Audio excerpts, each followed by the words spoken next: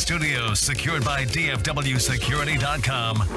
This is Sean and RJ on 105.3 The Fan. Travis Jankowski, 2 hits, and now 2 runs batted in. And here's a drive, high into the air, deep into left field. Gurriel going back to the wall. He leaps, and it is gone! A home run for Marcus Semien. It's a 3-run shot, and the Rangers are in double figures at 10-0. Pixie with the call. This is the Hump Day edition of Sean and RJ on your home of the AL champs, the pending champs. We won't take it farther than that. It's CFW Sports Station 105.3 The Fan. I'm Sean Sharif alongside Ralph James Choppy. Bobby Belt is in early to work on our John Smoltz Hatred audio. We got Peyton and Ryan in the back. We are live on the Fan Cam, Twitch, and YouTube. Freaking 1 win away from the championship. 1 win away, man. I woke up and I had come back with the bowl. Come back with the bowl. This is both the best and worst day of your life. If you're a diehard Ranger, but best and worst day. The best, obviously, for the main reason. The worst is that you've got to wait 12 more hours or 14 more hours, and the anxiety builds. And because you know what's up. You know who the better team is. When you're up 3-1, you don't need the final out of a series to know who the better team is. But unfortunately, they don't give you that trophy to get that final out. And sometimes, you need that. You need that. Well, not something. Oh, you need that trophy. You need that trophy just for the validation. And that's what makes the next 14 hours so anxiety-driven and so stressful. Take your Zoloft or whatever it is, and then prepare your bottle. Add Travis Jankowski and Andrew Heaney to the list. Yep. Because they were the surprise heroes. Jared Sandler calls it whack-a-mole. One guy goes away, either they're cold or there's injury, and a couple of other guys pop up. Andrew Heaney just supposed to be in for that starter role. He goes 5 innings. Jankowski at the plate and in the field. Marcus Semien finally breaks out, and the Rangers handle the Arizona Diamondbacks 11-7 last night on this radio station. Glad you're waking up with us here on 105.3 The Fan. We'll start with Marcus because we were all sitting there waiting for him to break out. Is it ever going to happen? Mike Bassett yesterday saying, look, he's probably not going to go ahead and hit a home run. All right, that's just probably not going to happen. Liar. I'm not going to go that strong because we're all in a fantastic mood, but Marcus Semien breaks out in a huge way. You got the home run. You got the 2 RBI triple as well. After Jankowski singles, it makes it 3-0. Marcus, what does it feel like to have a game like that finally? Yeah, it's big. I want to contribute like that. Baseball is tough though. You're gonna have stretches where you just don't. But Adolis was going off. Corey's been going off. Josh Young quietly hitting over 300. We're a deep group, so if one guy's not getting it done, somebody else is picking up the slack. But I continue to work as hard as I possibly can to get back in the zone, and for me, those 2 at-bats were huge. They did it all with 2 outs. They become the first team in World Series history to score 5+ in back-to-back innings. They hit for the cycle in the 2nd inning. Josh Young with the double. He kind of broke out. Jankowski with the single, Semien with the triple, and then Corey Seager with another bomb. His 3rd hit of the series is also his 3rd home run of the series. Yeah, and 2-out runs are just crushing the other team in a playoff game. Any game, really, but a playoff game, everything gets magnified. And to have those 2-out runs and back-to-back innings that way, you capitalize on errors, you capitalize on miscues, you capitalize on maybe the umpire just gives you a little bit of a break. Didn't happen early on, but maybe that happened. A lot of reasons that you would capitalize in situations in a baseball game. And the Rangers did just about all that last night. Like, they capitalized on everything. If you gave them an extra out, they capitalized on it. If you gave them a pitch that was borderline, they capitalized on it. This team had arguably their best offensive game of the postseason. Like, they absolutely put good at-bats together after good at-bats together. And they put themselves in a position where they didn't have to make any tough decisions with their bullpen until, the last 11 pitches. They're undefeated on the road in the playoffs. They're undefeated when they score first. Like things that are just unimaginable. Things that you can never, ever forecast and has not taken place in the history of the sport. Yeah, I mean, there's been teams that have won like 8 games in a row in the playoff, the same playoff season. That was the max you could have won. Now you add the other round, and now you get your 10. And now the Rangers get to 11. They get to 11 right now. Like, imagine that. This team could get to 11 straight. They could go 11-0 in the postseason on the road. That doesn't happen. Like, that's just we've never seen that. We've never seen that. You have to be able to play the maximum amount of road games to get to that. Think of that. It just doesn't happen.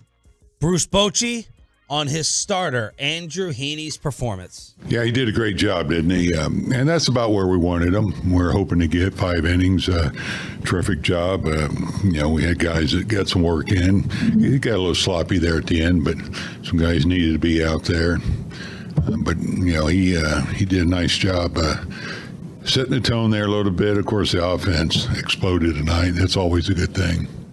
So Heaney goes 5, and it's just like throw strikes. That's it. Yeah. No walks, throw strikes, and get this to the other backups in the bullpen without having to use anyone that you would need tonight. That didn't necessarily happen because of Will Smith. Jose Leclerc comes on for about 7 pitches, but man, hats off again. I'm just thinking about the possible celebration, and I'm thinking about every single player being introduced, and I'm already doing roll call in my mind for the contributions. And we can already do a full hour just going through the entire roster. And Andrew Heaney is now added to it along with Travis Jankowski. And this is what happens with championship teams. You get contributions from everywhere. Everyone. It may not, you can look at the last year, like the Nuggets one, right? And, their list is going to be shorter. It's an NBA game. It's mostly based around the start, a couple of role players. In football, it's mostly based around the quarterback, but you can have a lot of guys that step up. Yeah. In baseball, I mean, you've got just look. The Angels are the 2 best players in the sport, and they can't find the playoffs. They couldn't find them with a map. You've got to get contributions from at least a dozen guys or more to win a World Series. It's just happened. And you remember for a legend forever. You just have to have a moment. Dude, People always remember Jankowski, the sliding catch. Jankowski up at the plate, delivering the big-time hits. Heaney's start like that. John Gray, the game before. You can just rip them off the top of your mind. Number one, it's so fresh. But number 2, it was so impactful. Go look at Dave Roberts' 2004 playoff numbers. Dave Roberts, manager of the Dodgers, is a legend in Boston. He had 0 at-bats in the playoffs. He stole 1 base. And he scored in a single to center. Yep. That's it. And he's a legend in Boston for it. That's all you need to know about what it takes to become, in baseball, a kind of a legend in your town over one little thing. You don't have to look very far. You don't have to really do anything major. You don't have to be Shohei Ohtani. There's going to be guys not named Seager and Simeon and Adolis that are going to be given that adulation of fans for decades. The ultimate Ranger believer, Peyton Russell, has been calling this since the very beginning. Pepe, give us your thoughts on Game 4. Ever since Martin Maldonado, the Astros said Adolis woke up the Astros. Actually, it woke up the Rangers because they've won 5 of 6. They did everything in this game. Marcus Semien, we said it all postseason. If he wakes up, this team's going to be dangerous and unstoppable. And that's what happened last night. The offense picked up, where they left off. They played really well. Andrew Heaney went out there. It wasn't a bullpen game for the Rangers. He saved the bullpen a little bit. I was a little upset that Jose Leclerc had to come in. Yeah. Will Smith, come on, get the 3 outs. He probably could have got the last guy out, but man, I love how Bruce just doesn't screw around. He's like, screw this. Yeah. Stop, chill. I'm not even going to take a slight gamble. Bring in Jose. It's not happening. And then he waits to the very beginning of these innings, too, to make his changes. Like, they come back from commercial break. Bruce takes the walk-on out there. And then one of my final checks to get off the list was Jonah Heim. and Jonah Heim ends up going deep as well. How big did that run actually turn out being? I mean, think about like the way the Diamondbacks came back. If he doesn't get that home run, now it's 10-7 instead of 11-7. It's one less base runner you need for the tying run to come to the plate. Well, that made it 11-1. I know it made it 11-1, but at the end, instead of being 11-7, it's 10-7. And I mean, look, you just need one. They needed one less runner on. They needed one less runner on. I mean, anything can happen in a 3-run game. Anything happened in a 4-run game, but we've seen enough people come back from 3 runs down. That it just these tack-on runs are just huge. These insurance runs are just massive. So we're going to celebrate throughout the entire morning. 1 win away with the possible clincher tonight, and you got Eovaldi on the mound. You got your ace, Nathan Eovaldi, on the mound. 6:30 pregame, first pitch at 7 o'clock. NFL trade deadline, a Blink 182 ticket giveaway. Nick Eatman will preview the Eagles, but RJ broke this news to me 11 minutes ago.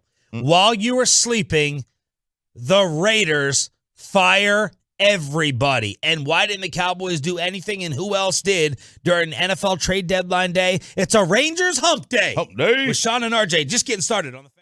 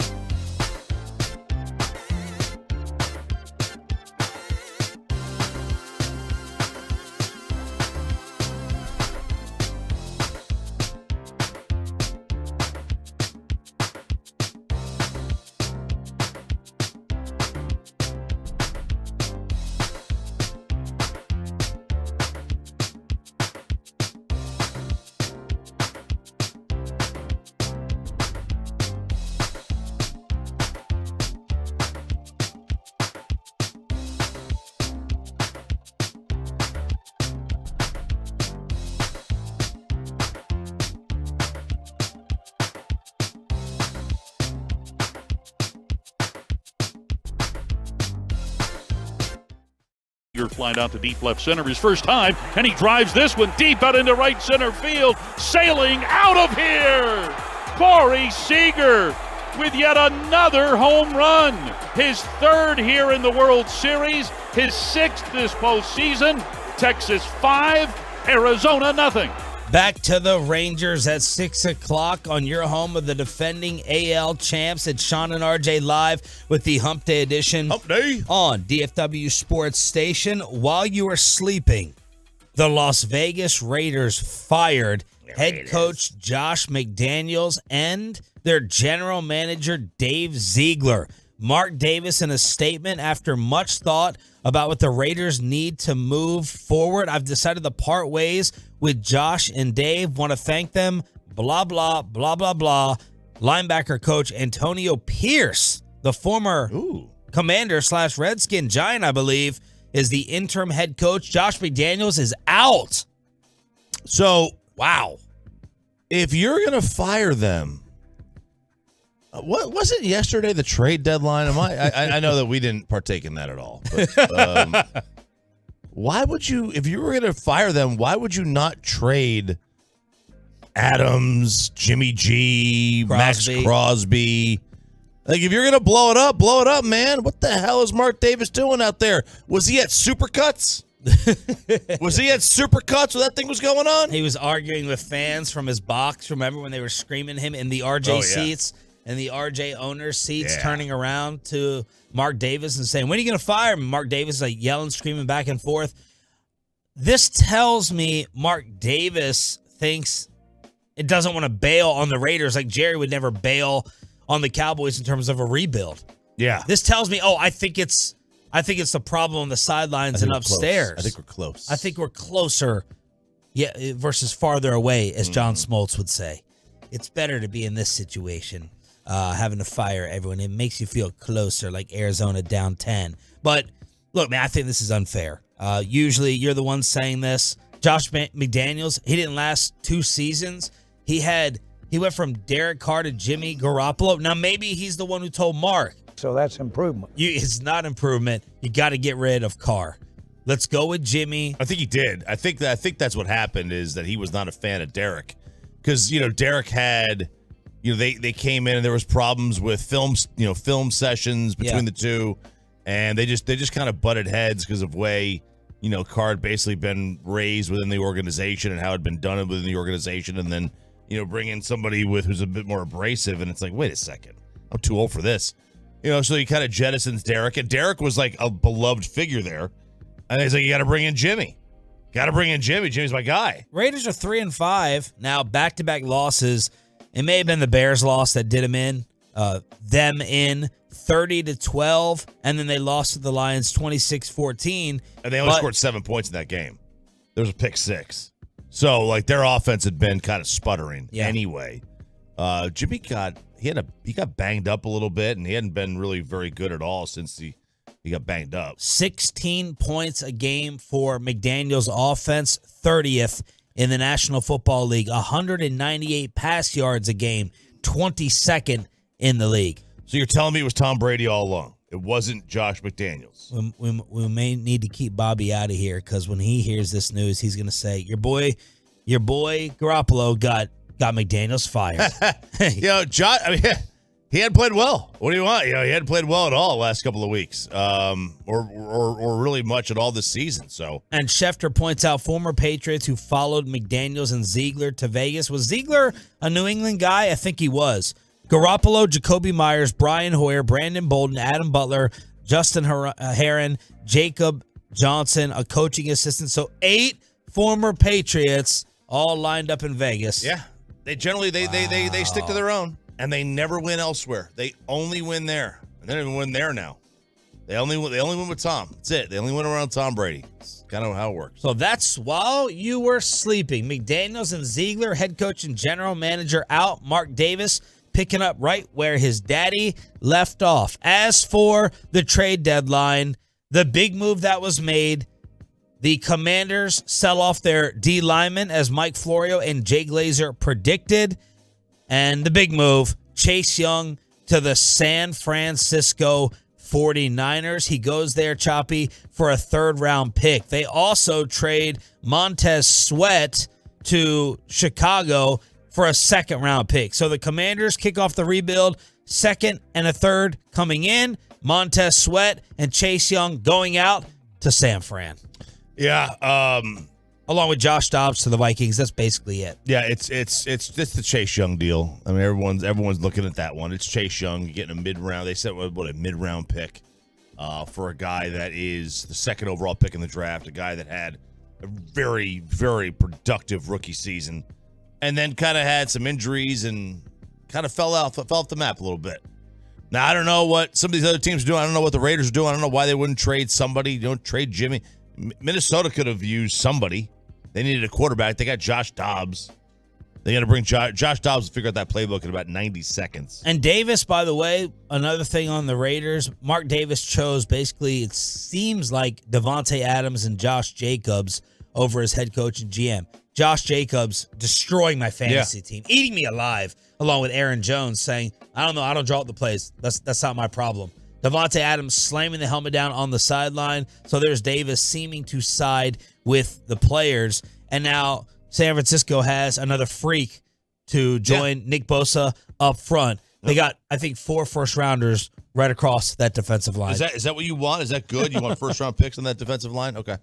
That's good. They're a good team. They're a good team, and they got better. Where are they going to put them? Where are they going to put them all? But that's pretty. Being on the other side of Nick Bosa, that should open things up for you. College football playoff. We'll let you vent, by the way, on the Cowboys not making deals at 6:20 after we get back to the Rangers. College football playoff rankings. The first edition came out last night in order. The Ohio State Buckeyes, as you called for. Georgia 2. Michigan 3. We'll be interested to see what Roberto says about the Wolverines in 3rd, and Florida State coming in at 4. Yeah, so I had Ohio State 1. I had Michigan 3. I was right there. I missed on Georgia. I had Georgia 5. I thought Georgia was coming at 5. They eventually would be in. And I thought Florida State would be 2 because they've got the early, really good victory, and they had the second best strength of record of the undefeateds behind Ohio State. Ohio State absolutely deserved to be number 1. If you don't think Ohio State should have been number 1, you are a hater, as LeVar Ball would say. That's it. Like, they've got 2 top 9 wins.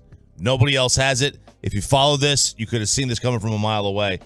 And then Oregon. Ohio against the world. Yeah, and then Oregon was 6 over teams like Texas and Alabama. Texas did get ahead of Alabama. They were ranked ahead of Bama. But it's pretty simple. If Ohio State wins out, they're in. If Georgia wins out, they're in. If Florida State wins out, they're in. And if Washington wins out, they're in. Because if Ohio State wins out, it means Michigan has a loss. It's pretty simple. It's pretty cut and dry. You know who's going to be in if they all win out. Hit us up on the truckwreck.com text line, 877-881-1053, 877-881-1053. We're live on the Fan Cam. We're live on Twitch, and we are live on YouTube for the Texas Rangers possibly winning their first ever championship tonight. Pregame at 6:30 and first pitch at 7 o'clock right here on the Fan. And maybe we'll get a call like this with the humongous sigh. I love the Tolos. This is the magic of the Tolos. We're all kind of, on the same page, doing our own inside joke with John Smoltz hating the Rangers. Listen to him at the end of this game last night on Fox. Fly, foul ground. That is caught by Lowe, and that does it for Game 4. An explosion for the Rangers. A couple of 5-run innings. And the Texas Rangers are 1 win away from their first world championship. That's how they flex their muscles offensively. He's so upset. Down 3-1. Oh, no. God, I heard that sigh. That was a deep, deep sigh. And we got other big broadcasters in the Metroplex weighing in on this, disagreeing with this. Chuck Cooperstein, other people nationally. We got this thing based. I'm waiting to see this on Bro Bible. I'm waiting to see this on Bro Bible, and then them half joke with Smoltz tonight that Texas and the Metroplex thinks that you hate them. I generally agree with Cooperstein on just about everything. My mentor. And, for the most part, I agree with him that no announcer hates your team.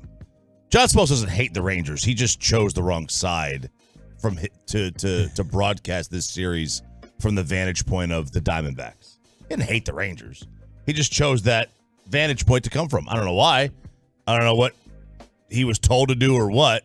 But I thought yesterday he was a little bit, because I was not on y'all's side until last night. Like, I think yesterday he went a little bit overboard. Let's break down how they got the 3-1 lead. Bobby Belt will join us on your home of the Rangers to talk about the huge victory. What does history say about them getting this done? And we'll set you up also for Nathan Eovaldi tonight. All next on The Fan. The King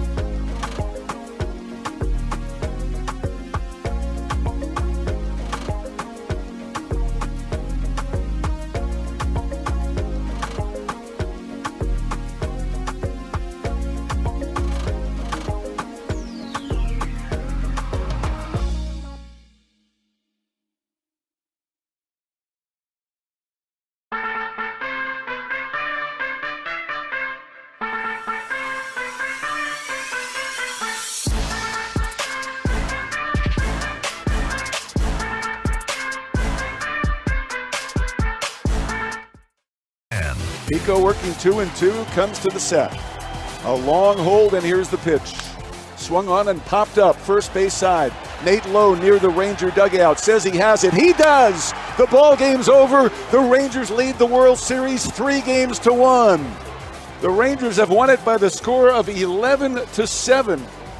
Eric Nadel with the call last night in Arizona. Great morning, Metroplex Hump Day edition. Hump Day. As the Texas Rangers can win the World Series tonight. Sean Trafe, RJ Choppy, and I imagine a very giddy Roberto Bobby Belt. I am thrilled. That was, we talked about the first two games where you split them. We felt like Arizona had played better than you in those two. These last two, like Texas has completely controlled things, and you don't want to get ahead of yourselves and claim anything. But one win away is pretty. It legitimately does not feel real yet, and I don't know until that final out if it's gonna set in. But man, it's pretty exciting. They extended their MLB record to 15 straight games going deep in a single postseason. They didn't homer their first game, that series opening win versus Tampa, but they've homered in every game since, and then the 2-out damage. In the last two games of the World Series, the Rangers choppy with 2 outs, 7 for 18, 13 runs scored, 5 extra base hits. That's crazy. And that will kill any team. That is a remarkable number to put up with 2 outs. 2-out runs are critical. And they're crushing for the opponent. They just are. You feel like you're out of it, especially when you get take the game before game 3. You get you get the double, then I think you get Young to strike out. It's like, ooh, okay. If you're the Diamondbacks, like, all right, you let a sigh of relief in, but then you get one more out too, and then all of a sudden here's the Simeon bloop, and then here is the home run, and that's the game. And all this happens when you get the news earlier in the day that Adolis Garcia and Scherzer are both out. They're being taken off of the World Series roster. You are not going to see them again this season. Bruce Bochy on his team handling the Adolis and Max injury news. We've dealt with it all year, to be honest. And I said this earlier, before the game. I couldn't be more proud of these guys, how they bounce back, how resilient they are, how they've dealt with things, whether it's losing streaks, whether it's injuries. You can't do anything about it, and they're going to happen occasionally. What's important is how you handle it, and they just have handled it all so well, the whole year. So I wasn't worried about how they would handle this. And you got Heaney, Gray, and Jankowski. How many, if we happen to be celebrating in the streets after tonight, we got to get some Jankowski mullets out there. We got to get some Jankowski hair up at the podium when they're talking about maybe winning the whole thing. That just seems like 80s rocker hair to me. It is. Yeah. I don't know if I'm going to go down the mullet route. That's like Nelson Brothers hair. Sunshine. That's what it is. Trevor Lawrence, like that kind of hair, yeah. No, it's way worse than that. That's Joe Dirty. Yeah, Joe Dirty. That's kind of Joe Dirty hair. And then another injury scare with Evan Carter last night. You heard that initially. I heard it initially. I'm like, that's a broken hand. Thank goodness it got some of the bottom of the bat. That's a broken. At the same time. Yeah. That's a broken hand right there with Evan Carter. But he went down to first base. So look, let's just go through the game. Go ahead, Bobby. You got something else? No, I was just gonna say it's skewed by some of those garbage time runs that the Diamondbacks got last night. But I was just looking over the series here, looking over the numbers. It is absolutely wild to me to look at it and see the Diamondbacks have 13 more hits than the Rangers, and the Diamondbacks have scored 1 run more in this series than Texas. So has. Arizona last night got their ass kicked. They had more hits. The Rangers used more relievers. Put that together. Yeah, I mean, what was Nelson? I mean, he came in and he threw like 5,000 pitches and kind of saved their bullpen. Greatest pitcher John Smoltz has ever seen. Him and Heaney did their job for their respective team. Like Heaney came in and just threw strikes and got deep in the game, and Nelson really saved the bullpen. So both guys are, they got ice last night, but they're getting a lot of high fives for teammates. The under hit, but you said a good line. You said 13 and a half pitchers. It was 13. So The good, under, good line. But So- the under didn't hit for runs scored. No, under hit for his number of pitchers used. The over hit by the third inning. So let's go through this. Just interrupt me wherever you want. So Marte starts off extending his 20-game hit streak in the postseason. That's now a record. Heaney, though, K's Carroll and Moreno. And then Jonah Heim guns Marte at second base. Arizona had been successful on 12 straight attempts. And then in the second inning, Josh Young, man, that was a well-hit ball. That had to feel good. Leadoff double to right center field. And you're like, move him over, Nate. Just move him over. Low strikes out. Jonah Heim, ground out.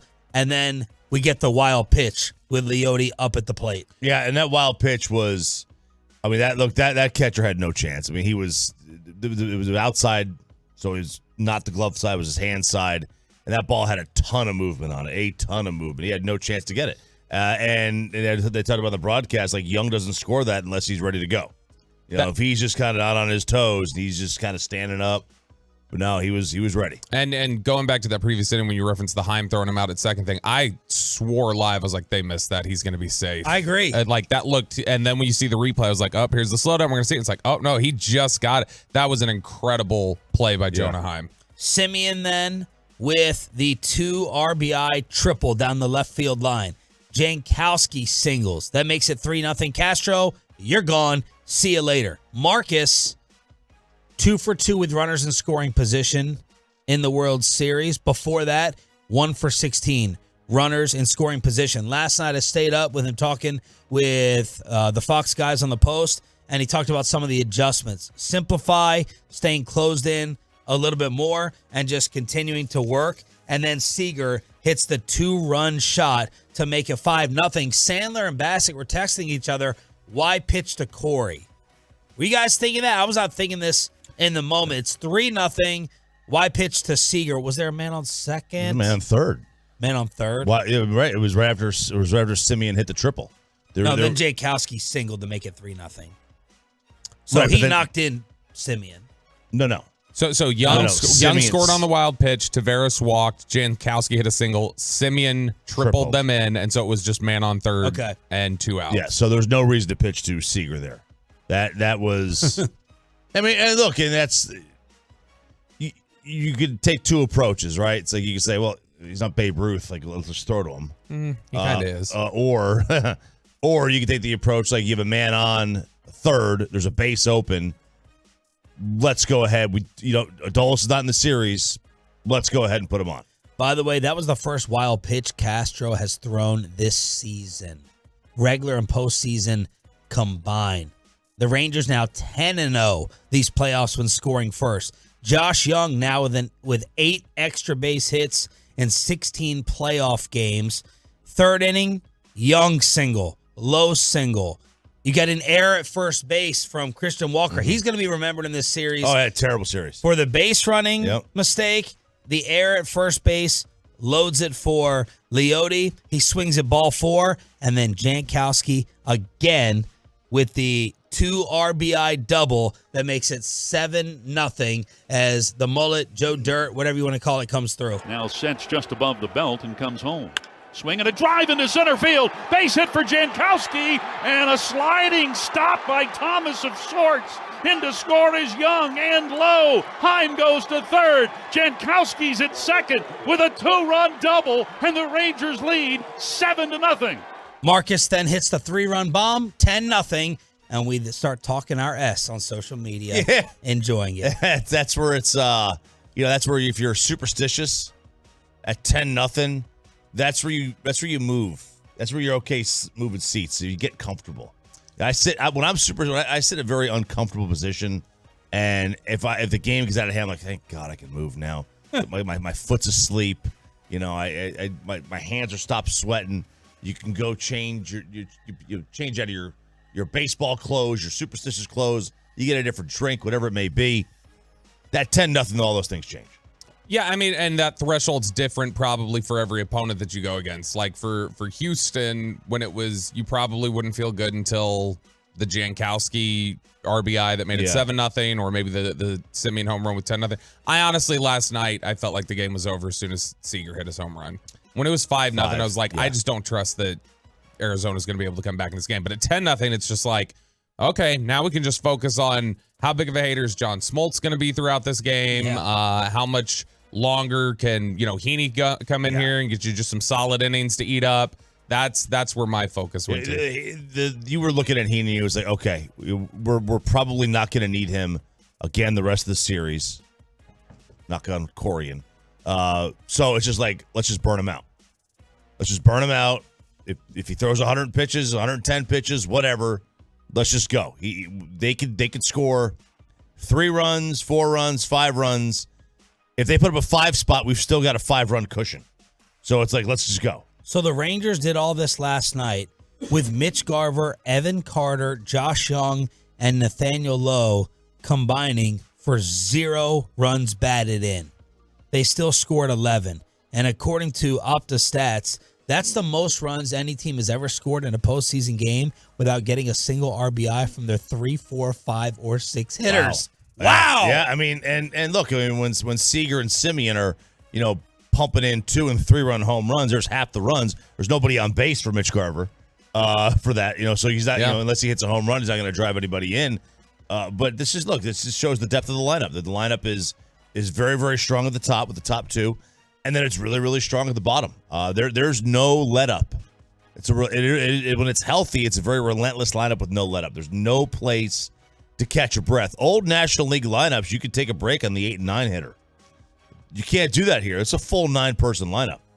So the number is now 86%. Teams going up 3-1 in the World Series. That's it? They move on to, it's happened 6 times in history, teams coming back from down 3-1. I thought I heard it correctly, 86%. Yeah, no. But it does seem a little bit lower. I would think like 91, 92, 93%. Yep. I would think so. Like, and look, in baseball, I think baseball is the one sport where, in hockey, I think baseball and hockey can happen more than the NBA. And maybe there's I don't know how many 3-1 leads there's been. That's true. Maybe it's a lesser sample size. So, yeah, I mean, in basketball, unless you have LeBron on the other side, you're probably not coming back from 3-1 down. In hockey, it happens. Baseball is one of those weird sports where like anything can happen. So maybe that's why it's a little bit lower than expected to. So are we rooting for it to just completely wrap it up tonight, or is there a little selfish part of you that goes, no, get it back to Arlington? No. Come on, let them win in Arlington. No. Well, there might be like 1%, but that's for off-air purposes. We really can't talk about. No, wrap it up. Don't screw around. And I got the perfect text last night, and it said, if they win it tonight or whenever they win it, hopefully it ends with a fly ball to right. And that just like gave me my what's the sleep pill called? Your Ambien? melatonin? Not that strong, Bobby. Melatonin? They gave me my melatonin for the evening. That gave me the nice relaxing feel. Oh God, what a storybook! Awesome, and for the replacement for Adolis and Wright.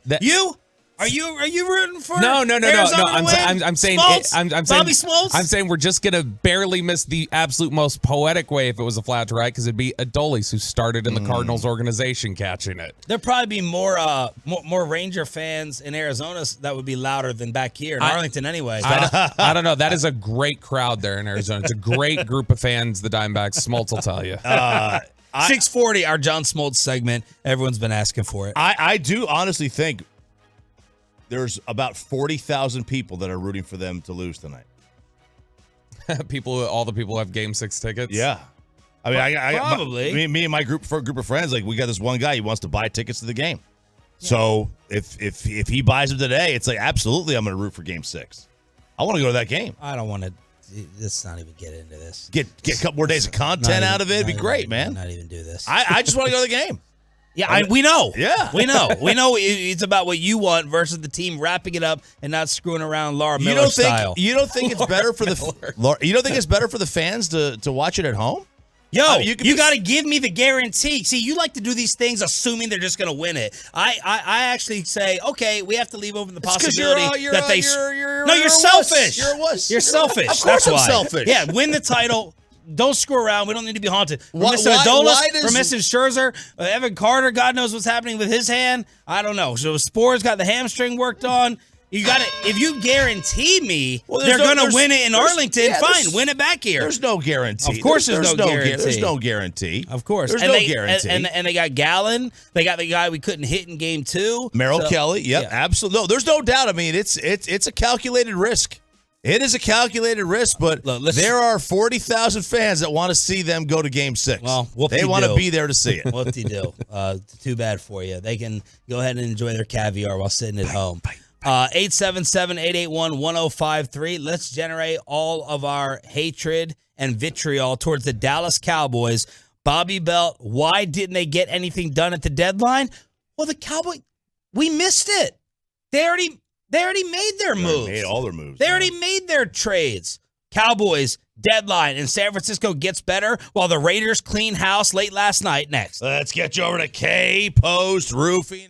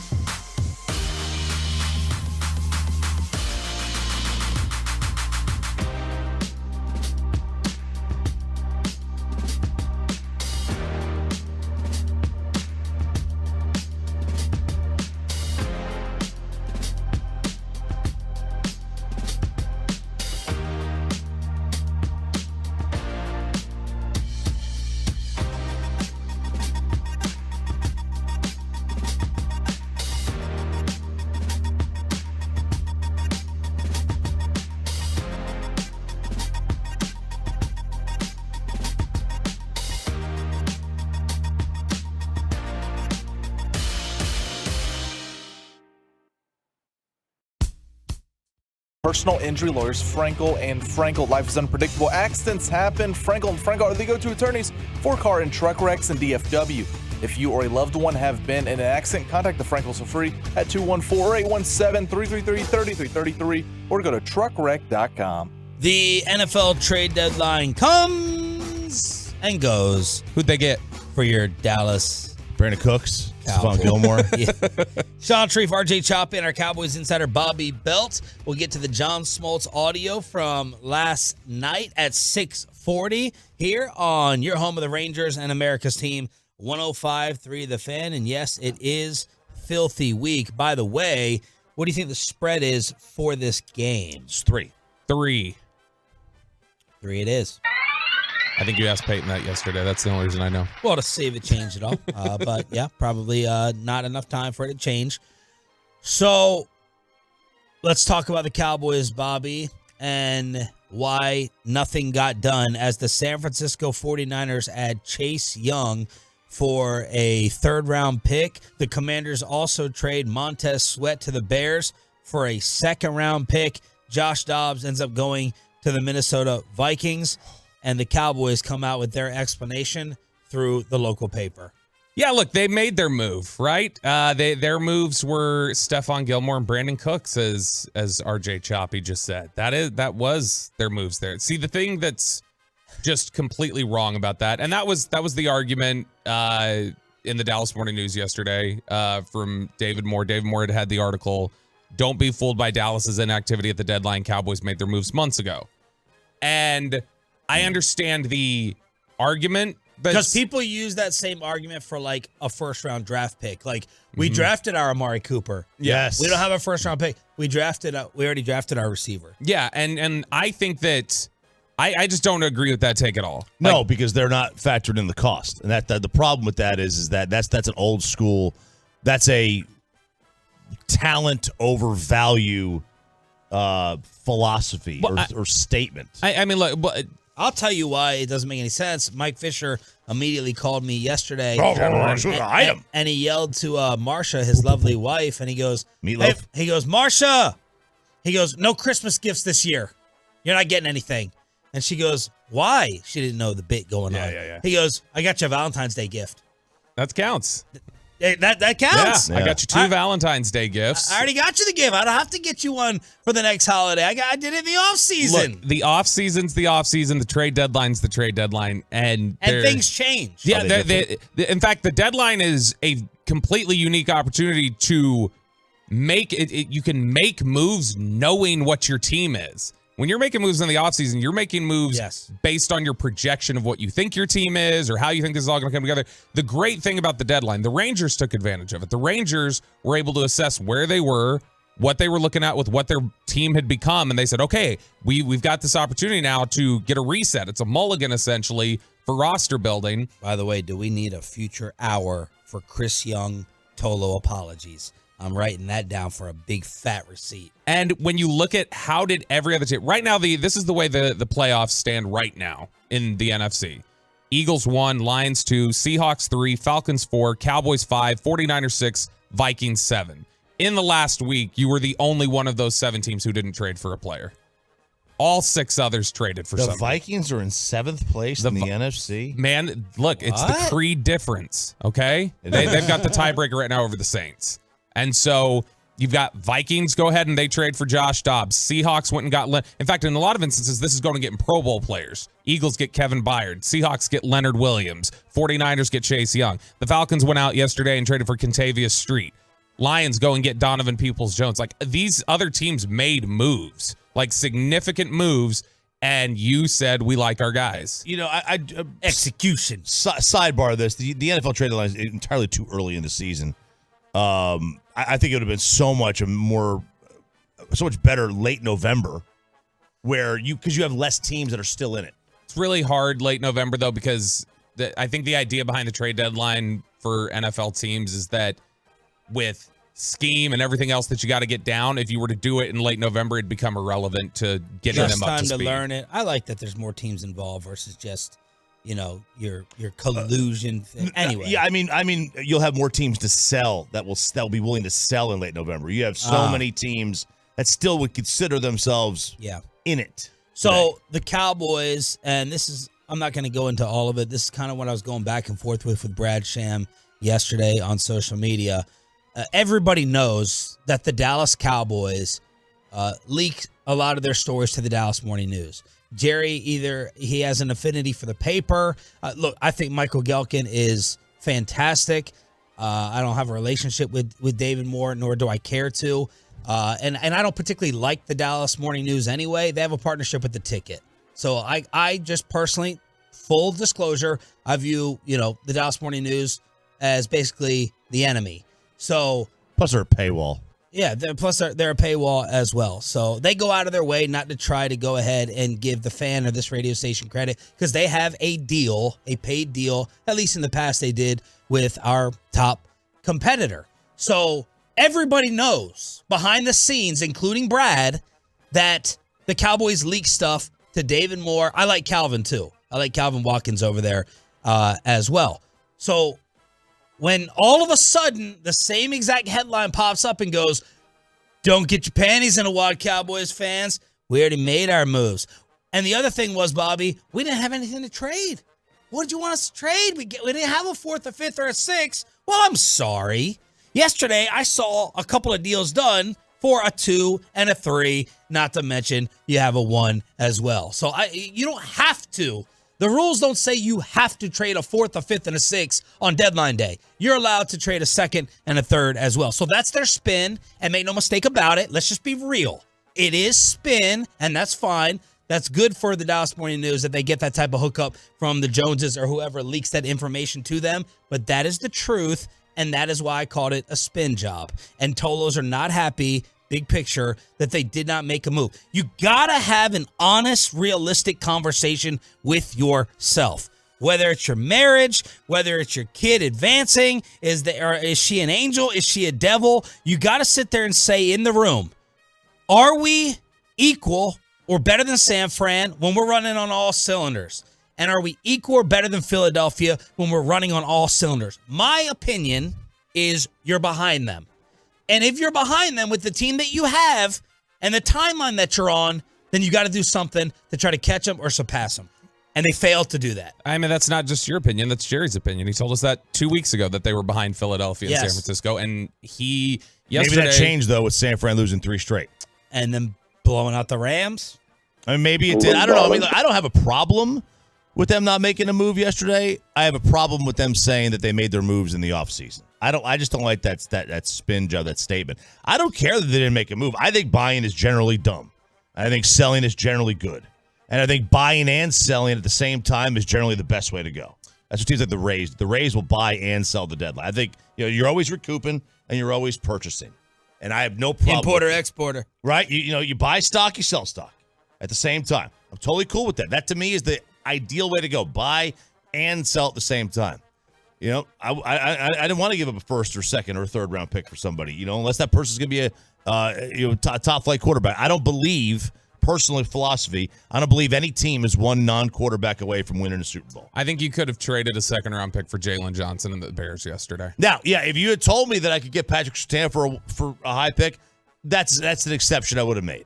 Well, I mean, because you got control, premium position, yada, yada, yada. I'd have done all that. I mean, Jalen Johnson would have checked the box that Jerry had talked about yesterday, where Jerry had said, hey, look, if you're going to acquire a player, though, it's probably got to be somebody that's not got complex money that has to be factored into the cap. Jalen Johnson's deal is expiring. He's on a rookie deal. It's through the end of the year.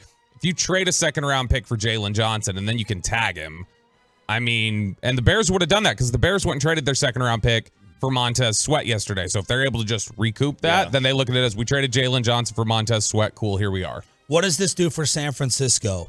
Chase Young, by the way, the smear job has started in Washington as they leaked some stuff to Michael Silver, the national NFL reporter. Young, according to several Commanders coaches and other sources, was viewed as an undisciplined player who developed bad habits such as deviating from assignments in an effort to make splash plays. He's generated a career high 17% pressure rate this year, though. So now they have 2 of the top 5 defenders in QB pressures this season. Bosa's 4th. Chase Young is 5th. The thing I think of with Chase Young, what's going to happen, where this is going to bite us, there will be a moment, there will be a play in the postseason where Chase Young comes up with a strip sack, Chase Young comes up with a sack, a big play, a pressure, a deflection, some freaky athletic thing in the fourth quarter against us or somebody else, and we'll all be tweeting and back on social media saying, damn it, we knew it. It'll be Chase Young or it'll be Randy Gregory, Sean. It'll be one of them That's making right. the big Randy play for Gregory, the 49ers. absolutely. Here's the thing. The 49ers Dude, were... for real, though, Armstead, Gregory, Bosa, who's the big man they got from Philly? Hargrave, Young. Yeah, I mean, that's a nasty defensive line. Now, the problem is Fred Warner behind them. There's 5 guys there. Put And, them all, right? Yeah, rotate. Fred Warner and Dre Greenlaw are behind him. Yeah, And they were struggling this year. Surprisingly, I saw the numbers yesterday. This was a need. This is not a luxury. Yeah. This was a need for San Francisco's defense. They were struggling with pressure. Yeah, and they were all in yesterday. They had finished a deal. The report was they had finished a deal to trade for Adoree Jackson at corner from the Giants too, and they weren't able to get the call into the league in time. But that was agreed on, finalized, and they wouldn't send it to the league, and it was like, nope, you didn't get it in time. So the 49ers were trying to make moves yesterday, and Philly obviously made moves. Even not just the Byard trade. They went and got draft capital for Kentavious Street. Everybody was doing things to improve. It's just So Bobby, what is the reality of why they don't and why they didn't? What's the truth? Yeah, it's not. Jerry's not cheap. People are saying, Jerry just doesn't spend the money. That's garbage. No. Well, we blame it on Steven. People blame it on Steven. But even still, they're not cheap. Not cheap, but I mean, there are accounting headaches that they have to factor in because they are going to have to do some different things probably with Dak's contracts, CD, Micah. Those, it's not that they can't do it, they can't fit it in, but it's going to make it a difficult balancing act of moving stuff around that they probably just don't want to deal with. 1. 2, they've given up day 3 draft capital. They probably don't want to give up any more on day 1 or 2. And I know that the way they say it is, we believe in this team. That's why we're not going to make a deal. I just think logically, when you look at it, I think you would. I think not making a move speaks more to your reservations about your team than your belief in them. That's what I think. Oh, so they think they're further away. Like, does giving up a second for Jalen Johnson? Do I want Jalen Johnson, or would I rather get things straight for the future for things I want to change? Okay, I mean that may be the case, but like Jerry doesn't operate like that. Jerry usually operates that this talent is good enough, and it's somebody else's problem. Well, that's what he says. He never got that phone call. Did John Smoltz hate the Rangers again last night? Bobby has all the audio for us to judge again. Hump Day edition on your home of the team that's up 3-1 in the World Series. That's next. Life is unpredictable.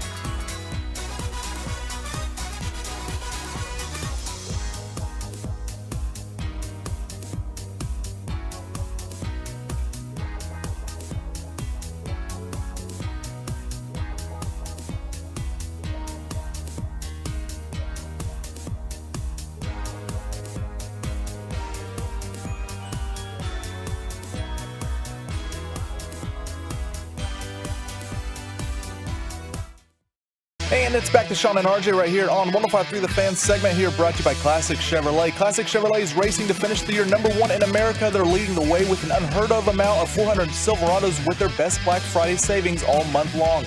Shop them all today at ClassicChevrolet.com. This is Texas. This is Classic Chevrolet. Relax, enjoy the difference, and find new roads. Fly, foul ground. That is caught by Lowe, and that does it for Game 4. An explosion for the Rangers, a couple of 5-run innings, and the Texas Rangers are 1 win away from their first World Championship. That's how they flex their muscles offensively.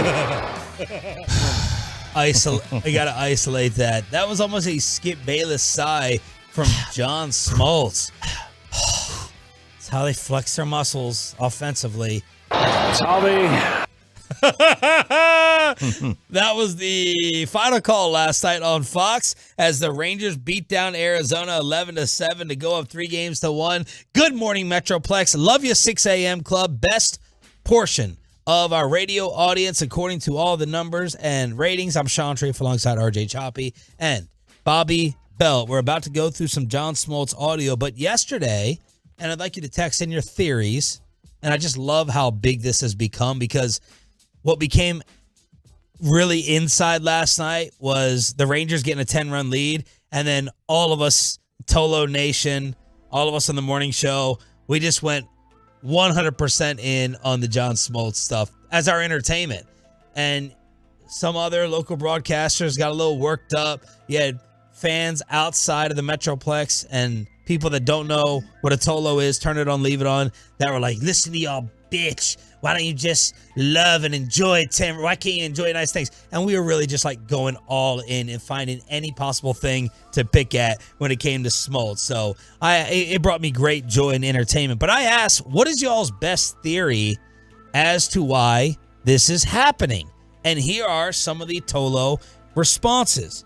He loved, maybe the best one, he loves Nickelback and hates Creed. This whole Creed thing. I like that one. Whole Creed thing has ticked him off. He ran out of Snickers bars on Halloween. The Teixeira trade didn't pan out for the Braves. Smoltz never got that second title.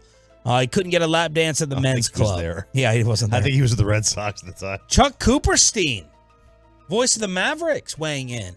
How about he doesn't dislike the Rangers? He just doesn't gush like a local announcer might. And that opened up Chuck's mentions for the rest of the evening, which I'm sure he doesn't mind. So these are some of the theories that were thrown out there. I know Corey Majors had one yesterday. I had my higher seed theory, and Bobby, I mean, you went deep into research on this. Yeah, I came away with 4 theories. He hates Mike Maddox because of Greg Maddox. So apparently that got water thrown in. I was wondering about that. Bassick was saying that's not the case. He said they're golfing buddies and stuff. So that's not the case. One, maybe Maddox is a better golfer. That may not be true because Smoltz is like this amazing golfer. I'll teach both of them. Don't worry. John Smoltz never had a no-hitter in his career. In 1996, he had a no-hitter broken up in the 8th inning on a Tony Gwynn fly ball that was ruled an error. Ryan Klesko completely botched it. It was this big controversy. Should that have been an error? Should it not? What if I told you that Bruce Bochy's best friend is the scorekeeper from that 1996 game? Is he? Well, no. But if I told you that, it would make sense, wouldn't it? Right? Okay, so that's one theory. Number 2, he was upset that the Rangers didn't sign him after the 2009 season, forced him to retire. The Rangers were one of the teams that were interested. They decided not to make a move after watching him work out. Number 3, one of his best friends in the world, this is true, this is not a joke, is Mark DeRosa. And Mark DeRosa very publicly said he'd like to interview for the Rangers manager job last year, and the Rangers never gave him a shot at it. They gave it to Bochy. Is he a little bitter that his buddy didn't get an interview? He was talking him up big as a manager during the World Baseball Classic coverage. Oh, Smoltz was. Okay. And so could he be mad about that? But here's the one that I'm really going to go with. And I have no evidence to back it up. I just have dots to connect. He hates Rangers senior advisor of baseball operations, Dayton Moore. Your old buddy from Kansas City. Big Royals energy. Dayton Moore is like, he's pure. He's pure. Where did Dayton Moore get his start? Atlanta Braves. Atlanta. He was a scout in Atlanta in 1994, rose through the ranks, and in 2002, he got the job as director of player personnel development. So he's in charge of a lot of how they're going to use players, how they're, putting them in different positions, what they're asking them to do. 2002 also was the year that John Smoltz was permanently moved to closer, a move that he was not a fan of. He was not a fan of getting moved out of the rotation, and he stayed there in the bullpen until Dayton Moore moved out of his position of director of player personnel development in 2005. Then Smoltz went back to the rotation. So I don't know that Dayton Moore was part of the reason that he got put in the bullpen, but that's the best breadcrumbs I can find yet, is that he's bitter at Dayton Moore for moving him to the bullpen, taking 3 years of his career as a rotation guy, and he's holding it against the Rangers today since he's one of their advisors. Tolo Zach, all of his exes live in Texas. It's got to be over a woman. That's a theory that has been thrown out there as well. And then you have a very common theory that he's just trying to keep it entertaining for people to watch an already abysmal World Series from a ratings standpoint. That makes sense for last night. Prior to last night, prior to the second inning of last night, that wasn't necessarily It doesn't make needed sense for the Baltimore series. Yeah, I mean, that wasn't necessarily needed prior to last night. Last night, I could justify all those. Hey, Arizona still got a chance here because it's the third inning, and he's still got to sit there for 2 hours, and he doesn't want to sit there for 2 more hours talking to absolutely nobody. Certainly doesn't want to sit there for 2 hours with a Rangers lead. He certainly. I mean, he doesn't. I mean, like, nobody's watching nationally outside of.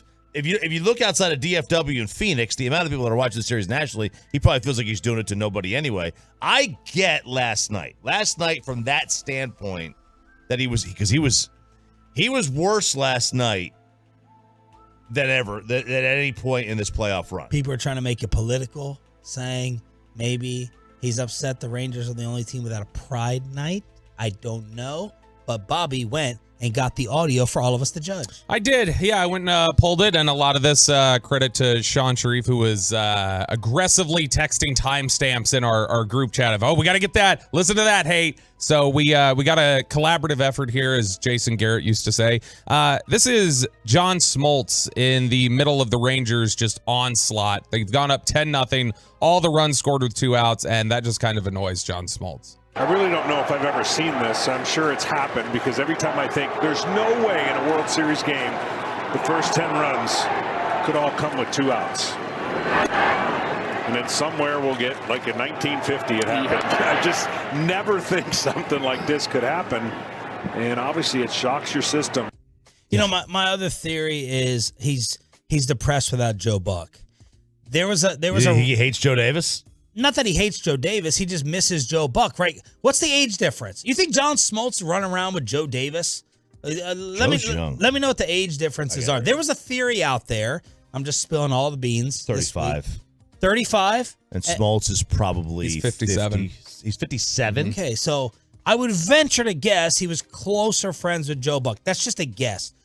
There was a theory out there that Erin Andrews was not happy that she was left over with the Fox team with Joe and Troy going to Monday night, that she loved working with Joe and Troy. And nothing personal against, Burkhart and Greg Olson, but Erin had her buddies leave. And I just wonder, because it doesn't sound like he's having any fun. It doesn't sound like that clip right there had the most laughter I've heard from John Smoltz throughout the entire playoffs. He just sounds tired. He took, and remember, he was gone. Like, he did not do any games in the parks for a couple years during the pandemic because he wasn't allowed to travel. So he didn't get more to the leftist theory. That adds more. He wouldn't go around any of the parks. Wouldn't get out of his house. No. He didn't get vaccinated. He wouldn't get vaccinated. Oh, never mind. Yeah, so he wouldn't get. So that throws that. Yeah, throws that out. He wouldn't get vaccinated, so he was MLB Network. Like, they were like, you can't be on our, can't do it anymore. Yeah, and he did a lot of games from his house. So it's like now I think maybe he's just upset. Now he's got to go back on the road. Oh, the country opened up. Crap, now I got to go back on the road. We talked about it in the text last night. I don't know if you guys had noticed as much as it seemed to stand out to me that when they got up 10-0, though, there was a period of about 2-3 minutes where Smoltz didn't talk. There was Joe Davis. Like Bassick during a Jerry interview. I'm going to have to go back and pull it because it feels uncomfortable. Like Joe Davis will say something and then it was like 5 seconds would pass and then Joe Davis would say something again. And it got to a point where he just kept talking. All right, so down 10-0 in the third. John Smoltz tried to set you up with what the D-backs mindset is down 10. I know this seems crazy, but I know that the talk in the other dugout's got to be, all right, good at bat. See as many bullpen arms as we can. Put together good at bat after good at bat. Look, they got beat up in Philadelphia. This team will not give up, but you have to put together the most productive bats you can because there's a lot of heart in that dugout. And Rivera fouls it off, 1-2. You know, they lost this way in Philadelphia, and they didn't blink, right? Now, granted, you never want to come home and have this moment. Everyone's in shock, but you still have 7 innings to be productive. You've got 7 innings to turn around this 10-run deficit. So never ever quit. That was the most inflection and passion he had during the entire broadcast, is giving this Diamondbacks pep talk. And it's fine to say this during a game. You have to lay out as the broadcaster a way for the other team to come back. My issue was it just felt like it was a series of Arizona compliments and cheering. Like, it kept going and going and going. And it wasn't like, all right, back to the Rangers' greatness here and how they got this. It was just, let's go. Come on, pep rally. I'm a head cheerleader. Yeah, exactly. And I mean, one of the things that you can really look at here is that this is a great Diamondbacks team with a bright future. And one of the things you can say about being down 10 is that it's incredibly valuable experience for these great pitchers the Diamondbacks have. That's why you can say the Diamondbacks are ahead of schedule. I mean, they anticipated in spring training they were going to have a good team because they were going to utilize the new pitch clock and the new rules for stealing bases and the bigger bases. But a bigger part of it now is their young pitchers are getting some seasoning, right? This guy and Fott, and of course the top 2 guys have been steady and having great years. So the future is now, and it looks good for a while. I haven't heard him say, or a lot of people be like, you know what's crazy about this Rangers run? They're about to win this thing without Jacob deGrom and Max Scherzer being 100%. Are you freaking kidding me? Scherzer might be 100%. That's the problem. Well, no, but the amazing thing, the most impressive thing with the Rangers run is that not only are they going to win the World Series in a rebuild, they're also going to do it by not having their biggest offseason acquisition for, what was it, about 130 games they didn't have him for. Yeah. So they're going to win it in a rebuild without DeGrom. This is one of the most, this is going to be, again, knock on Corian, one of the most remarkable titles we've ever seen. What is, they're talking out both sides of their mouth, though, a little bit. Because you remember last night, Smoltz was like, the incredible turnaround. This team had lost 110 games. They weren't supposed to be here. Oh, my gosh. And then just there last night, he's like, Diamondbacks knew they were going to have a great team, and the future is now, people, and you better get used to this run for a long time. So, well, which is it? Yeah. Is it this is a miracle and nobody saw this, or is it, yeah, everybody knew they were going to be good this year? Man, and then the coldest, cringiest thing, and it made me uncomfortable, but the sick part of you maybe chuckled. Man, they did the stand up for cancer signs yesterday. Oh, gosh. And someone superimposed stand up for Arizona on Smoltz's sign. And I was like, skulls. That's skulls and bones. That's all I can say about it. I died. Man.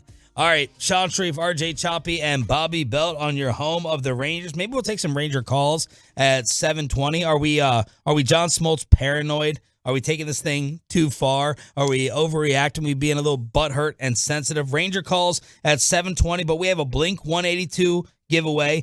We do have the Eagles this week. The Cowboys are talking about them, how much. The top 4 is out in college football, and the Raiders fired everyone while you were sleeping. Next. Let's get you over to Platinum.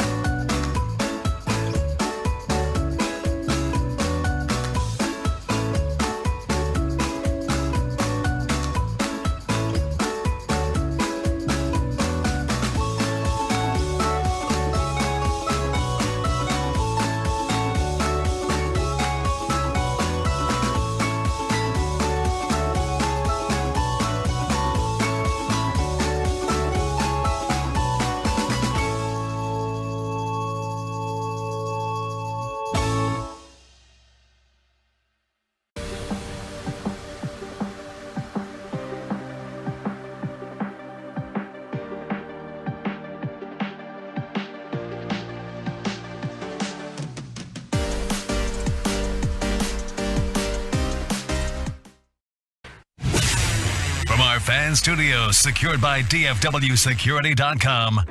This is Sean and RJ on 105.3 The Fan. There's a swing and there's a drive deep to right field. Way back goes Caro. He's at the wall. That ball is history. A home run for Jonah Heim. His first World Series hit leaves the yard and makes it 11-1 Texas. Finally, man, where's my guy Jonah Ben? Threw out Marte to start the game in the first inning and then made it 11-1. This was right after Smoltz was praising their pitcher too. Like, what a phenomenal job. You gotta tip your hat, you gotta take your cap off. Bam. Jonah's first hit of the World Series is a bomb, and your Rangers are one win away from the championship. They beat the Diamondbacks 11-7 last night. Late on this radio station, the postgame went into the night with Jared Sandler and company in Arizona. I gotta say, going into this game last night, I was preparing for like a 5-hour bullpen marathon. That game moved pretty for all those runs, yes, and all those pitching changes. That game moved pretty quick.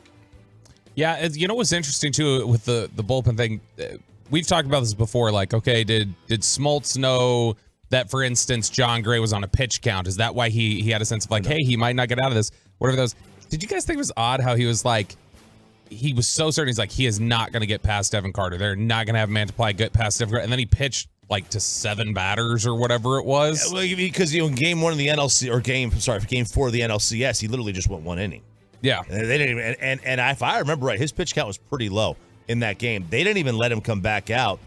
But with having Carter being there, and as the second batter, the second inning, maybe wanting the lefty in, it was a calculated risk he took. You lose Adolis Garcia and Max Scherzer for the series. They have been removed from the World Series roster. Marcus Semien steps up in a huge way, home run and a triple. Here's Marcus talking about being 1 win away from getting it all.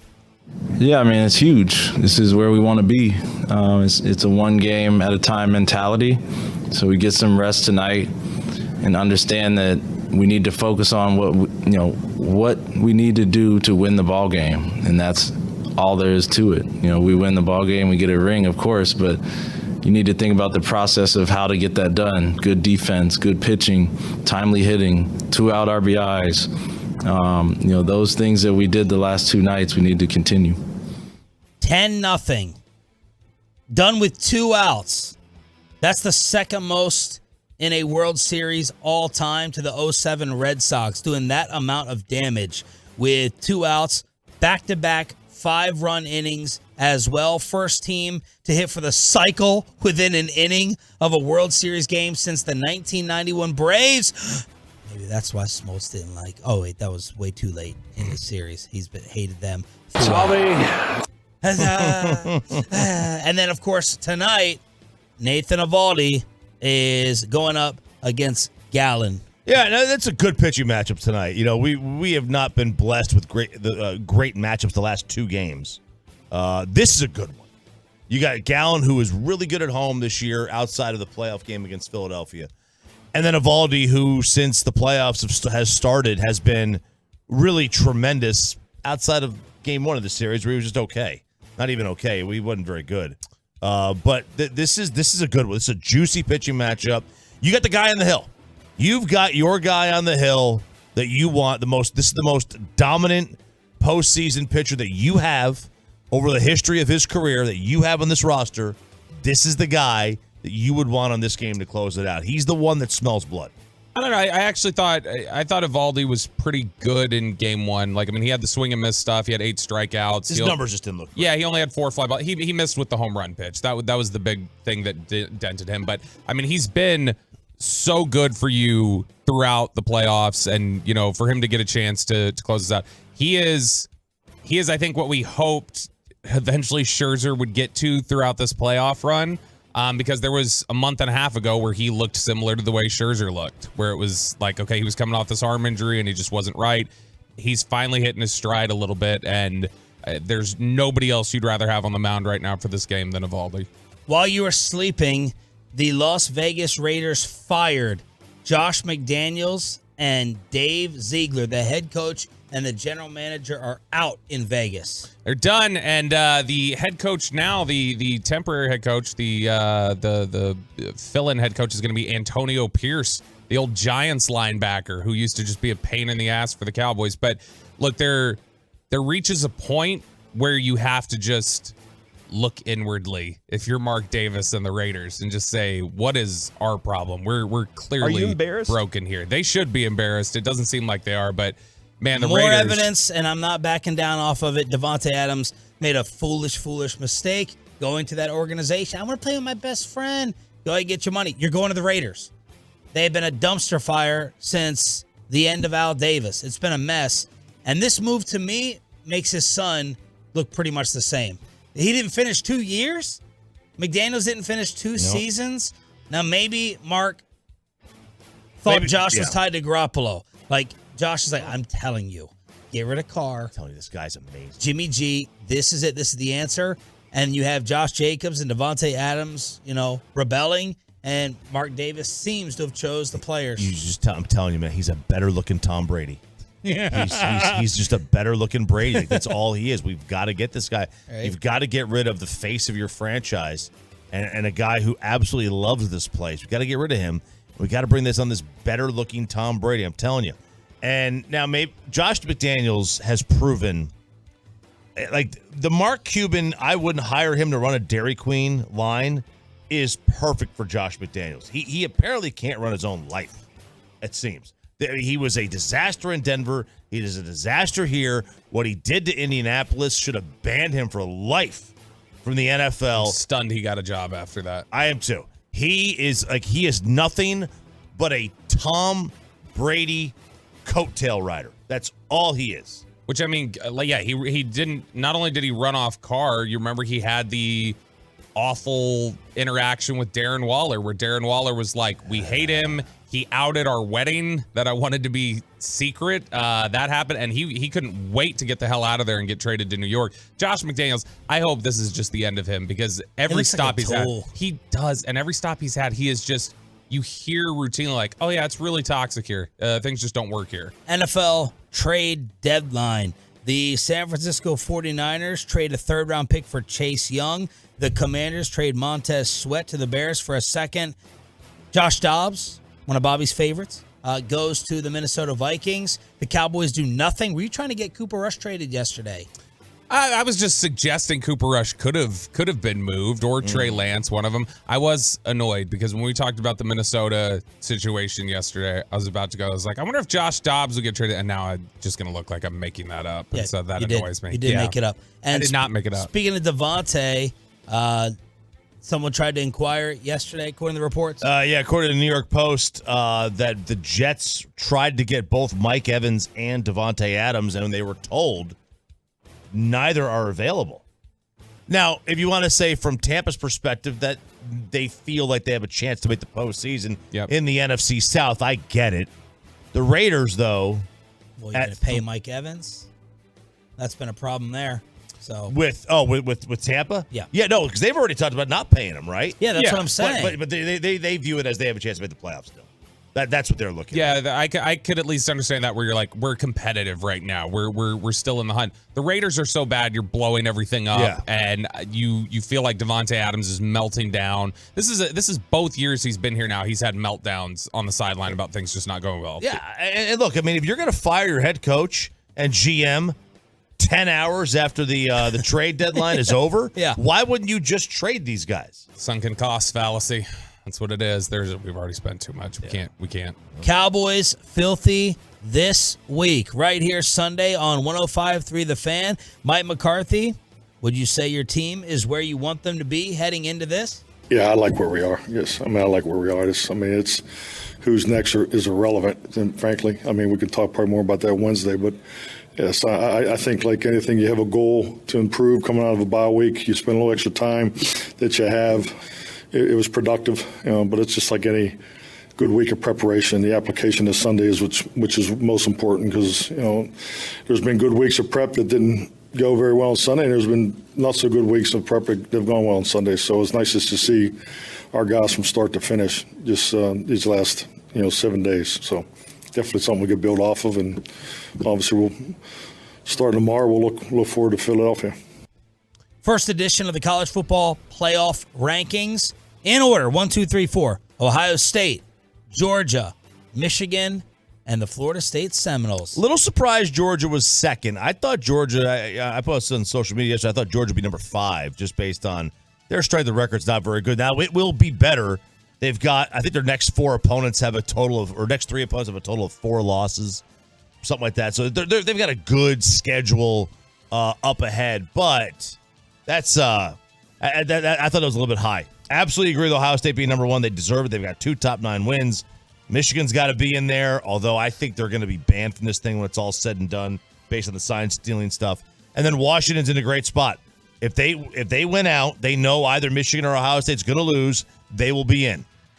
The 4 teams, all 5 of these teams have a very easy path, a very clear path. After that, a little bit dicey. Yeah, I mean, you're trying to get the best 4 teams in the country in there, right? Mm-hmm. And so, I mean, if Michigan beats Ohio State, not the other way around. Let's say it's Michigan beats Ohio State. They'll probably jump. And you've got Ohio State with 2 top 9 wins, and their only loss is to potentially the number 1 team in the country. Isn't it tough to kick out Ohio State out of the top 4, even if it's 1 loss?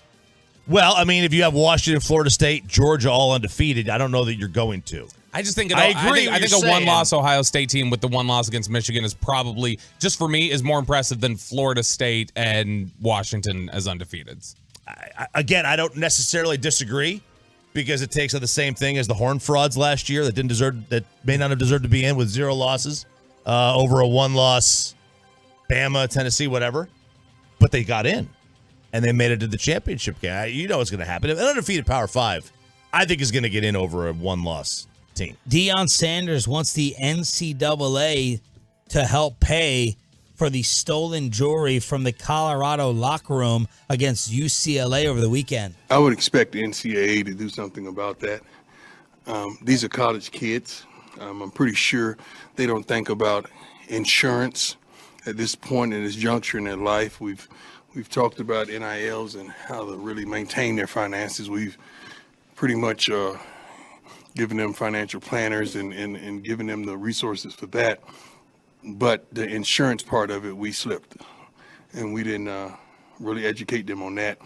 So I wish, I know the kids would be forthright in what was stolen, and some of our just staff members as well. And now all that stuff should be replaced. This is the Rose Bowl. They said the granddaddy of them all, right? I'm sure granddaddy has some money. Grandpa should have some money to get these kids.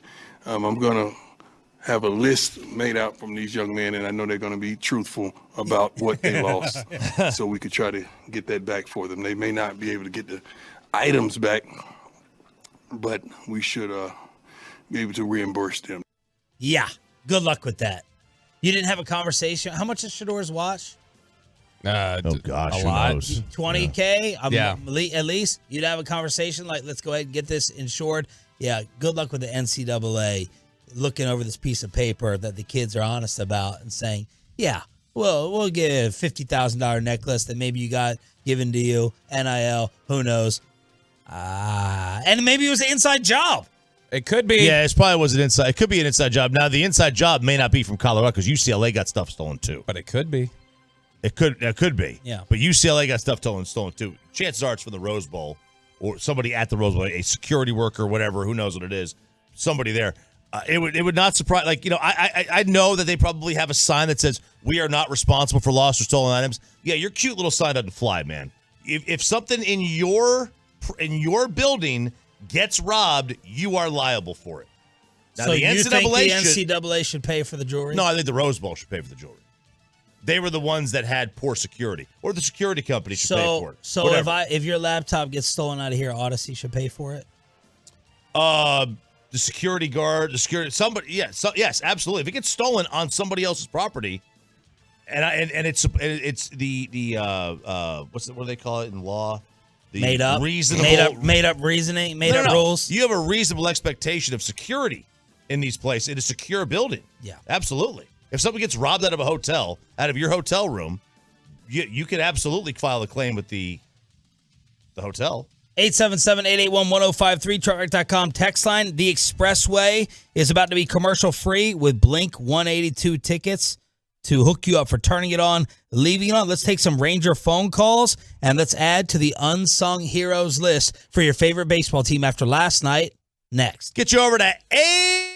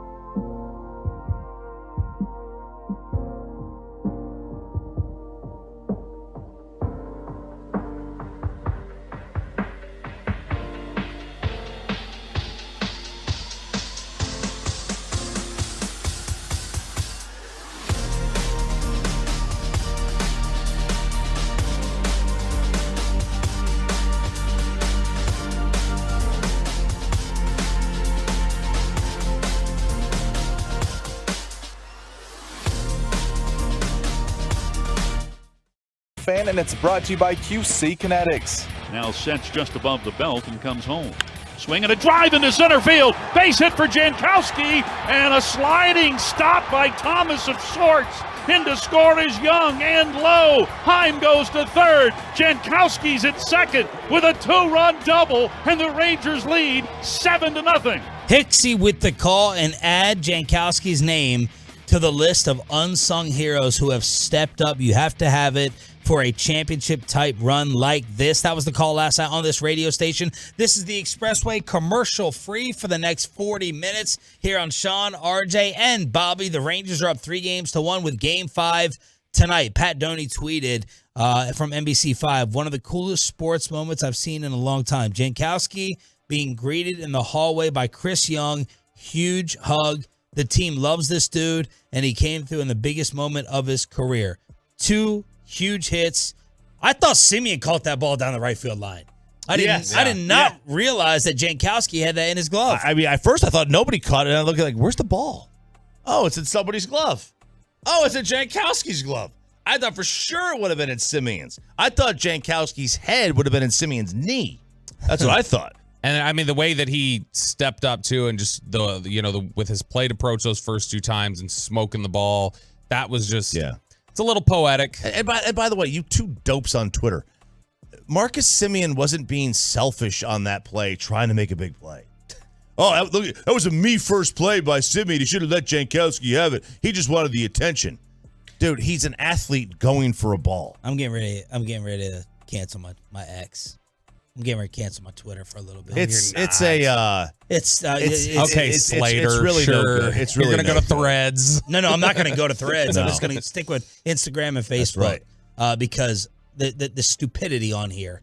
I mean, people are so much dumber on here So than much they are on the other apps. Well, because they don't have to show. There's no what's the consequence for being an idiot? Yeah. On social media, on Twitter, there is one. On Instagram, at least it's you see the person. Yeah. It's their name. I can go to your profile, Yeah. see your life. I can attack your life. When I post, if I post the same People photo are dumb. on Instagram, It's so dumb. Really, that's Right. what it boils down to. You post the same photo on Instagram as Twitter, you get like 1,000 likes on Instagram, and you get like 50 on Twitter, even though more people see it, because they don't want happiness. When you go to that when you click that X, you're not going there for feel-good happiness. You're not going there to see someone's dog pick. Well, you're we're not going there. You're going there for a fight. You're literally going there for a fight.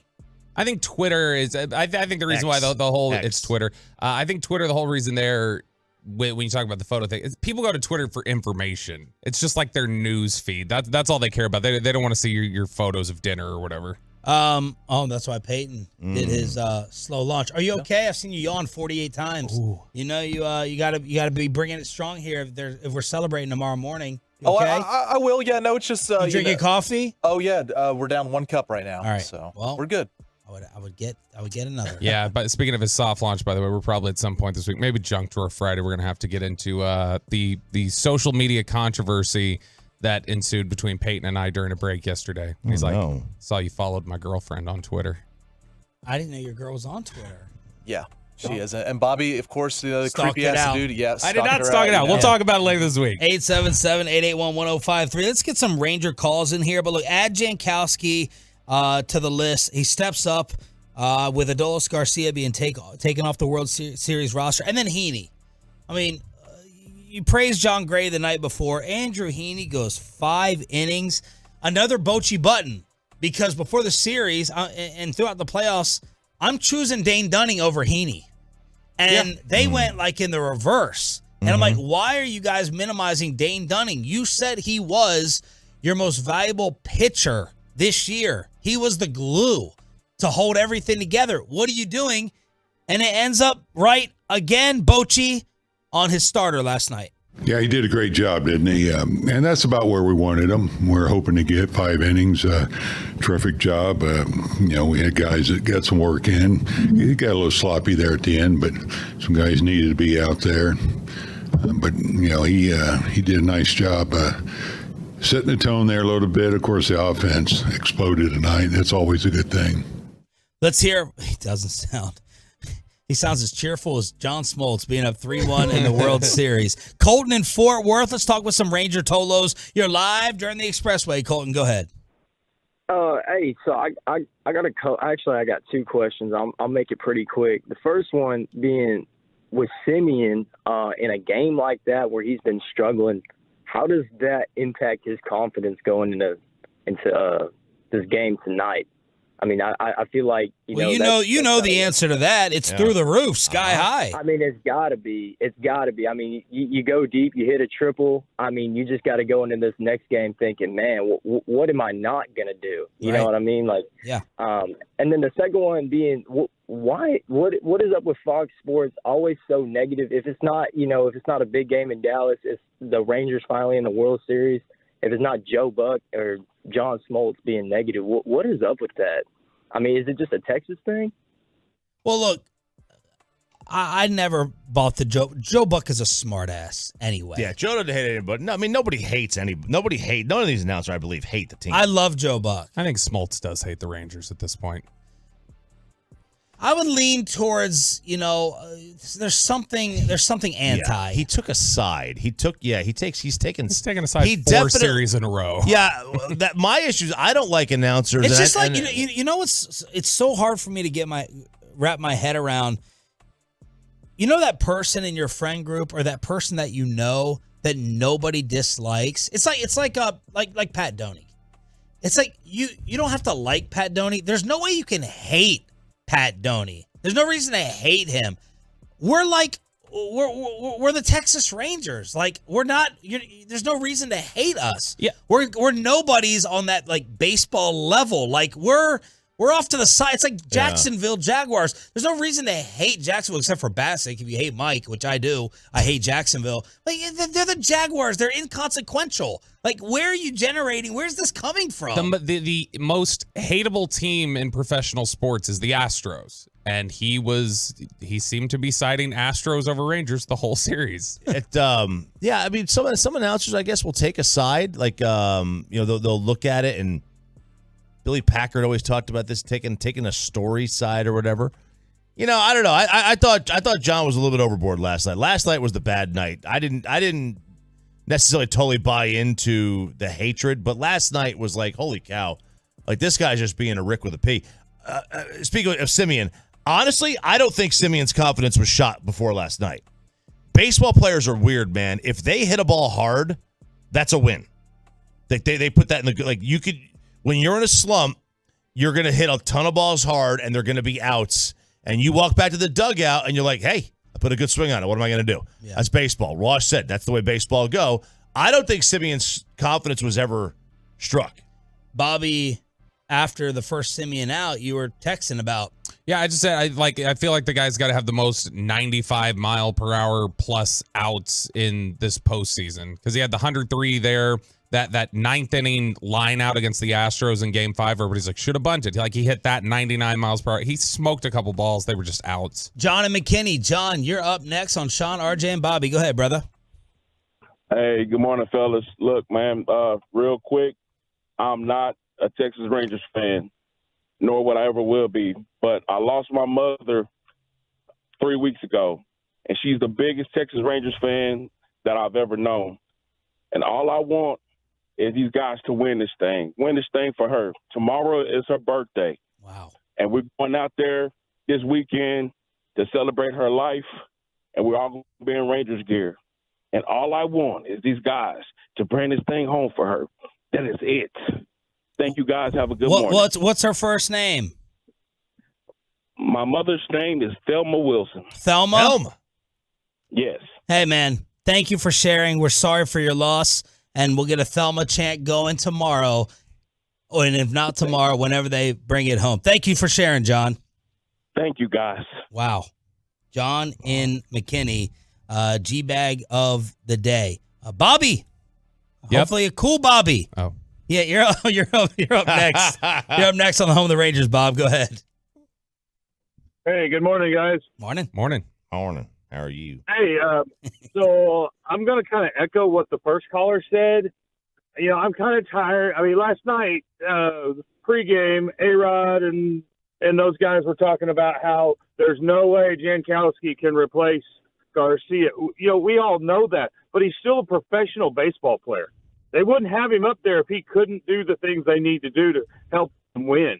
It's like, oh my gosh, Garcia went down. There goes the series. We're going to be lost. There goes Scherzer. We got to fly 6 hours across the country to play. These are professional athletes.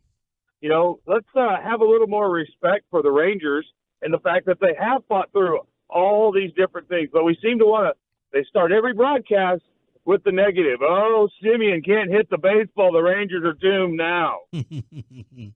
Thank you for the call, Bob. Hey, look, you can't tell me that anybody thought Travis Jankowski could replace Adolis Garcia. I did. You can't. He doesn't have 30-inch biceps. He doesn't swing with the ferociousness of who's the guy? The mountain from Game of Thrones. Okay, the guy's he's a mammoth human being. Travis Jankowski's going to go out there. What's the guy in the Bible with the hair? Samson. Yeah. What about that? Yeah. So you're saying they should buzz cut him tonight? Buzz cut him. The Diamondbacks should go into the clubhouse and buzz cut him. He doesn't need Adolis' arms. He's got his hair. Smoltz will do it. Smoltz is going to go down and shave his head. Yo, Texas William, get that on a meme right now. John Smoltz with Jankowski tied down in a straight jacket with Smoltz shaving his head. Yeah, so nobody thought Jankowski. You can't. He was never going to be able to duplicate him. What he was able to do is bring a different element. He brings a speed element. He brings a contact element. Jankowski might not strike out 4 times in a game or 3 times in a game. He'll make contact. He may not get triples, he has better chance of getting triples than home runs. That's for dang sure. Much better chance of getting triples than home runs. Julian is listening on the Odyssey app in Virginia. Julian, you are live on the Boomer Jacks Bar and Grill Hotline on the home of the Rangers. Good morning, everyone. I'm RJ's second favorite Julian in this world. All right. Nice reference. Well done. I just want to say I do not care of the viewership, of the lowest viewership in 10 years of the World Series. I don't care about John Smoltz. The Rangers about to win this dang thing for us, guys. Yes. I'm so excited. I'm pumped up. That's all I got to say. And shout out to Miss Thelma. This is for her. I can't imagine what that gentleman is going through, but shout out to her. Shout out to his family. And Bobby. Yes, Kurt. Love you, buddy. Love you too. Have a good day. Thank you for the call. Appreciate it. I think Game 2 was even lower rated than Game 1. Is that right? Yeah, Game 2 was the lowest ever, and Game 3 was the lowest ever now. Oh, it has Game 3? Yeah, they've already gotten Game 3. It's they've 8 already million. gotten Game 3. Each game has become the lowest rated. 8 million throughout the country. Mm-hmm. Yep. Yeah, it's and look, this baseball does not. So the NBA has always. David Stern started this. We always thought the NBA was fixed because they always wanted the best the biggest markets in it. Baseball doesn't care about that, and this is something that baseball just has to deal with when you have long playoff. When it's just if they just went whoever the best team in the regular season makes the World Series, you would have had Braves and Orioles or whatever, okay, or Dodgers in there. You would have had your better teams in. Your better records. But remember, the difference between a 90-win team and a 100-win team is a half a win a week. It's not like there's a major difference. The difference between 90 wins and 100 wins in baseball is the exact same difference as 9 wins versus 10 wins in the NFL. We're not talking the 07 Patriots against the present-day Minnesota Vikings. Well, let's be honest about the series, too. And again, no one gives a rat's ass here. No, we're up 3-1. We don't care what the rest of the country thinks about the ratings. Game 1 was epic. Game 2 was awful. I was there. And Game 3, Game 3 was fine. It was a good game. It was fine. And last night was a beatdown. Yep. So this has not been a great series at all. So not only do you have lesser attractions, an absolute nobody in Arizona, but you're not getting a great series. Right. For the rest of the country. We don't care. Correct. We're up 3-1. And we don't care. Last night was amazing for us. And people in Phoenix, they don't care. They were just looking at the series. There's 2 things that give series better ratings. A, superstar power, and B, length. We're not going to have length. This thing's going to, Mark that. Chris in Dallas. Chris, you're live on the home of the Rangers. Go ahead, Chris. Yeah, the new Mr. October said, "Get on my back. I got you, boys. Let's go, Rangers. Screw you, John Smoltz." Yo, so they put up the They put up the Seager versus Reggie Jackson numbers last night, and they were kind of identical. They're like, not to compare. I'm starting to hate Verducci and Rosenthal, too. I just hate all baseball people. Except Buster. And anybody else who comes on with us. Yeah, that's right. But they're like, not to compare to Reggie Jackson, but bam! Everything's the same. Here are the identical numbers. They also said he would be the first repeat series MVP since Reggie. Oh, really? Reggie wishes he was Corey Seager. Reggie won Talk it about in jackass. in 77 or 78, and then he won it with Oakland as well. So and Seager would have won it with two different teams himself, but in the same ballpark. Same ballpark. Preston in Fort Worth. Preston, you're up next on the home of the Rangers. Our Blink 182 ticket giveaway is coming up momentarily. Then we'll chop it up. Go ahead, P. Hey, I just want to say, boys, I'm fired up, and I am so locked in. We're in year 2 of a rebuild, and we're 1 win away from etching our names into the history books. Let's go. Yeah, baby. Do it. Again, that is the most remarkable part of this whole thing.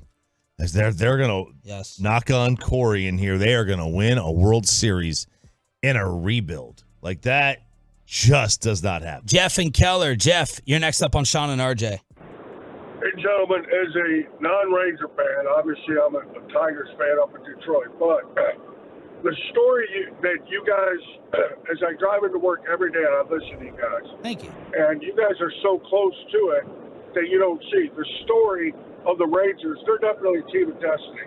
Y'all started out hot. I thought, okay, good for you guys. Then that number one pitcher, Garam or whatever, he gets hurt. Then it's like an IED went off in the clubhouse. Everybody's hurt. Then you're struggling. Then you're catching fire. Then you're struggling.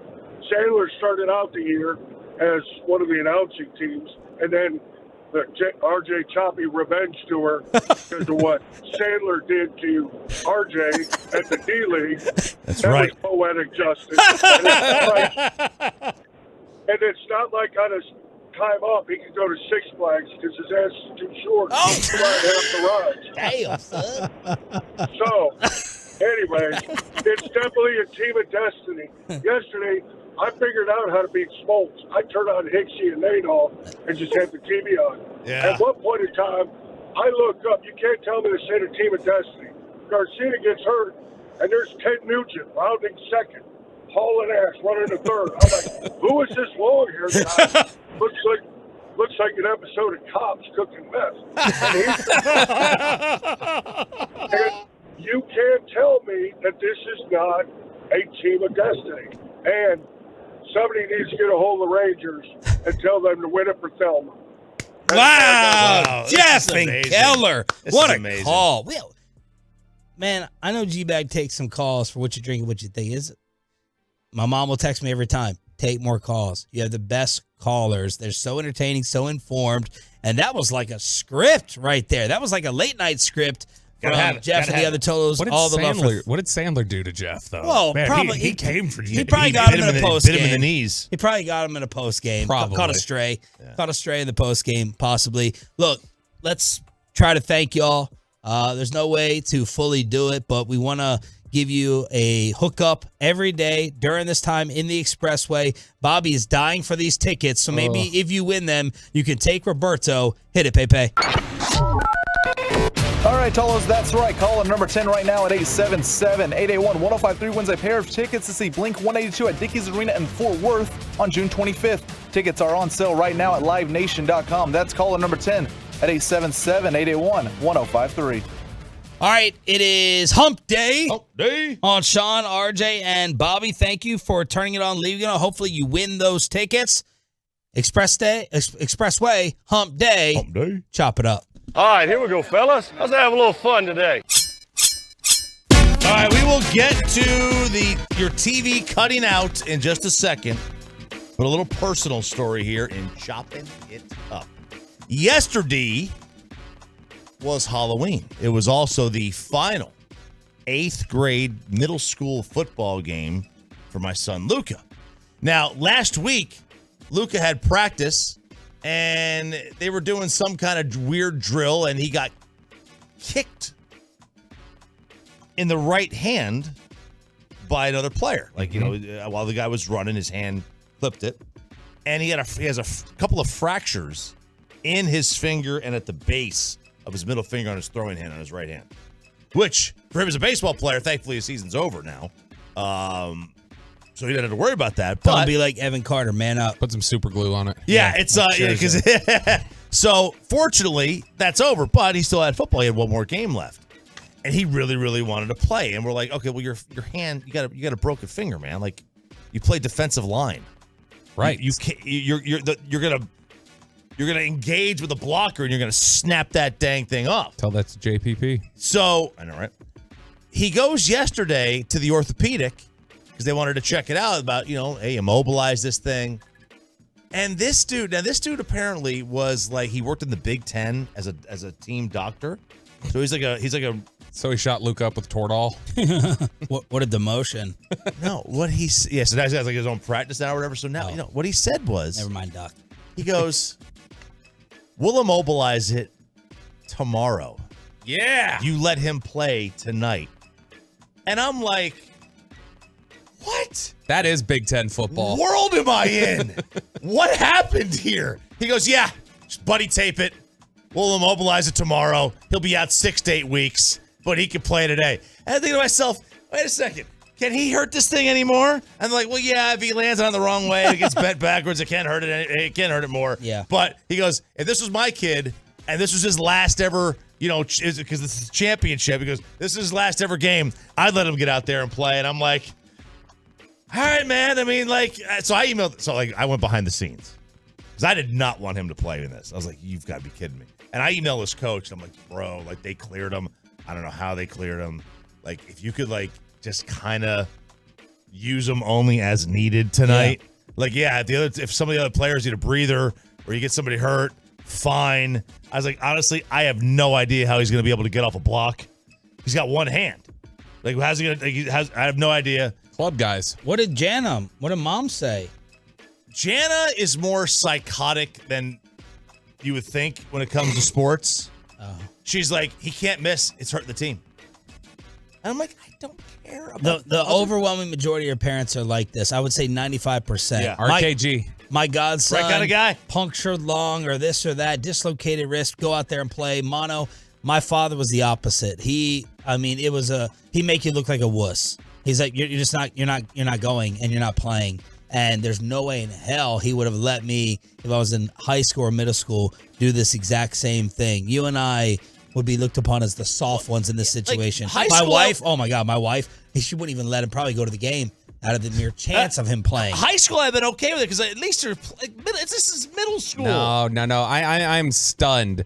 I'm 100% stunned that you, the biggest embracer in the modern era of toxic masculinity and how much you love it, that you are trying to push your son away from embracing that toxic masculinity and say, rub some dirt on it. I'm going to go out there. He was inspired by DeMarcus Ware. He wanted to go out there. He wanted to play. Because I knew what was going to happen. And I knew what did happen. And he got hurt again.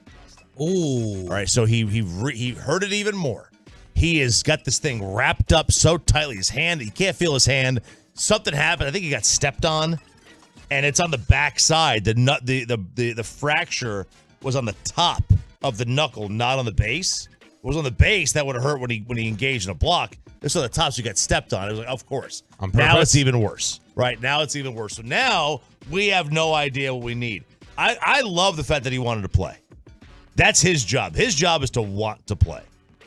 My job is to be a parent and be like, all right, look, do you really, if this was because now he can't play basketball. Because he re-injured it? You don't even like basketball. So this practice should be shut down. No. This doctor should be. He's out 6 to 8 weeks. He can't play until basically Christmas, right? This is like the Chargers doctor who injected who was it? What was his name? Was it the running back? David Chow. Dr. Chow, right? David Chow. Was it the Twitter doctor's the one? Yeah, that's why I don't ever listen to anything he writes. That's why he's a doctor on Twitter. So there you go. That's that right there. He's drowning in his Reese's Pieces. Okay. Was this on purpose? Or was this not? This is Aaron Rodgers on the Pat McAfee show. By the way, Aaron, get some AirPods, bro. Nobody wants to see your wires on your headset. This is not 04. Get some wireless AirPods when you're doing your interview. They were asking him what he was going to be for Halloween. I had my costume on last night, but what was it? Couldn't wear it today. I apologize. Ouch. What was it? The vaccine? A doctor? A scientist? It was a spike protein. Oh, I don't. Uh-oh. And it went dark. It cut out. So the speculation is, did ESPN pull the plug? What happened here? Pat McAfee is saying that, that some people had it happen to them. Some people were able to continue watching it.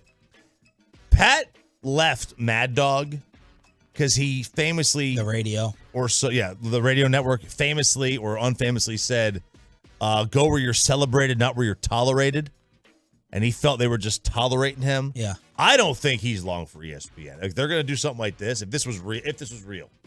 And then the fact that the people are complaining about him on College Game Day. Yeah, so there's a lot of McAfee stories. Number one, I've heard McAfee say, so he's allowed to use any curse word. Yeah. And I've heard him use it except for the F word. They're just like, don't use the F word. He did say no one has messed with us here so far. But there's a couple of stories that have come out. First off, do we believe that this was intentional? Let's put on our conspiracy theory hats since we already have them on for Smoltz. No, I don't. It is bad. It is coincidental time, and normally I would say yes, but this is like the fifth time Rodgers has said something like this, and so and it blows up. Yeah, and gets them attention. It does. So there was a survey done from The Athletic, which McAfee says he doesn't have one friend that's ever read The Athletic. Crapped all over them. Other than Diana Rossini on? What's that? Other than Rossini, who he was like, ESPN was stupid to let her go to The Athletic. So there was a survey saying people don't like McAfee on College Game Day. And he was like, okay, I mean, if you don't like me, maybe I'll consider not going back. 49% did not like him. And 30% did like him, 20% with no opinion. Then there was a hit piece where people at ESPN were having issues with him, saying he's not practicing journalism. He's not practicing proper journalism. That came out from the Washington Post. Yeah, and look, I mean, he's an entertainer. That he's paying guests. Like, that's not journalism. I mean, that happens, though. Like, let's be fair. People Dude, I don't want to hear, get ready, Barrett Sports Media, you can quote me. And Jeff Passan, you can listen to. And you can tell your boss has said it, and you can listen to. ESPN lecturing about journalism is an effing joke. Are you kidding me? Say more. Y'all destroyed journalism. You're thieves. And you have been for a long time. You don't care about it. You're entertainment. That's why you throw out the first fake stuff and all these opinions. Journalism, Pat McAfee's doing you a favor by paying out of his own pocket to Aaron Rodgers. I don't know if he does to Saban. I know that they're doing that. It is his own pocket. Maybe J.J. Watt. Give me a freaking break. Yeah. Journalism? Yeah, that's a joke. ESPN. You're not going to pass the background check now. The little trick. The little trick ESPN did for years when Rapp would break a story, right? It was his story. Instead of saying Ian Rappaport reports, they would say ESPN confirms Ian Rappaport's story. Break. Hey, you losers. Yeah. God, you're insufferable. Journalism. You're Getting mad at McAfee. Yeah, be petty about Ian Rappaport breaking Y'all a story. long sold your souls. Stop. To be fair, though, McAfee is at He's this not a point, journalist. He's an entertainer. No, Let but him be that. I'm Let just him saying, be an entertainer. McAfee is. Obviously, the money's going to be there with McAfee. He is somebody who just he never seems content. Like, this is like, he just is always, on to the next thing, on to the next thing. You're never going to get stability. And it's going to get old. It's no doubt it's going to get old real quick. We got time for one more? Yeah. Okay. Let's do this real quick. Is this the biggest flex ever? A judge ordered a Colorado welding company that they acted maliciously and in bad faith. They had a settlement that was owed to a subcontractor, $23,500. They were upset with their subcontractor. So this welding company paid the subcontractor $23,500 in coins. It was several tons of coins. It was 6,500 pounds. That's 3 tons. They paid him in 3 tons of coins, and the judge says, no. You got to take that back and pay him in cash or check. No, man. I The paid you judge money. is wrong. Yeah, judge Legal is wrong. tender. If it's not going to count, get the coins Exactly. out of circulation. Get them out of circulation. Get That's 'em out. legal tender. What is it? Legal tender. What's that mean? It's you can pay with it. They have to accept payment. Yeah. Yeah. I love it. That's great. That's petty. People do that with the DMV or like tickets a lot. They'll put everything in pennies and pay just to be petty. All right, last week was the biggest embarrassment we've ever suffered in NFL power rankings. How's this week look? 1 through 5, 5 through 1. We also have some crazy stories around the NFL with the Cowboys not doing anything. Jerry and Steven taking a nap again on NFL trade deadline day. Power rankings are next. Let's get you over to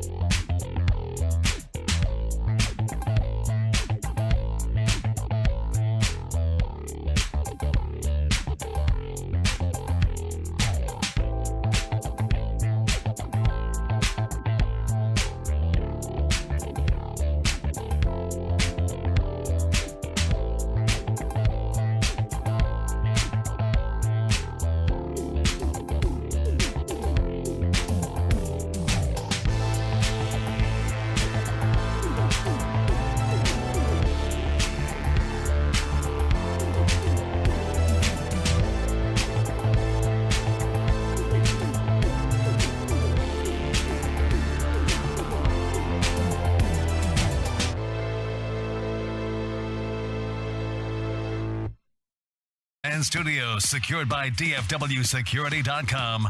This is Sean and RJ on 105.3 The Fan. Welcome to the greatest show in sport. The biggest football game in the history of Western civilization. What a ride it's been.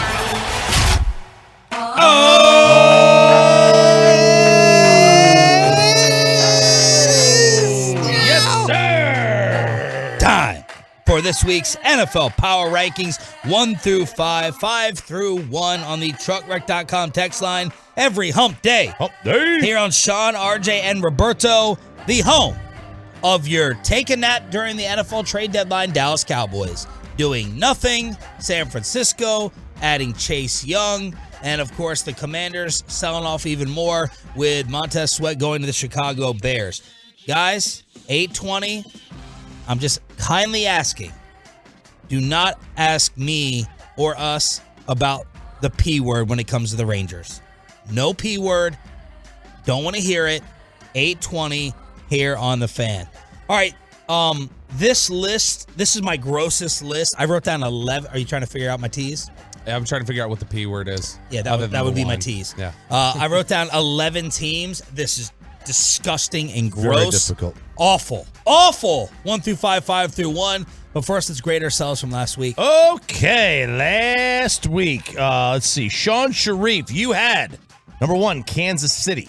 Number 2, Philadelphia. Ding, ding. Number 3, San Francisco. Number 4, Miami. Number 5, Baltimore. 3 for 5. I had number 1, Kansas City. Buzz. Number 2, Philly. Number 3, Baltimore. Number 4, San Fran. Buzz. Number 5, Detroit. 3 for 5. Robert. Number 1, Baltimore. Number 2, Kansas City. Number 3, San Fran. Number 4, Philly. Number 5, Miami. 3 for 5.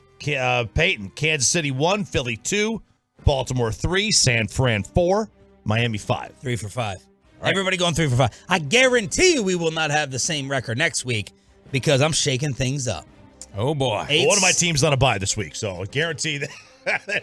Will the Cowboys be number 1 this week? Yeah. Are the Cowboys going to get back into your top 5? We'll eventually find out from the biggest homer in this room. Corey's not here. Oh, in the room. Power rankings. Let's see. Blogging the Boys has this. October 17th. Would that have been the last ones from them? No, it would have been later than that. Later than that, right? Okay. It would have been like the 23rd. I don't have it then right now. I'll get to it a little bit later on where the country has the Cowboys. Come on, RJ Ochoa, step it up. Unless I'm not seeing it, which is probably the case. All right. Spittle normally wants us to go which way? He likes 1 through 5. Right. I think 5 through 1 is because I'm sorry. Let's go. He likes 5 through 1. Let's go 5 to 1 then. Let's go 5 to 1. Number 5 for me. Turn up your radio, Michael. The Jacksonville Jaguars. Ooh, I thought about it. Making an appearance. Hang on, let me write these down. On my list. I got to get a stupid text from Bassick every week.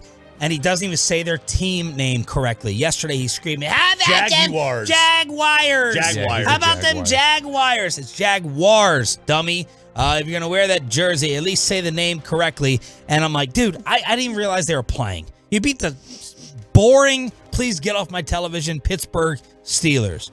But I got to be honest, and I got to give props where they are due. They're 6-2, and they've won 5 in a row. They've broken into my power rankings at number 5 this week. Ralph. At number 5, I have the Detroit Lions. And a lot of this is kind of like planning for the future. This is their upcoming schedule. Bye week at the Chargers, which is a home game on the road. Yep. In LA. Bears, Packers, Saints, Bears, Denver, Minnesota. Oh, my.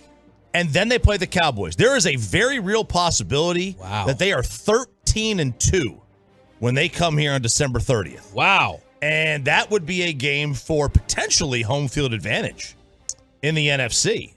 So, right, because, I mean, the Cowboys would have they may split with the Eagles. I mean, yeah, I mean the Cowboys won't be 13-2 by the time they play the Lions, but yeah, Right. I mean they'd be in contention. They'd be in contention. Like that is going to. There's a real chance they're 13-2 there, and that team is way different on the road than they are at home. They're a live team at home. I got Detroit at 5.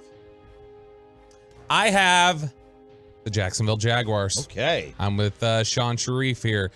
This is something where Trevor Lawrence still has not, even during the course of this winning streak, Trevor Lawrence has not been incredible. And so I don't know what it is. Overrated. Yeah, I'm just stunned, though, that they've played as well as they have, getting pretty middle-of-the-road quarterback play. But they've been a complete football team. They've got this winning streak right now. And I kept trying to put it off as, well, look, they had the advantage being overseas. That's why Buffalo struggled against them, this or that. They've just been remarkably consistent over the last month or so. So I've got Jacksonville at 5. I'm going to do it. The Cowboys. The Cowboys finally break the ice. I love what I saw Sunday. The defense was back. The offense was great. Dak was incredible. Special teams was amazing. I'm really confident going into Philadelphia this weekend. It's going to be close, but I'm not going to give away my prediction yet. But, I mean, I'm confident with the Cowboys this weekend. I have the Dallas Cowboys at number 5. Okay, sir. 877-881-1053. Number 4 for me is the Detroit Lions. They're here. I was trying to put the hate on them in the offseason. The day before the year started, I said, okay, I'm going to keep them in the playoffs. I have to get my apology bouquet ready for Jared Goff. I just didn't think, you know how I knew Mike Zimmer hated Kirk Cousins' guts, that he just thought he was like the worst type of soft human being. Mm-hmm. That's how I thought Dan Campbell was going to feel about the Cali kid. And Jared Goff has been balling out over there.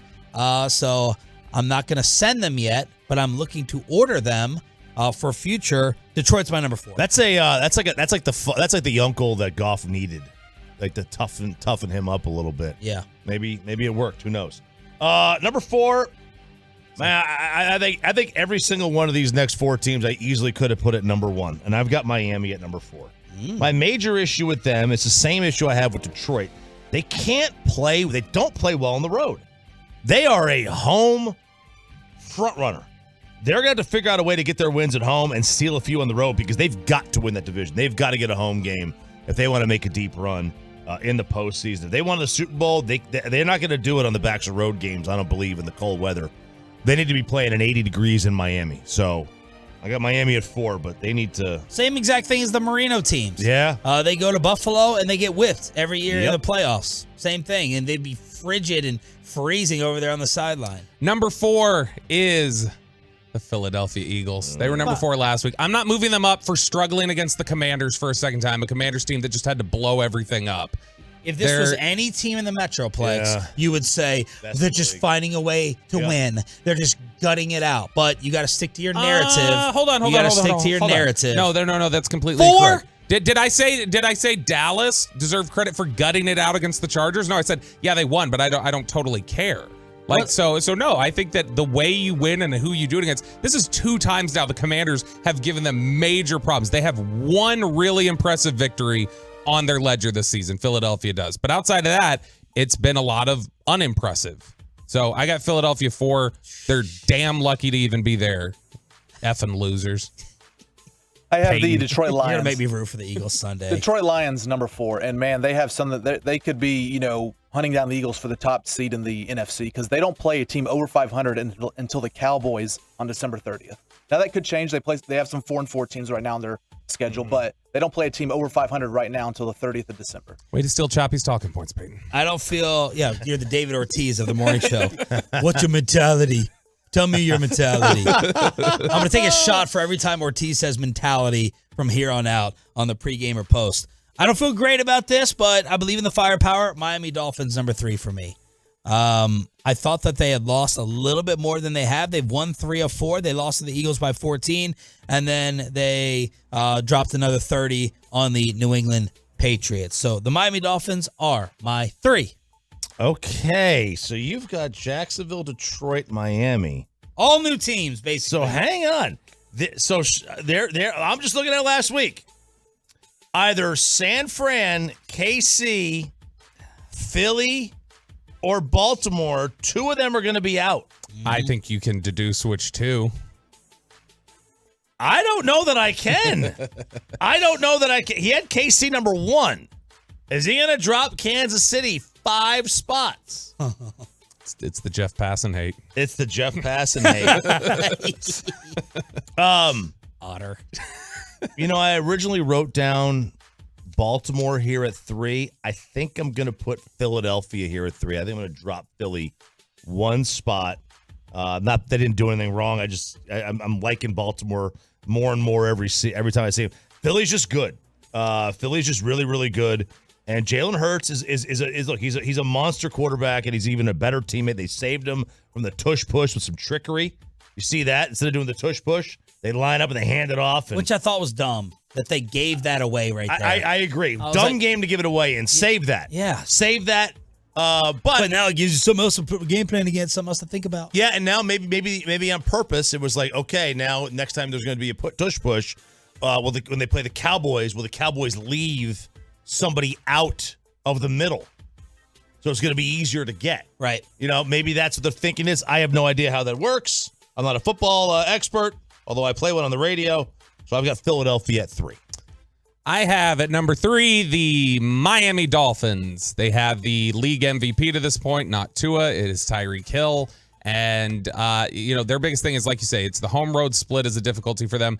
Their defense has also started to have some real problems. And the offense obviously has come back down to earth a little bit. It's not doing what it was doing earlier in the year. You're not going to sustain 70 points every week. But they bounce back from that game against Philadelphia, and they get Jalen Ramsey back now. He's back on the field. That's going to be a big boost for them. I got Miami at 3. I struggled with the order of 3. The 3, they were going to be the same, but just out of order. But I had to make a decision. I think it's going to be Baltimore at 3. I'm putting the Baltimore Ravens at number 3. I have Baltimore at 2.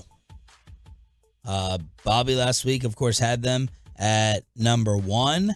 Is this Monken thing working as the new OC? They've won 3 in a row. They've won 4 of 5. They've scored 38 and 31 in their last 2 weeks against the Lions and again at Arizona. And look at their schedule. They have Seattle, Cleveland. What's going to happen with Watson? Cincinnati, at the Chargers, then Rams. So the Baltimore Ravens, I knew that they were going to make them postseason because that's all that Lamar and Harbaugh do. Were they actually going to be a real contender? I still not thinking of them as a Super Bowl threat, but for right now in the regular season, week to week, that's the way I do mine. Baltimore is 2. I'm struggling here. This is the closest I came. Mark. Stop it. To move in Kansas City off the 1 spot. But everyone has a bad loss. Everyone. The Eagles lost to the Jets. The San Fran lost 3 straight. Miami's got 2 double-digit losses. We lost to Arizona. Mahomes had the flu, and Kelsey had a hangover. From the Ranger game. Yoko Swift. With Yoko Swift. She wasn't there. I blame her. Yeah. When she's not there, their points total is 11 points different per game. When she's in attendance versus not. So I have Baltimore at number 2, who arguably is the best team in the league. I'm still mad at them. The main reason I didn't put them number 1, I'm mad at them for botching that onside kick that cost me $275. Okay, so I'm mad at Baltimore. I have Baltimore 2. Still holding on to those. When Taylor Swift is in attendance, it's an 11-point per game difference for the Kansas City Chiefs. I just wanted to point that out. I've got Kansas City number 2. I thought really seriously about dropping them a spot or 2 because, that's just an awful loss to Denver, and they haven't been incredibly impressive this year. But ultimately, this is more about the rest of the league feeling really watered down to me right now than anything else. I've got Kansas City at 2. Kansas City number 2 for me. Had to drop them. Loss gets you dropped, but then Mahomes had the flu. He was sick, and Travis Kelce was doing something at the Rangers game, which affected the outcome apparently. So number 1 for me is by default the Philadelphia Eagles. I am leaving the San Francisco 49ers, the Buffalo Bills, and the Kansas City Chiefs out of my top 5. Wow. This Kansas City offense, this thing's a problem. They got away with it last year. I would bet they're not going to get away with it this year with the lack of weapons. It's an issue. It's a problem. Maybe Mahomes is a hero again, but right now I'd pick Jacksonville, Detroit, Miami, just straight up against the Chiefs today on a neutral field. Philly, Baltimore, Miami, Detroit, Jags. Shangelo Cataldi over here. Shangelo Cataldi. I have KC, Baltimore, Philly, Miami, Detroit. I'll tell you who I thought about putting in here was Cincinnati. Yes. We all buried them. We may have to apologize to them. Yes, sir. I mean, Joe Burrow got healthy. I mean, they probably should have. Imagine what would have happened if they were in the same record they have now, but if they smartly kept Joe Burrow out for the first 2 weeks and let him heal. How differently would our perspective be on Cincinnati today? Might be a little different. They have 3 losses? Mm-hmm. So they'd have 2 losses versus 3, 1 game difference. No. They kept out 2 weeks. Let's say they kept out 2 weeks. Because his first 2 weeks, he was really bad. Yeah. Right? If they kept out 2 weeks. So they still would have lost the 2 games. Right. But they would have had, so now they'd be, 5-1 instead of 5-3. They would have lost 2 games. Without Joe. I'm saying if they didn't have Joe.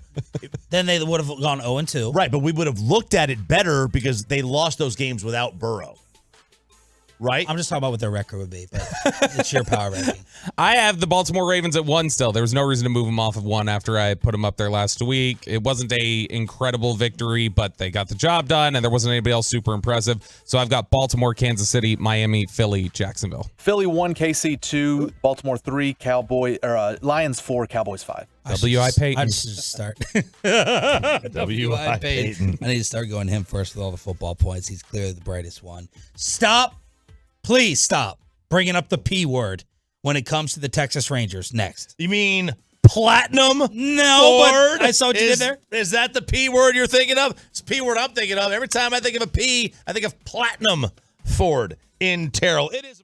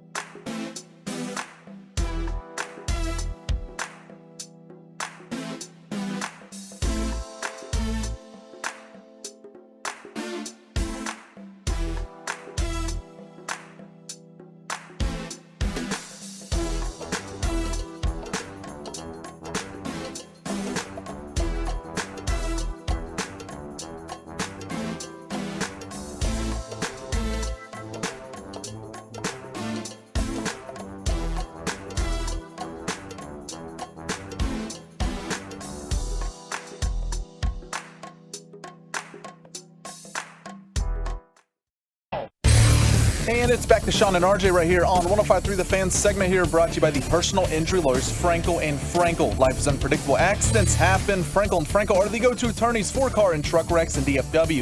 If you or a loved one have been in an accident, contact the Frankels for free at 214-817-333-3333 or go to truckwreck.com.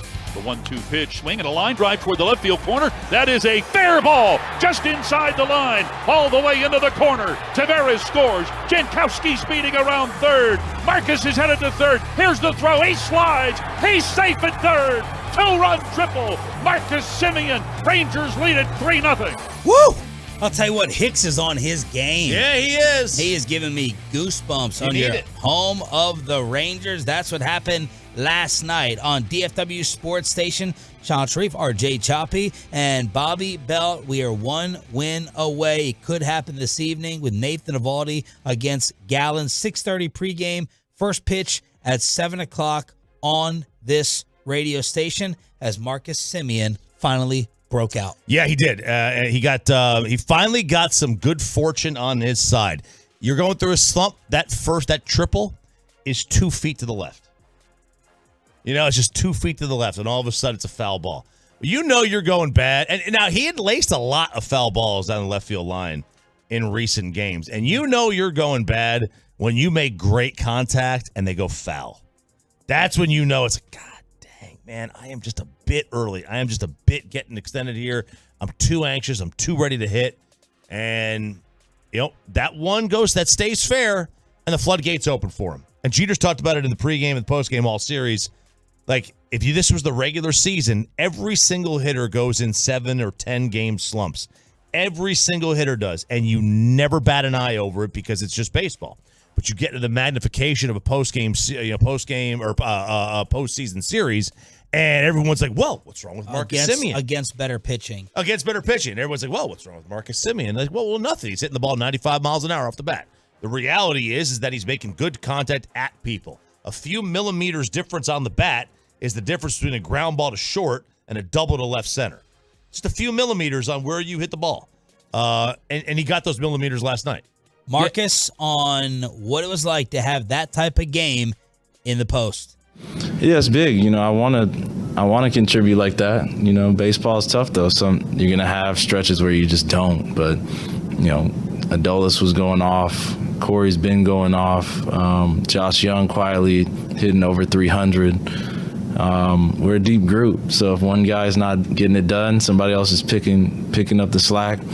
But I continue to work as hard as I possibly can to get back in the zone, and for me, those 2 at-bats were huge. Yeah, and I mean, to show you a little bit of the flukiness that can come with hitting streaks, and they're like, oh, they're on a whatever game hitting streak. Like Marcus Semien has clearly struggled lately. Yeah. Last night was good, but last night that extends his hitting streak to 6, guys. So he's actually got a 6-game hitting streak going, even though everybody would say he's not been very well. It's a function of he's up at the lineup at the top, so he had one game where he's like 1 for 6 and things like that. You can have a 6-game hitting streak and be hitting 200 at the end of that 6 game, and that's not very good. But to Semien's credit, this is what he's done all year, is that when somebody's gone down, so Adolis goes down the lineup, all of a sudden he gets his 2 hits, he gets the home run. When Seager went down, he all of a sudden really turned it up at the beginning of the season. I think he did the same when Josh Young went down. He started hitting the ball more. He definitely is a guy who seems to elevate as soon as they lose somebody. All right, guys. I love you. Not you guys, the listeners. JP, Richard, appreciated.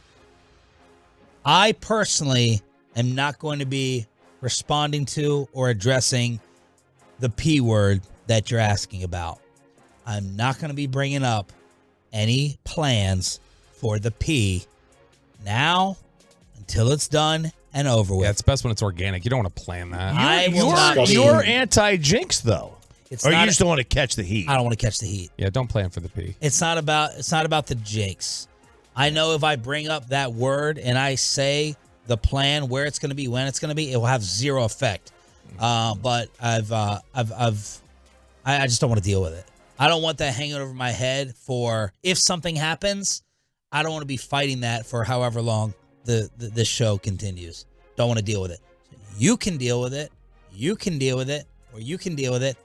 I want no parts of it. I will not be touching the subject. You're not going to touch the P at all. I'm not going to be touching the P whatsoever. Not with the right, not with the left, not with the mouth and the microphone here. No, not absolutely happening. not. You're not gonna tease the P. Like, you gotta like tease ahead a little bit so people know. Nope. Right, because then we got to also check the weather, because what if it rains and it's a wet P? Yeah, I mean that would be you got to plan And for you know a what number of different happens things. to the P when it's cold and frigid? What? I'd love to know. What happens to it? It's a smaller P than before? Yeah, it's okay, not, you know it's what? not It's a as smaller long P, yeah. with the lines in you the want crowd. a nice long P. So I will not with be. a wide street, a really wide street. Wait, which P are we talking about now? 877-881-1053, truckwreck.com text line. Would either of you like to address it? I assume. Now I've had. I don't even know if we have any info. We can call Laura Miller's office. We can ask. Oh, you're talking about a parade. I've been been very What did you think we were talking about? Bobby Belt. See, you know what? Bobby Belt, y'all. Everything else that we had said, it wasn't until you said Laura Miller that I realized you couldn't be talking about that. I mean, it was a parade. Yeah. Look, plenty I mean, of good P's in Dallas. Here's that what you could have. You know what? You places. know what the dirty little secret is that Miami in 2006 had their parade they route did. planned Yes, they too. did. Every city does does it. Arizona has a parade route plan. They're currently shredding it. It's contingencies. X doesn't care. And you also know, like there are cities like that just generally already have a parade route that they've used time and time and time again. Cities Cities to the that- X. like cities that like Boston, right? Boston wins all the time. They don't have a parade route, a plan. They just use the same one they used the year before, and the same one they used the year before, and the same one they used the year before. Now I don't know where this P would be. Okay, people, I'm sure there's a lot of good P's in Arlington that you can go to. All right, Just don't have it in Deep Ellum. You don't want to. You don't want to get have neck P of the in woods. Deep Ellum. No. Yeah. So there it is. I posted on Facebook, social media. I will not be addressing the 214. I really thought he was talking about the Peagle. the alternate, the old mascot, the little throwback. I've been seeing that. Somebody thought you were talking about the Peagle. All right, we got more John Smoltz audio from last night, Roberto. Yes, let's determine if John Smoltz was a complete hater. We played a few cuts earlier. We're gonna move on to some of these now, and these are not even necessarily definite hater ones. They're ones for you to maybe judge if there's some ill intent here. This was John Smoltz just really upset that Andrew Heaney. This is Smoltz for Peyton. Really upset that Andrew Heaney was still in the game. Just like a game, you can't give at-bats away, and the more you grind, the more you lock in. You got to make it tougher for Bruce Bochy for him to not go to the bullpen. That would be a good thing for him, but you got to make him go to the bullpen as soon as possible. Yeah.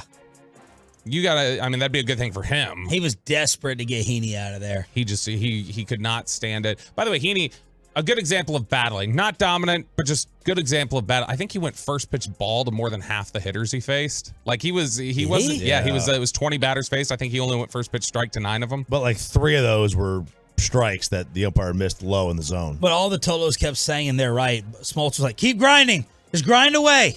You get to the Bochy pen.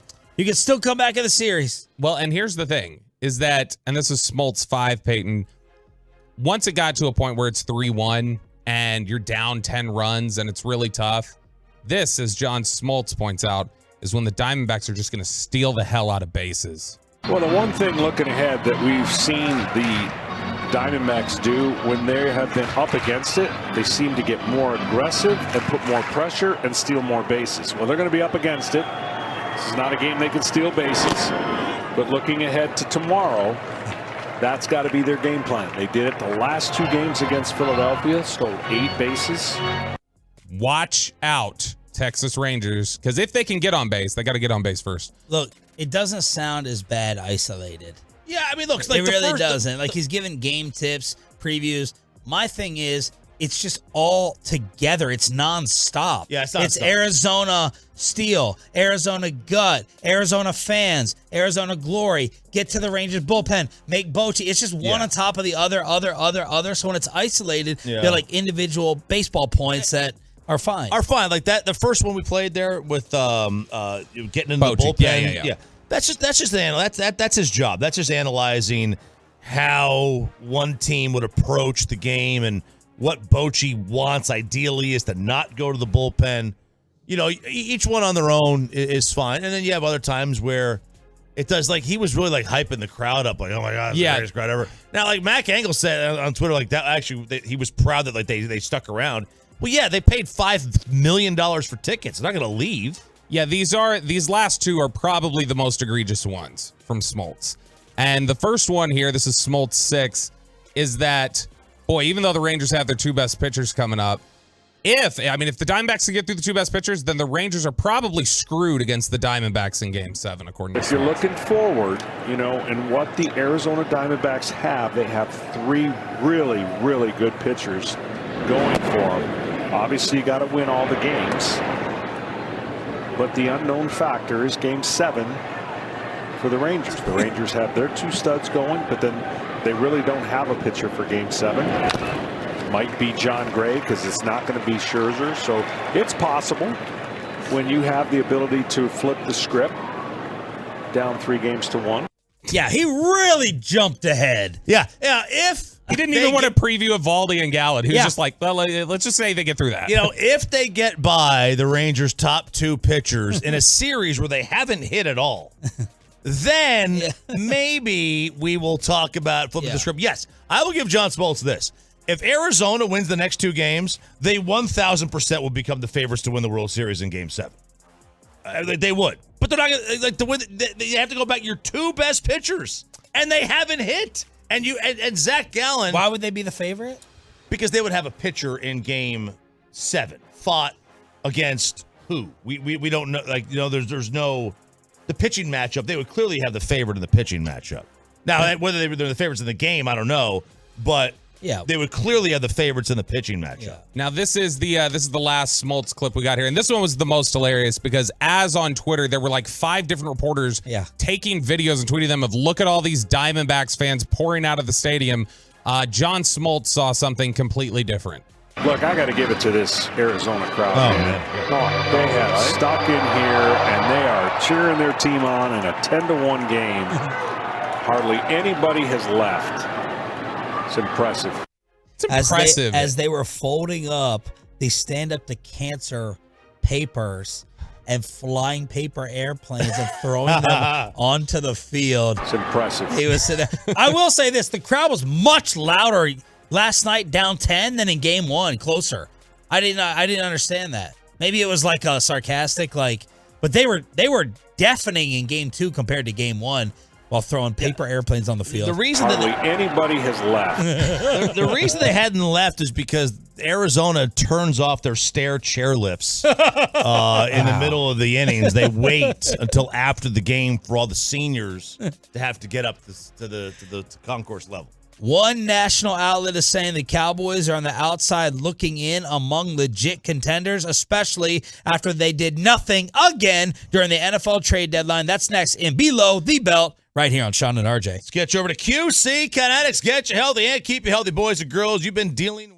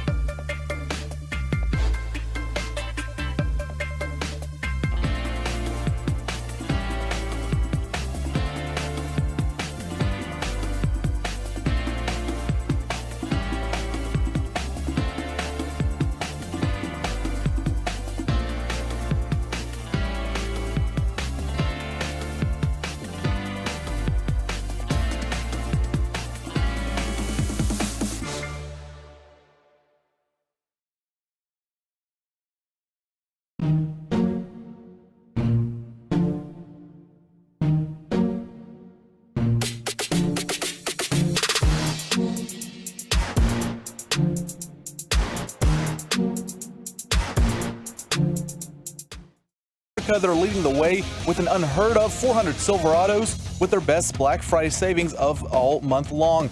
Shop them all today at ClassicChevrolet.com. This is Texas. This is Classic Chevrolet. Find new roads. The great Bobby Belt. Don't make me take off my belt. Don't make me take off my belt. We're not. Houston sucks, but we need to band together to defend the armpit against tyranny. I love, by the way, these couple of Astros reporters. I was really disappointed in the Hall of Famer John McClain retweeting one of those idiots there. Look at the ratings. That's their only slight flex. Yo, man, you got put out and eliminated. Shut your mouth. Be quiet. In terms of all-time low World Series ratings, nobody in DFW, nobody in the Metroplex does or should care. No, they shouldn't. They should. That was one of the reasons I was like, ugh. That's one of the reasons I wanted Philly was because I don't want anybody to be able to have any kind of comeback here. And not be able to say a word. And you cannot say a word to a world champ. And that's the only thing they would be able to hold. The national media, nobody should. This team deserves their due. And the story of the World Series needs to be about the team, not about it's the lowest rated World Series of all time. And that's bothersome. And it should bother Ranger fans that people are going to say that. They are going to say that. Yeah, I mean, but look, if you win this game tonight, not one person will care. That's a Ranger fan. They're not going to care. Not one's going to care. But it's still going to be peppered at you. But I mean, it's your job just to it won't come away. up until there's another World Series that gets low ratings. Mm-hmm. It won't come up again. But I mean, that's not even a legitimate point. Like I wouldn't even worry about that because I mean, what you're talking about is what did you want the Rangers to do? If they win this game tonight, they go 11-0 on the road. They win every road playoff game. Everybody's going, how hard it is to win on the road in October. Okay, well, they couldn't lose a game on the road in October. They beat the number 1 seed in the American League. They beat the defending World Series champions. And the 2 seed. Sorry they couldn't get the access to the defending NL champs. They got bounced by a team that was better than them in that stretch. They beat everybody you put in front of them. Right. And so, to me, it's, if they couldn't beat Nielsen, then sorry. Dallas Cowboys yesterday would you say they were, how would you describe, guys, the Cowboys at the trade deadline in terms of when people talk about winners and losers? Do you think they fall into that category by doing nothing, or do you think it's just they're a push? Slight loser. Because of what others did? So that's improvement. Yeah, man. You know that you are not as good. I believe they're not as good as San Fran and Philly. I don't personally believe that they are. If they do, it's a push. If they don't, then you're not going for anything. People throwing out the old clips of Jerry sitting next to Dion. I miss that Jerry. And it's not just like this deadline. We now have a combo of regular season deadlines where they have a really good record. We know they're probably going to the playoffs, and they don't make any over-the-top move. It also doesn't make sense. In my opinion, they don't believe in the quarterback to the ultimate degree. So if you don't believe in the quarterback to the ultimate degree, figure out another area of the football team to address to put you over the top or catch the others. Instead of leaking to the Dallas Morning News, which someone did, oh no, our trades were in the offseason. We made our moves. Y'all just forgot about them. And we didn't have 4th, 5th, or 6th round picks. So, I mean, there's a rule apparently in the NFL that got passed that you can't trade 1s, 2, or 3s. The league made a special exception yesterday for the San Francisco 49ers. You guys can use this 3rd because the Cowboys can't. Every other team can. You can use this 3rd round pick. Chicago, you can use the 2nd to get Montez Sweat. That was a dumb deal, man. Especially after they got a 3rd for Chase. Yeah, that was a dumb deal. I didn't have a massive issue. I didn't have a problem with them not making a trade. Look, Kansas City didn't do anything. Buffalo didn't do anything. Cincinnati, Baltimore, I mean, they didn't make any deals. No, but I mean, they did. Buffalo went and got Rasul Douglas yesterday. That's a starting corner for them. Kansas City 2 weeks ago traded for McCole Hardman again. They added another weapon. Kansas City has a pass. It's not the same thing. They have a pass. Yeah, they're the 1 seed. But even still, they acquired somebody. They did. They went out and made a move. And when you look at all the contenders over this last month. Okay, yes. I'm thinking of like an over the top. But like no one is no one is picking anyone over them when we start the playoffs. For sure. So it's a little understood. Different. You know absolutely, what I mean? Absolutely different. Like the Cowboys, we're not going to have the Cowboys probably as the Super Bowl favorite out of the NFC. You're behind. You're trailing. You are the trailing. Chiefs are not trailing. You are trailing at the very least Philadelphia. You might be trailing. We don't know about San Francisco. They're the slump. Yep. It is what it is. They might be trailing Detroit. Trailing Detroit. Who knows? We don't, and honestly, we don't know yet because it's something to monitor. They are 5-2. We don't know how they stack up against Seattle, to be honest. And Seattle went out and got Leonard Williams. They've gotten Frank Clark. So the Cowboys, and I had this question a lot. I've seen it on the fan text this morning. I got it on Twitter a lot yesterday, where when nothing happened, people were like, "Can you tell me, were they at least close on anybody? Was there anything where it's like, oh, they had this conversation, it just couldn't get done?" It doesn't sound like it. It doesn't sound like the Cowboys were at all in on anything. I think it's like Jerry said. Somebody was going to have to pick up the phone and call them, and I don't know that call came through. Or at least the call was the type of player that they would have wanted to talk about. I think that's ultimately what occurred there. CBS. Where would you put them? What category? Slight losers. Mainly because of the context of the fact that the other 6 teams that are currently in the playoffs alongside the Cowboys all made moves. They all did things to get better, and you stood pat. So to me, it's regardless of how you view yourself in that hierarchy, they all then tried to elevate. So they either got closer to you or surpassed you with their moves, and you decided to do nothing. This is not a flawless football team by any means. And I don't know that you can sit there and just go, well, look at what we've got. What we've got here says that we don't have to add anything else. I mean, their whole mantra right now is the roster's good enough. You've just got to be consistent. This is about consistency. It's about execution. It's not about plugging in other players. So I would rank them like you, slight loser at the trade deadline yesterday. And I'm just a little surprised that the vulnerability in the NFC or across the NFL in general, I guess, didn't stir that inside of the Cowboys front office to be more wheelers and dealers. That just kind of surprised me. All right, CBS had ranking the 7 teams with legitimate shot at Super Bowl title last week. This was end of last week, and this was before the Cowboys played the Rams. But what I thought was fascinating here was CBS was laying out, hey, these are, you've got teams that are contenders and things like that, but there's a difference between being a team that will probably make the playoffs to do this and then just they've got no road to the Super Bowl. They're not legitimate. There's no scenario where they're actually going to be a realistic discussion for the Super Bowl. And these 7 teams have the Cowboys outside of it. It's number 1, Kansas City, 2, Philadelphia, 3, Baltimore, 4, San Francisco. I think all these make sense so far. 5, Miami. Here's where the last 2 I think get interesting, and I'm curious how you guys compare the Cowboys to these 2 teams. 6, Jacksonville as a legitimate Super Bowl contender. 7, just referenced them. Wait, you agree that Baltimore is one? Yeah, I have Baltimore as the number 1 team in the league that last 2 doesn't weeks. mean anything to me. Why? Because they're a great regular season team. So now you're gonna change your whole Lamar Jackson throwing opinion for the playoffs. It will be enough through the postseason because that's been the knock on them. You can have them as a great regular season team and not believe they're a legitimate contender. So you've changed your mind about Lamar? No, because I didn't change my mind about Trent Dilfer, and yet the Baltimore Ravens were still a Super Bowl team with them. It doesn't with change an my all-time great defense. Joe Flacco was not an all-time great quarterback. I wouldn't say like, oh, Flacco's near the top either. They've won Super Bowls with bad quarterbacks before. And by the way, Baltimore has the number 1 defense, or did. I don't know where it's changed now. They have the number 1 defense in the NFL heading into this weekend. They're a complete team.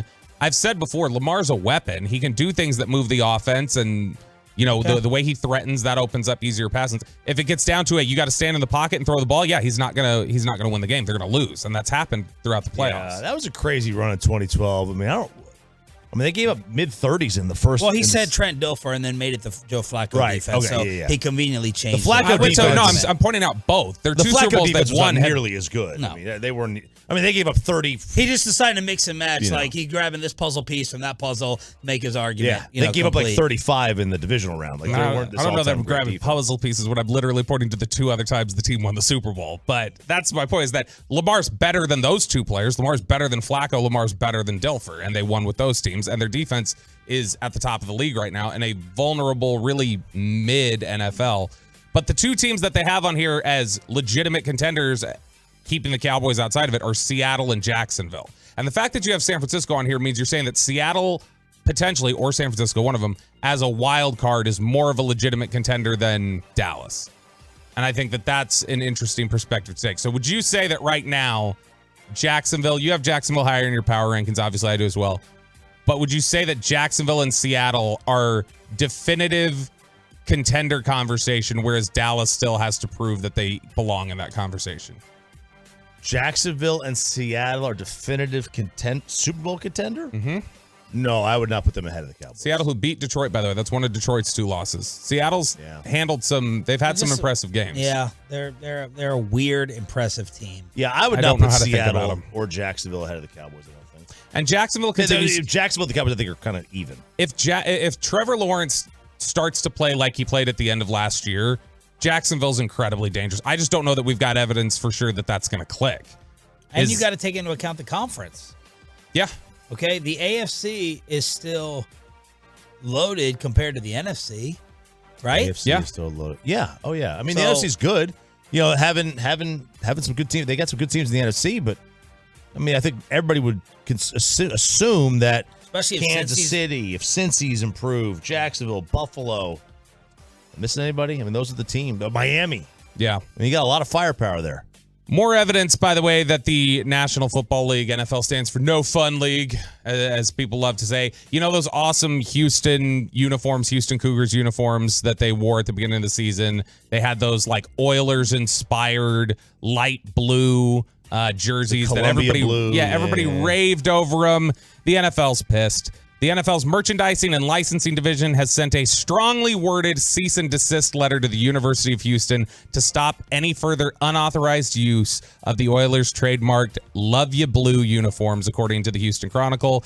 The University of Houston, of course, is arguing that it's a tribute to a bygone era in the city's football history and that it recognizes the city's connection to the light blue that was recognizable in the Houston Police Department for years. So they're trying to say it's inspired by it, but it's not a direct rip. Yeah. But even if it's a direct rip, go worry about other things, NFL. If they were using the Oiler logo, that's an issue. Do they own the copyright to Columbia Blue? I mean, the NFL thinks do they own that? You know, here's what made me chuckle the most.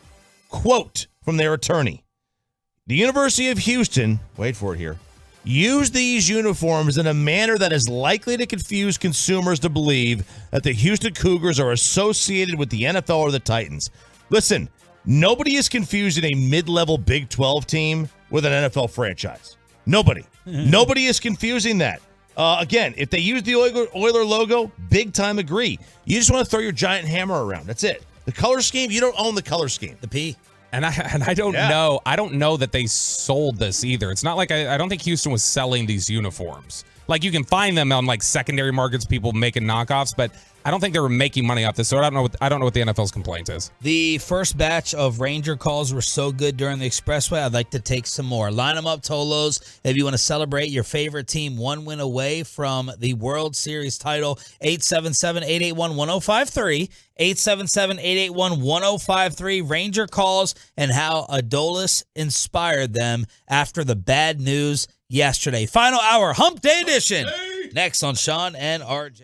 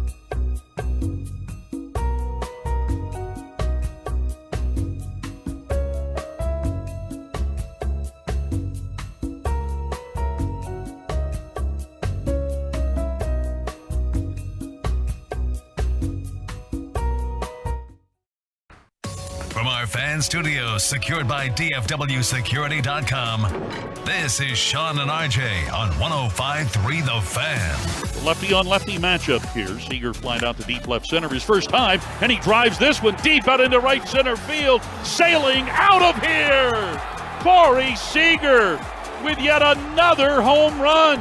His third here in the World Series, his sixth this postseason. Texas 5, Arizona nothing. World Series MVP heavy favorite. Final hour. Fist pump time live on the Fan Cam, Twitch, and YouTube. Sean Sharif, Ralph, James Choppy, and our Cowboys insider Bobby Belt as the Rangers scored 10 runs with 2 outs. They set all type of offensive records. They beat the Diamondbacks 11-7 here on DFW Sports Station, and hopefully it ends tonight with Nathan Eovaldi on the mound against Zach Gallen. We were just looking at other statistics and outputs in the series. If the Rangers get it done, what will be the World Series MVP discussion? Is there any discussion, or is it easily Corey Seager and nobody else? Kyle Tucker. I would think it's Corey Seager, and there's no other question, which is odd because from a batting average perspective, he hasn't been like this amazing hitter this series. Mm-hmm. A lot of times you'll see a World Series winner he'll hit 450, 375, 520. His OPS is high. His OPS is very high. But he's had the biggest hits and the biggest moments. He had a game tying home run in game 1. He had the go-ahead, not the go-ahead, but the cushion home run in Game 3. He had the big-time cushion home run in Game 4. So his moments have been bigger. I don't know who else you would give it to. There's only one other person I think could legitimately be in contention. Robbie and Grossman. Well, I mean, look, you might as well just hand him the award.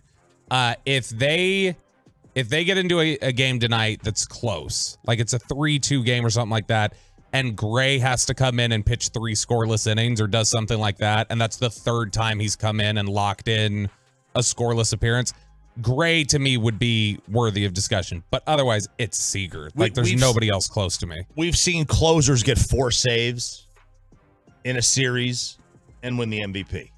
It's really hard at a sweep to give to single out one guy.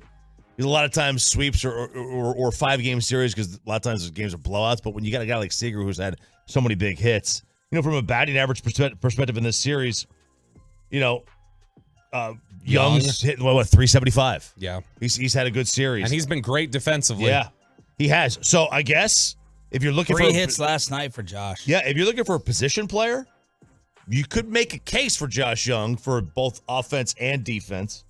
But Seager, nobody has had more big moments in this series than Corey Seager, and it's not even close. Not even close.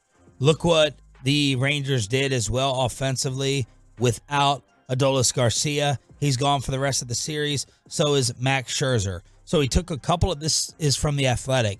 He took a couple of swings in the batting cage, shut it down because of the discomfort with the strained left oblique. But he took the floor in talking to his teammates. And Josh Young said, Adolis said, pick me up. Jonah said it was emotional. It hit us right in the heart. It gave us a little something extra to play for today. Adolis, according to Corey Seager, had a message that really fired the team up. And after he spoke, they put the theme for the day on a video screen. Quote, more obstacle equals more meaning. The purpose has been increased. That was the message with Adolis. Very emotional, talking to his guys before Game 4. Here's Bochy on his team handling all the injury news yesterday. We've dealt with it all year, to be honest. And I said this earlier, before the game. I couldn't be more proud of these guys, how they bounce back, how resilient they are, how they've dealt with things, whether it's losing streaks, whether it's injuries. You can't do anything about it. And, they're going to happen occasionally. What's important is how you handle it. And they just have handled it all so well, the whole year. So I wasn't worried about how they would handle this. I'll tell you what I'm really glad about in terms of the context of losing Adolis, though. I am so glad he got those 2 RBIs out of the way. Because if he would have been sitting on a tie with Freeze for most RBIs in the playoffs, and then he gets that injury, that would have hurt. But look, Jankowski was great stepping up last night. Those 2 massive base hits early in the game before it was out of reach. This is what has happened consistently. Boach just said it there. This consistently has happened every time this year when injuries have happened. For the most part, there have been some bad stretches, but when a massive injury happens, somebody stepped up. When DeGrom goes out, Dunning pitches great. When Seager goes down, Simeon steps up, plays well. Duran hits. Yeah. This has been consistently what they've done all year. Duran, you forget about Duran. There was a point in this Absolutely. season when Seager went down early in the year. Ezekiel Duran, man, he was fantastic. I mean, when Adolis went down, Evan Carter steps up. There's a million examples this year of guys that have stepped up during the course of the season at any point. Rosenthal also snuck this in. And then we'll get to Tolo calls, promise. Hey, by the way, props to Rosenthal and Verducci last night. Before the game, they each did a Ranger and a Diamondback piece. Whereas before Game 7 against the Astros, they both did Houston pieces. Oh. So there you go. At this point, no one should be surprised if the Rangers emerge as a player for Shohei this winter. They will be the more attractive option if they make their pitch as World Series champs. Ken Rosenthal sneaking that in. Tolo calls after last night. 877-881-1053. Justin in Weatherford, start us off. Man, listen, I got so many things to say. Let me try to squeeze them in here. I couldn't agree with you guys more. First of all, there's no doubt about it that Corey Seager's headed for his second World Series MVP. The only other person I could have seen maybe in that conversation was Adolis Garcia, and obviously he's hurt. So Corey Seager's a no-brainer there. And you guys are 100% right. These Rangers for the entire season have constantly been stepping up. Jankowski stepped up all season when he was called. Jankowski came up big last night again. I mean, I've heard John Schmaltz say multiple times that these Rangers are such a streaky team. These Rangers, listen, you're not in first place for 50, 60 days, whatever it was, if you're a streaky team. This team had a lot of injuries to deal with throughout the year, and they came out on top. And, when you got Bruce Bochy at the helm and you got guys like Corey Seager, man, it's been so fun to watch. It's been so special. And, my goodness, I'm gonna cry tonight if they win that World Series. But one thing at a time. They got to go finish the job. But man, this has been so fun to watch. It has been a bit of a roller coaster season at times. But like Adolis said to the guys in the clubhouse, that just makes it even more special. And what Adolis Garcia said, that hit me right in the feels, because I mean, obviously, you can just feel what this means to him, and they want to win this World Series more than anything. And so, wow, this has been such a blessing just to watch these guys do what they do. It's just I wish Jay, we appreciate it, bro. We got it. We got to run. Thank you. I want to squeeze in some of the other calls. Jacob and Carol. Jacob, you're next up on the Fan. Yeah. Good morning, boys. I just want to say, I'm kind of torn on this one. I kind of want the Rangers to come home and win it in their home ballpark, but at the same time, I kind of want them to finally shut John Smoltz up about how the Diamondbacks can get in this series. Thank you. Thank you, brother. David in Dallas. David, you are live on the Boomer Jacks Bar and Grill Hotline. Hey, fellas. So I feel pretty confident we could take care of business tonight with Uvalde. I know Tori over there, Luvolo, whatever, he was talking about Montgomery and how they picked a specific spot on the plate that they were hoping he was going to hit at on game 2, and they lucked out and got it. So I feel pretty confident if we don't do it today, we'll do it here in a couple of days. If that's the case, Sean, are we having the P in Dallas or Fort Worth? Oh, no. From experience, the P in Arlington is the best one. That's the best P to get. I'm not touching the P. I told y'all, I don't touch that P in Fort Worth. A lot more bang for your buck Dallas, when you get the P in Arlington. Don't try to tempt me. Don't try to tease me with that. My wife is in the car now driving back from school saying, what are you talking about? Brady and Alvarado. Brady, you're next up on the home of the Rangers. Hey, guys, long time Tolo. Hey, a couple of things. First of all, we don't need the national media. We got Eric, Matt, and Jared. And second of all, I'm going to dip back to 2011 a little bit, and I'm not talking about the Rangers back then. I'm talking about the Mavericks. They've been giving me that feel all year. They keep saying they're not done yet, and they're going to go finish it off. Let's go, Rangers. Good call. Let's get it. Man, my boy Brian texted me. He goes, if this ends, please just let it be a fly ball to right. It would have been sweeter with Adolis out there, but then you got Adolis' substitute out there, but maybe a fly ball to right, but got to get there first. Josh in Louisville. Josh, you are next up on the home of the Rangers. Go ahead, boss. Hey, what's up, my guys? Long-time listener. My guy. The Rangers are over here doing their thing. Been watching them for years and years, and like everybody else in the Metroplex, really, really pumped up about where we are and excited to be one win away from the whole thing. Like the last caller, definitely would have loved to see them bring it home, but down to see it happen tonight.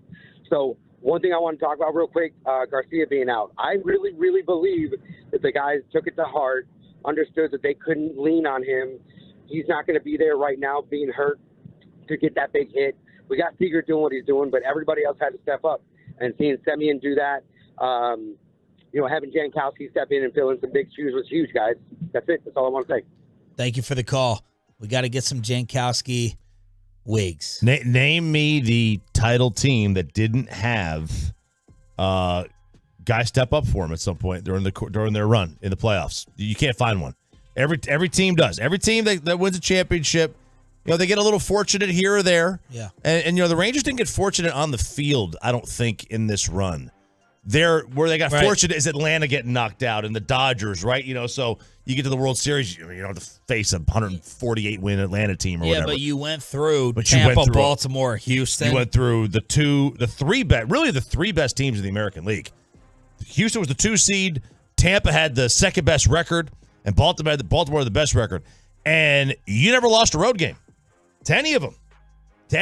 So you showed you could beat them. Yeah. You could have beat Atlanta. Atlanta was flawed. I love what you Dodgers said. were flawed. I love what you said, though, that it hasn't been. You don't even know what I'm talking about. I know. I'll save it for tomorrow. No. I gotta hear it. Matthew and Denton. Matthew, you're live on Sean, RJ, and Bobby. Go ahead, Matt. Yeah, who cares who else is watching? We're watching. That's what matters. Yes. First and foremost. I don't like to count my chickens before they hatch, but I know one thing Corey Seager deserves, and that's AL MVP. Also, a lot of people have touched on it, but I've been watching Rangers forever. Janikowski has been one of the best role players I've ever seen out of any Rangers baseball team. He's been huge coming up all season long. Let's get it tonight. He got totally forgotten, too. Like, he had flashes and moments earlier in the year, but no doubt about it, Duran was the most forgotten. And then they go to Jankowski, and that's the stuff that legends are made of when it comes to role players. Gabe and Burleson. Gabe, you're next up on the Fan, boss. Hey, boys. Good morning. I set my alarm at 5:30 every morning. You guys make my day. Yeah. Thank you so much. Thank Big hand clap right there. Man, and Chop, I'm sorry my recommendation for the Nexium didn't work out, pal. I'm sorry about that. Oh, no, it's okay. My stomach is... I For can't- the what? Nexium. He's like, take that. You For can his eat all the his pizza you problem. want. Oh. I cannot eat all the pizza I want. No, first and foremost, let's get the Thelma chance going, guys. I mean, that call this morning was incredible. Thelma. And still gives me goosebumps even talking about it. The only thing I really wanted to bring up was Jordan Montgomery. And that guy, for me, has been so underrated, underspoken about, whatever you want to say. Yeah. But how aggressive do you guys think that we need to be in the offseason to re-sign that guy as our number 2 or whatever he is next year? And I'm going to hang up and listen, man, because I don't think he's getting talked about enough. And I think we need to go hard and strong after him. Always hard and strong. Look, we can talk about the offseason in a couple days, hopefully tomorrow or the day after that. I said that, and this wasn't any genius take. It was because everyone else was dropping like flies in the starting rotation. Jordan Montgomery was going to be the X factor. I said that at the end of the regular season. I didn't think he was going to do that. I did not think he was going to do that. Make no mistake. No, you didn't know Jack Squad like always. I thought All right, 9:15. Get ready to turn your mic off the rest of the show and you become useless. Derek in Dallas, finish us up strong, Derek. Morning, guys. Love you guys. I want to address the fact that the whole hate with North Texas sports in general. People like Stephen A. always hate on what we're doing here. We really don't care. We have a bunch of teams. There's always going to be a winner here in one of the major sports. There's always going to be a team that wins. The Rangers have been on top all season long, and now everybody's acting like it's some big surprise. They're just playing like a team of destiny. This could be the Brewers or the Pirates or something like that, and everybody would be gloating about how good they are when they would just be lucky. The Rangers are doing what the Rangers set out to do. Yes, it's early in a rebuild season, but hey, they're a great team this season, and they're doing great things. North Texas sports, big ups to them, and prayers to Thelma's family. Love you guys again. Keep doing a great job. Great call, Derek. Thank you, brother. We appreciate you. And that just shows, man, the Tolo's been listening since the Expressway when that call did come in that we hope to highlight, may even make into a promo and replay tomorrow when we can have the Rangers win it for Thelma, who just recently passed away. Sean Sharif, RJ Choppy, and Bobby Belt. We got to have a little Eagles preview. How good are they? Why didn't the Cowboys trade for anybody? Nick Eatman, DallasCowboys.com is next. But, man, oh, my God.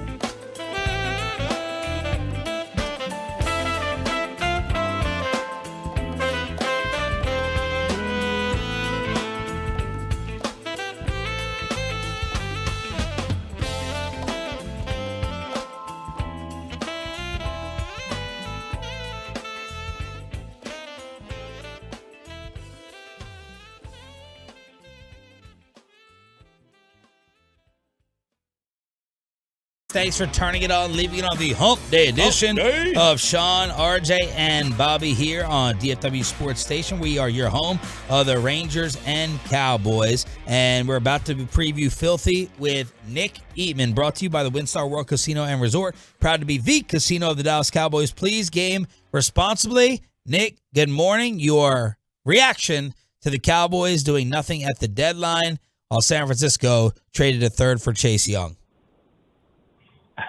That's actually a move for the Cowboys. I thought what happened yesterday helped the Cowboys more than any other, just because of you got to face Washington twice, and that's the problem when you're facing Washington, is that line could be pretty tough, especially Sweat. He's killed the Cowboys. So I actually do a weekly interview sometimes with Stephen Jones, and it was happening right at the trade deadline. And, he was checking his phone a little bit, making sure nobody called him back. They had a couple things, I think, going on, but nothing major, and it obviously didn't happen. But he was pretty excited about Washington getting rid of those two defensive ends, especially when they have to play them. Okay, this is actually amazing to me, the point that you're bringing up here. And to me, in my opinion, it shows the complete wrong mentality. And we can argue about it if you'd like. So Stephen Jones is happy that the Cowboys are facing a lesser Washington team, one that you're not going to have to really worry about, versus San Francisco getting a freak to go along with Nick Bosa and someone you haven't been able to get through in the postseason. I disagree with that mentality. When do they play the Niners? That game. I mean, because I know they play Washington twice. Yeah. So I mean, you can sit there and argue all day long. I mean, maybe. And Washington's a scrub. Okay. And always has been and always will be. Okay, that's two different points. Can they beat the Cowboys? Yes, they can. I mean, and what makes them good is that part right there, the part that defensive, that pass rush, that defensive line. That's all he's saying is that didn't hurt his feelings. He didn't do a cartwheel. I didn't see that. All I'm saying is it didn't hurt his feelings that a team that they have to face twice had lost two of their best players onto the defensive line. That's what he's focused on, because that's what he knows they have to play. Like he didn't go in high-fiving. He just said, he was surprised by the move. And I mean, do you worry about San Francisco? Sure. But I mean, Chase Young, I mean, does he help him that much? You call him a freak. I mean, when has he done that? When has he been freaky? It was rookie year. He was great. Then he had some injuries. But I mean, isn't that a little short-sighted though, just to worry about, we got Washington coming on the schedule, so that we're glad about that. No, I don't know. How's that short-sighted? Nick, you got to go through San Fran eventually, right? I mean, they're better than you. You think you do. Yeah, you think you have to play them again. And if that helps San Francisco, then that helps them. But I'm just saying, you don't know that. You don't know you're playing San Francisco. Yeah. Hey, I don't love seeing it either. I mean, I wish they would have traded them to the Bengals, but whatever. Like, it is what it is. I mean, San Francisco, they're making desperate moves. That's fine. I mean, good for them. I just think you look at it two ways, and the Cowboys also looked at it and said, hey, I know Stephen Jones was just saying, you know what, that's lost two pass rushers. Don't put this on Stephen that he doesn't, worried about the 49ers. Yeah. But he does know that that Washington is a team that can be dangerous. It's a divisional matchup, and they lost two of their pass rushers. The Cowboys have to win games to get in the playoffs. I listen to y'all. You guys have them out of your power rankings to not make a playoffs right now, or barely. No. Hey. They're just not the top 5 in the league. Okay, right. But the point is they have to win games. They have to win games to get in. And so here's a team that they have to face, coming up for sure. You know that for sure.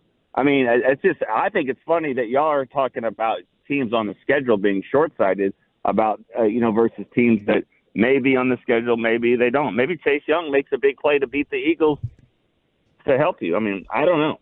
I don't know. Then just on that point about the trade deadline, Nick, is that when you look at, for instance, yesterday, or over the course of the last month, the 6 other teams that are currently in the playoff picture in the NFC all made moves. And a lot of those teams are on your schedule coming up. Donovan Peoples-Jones gets traded to the Lions. The Eagles go and get Kevin Byard, Leonard Williams to the Seahawks. Those are teams you're going to have to deal with.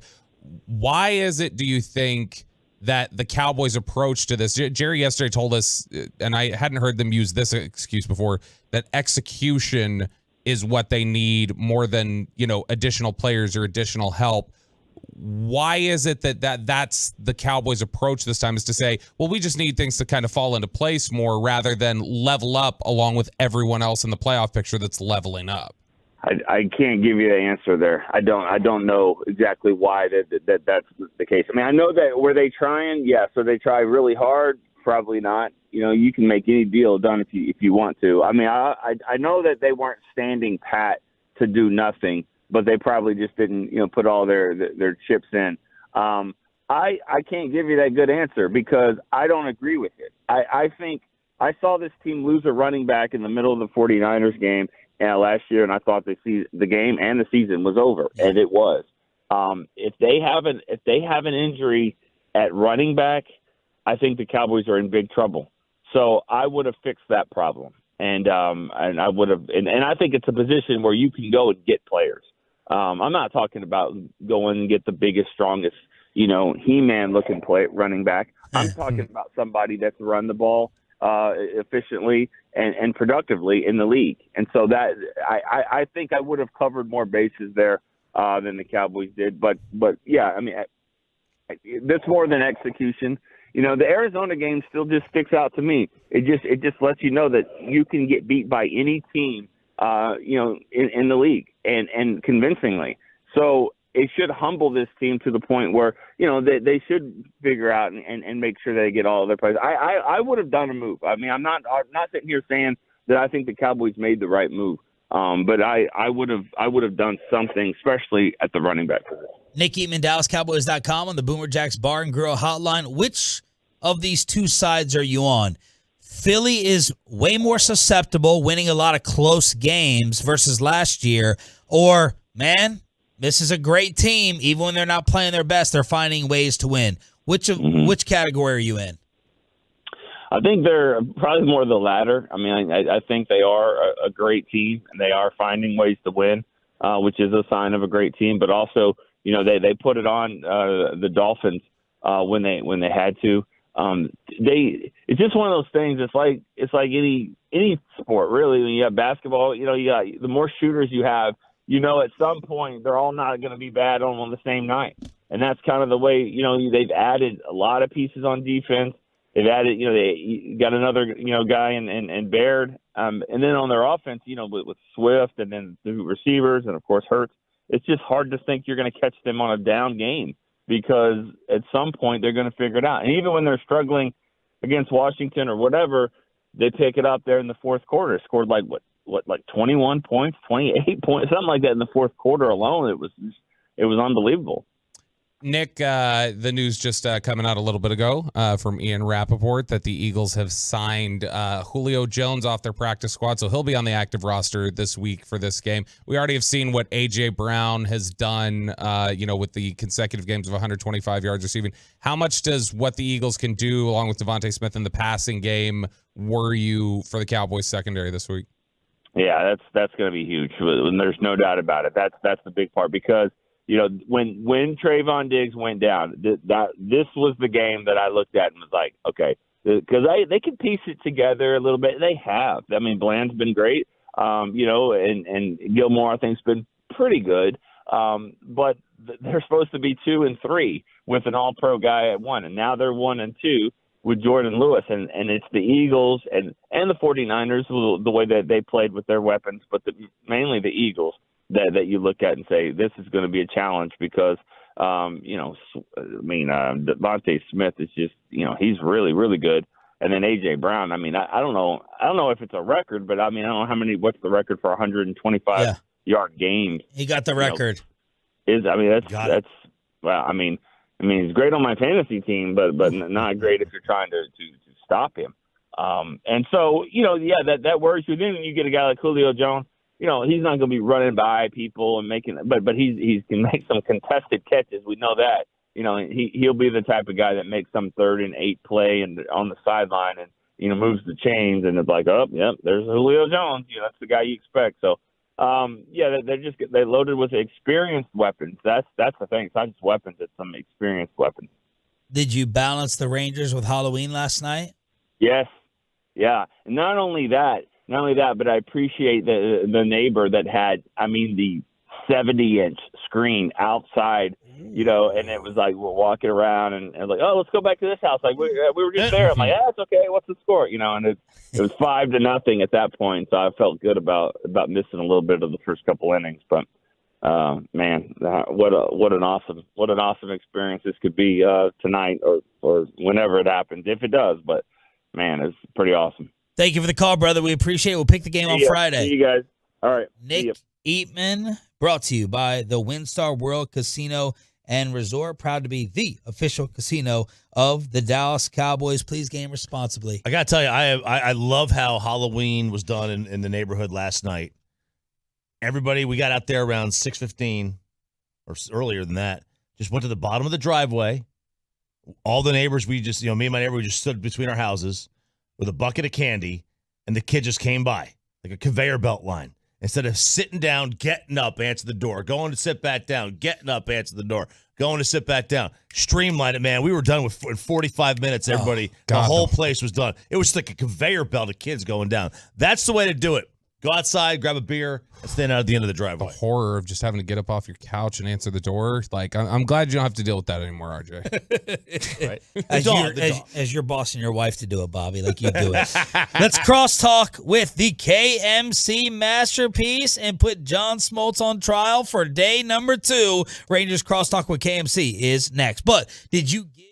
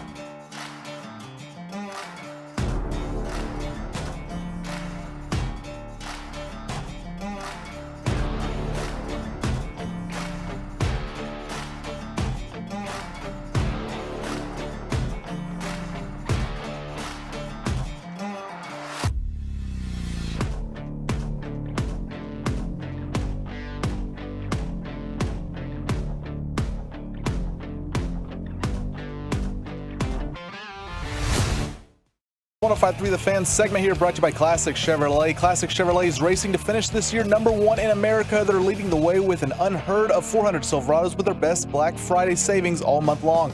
Shop them all today at ClassicChevrolet.com. This is Texas. This is Classic Chevrolet. Relax and enjoy the difference and find new roads. Travis Jankowski, 2 hits, and now 2 runs batted in. And here's a drive, high into the air, deep into left field. Gurriel going back to the wall. He leaps, and it is gone! A home run for Marcus Semien.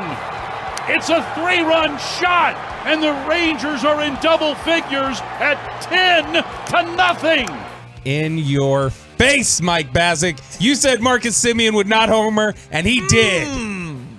You said his career was over. He was never going to home run again. I don't know. Austin Hedges, #1's on his ass right now. Yeah, it is. Theo Pinson, you mean? Yeah. Yeah. I don't care. Austin Hedges? Yeah. No, I'm saying I'm not taking a shot at you. He's the He is Theo the Pinson Theo of the Pinson. Rangers. I You can know. see how we weren't sure, right? That was a very spicy off-air conversation we all just had. I'm a Mike defender these days. I'm a Bassick defender. Oh man, it's November 1st. Well, not for everything, but for most. True. things. Yeah. It's November 1st. You shouldn't defend me for everything. Yeah, I don't. It's November 1st, What day is it? and the Rangers are 1 win away from being the world Oh, my champions of God. baseball. Mm-hmm. Like this is, Oh, I my honestly God. can't believe, I'll tell you this. At 9 o'clock, I was driving in and you guys were taking calls and talking about this.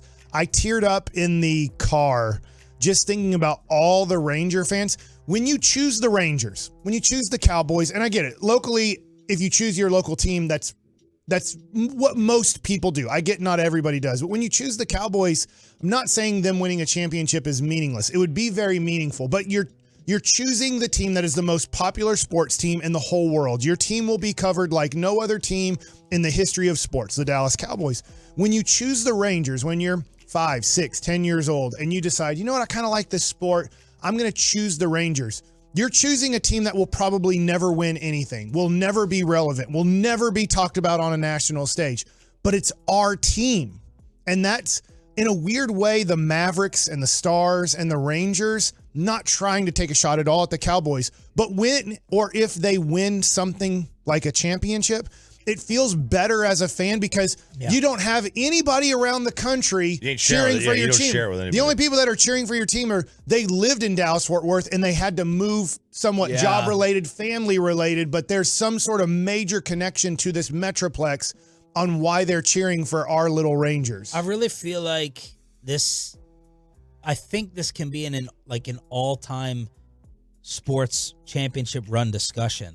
All-time in all sports. Yeah. Because what would the odds have been if you could lay down a parlay, Choppy, on winning every single road game in the playoffs? Well, if we could just pause after the first one to just give emphasis to your parlay. This is the longest road winning streak in Rangers history. All right? Not even regular. No. Yeah. Playoffs, regular season, anytime. Yeah. Ever. They had never won 10 straight road games. What an opportune time to do that. So if you're piling things up on the parlay, there you go. You have won every single game scoring first.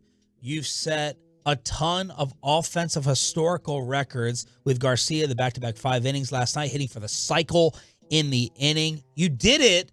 Was it without 3, 4, 5, 6 with an RBI? Yeah, without 3, 4, 5, 6. Without 3, 4, 5, 6 with an RBI, you're doing it with a bullpen that we were all terrified of. You're doing it without your best pitcher, your biggest signing of the offseason, and you're 1 game away. And you're in a rebuild. And you're in a rebuild. And Burke, Stratton, and Smith held the lead.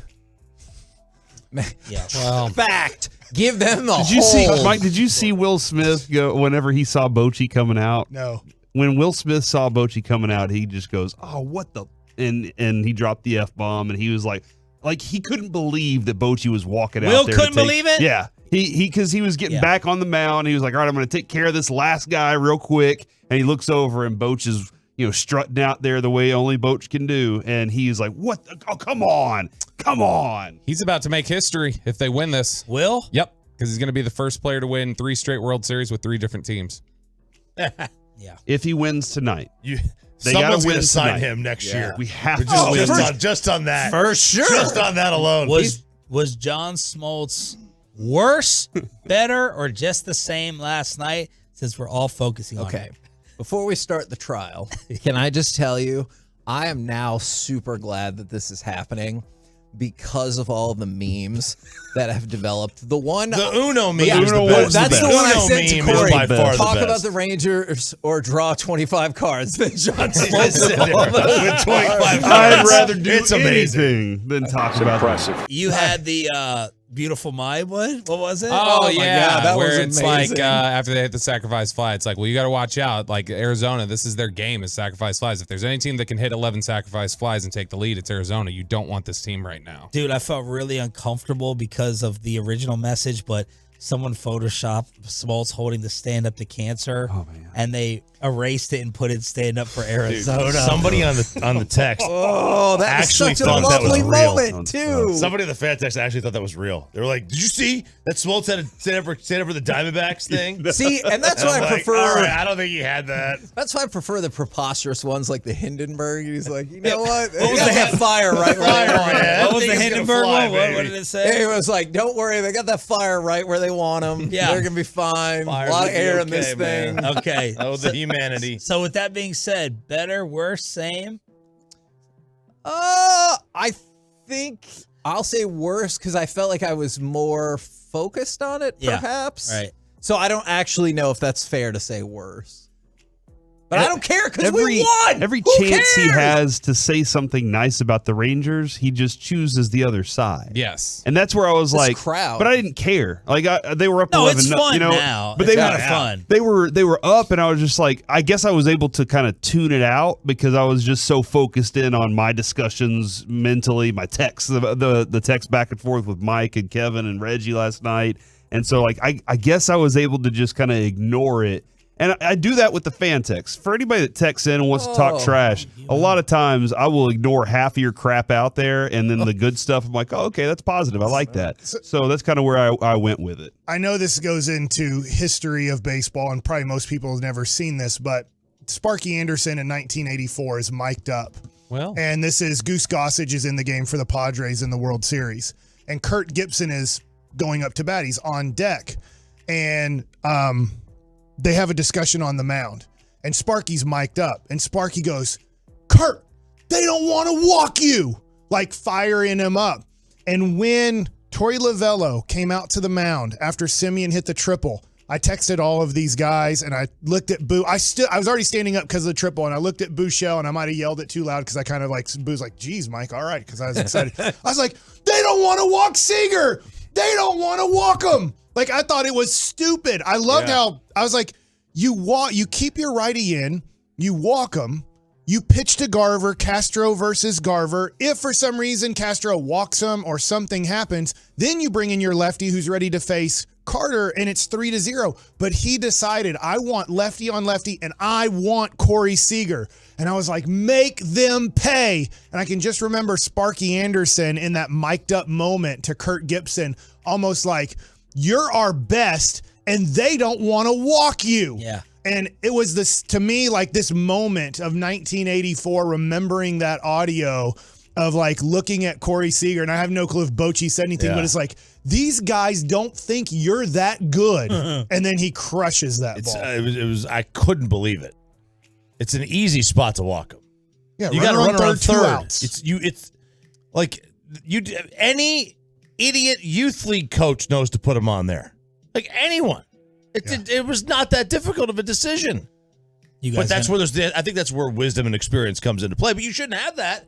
I mean, anybody in Major League Baseball, any manager should know that that's the situation you do. And I'll at least give, and I'm sorry, I'm drawing a blank. I think it was Dick Williams was the manager for San Diego at the time. At least he left in Goose Gossage, the Hall of Famer in his prime, to face Kurt Gibson. This was, we're going to bring in Lefty Nelson to face him. So I was just like, man, this is awesome. I didn't know it was going to end up in a home run, but I was just so pumped that they were going to let Seager hit and they were going to try to get him out with a runner on third base. Because we thought going into this game, there's no way they're going to pitch to Seager with Adolis out. There's no way they're going to pitch to Seager with a chance to extend the lead, take the lead, do some damage. They're going to choose whoever's behind them. They're going to choose to pitch to him, and they chose Seager. And that, I think that was a big moment. I know then the next inning was huge too, but I thought it was a big moment that it's 3-0.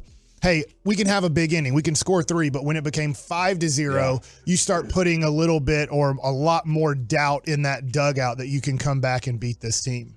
How much tougher is it to feel great about a 3-1 baseball lead versus basketball and hockey? Well, that's why I shook my head, because MLB Network was posting all the teams that had ever come back in the World Series from 3-1. Was it 6 of them? Yeah. I think there's an 86% chance for the Rangers to win now, and I thought it would be higher.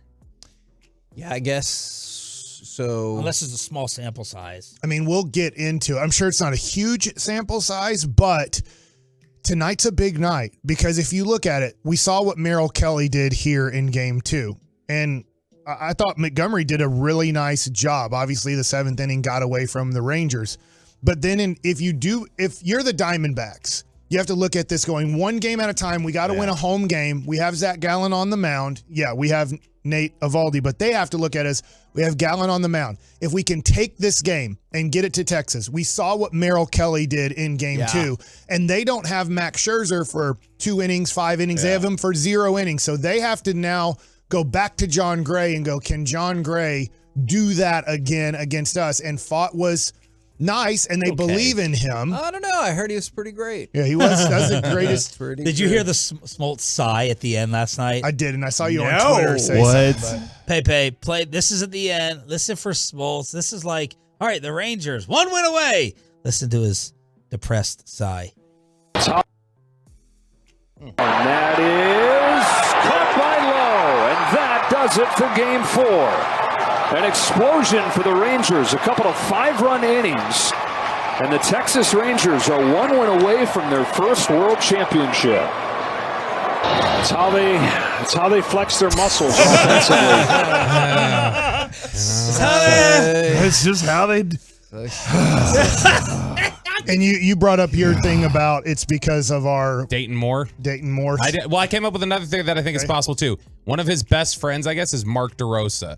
And so what if he didn't like that DeRosa didn't get an interview for the manager job last year when he was asking for it? Well, someone tweeted that you were right, Corey.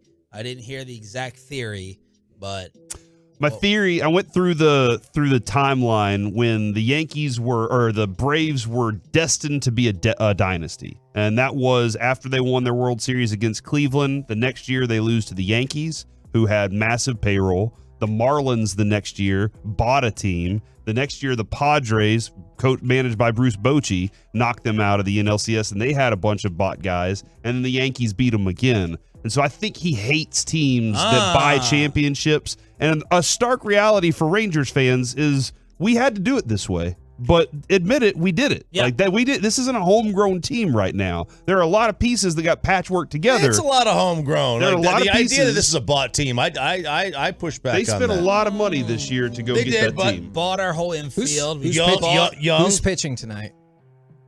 Okay, again, it's not.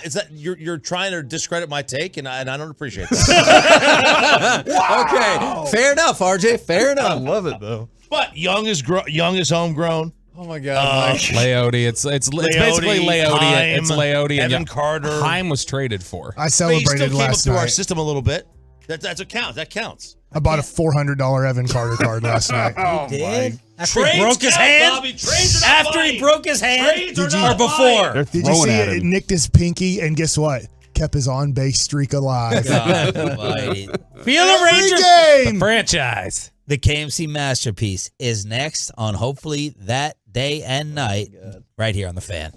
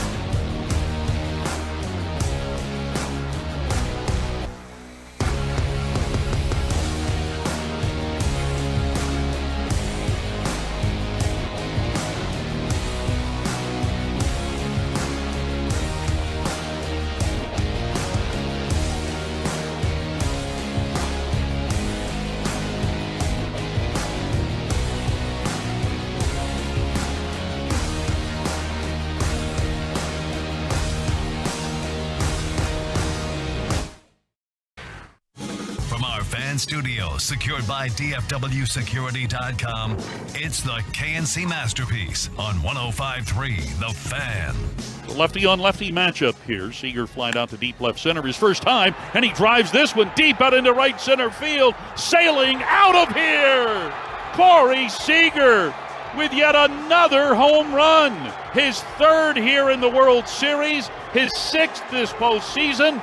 Texas 5, Arizona nothing. KNC Masterpiece back here on 105.3 The Fan. The Texas Rangers lead the World Series 3-1. There's still a long way to go, but from the 806. Are you saying there's 3 more games? Is that what you're saying? 27 outs is a lot of damn outs. And do the again. The Texas Rangers could be world champions in approximately 12 hours.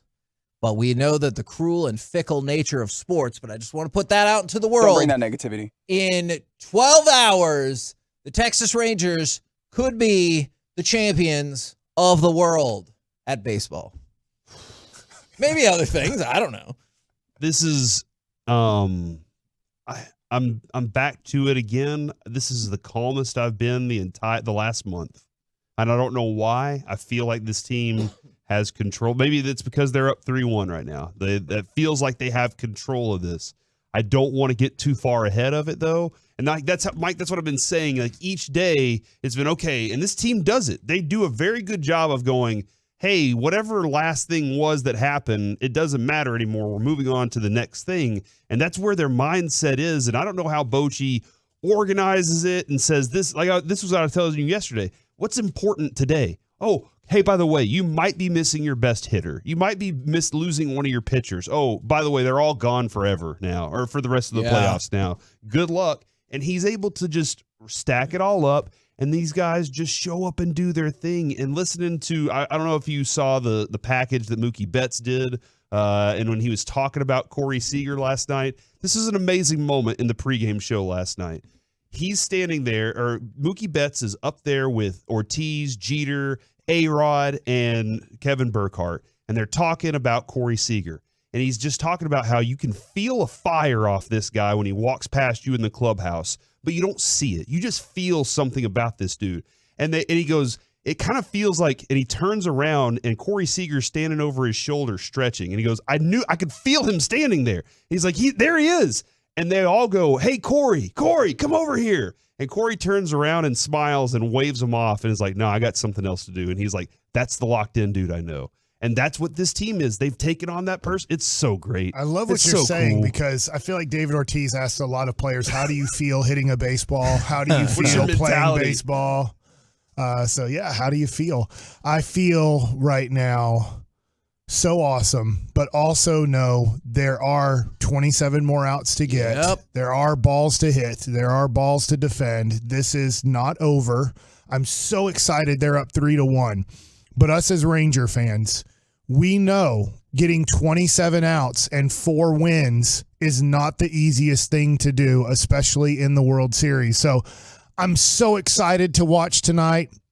I'm not working Bally's. I'll be at home with my sons, Jake and Cal, and my wife, and we'll be locked in. And I hope I will, if it happens, I really think I will break down and just bawl. Me too. But it isn't there yet. And we've seen it in other situations. Bochy has seen it in the NLCS. He was down 3-1 to St. Louis in 2012, and they won 3 in a row to get to the World Series. And I'm not trying to be, negative Nancy here, like, Bochy was saying that day, but you have to play good baseball today or tonight. And the other thing too, real quick, is I felt like this in basketball. How many times does a good player go down and the other team go, oh, good, he's not in the game, we got this. And then the other team looks at it and says, we have to rally around ourselves. We have to focus and concentrate every at bat, because yes, we are missing that person on our basketball team, baseball team.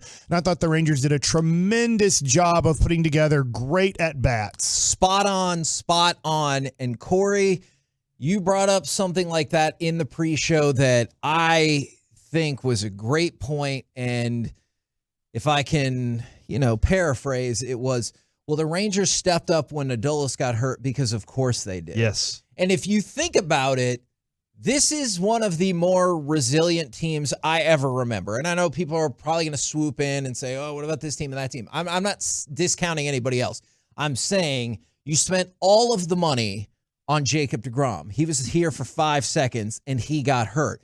In his absence, up rose Nathan Eovaldi, and he was the dude, and he was pitching amazing. And then he got hurt. Corey Seager trying to make a run at MVP, even though Shohei's probably got it locked up. You're like, I don't know, maybe he could do it. And then he got hurt. And then Adolis Garcia, he got hurt. And what happens? Evan Carter shows up, and they seem to replace everybody. Nathan Eovaldi has essentially replaced himself from earlier in the season, even though we had like a 2-month lull. Jordan Montgomery is like, don't forget about me. Marcus Semien, at a time when we were all concerned and maybe have given up about huge postseason production, stands up and says, don't forget who the hell I am. This team comes back again and again and again. And that's one of the things that I wish were talked about a little bit more. Like, I'm not going to turn this into a John Smoltz rant, but I do just want to say, I wish there was more discussion of how the hell did this team score 10 runs in the first couple of innings, the first few innings, when they lost the guy who looked like the MVP of the playoffs. By the way, Josh Young did get hurt, and this team stunk for a while. So that was the linchpin of the entire thing. Look how many hits he got last night. Josh Young was the key. Look how many hits he got last night. And Mike, Josh Young started everything last night. Like both of those innings, he was the guy that got on base, and then it led to things happening. That's where you credit Jankowski for their at-bats. The guys at the bottom of the order that were doing those things to get on base and keep that going and get it back to the Marcus Semiens, back to the Corey Seagers, so that they could put those exclamation points on what they'd done to build up to it. It felt like small ball in a way that also led to big ball. It was pressure. It was a lot of pressure last night. Yeah, to score with 2 outs in both of those innings. It was no runs in the second with 2 outs. Now, I will say this till the day I die. I will accept a catcher catching on his knee. I understand. Why do teams do it with a runner on third base? What pitch did he steal? You tell me. Watching that game, I'm glad it happened. It was Rangers. Yeah. But the Rangers have screwed over themselves doing this too, catching on one knee with a runner on third.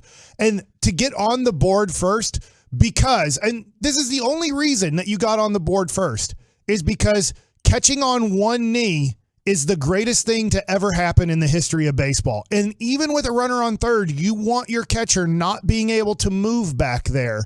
And so when Castro, I believe, pulled a changeup and Moreno could not scoot over to block it, he's kind of stuck because of knee on the ground. Josh Young gets a good read. I don't want to say a great read, but he gets a good read and is able to score on that. I just thought that was huge. And I don't know when the world of baseball is going to wake up on this one and go catch on one knee all you want. But when there's a runner on third base, blocking the ball is more important than maybe we steal a strike that was a ball in that situation. But to your point there, Corey, Jankowski, obviously Leote drawing the walk. Yes, that was massive. Getting the hit. And I was talking to Mark McLemore yesterday before the game, and he was saying Semien has to step up here. It's like we've been saying it, but coming from a guy who played 20 years in the major leagues, he's also like, look, now with Adolis out, when Semien gets these opportunities,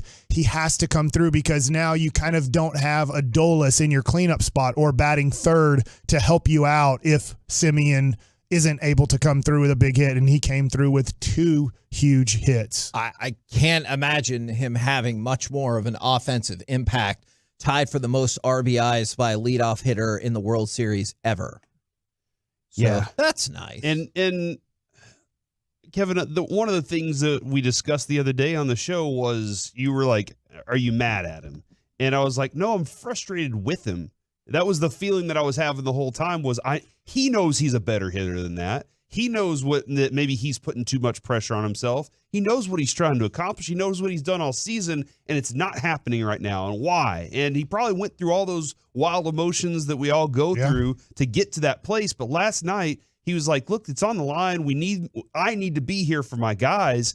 And he found that place. He found the groove. He found the swing. And he did the same thing, Mike, that he's been doing all year, which was he didn't try to drive any of those oppo. He was just like, I'm still trying to pull this sucker down the line. And it just worked out the best way it could for us. And he was getting good pitches to hit throughout the playoffs. I think sometimes you can look at it and just go, gosh, I mean, they are just pitching him unbelievably well, but he was getting pitches to hit and he just wasn't taking advantage of it too much. Now, obviously he had the huge hit 2 nights ago to get the first RBI in, and then he's on base for the Seager home run to make it 3-0 at that point.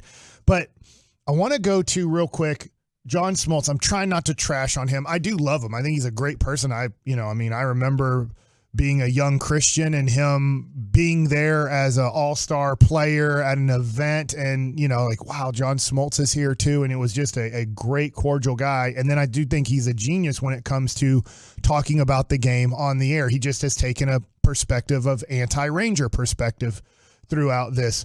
But the Rangers in the World Series, the first game they won, comeback win. Yep. And we had a caller last night that kind of said, oh, man, I love that you stole game 1 because – and I get it. But at the same time, you have to get 27 outs. We know as Ranger fans, you didn't steal anything. They have to get 27 outs. And they pitched to Corey Seager in a huge situation and didn't get it done. So you win a comeback win in game 1. In game 3, 3-1. You win a low-scoring, tight game where it's kind of – our staff versus your staff, and pitching you controlled it the whole way. And you won. Yeah, you did it. Now, yes, were there threats from the Diamondbacks? Sure. Yeah. What game is there not threats when it's 2-1 or 3-1? The other team probably had a few threats. And then last night, you just crushed the ball all over the park in the first 3 innings, and you kind of blow them out. So you've won a comeback win, you've won a tight pitching game, and then you blew them out offensively. I feel like the Rangers have more than one way to win. Yeah. They've proven it in this World Series. So John Smoltz might want to take back they only have one way to win. Oh, I might almost be positive now we're going to win because I think Chris Russo has a Diamondbacks jersey on. And so are you serious? Lord knows he never follows through on his word or gets anything right. So that's positive. I wanted to fire off a couple of these because I actually didn't hear these 2 cuts. I'm willing to wager, especially Bochy is like, either way. If we can go to cut number 6, how does it feel to be 1 win away from a World Series title? The only thing I'm thinking tomorrow, we got to come out and play our best game. I don't mean to cliche that, but it is. That's how you look at it. You don't look where you're at. Your focus has to be on tomorrow's game, going out there and doing all you can to win a ball game. And that's where we have to be thinking. That's where our minds have to be. That's pretty much what I thought he said. It really would have thrown me back if he was like, I know, it's crazy, right? Can you believe it? Yeah, okay, but let's see if the company line goes across the board. This is Jonah Heim in the locker room. Same thing. How does it feel being 1 win away from the World Series? I mean, if you would have asked me when I was a kid if I'd be playing in the World Series at all, I'd laugh at your face. But being 1 win away is super special, and we can't let our guard down. We know what they're capable of, and we got to take it 1 inning, 1 pitch at a time tomorrow, and hopefully we can finish this off tomorrow. All right, so he's feeling a little bit more, which I totally understand. But I also think that's a very human answer to give. But I understand why you would be like, hey, we need to win tomorrow. Because obviously, if you don't, that's the nature of a series. It can change on you in a hurry. So I think all of the right things about, hey, we need to win tomorrow, today. Yeah, and they're not going to do anything different today. The bus is getting to the park at the same time. They're taking the same batting practice that they always have. They're taking the same fielding practice. The pitchers are going through, their throwing program the same way. Now, the one thing is tonight, and we'll get more into it, the Diamondbacks will be playing this as a Game 7. Sure. So they have to play 3 games as a Game 7 now. But the Rangers... So this is going to be one of those real long games because 18 pitching changes. Well, you know that Seawald's pitching the 9th inning.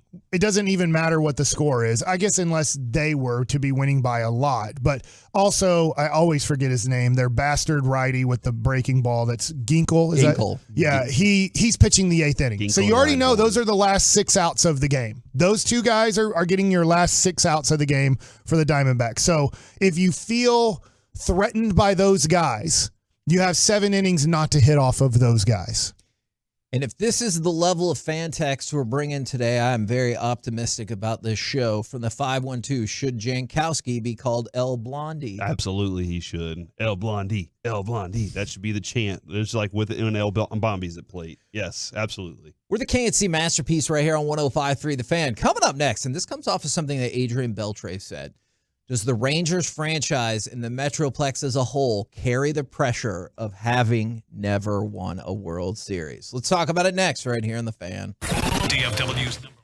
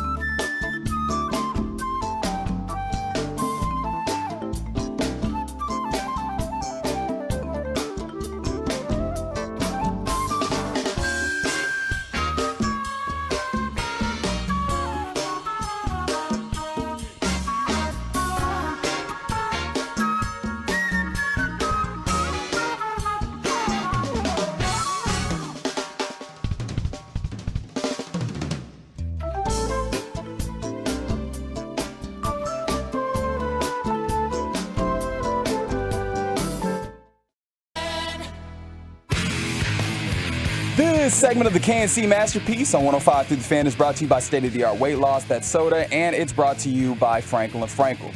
Life is unpredictable, accidents happen, and Frankel & Frankel are the go-to attorneys for car and truck wrecks in DFW. If you or a loved one has been in an accident, contact Frankel & Frankel for a free consultation at truckwreck.com or call 214 or 817-333-3333. The 1-2 pitch, swing and a line drive toward the left field corner. That is a fair ball, just inside the line, all the way into the corner. Tavares scores. Jankowski speeding around third. Marcus is headed to third. Here's the throw. He slides. He's safe at third. 2-run triple. Marcus Semien. Rangers lead it 3-0. From the 4-6-9, game 1, I ordered pizza. We won. Game 2, I cooked and we lost. Games 3 and 4, I ordered pizza and we won. Guys, I'm running out of money. I need some money to keep the streak going. Every game I've gotten home, and whatever shirt I wore during the day, I kept on, and then I would change shorts. But one day I kept on a shirt from the day before. We lost. So, Kevin, that's how I'm going with this. I'm wearing a shirt today. Congratulations, y'all. Thank you, Reggie. Man, I will relax. change back into the pair of shorts that I've worn through every single World Series game except for that one day. Okay, I like it. You got if you don't do it today, what are you doing? Like, come on. Now, I'm really curious about, because hopefully tonight will be the night it all changes 52 seasons in. But a couple of things Adrian Beltre said over the weekend. This is when it was 1-0. Yeah. I think if we win 3 more games, I'm not only going to be thrilled for the fans in Texas, but I'm going to feel like it's a little weight off of us because we didn't get it done, and those guys could do it for us. And then Corey Seager, when he – just think about that for a second. And then Corey Seager, when he signed with the Rangers, he said, when I heard that the Rangers had never won it all, it was exciting for me to be a part of something on the ground floor and help build that. And so – how much of this is because I feel like the logical answer, Mike, and you can correct me if I'm wrong, is that like big old paycheck was nice too. For sure. Is like the players are like, hey, let's win the World Series for us, and then everything else will take care of itself. But I do wonder when I hear Beltre say that, like, how much of the Metroplex, how much of the franchise carries this weight of, hey, you were one strike away multiple times and you couldn't get it done? I think quite a bit.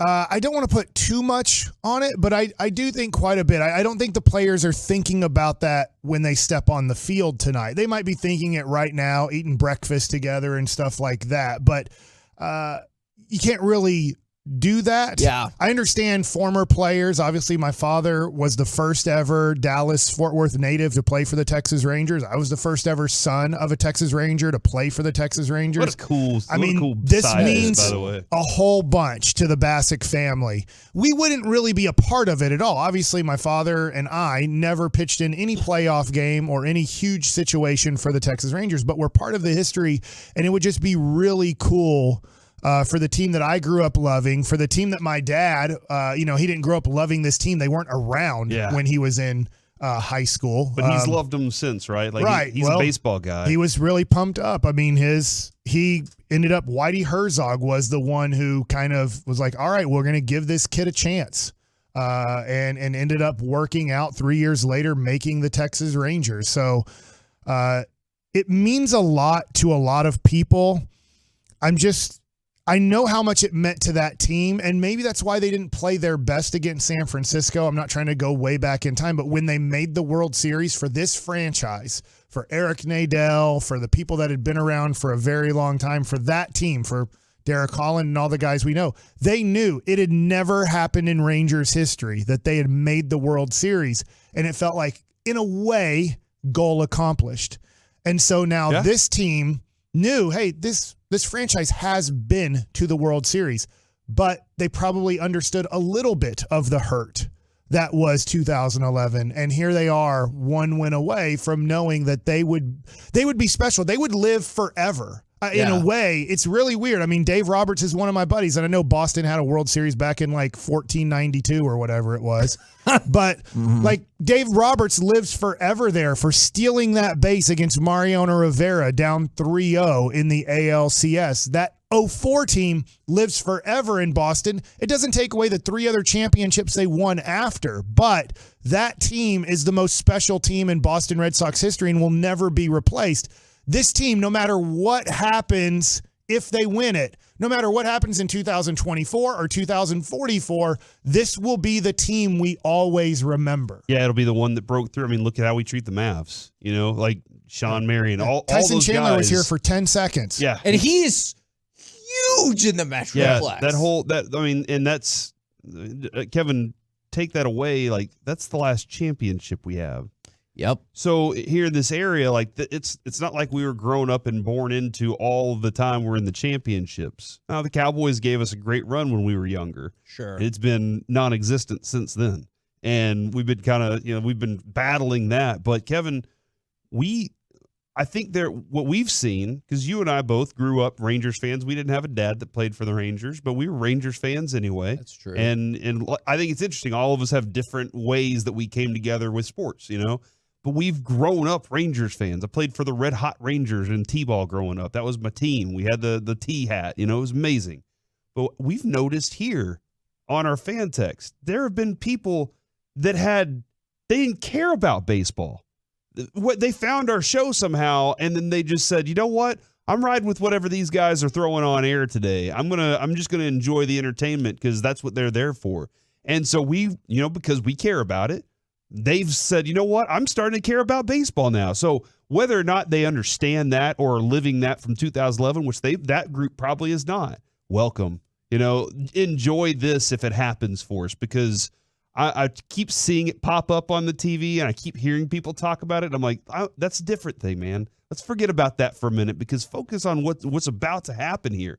Then we have fans that Kevin just joined in 2011, and that's the only heartbreak that they know is what happened in that moment. And now here they are getting ready to celebrate maybe the greatest moment. So across this whole thing, Kevin, I think DFW has a collection of people that have had this experience that was stolen from them and brand new to the experience. And maybe even from now on, all they know is this is what the Rangers baseball is supposed to be. From the 903, I really like this question because I have thoughts. Will Corey Seager become the second best DFW sports icon?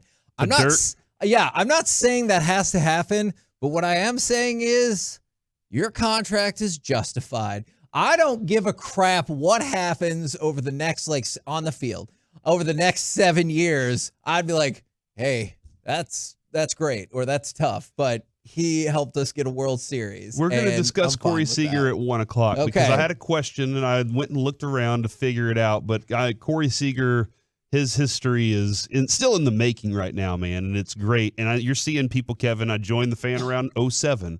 I've been listening to you guys for 11 years. It's freaking awesome. Moved in 2001 to get here. That's so Lots of people with different ways of how they've become Rangers fans. And this year specifically, we were the show that was there when nobody else was there. Us and G-Bag, the station sent us out there and said, y'all go cover this. And everybody else, it was empty in that place except for this station because we love baseball. We said we want to be there. We want to be there for this from beginning to end, just like we have every single year. We show up for the Rangers at spring training while other people are like, we could do something else. We were like, we want to be around the Rangers. Yeah, no, you're absolutely right about that.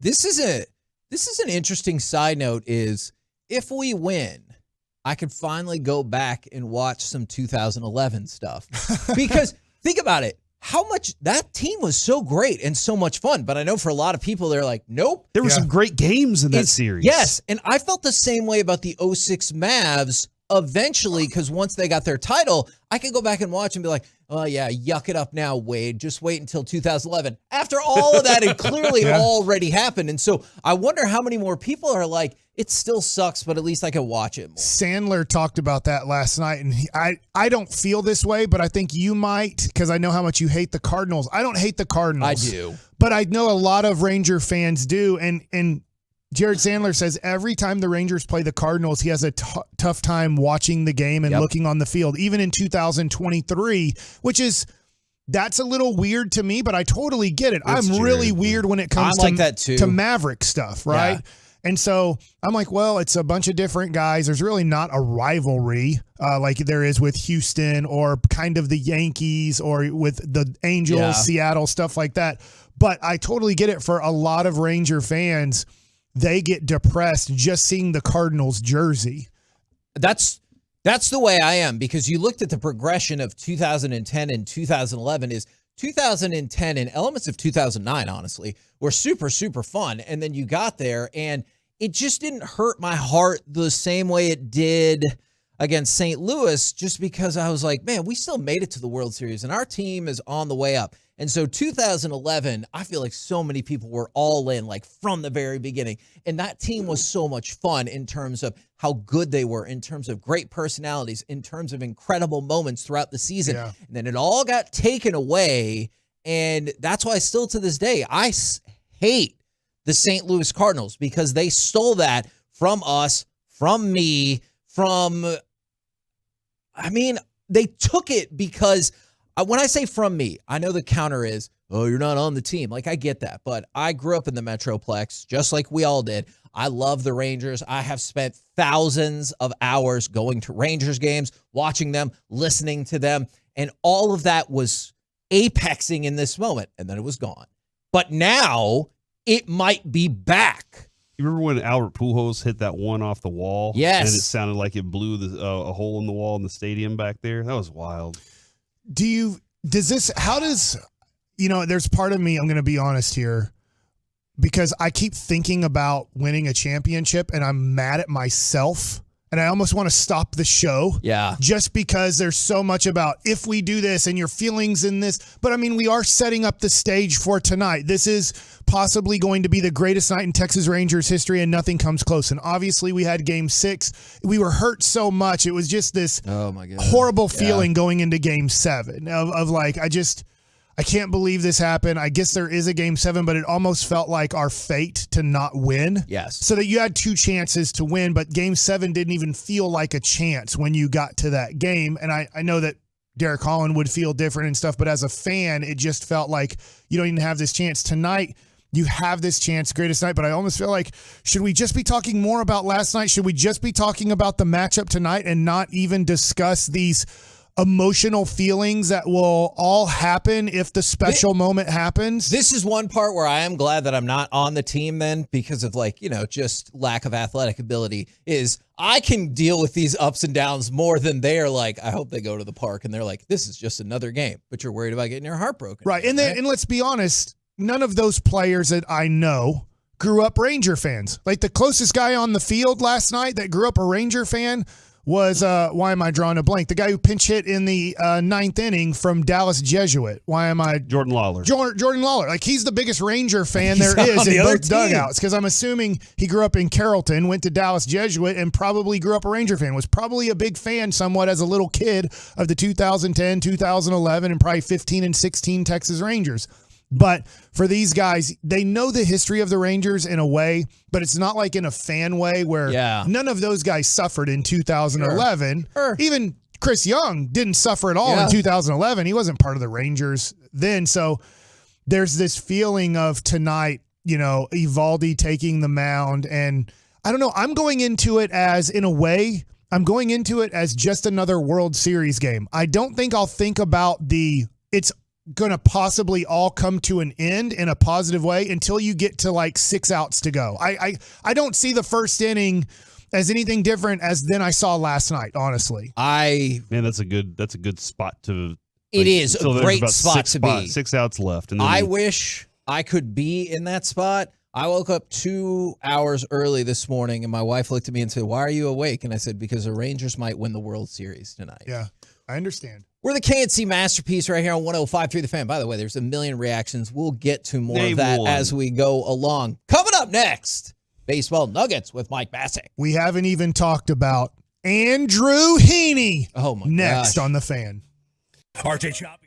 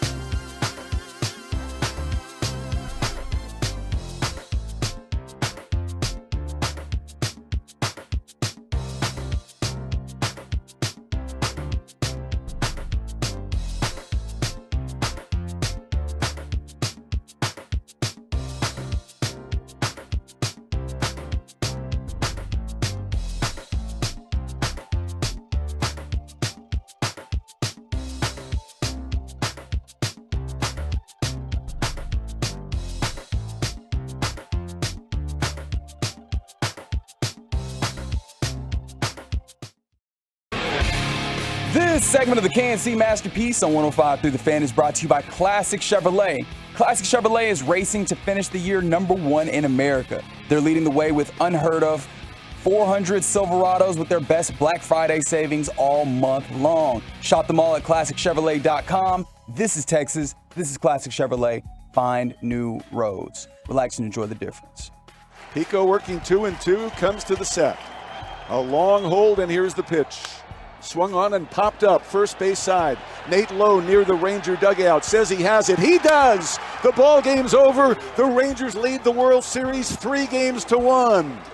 The Rangers have won it by the score of 11-7. KNC Masterpiece back here on 105 Through the Fan. You're excited about Game 5. You can hear that tonight, like all the World Series games, on your home of the American League champion Texas Rangers, and that's 105 Through the Fan. Now, Baseball Nuggets with Mike Bassick. Baseball Nuggets brought to you by the Diamond Factory, and one of the gems last night was Andrew Heaney. I did not expect 5 innings of 1-run baseball, and yes, the offense carried the Rangers last night, scoring 10 in the first 3 innings, but I do not want to overlook what Andrew Heaney was able to accomplish. And Reggie, I do want to go to cut 8 here on Andrew Heaney. What did it mean to you to have this opportunity? Obviously really excited. Felt I had some redemption for the way that the start against Houston went. Just excited to get this opportunity. Obviously, just that our team is here, that the coaching staff and the guys have faith in me to go out there and do that. And our offense putting up 5 runs in the second, 5 runs again in the third, doesn't hurt either. So just really great team effort, and just excited to be here and excited to have the opportunity. I thought it obviously allowed him to be more aggressive, right? Walks will kill you in this situation. If you get behind in the count, really attack and make them earn their way on. And they're not a big home run hitting team. And Heaney has been hurt this year by the walk and the home run. Like, a lot of the big innings that he's given up has been through either a lot of free base runners or bombs. And he was able to avoid both of those last night. Is there a magic number? Like, let's just say at the beginning of the game, for a second, you haven't given up any runs. Is it 3 runs? What's the number that allows you to become more aggressive? Because I don't feel like at 1-0, you're like, here we go. 5. Okay. No, maybe it's 4, but I just think of if the bases are loaded, right? Now the tying run is up. When it is 5, it's very tough for them to get the tying run up in 1 inning. They can, but it becomes, hey, they got to string together 4 to 7 hits here. Yeah. And I'm probably not going to be in the game if I give up 4 or more hits in 1 inning. But I just thought he did a tremendous job with the lead, because we saw later in the game the Diamondbacks can explode. If you just throw the ball down the middle, they can hit the ball and score a lot of runs. Now, Andrew Heaney, we thought he was going to be somewhat of an opener type of guy. For sure. Go through the lineup one time, maybe face Marte and Corbin Carroll, and then be taken out of the game. Before I get to the Bochy cut on what do you think of the opener strategy, that's going to be cut 5, Reggie, is what did you guys think after Ketel Marte led off the game? After the Rangers don't score in the first inning, there's a base hit, and Andrew Heaney is the starter. Because I was like, oh, please, please, please be okay. In the back of my mind, I was like, man, I wish we would have gone with Dunning. And then clearly Bochy does all the right things. And I was like, why don't you just shut up? In my mind, it was, hey, Bochy's sitting over there going, well, Kevin. In my mind, it was, that's what Ketel Marte does. All right, let's get the next guy. Yeah.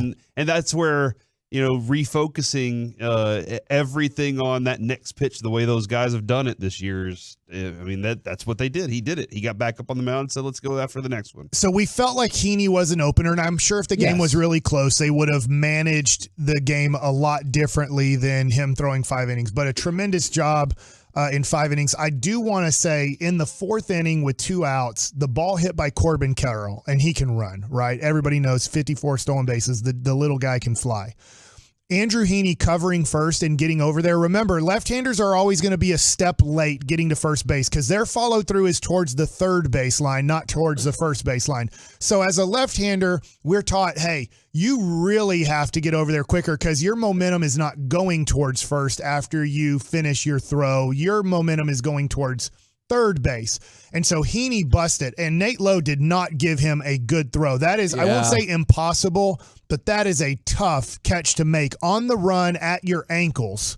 I mean, just think of it in football. And I know that there's tackling and all, but you got to catch that ball on the move at your ankle and make sure you still step on first base and beat a guy flying down the line that you know this is not, let's just say, Martin Maldonado running where you still have 12 more seconds to catch the ball. And even if you don't catch it, you can pick it up, walk to the base, and take a fart on it and still get him out. Everything's close with these guys.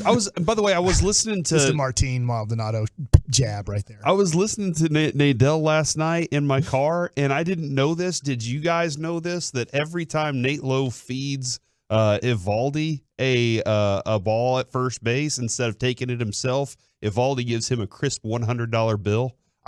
I did not know this until I think heard he covered first twice in game one. So you got bills to pay. So that's something Nadell and Matt Hicks were talking about last night. All right, so let's go to Bochy because he is old school. No matter what, and I know he's using analytics. I love this answer last night from Bruce Bochy.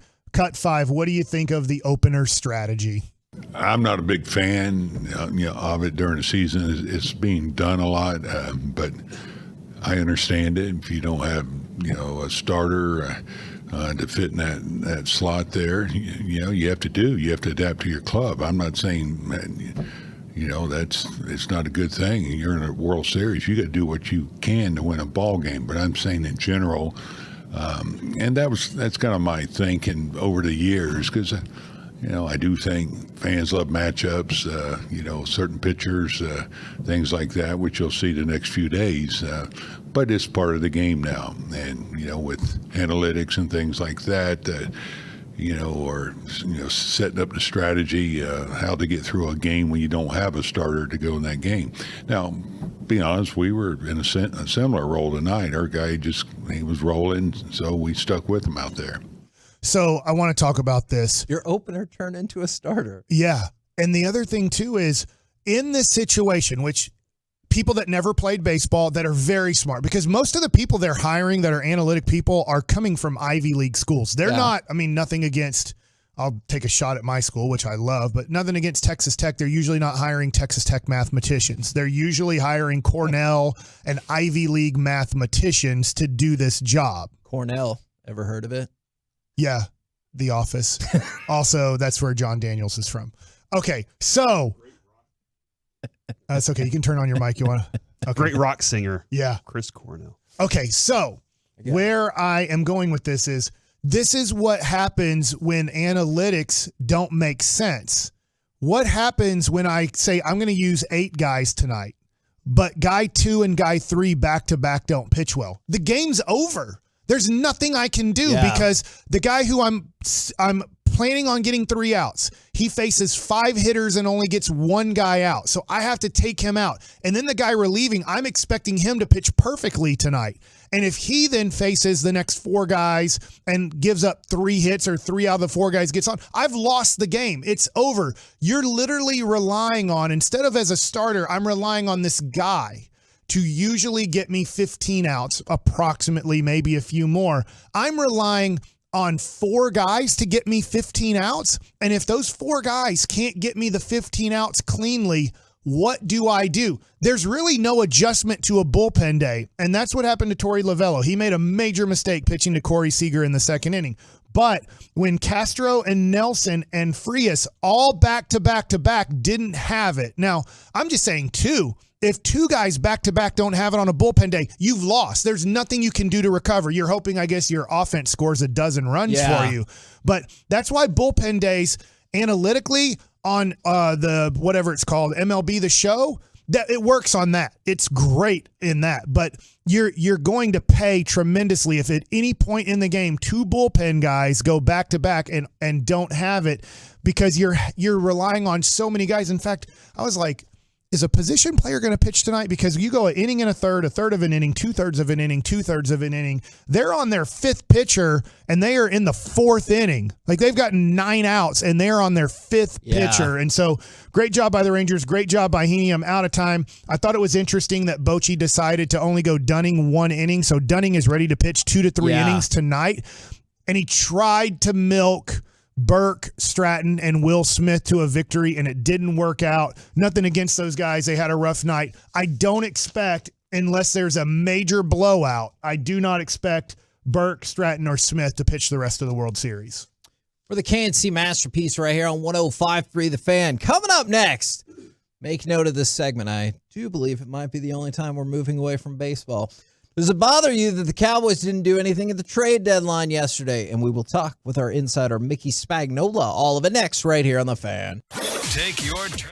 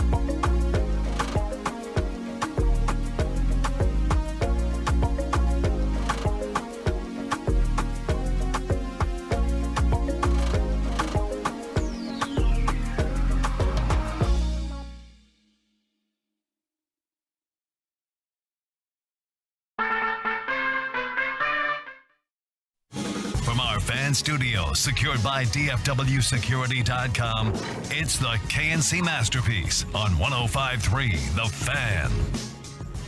KNC Masterpiece right here on 105.3 The Fan, where it feels like we're all in countdown mode.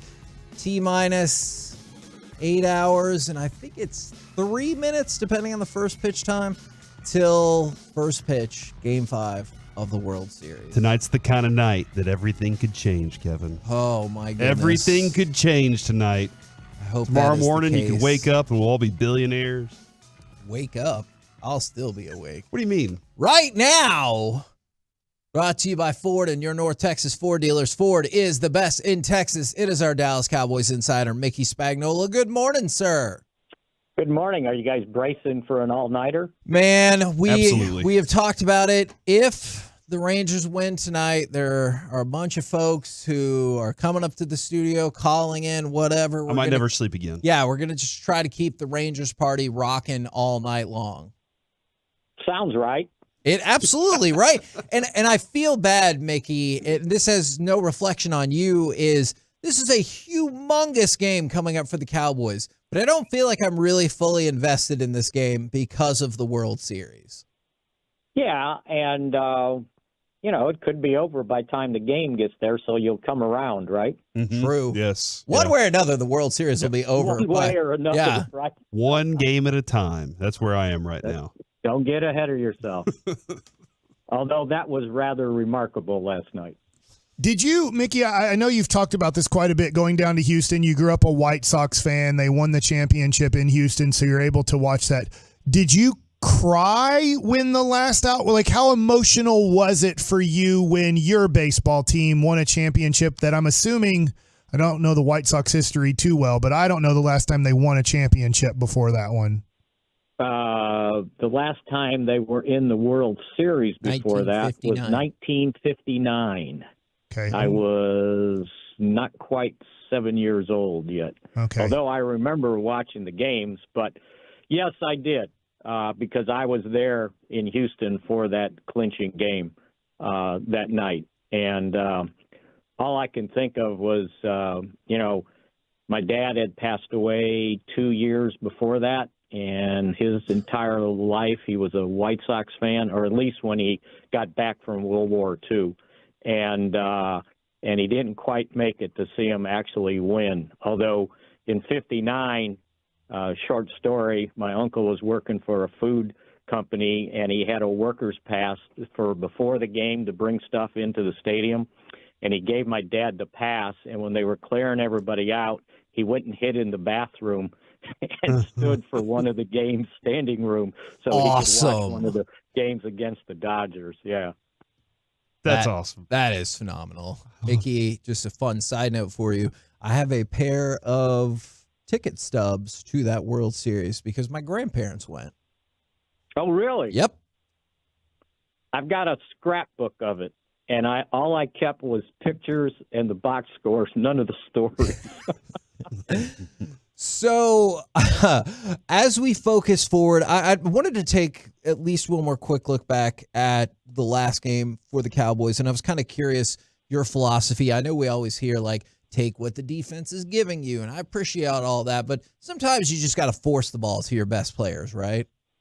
No, I think so. And I think that when you design a game plan, you figure out, what's the best pass for your best wide receiver. And I think they designed plays for him to take advantage of some of the Rams' coverages because, frankly, when I watch other games and I see these receivers wide open and I'm going, well, why are the Cowboy receivers always seeming like they're having to make contested catches, right? Yeah. Well, in this game, he was wide open, and I think it had a lot to do with play designs and taking maybe advantage of some of the shortcomings that the Rams secondary would have. But I think when you come up with a game plan and everything's working, then, yeah, it looks like, oh, man, look how good my guy is. Well, he's always that good when you're talking about CeeDee Lamb. And why not? There's a reason why Michael Irvin used to catch 100 balls a season because he was really good. And it wasn't like they were forcing it to him. That's just kind of how the plays turned out. And then every once in a while, when they decide the opponent, I'm taking that guy away, well, then your other guy's got to step up. So we'll see what happens in this game, because I'm sure that's going to be a defensive priority for the Eagles to make sure that they don't get beat by CeeDee Lamb. All right. Speaking of, on the other side, how do you stop A.J. Brown? I'm not sure. Neither is the rest of the league. Yeah. Right? I mean, it's just unbelievable how he gets open so much. Mhm. And I'm going back to what I was just talking about with CD. It's like, how does he get, how good he is, how does he get open like that? And I don't know if it's play design. I realize he's good. And then the other thing I think you need to take into account is basically your self-scouting. Don't think that, okay, my corner can take him. Well, if your corner can't, don't bluff yourself right into thinking, well, he's got to do that. You better do something from your own self-scouting to know what you're capable of and what you're not capable of. And I always thought that was one of Jimmy Johnson's greatest qualities, to be very honest with his evaluation of his own personnel. And to say, I'm not going to ask that guy to do that. I don't think he's capable of it. You got to be honest about it and then make adjustments and not just say, well, this is my system and this is how we work. And I think maybe teams get stubborn and don't do that, because that guy is wide open so many times and he's behind everybody so many times. It's unbelievable. It's like, well, have you not watched tape on this guy? Well, on how he gets open? And then there's other times where you're like, how did he even catch that? He had two people all over him, and his contested catches are amazing too. Yeah, he's awfully talented.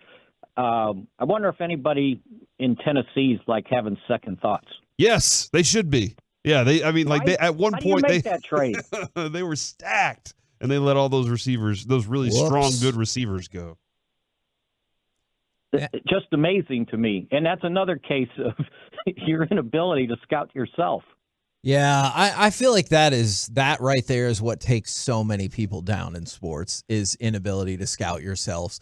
Will you have the opportunity to talk any trash to Dak Prescott this week? Because Jerry Jones said, I want y'all to make him mad. It motivates him to be challenged. So could you say anything to motivate him in the hallways this week? I think he already started on Sunday night after the game, right? With the honey analogy, right? He said, if I'm fighting a bear, put the honey on me. Which just feels like a poor strategy, right? I know he was kind of making a metaphor, but it feels like a poor strategy. Yeah, if you ever seen a bear up close, right? Yes. Although, and plus, don't put honey on yourself. Why? Well, not? You know what? That's I'll fine. tell you what, I don't think he needs to be poked. I think as competitive as he is, it's one of his great qualities. And confidence, too, by the way, because you don't say that just to kind of bluff, right? You're saying, okay, let's go, and I'm sure he remembers last year when he got to play against Philadelphia and they put up 40 points to win that game. So I'm sure there's a level of confidence in him, and he's trying to make sure he instills that in the rest of his guys. And, you don't go in there tippy-toeing, right? And say, well, let's see if we can do this. No, you can't do that. You're only one game back in the loss column. And if you look at some of the stats, a lot of things are comparable, like how good the Eagles' offense is to how good the Cowboys' defensive is. Both teams are ranked number 3 in those categories. So to me, it's a great clash, and if you're a competitor, you're looking forward to this. You want to go up there and play the Eagles. And I'm definitely with you on that, and I'm with you about the stat thing. The one thing I'm curious about is how important is it? All the games count the same, except for the tiebreakers and stuff. How important is it for the Cowboys to take down a really great team? Because the only other example you really saw is they got punched in the face by San Francisco, whereas Philadelphia destroyed the Dolphins. So how important is that perspective of, hey, yeah, we played a damn good team, and not only are we up at the top of our division, we beat them? Yeah, I think it's huge for team growth. I think it's huge for team confidence. And I think at the very least, you got to feel like you left the game and you were competitive, that it was a close game even if you got beat. But I think from a confidence standpoint in what you're doing, I think it's huge to win a game like that. I mean, think about, I don't know, but think about what they probably did for the Jets to go and beat the Eagles, right? Sure. To give them some confidence going forward. I think they've gotten to 500 now, maybe, when everybody thought they weren't worth a thing. Yeah. So yeah, I think that has a lot to do with it. You can't get destroyed by a loss, but I think if you win a game like that, I think it certainly helps you going forward.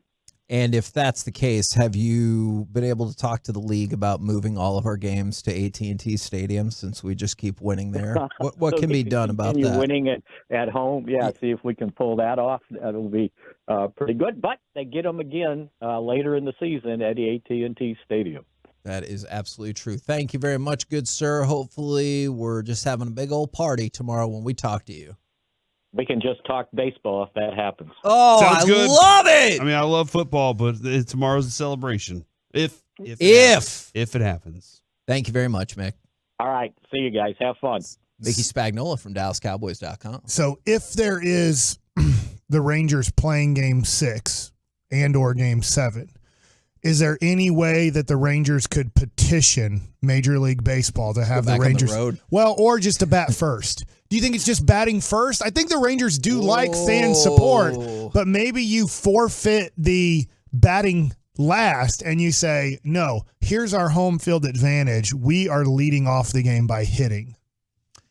That is an interesting philosophy. Hopefully we don't have to have that discussion. Also, I don't know if that's going to go anywhere with Major League Baseball. I don't know. It's just a plastic thing or whatever. Piece of metal. There's probably pieces of plastic on there too. Why do you? I am very like. Why are they so much better somewhere else? Or not just so much better, but why are they so good somewhere else? What is the defining thing about them? So one of the things I've thought about with that is it does really feel like this team thrives when either the pressure is on or theoretically the chips are down. Like you go into that Tampa Bay series, it didn't get much lower than that, right? Mm-hmm. And they stepped up to the challenge. You go up to Baltimore. Baltimore's the number 1 seed, not looking good. They step up to the challenge. And then they run through everything they did with Houston, and they have the advantage. And then it all falls apart. And then what does that team do? Rise up yet again. So I do think this team really thrives in the face of adversity or seemingly like negative spirits around them. And the other part of that is, and this is, I'm sure we're going to get. It's a lot of he's just like. Oh man. Well, I feel like I'm getting ahead of myself, but I want the backstory on what they've done in that clubhouse from like what was Bochy's hot dogs. Yeah, okay, hot dogs. Yeah, and Hedgie's butt. Like those are the things that are keeping this thing unified. But Hedgie's ass. My apologies. That's what he said, Kevin. Yeah, he's down to 1. But what is what was Bruce Bochy's speech at the beginning of the season that made these guys want to run through the wall? And how did he keep that thing connected all year? Because we never heard wearing the horns in Texas until he beat the Astros. Like there are things that I don't know about this club that creates what you're talking about. That part where they just come together and say, we got this thing all lined up. So I want to know all those stories. And that's probably the best part of following a team that actually gets to that point, because all those stories get told after it's done, right? And that, I think you're spot on with that last part, because we have asked Bochy. Yep. We asked numerous people, especially early in the season in spring training, and all of them, for good reason, were like, yeah, I want to just kind of keep that in the clubhouse, but suffice it to say, like what Corey said, I was ready to run through the wall. Maybe if you do win it all, they're like, oh, the hell with it, I'll just tell you right now, or something like that. Yeah, I just thinking about my kid and kids and your kids and the kids that are probably not listening right now, that the parents, but when we were kids and the sick kids, I chose Oda B. McDowell, and then I chose Ruben Sierra. Yep. And nothing against those guys. I still idolize those guys as a little kid falling in love with the Rangers and the players you pick to be your favorite players. But I'm just thinking about these kids. I hate doing this, but they could possibly, if they're picking Josh Young as their guy or Corey Seager as their guy or Adolis Garcia as their guy or Evan Carter or whoever it is, they possibly are picking a champion. And somebody that could be huge nationally, right? You know what I immediately thought when you said Odemy McDowell, and I know I'm sure you're probably thinking the same thing I was. Steve Bouchel, Pete O'Brien.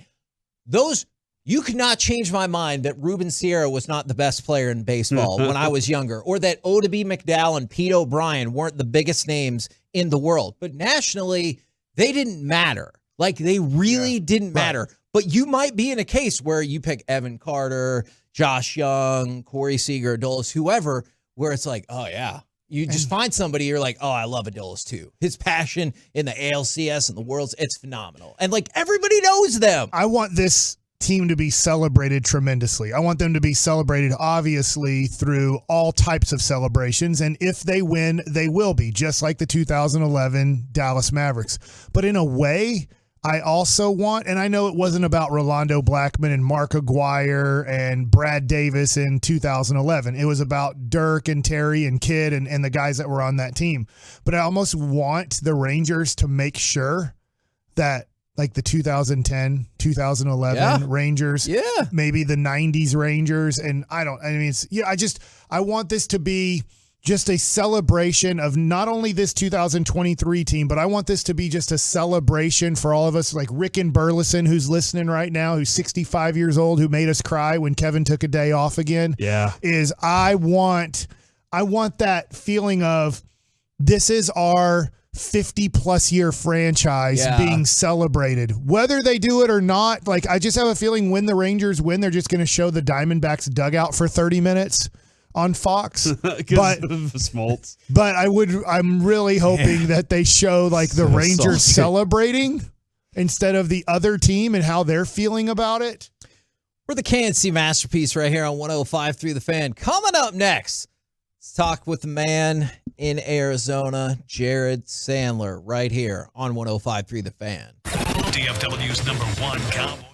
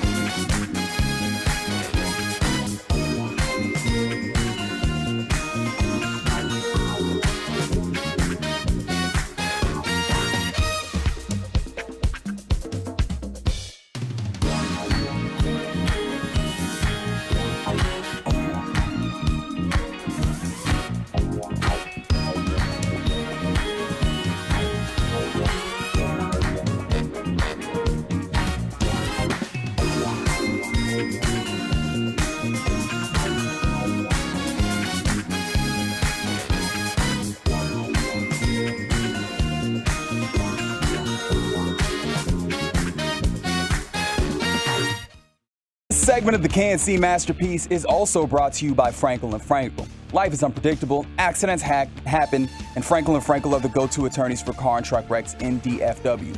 If you or a loved one has been in an accident, contact Franklin & Franklin for a free consultation at truckwreck.com or call 214 or 817-333-3333. Now sets just above the belt and comes home. Swing and a drive into center field. Base hit for Jankowski. And a sliding stop by Thomas of sorts. In to score is Young and low. Heim goes to third. Jankowski's at second with a 2-run double. And the Rangers lead 7-0. KNC Masterpiece right here on 105.3 The Fan. Right now, let's talk with the man who knows all of the things about the Texas Rangers. It is Jared Sandler. Good morning, sir. Good morning, guys. Are you still stuck in the grocery store cereal aisle, or are you out? No, I realized I probably needed to go back and see my wife before I left for the ballpark. I was honestly, she doesn't really check Twitter much, so this is probably news to her. But I mean, I was just going up and down the aisles. I was staring, but I wasn't like staring because I was interested in buying anything. I was just like looking at all the different random options. And it was great because sometimes when I do that at a grocery store, I end up spending way too much money, but I really wasn't in a position to buy more than a bag or two full because I walked there.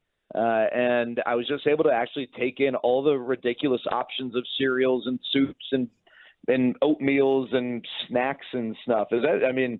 I got to make some appointments when we get back from this trip.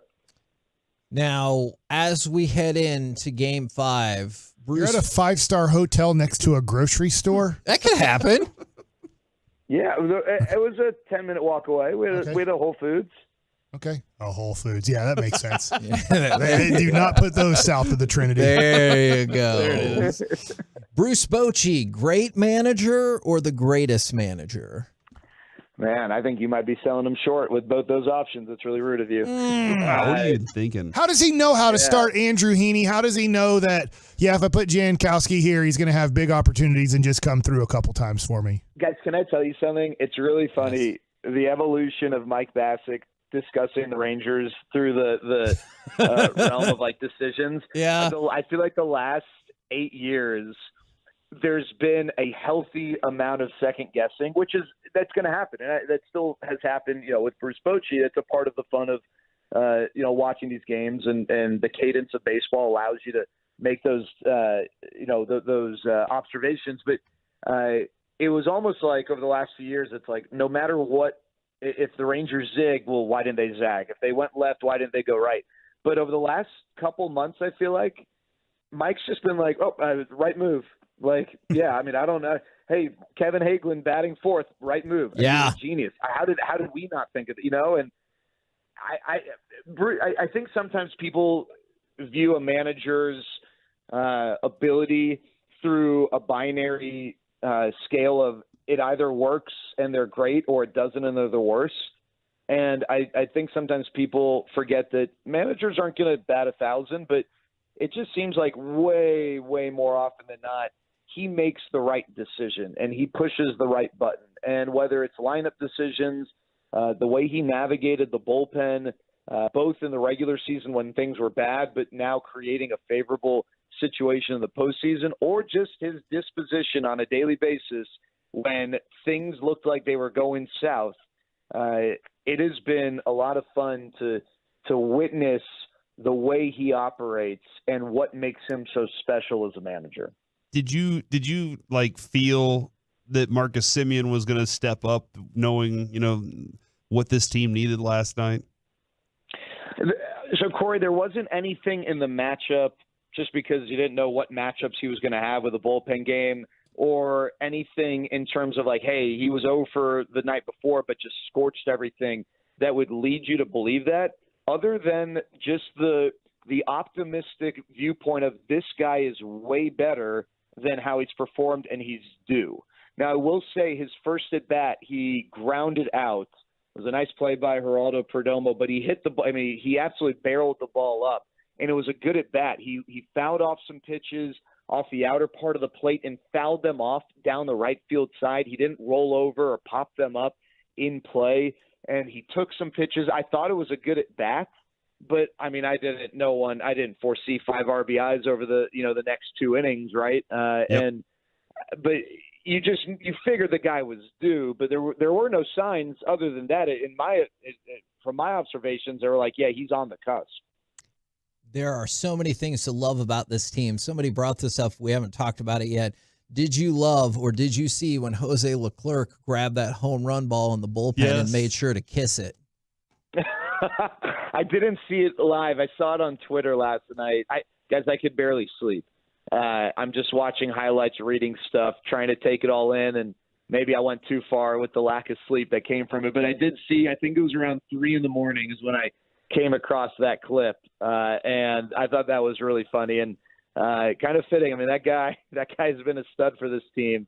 But yeah, that was funny, and hopefully we get a few more opportunities for him to do that here tonight. How long did you go on the post-game show last night? You let me off at midnight. I was just wondering, how long did you keep taking phone calls last night after that win? I think I could be right. I want to say another 15 minutes. And then we closed up shop in anticipation or preparation, hopefully, of a long one tonight. But yeah, we went, I think, probably another 15 minutes. I could tell you were, you had reached your pitch count. I wanted to make sure that Thank you. Chris Young gave the sign. He's like, cut it off. So I could tell. Let's say the thing happens tonight, and this is the final game of the Rangers 2023 season. What's the plan for Tolos listening right now? If they want to kind of celebrate all night with us, the Tolos, what's kind of your plan on having a post-game show tonight? Well, my understanding is you said you would be in the studio until Sean and RJ and Bobby took over at 5:30 in the morning. Good job, Mike. I've got an update about That's a team that. player right there. I believe the morning show. Well, how long will you be joining me to? We'll start at 4:30 tomorrow. If the thing happens, I will also come up to the studio tonight. I don't know for how long though. Are they? Is that really true? Yes. That's the plan. Oh wow. Mike, I will stay on as long as I possibly can. I don't know. It's one of those things where I'm not asking any questions about what happens beyond the stuff that, like, from a broadcast standpoint, I need to know about. So I've never been through this. I don't know what the cadence would be, but I will be on with you as long as I can, because I would be, and I mean this very sincerely, I would love the opportunity to share this potential accomplishment with our listeners and with Rangers fans who have been on this journey for however many years, it's been for each of them, but also with you, because we have shared a lot of time in that booth together and have shared so many baseball conversations, and getting to share that with you would be really, really cool. So I will be on with you as long as I can. Have you ever happy cried for a sports victory? I cried by myself in Great Falls, Montana. I've never been to Glacier National Park. The one day before the Pioneer League season in 2011, where everyone on the Great Falls Voyager staff went to Glacier National Park, I did not, and I was in a random guy's apartment because I didn't have TV watching Game 6 in 2011 of the NBA championship, and I sat there by myself in the final couple minutes just crying. Like, not like crying, just like tears were flowing and thinking about, whether it was going to games with my dad when I was little or my brothers, and thinking about Dirk and everything he had been through. So yes, it's happened, and it will almost certainly happen again here if the Rangers can get a win over their next 3 games. Well, and don't forget, tonight, after a certain time, we do have safe harbor, so we can say whatever we want on radio. So just remember that is factually a thing. accurate? I'd advise against that. Oh, don't worry about it, guys. Yeah, I think with my history, guys, I'll probably avoid that. But that's a good point. As long as Derek Chiafalo's not running the board, I guess maybe you have a chance to survive. Man. All right, so Jared, before we met, we all experienced that Rangers moment where it didn't go our way, but you and me and Kevin, we met working nights together when you were doing the post game show and we were on the night show, and things have kind of gone. When I was like peak A, peak D form for me. Yeah. No, I mean, you've grown. But the whole, it's been a roller coaster as far as like this whole Rangers fan base being involved in what have you what's been the this season specifically when you've been doing the posts and getting the phone calls, the interest level, how much has it changed and grown for you? Oh, it's guys, I've said this a number of times, that there's nothing worse than apathy in sports. And, the Cowboys never have to deal with that. Yeah. But for other teams and other sports, sometimes you do. And there were obviously people who are ride or dies throughout. But, baseball season's long, and when you're losing 100 games, it's tough to stay on that ride. And so 2021 with a 100-loss season and 2023 with a 90-win season, it's been total opposite. And the engagement, the buy-in is awesome. And, I learned this a while ago. I don't hate on bandwagon fans. You shouldn't be ashamed. People got life. They got, not everyone's going to be a super diehard fan, and that's okay. I just love that there is greater interest in the Rangers now than there been in a long time. And I love it for this fan base. And I think this season in a lot of ways has been a microcosm of what it's meant to be a Rangers fan, short of, getting that final win, because it went from, I don't know what to expect, to, oh my gosh, are we good? Yes, we're really good. We've got this amazing opportunity to, oh no, we're letting this slip away, to, oh, maybe we do have a chance. And, now here this run is taking place, and, the Rangers have they're one win away from glory. And I want to make this very clear, guys, because, I can't have a conversation without taking a shot at the Astros. The Astros won their first World Series 55 years into their existence. If the Rangers can win one of their next 3 games, they will have won it 52 years in. So it's kind of like damn right with the time trials, right? They started first and finished first, but they, the Rangers actually are going to end up with a quicker time. And I am going to blast the crud out of that, because Astros fans need to know that once again, Houston is inferior to DFW. But at least they can tweet things out. Good for them. Yeah. Have fun not being invested tonight. Can I just say one thing, though, in all seriousness? Yeah. I feel like I've shared the sentiment a few times, and we had a really emotional caller last night to lead off extra innings, and it was cool to hear his story and whatnot. But this journey and the potential one more win means different things to different people. For some, it's just a fun thing that, they'll enjoy. But for others, it might hit more emotionally because, of their passion and commitment to this team. Or maybe there's a family member who's no longer with them, that introduced them to this, whatever it might be.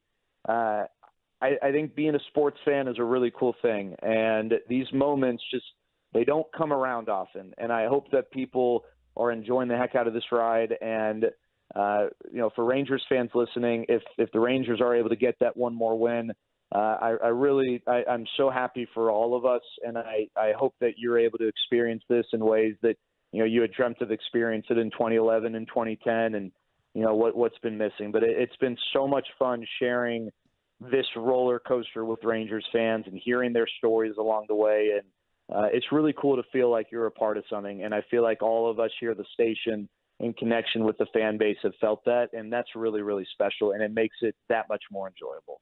Man, Jared, I want to say, I know there's still a lot of baseball to be played, but truly I am so very happy for all of the things you're experiencing out in Arizona. Yeah, man.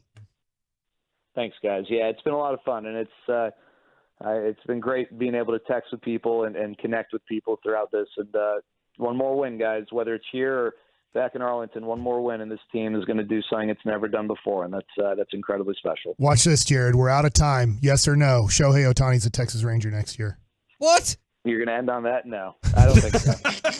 I don't think so. That's for next year, Okay, Mike. all right. Oh, That is for later, all right? We're late. Go to break. man, Mike's first segment, if they win tonight, it's going to be like, all right, how do they repeat? You're like, all right, thanks, Jared. Pat Riley style. On to the next. There he is. There you go, Jared Sandler. Hopefully we will have a party starting this evening and going for a really long time. But yes, I was serious. If the Texas Rangers win the championship of the world tonight, the morning show guys said they'll be ready to roll at 4:30. So All of them? Yeah. Yeah, at least 2 of them. There you go. At least 2 of them. That's a great point.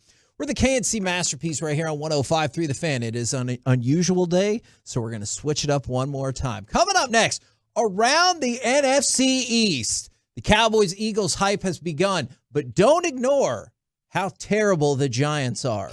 We'll get to it next right here on The Fan. Did you fall a little short on your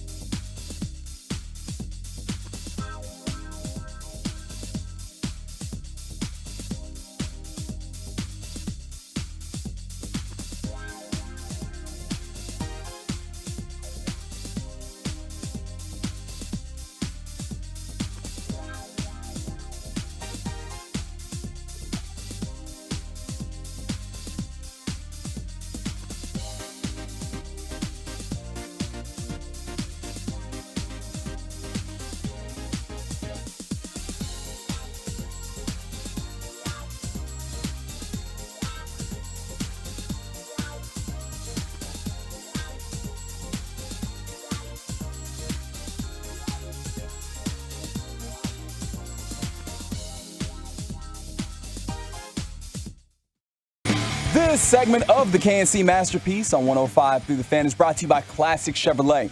Classic Chevrolet is racing to finish the year #1 in America. They're leading the way with an unheard of 400 Silverados with their best Black Friday savings all month long.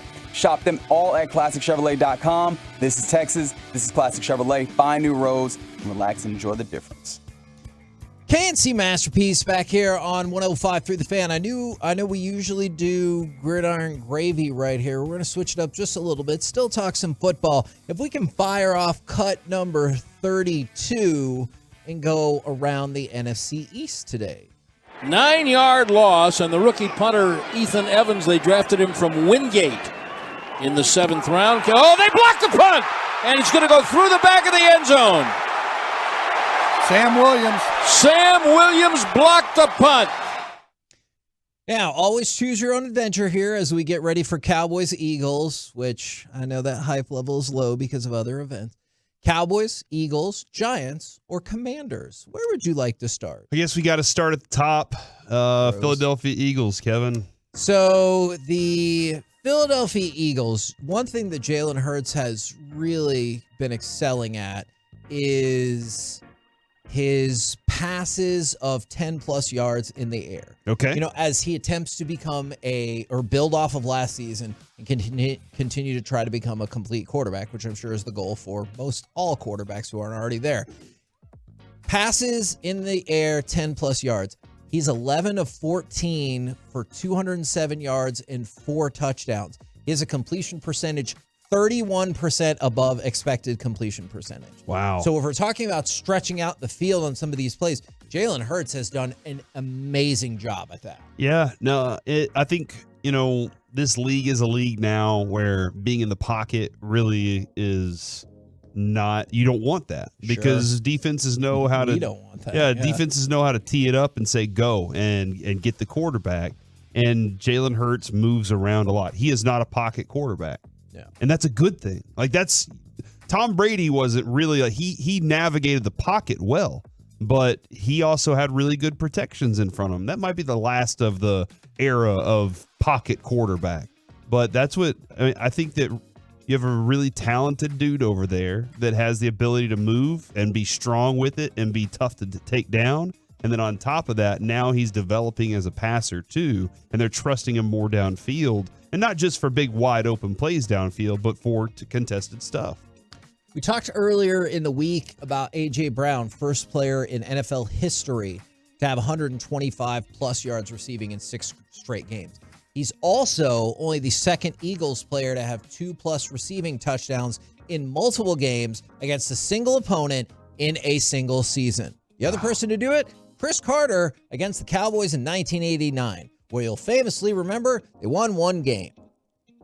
So this feels more impressive. And he had a fall guy. You got to have a fall That was guy. when he was a cocaine guy. I did not know that about Chris Carter, actually. I didn't know that history of That's him. why he became kind of a Minnesota Viking. The Eagles got tired of it. They're just like, dude, you are doing way too much drugs and way too much of an issue. Interesting. I need to look into his story Should have gone on a more. cruise, right?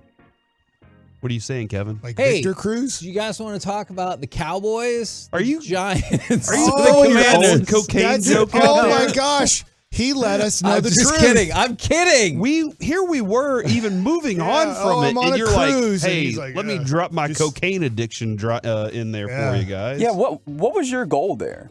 Because, I mean, you let us tend to know. not like these jokes. Reggie, Except you just revived the joke. Yeah, you brought it back. here's the problem that I run into both on air and in real life. He even went to a store and got an Alaska hoodie just to I like was show it there. off. What Instead of it store just saying is that at? cocaine. The Alaska hoodie store.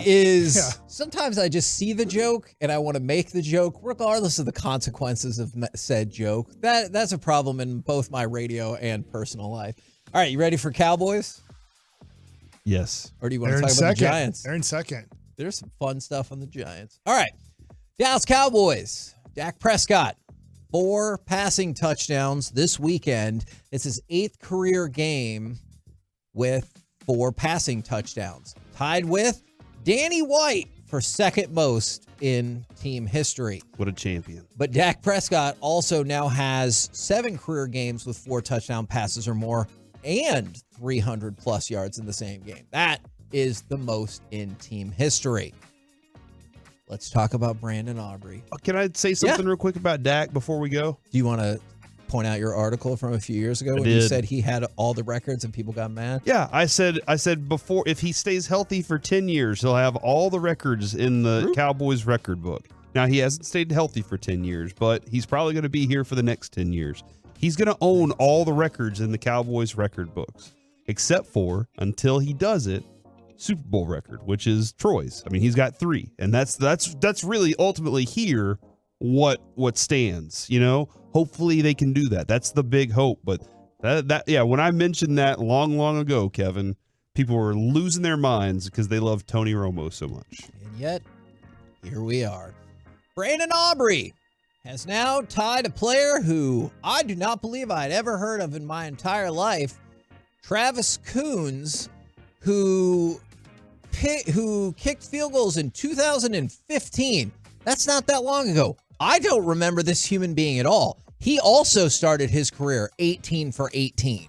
So Brandon Aubrey. And he's not kicking anymore. That's 2015. He's a rookie. Yeah. 2023.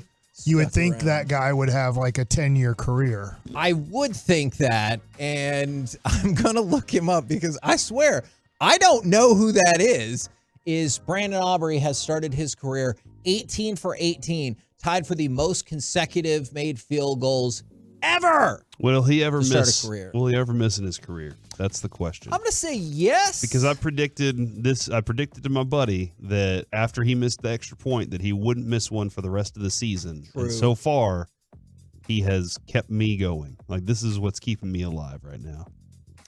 Not your heart or anything? Yeah, I want you to Rangers stay baseball's alive. keeping me alive right now too. Yeah. Okay, still not your heart. What happens if it ends tonight? Oh man, he was out. It won't tonight. He was out of the NFL 2 years after that. You just predicted a loss. Oh no! It sounded like no. that. I thought you were talking about Aubrey's streak, Mike. Hold on. I really I'm gonna thought put you to the test right here and right now. Only way for Corey to live is for the Rangers to lose the next 3 games. Oh my goodness! You make that deal? Let me ask Corey first. up? Corey, will you be okay dying if the Rangers win the championship? After I get to see him win it? Yeah. You'll die after that. Yeah. Yeah. I'm fine with it. Then it sounds like I got to go with what Corey wants. You're respecting I his mean, I don't That's a want heady play, by You're the way. respecting his dying Yeah, wish, that's why you which you're signed the also papers. bringing on. So my wife is like, I need to be in control of your life if you're on life support. And so I just asked Corey, and I don't make that diagnosis. Corey told me pull the plug after it happens. Yeah, I think saying it on radio makes it a legal last will and testament. And it's not like how that works? it's not like Mike's walking up with and saying, "Hey, I got to take you down now." Like this is just a way that I would go. But he would if needed be. I feel like. Hold on. Let me tell you about the Giants real quick because this is truly incredible about how terrible the Giants are. The Giants and Jets had 15 punts in the first half of their game this past weekend. That was the most since the NFL started collecting that data in 1991. And I know what you're thinking. That will be the saddest punt-based story I hear from that game. Think again.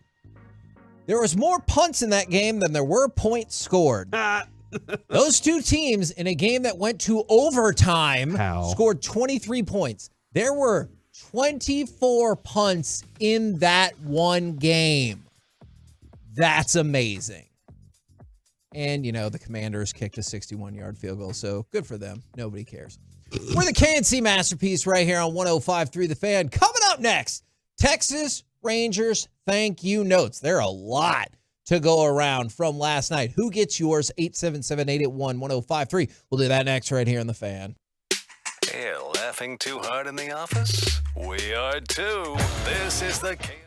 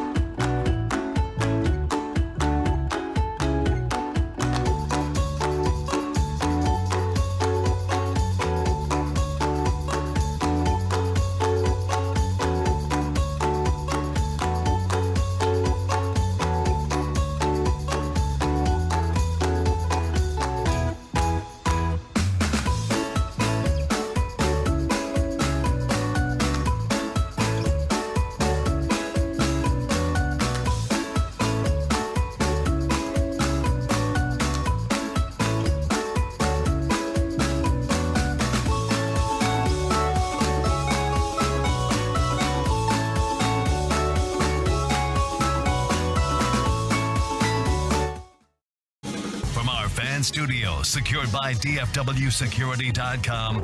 It's the KNC Masterpiece on 105.3 The Fan. KNC KNC Masterpiece right here on 105.3 The Fan. And it's the segment that Corey demanded. I did. Texas Rangers thank you notes, 877-881-1053. Feels like there's a lot to go around after last night. Can I explain? Yeah, can I explain why I demanded it? Because the text back and forth was a lot of fun last night, but it was definitely because from the Josh Young at bat all the way back to the top of the order, somebody did something special every time they were up at the plate. Andrew Heaney was great at the mound, but this is, I remember, and we talked with Will Clark about this, he always said that team in 96 was a cast of characters. Though I can't do the way he said it, but cast of characters, what was the phrase that he kept using. And this team, it isn't just the one dude. I mean, Corey Seager's a monster right now, but this whole playoff series, the whole playoffs has been some dude's chipping something in every night that's special. Adolis has done it, but now he's gone. Well, everybody else has to rely on something else. And last night, I just thought it was one after another. Somebody different was doing something great. So everybody has that moment that they saw last night. They were like, that's the moment for me. Yeah. So this is your thank you notes. This is your opportunity to thank one of the Rangers for last night, for getting us a breath away. We are a breath away from that championship. It's amazing since I kept the score last night. How many Rangers do you think were left on base in the 9 innings that they scored 11 runs? In the 9 innings in the that 9 they did innings, score. who was 4? 3.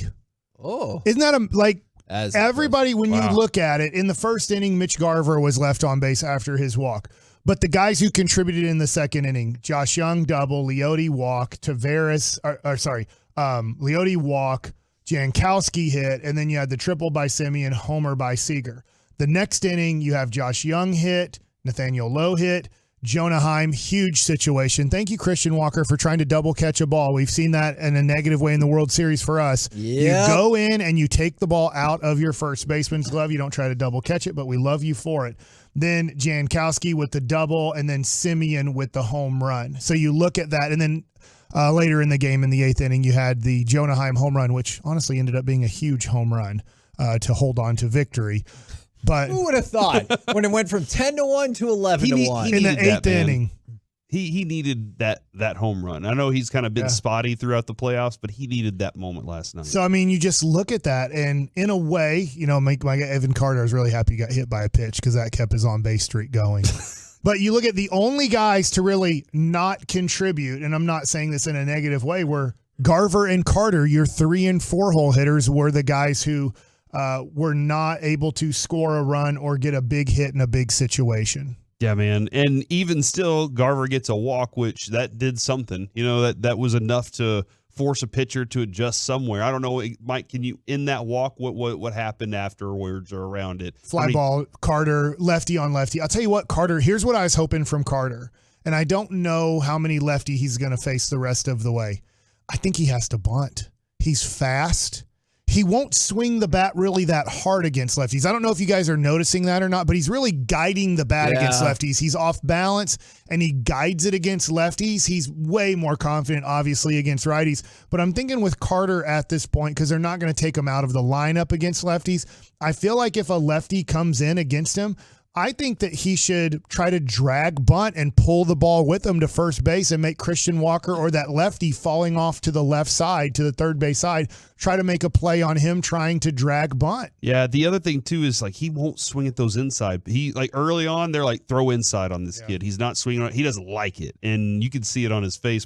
Kevin, it's been the whole playoffs. He's been staring at umpires if he gets a strike called inside on him. I wanted to give a thank you note to Marcus Semien for a defensive move.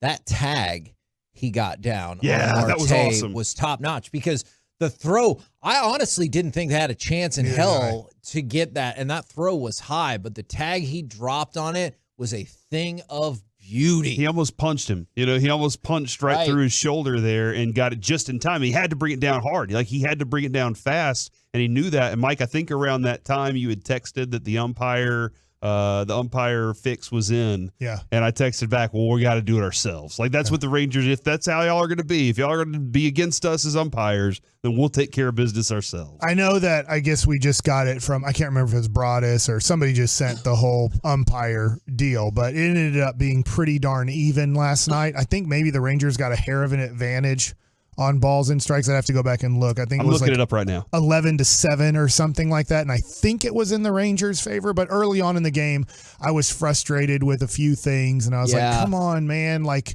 both ways here, brother. But it ended up not mattering too much. From the 682, thank you, Janikowski. Stepped right in and rose to the occasion. Man, that is for dang sure. He's a boss, right? Explain that to me. Isn't that what they said in the locker room? Oh, he's a gangster. Gangster. Is what they said in the locker Sorry, room. I'm we don't know who confusing said with it. Murphy. If anybody Yeah. has an idea of who said he's a gangster, that's why. In the background, as they were asking Jankowski, how he's so prepared all the time, we would love to know. From the 214, thank you to Andrew Heaney for proving me right and Choppy wrong. Me too. I was in that boat. I was not feeling uber confident about Andrew Heaney, but man, it's weird, and I'm not saying they would win the MVP, but it sure does feel like Andrew Heaney and John Gray are pretty darn high up on that list of World Series MVPs so far. Yeah. And I'll tell you what about Heaney, which was interesting. When they show him throw in slow motion, how small he gets, he becomes a 4-footer. He takes his... We call it an Altuve.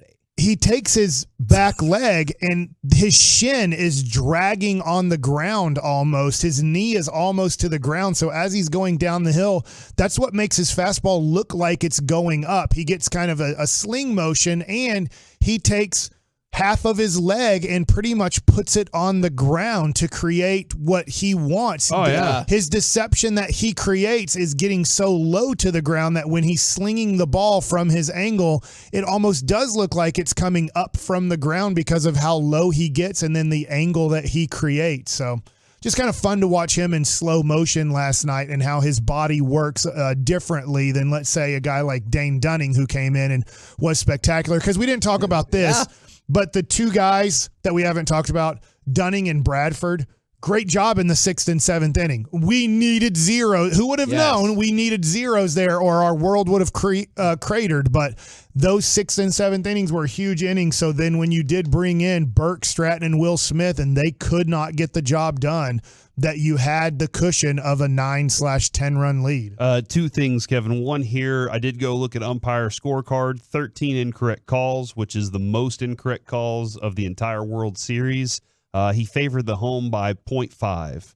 And then it was a difference of 1.77 runs. So that was the runs affected in that moment. My thank you letter is going to Josh Young. I hate this. I really do. I hate that Semien battles and then gets out to start the game. And then Corey Seager goes, one swing. Oh, crap. And it feels like you gained no information. It feels like you didn't do anything, but that's the Rangers. I don't care. They're doing what they do. And then, hits all the way until you get to Josh Young. Josh Young starts off an amazing inning for that team. And him being there, like you said earlier, Mike, being aware of what was going on at home plate and having the speed to get there and get that run on the board put me at ease as a fan. And then he does it again in the 3rd inning. He gets on base and everything kind of starts rocking around. And like he had 3 hits last night. Yes, it was did. Really nice to see him elevated in the lineup and produce. Yeah, and luckily he's batted 5th a lot of this season before the injury, so it wasn't like, oh man, I'm batting 5th, what do I do here? Yeah.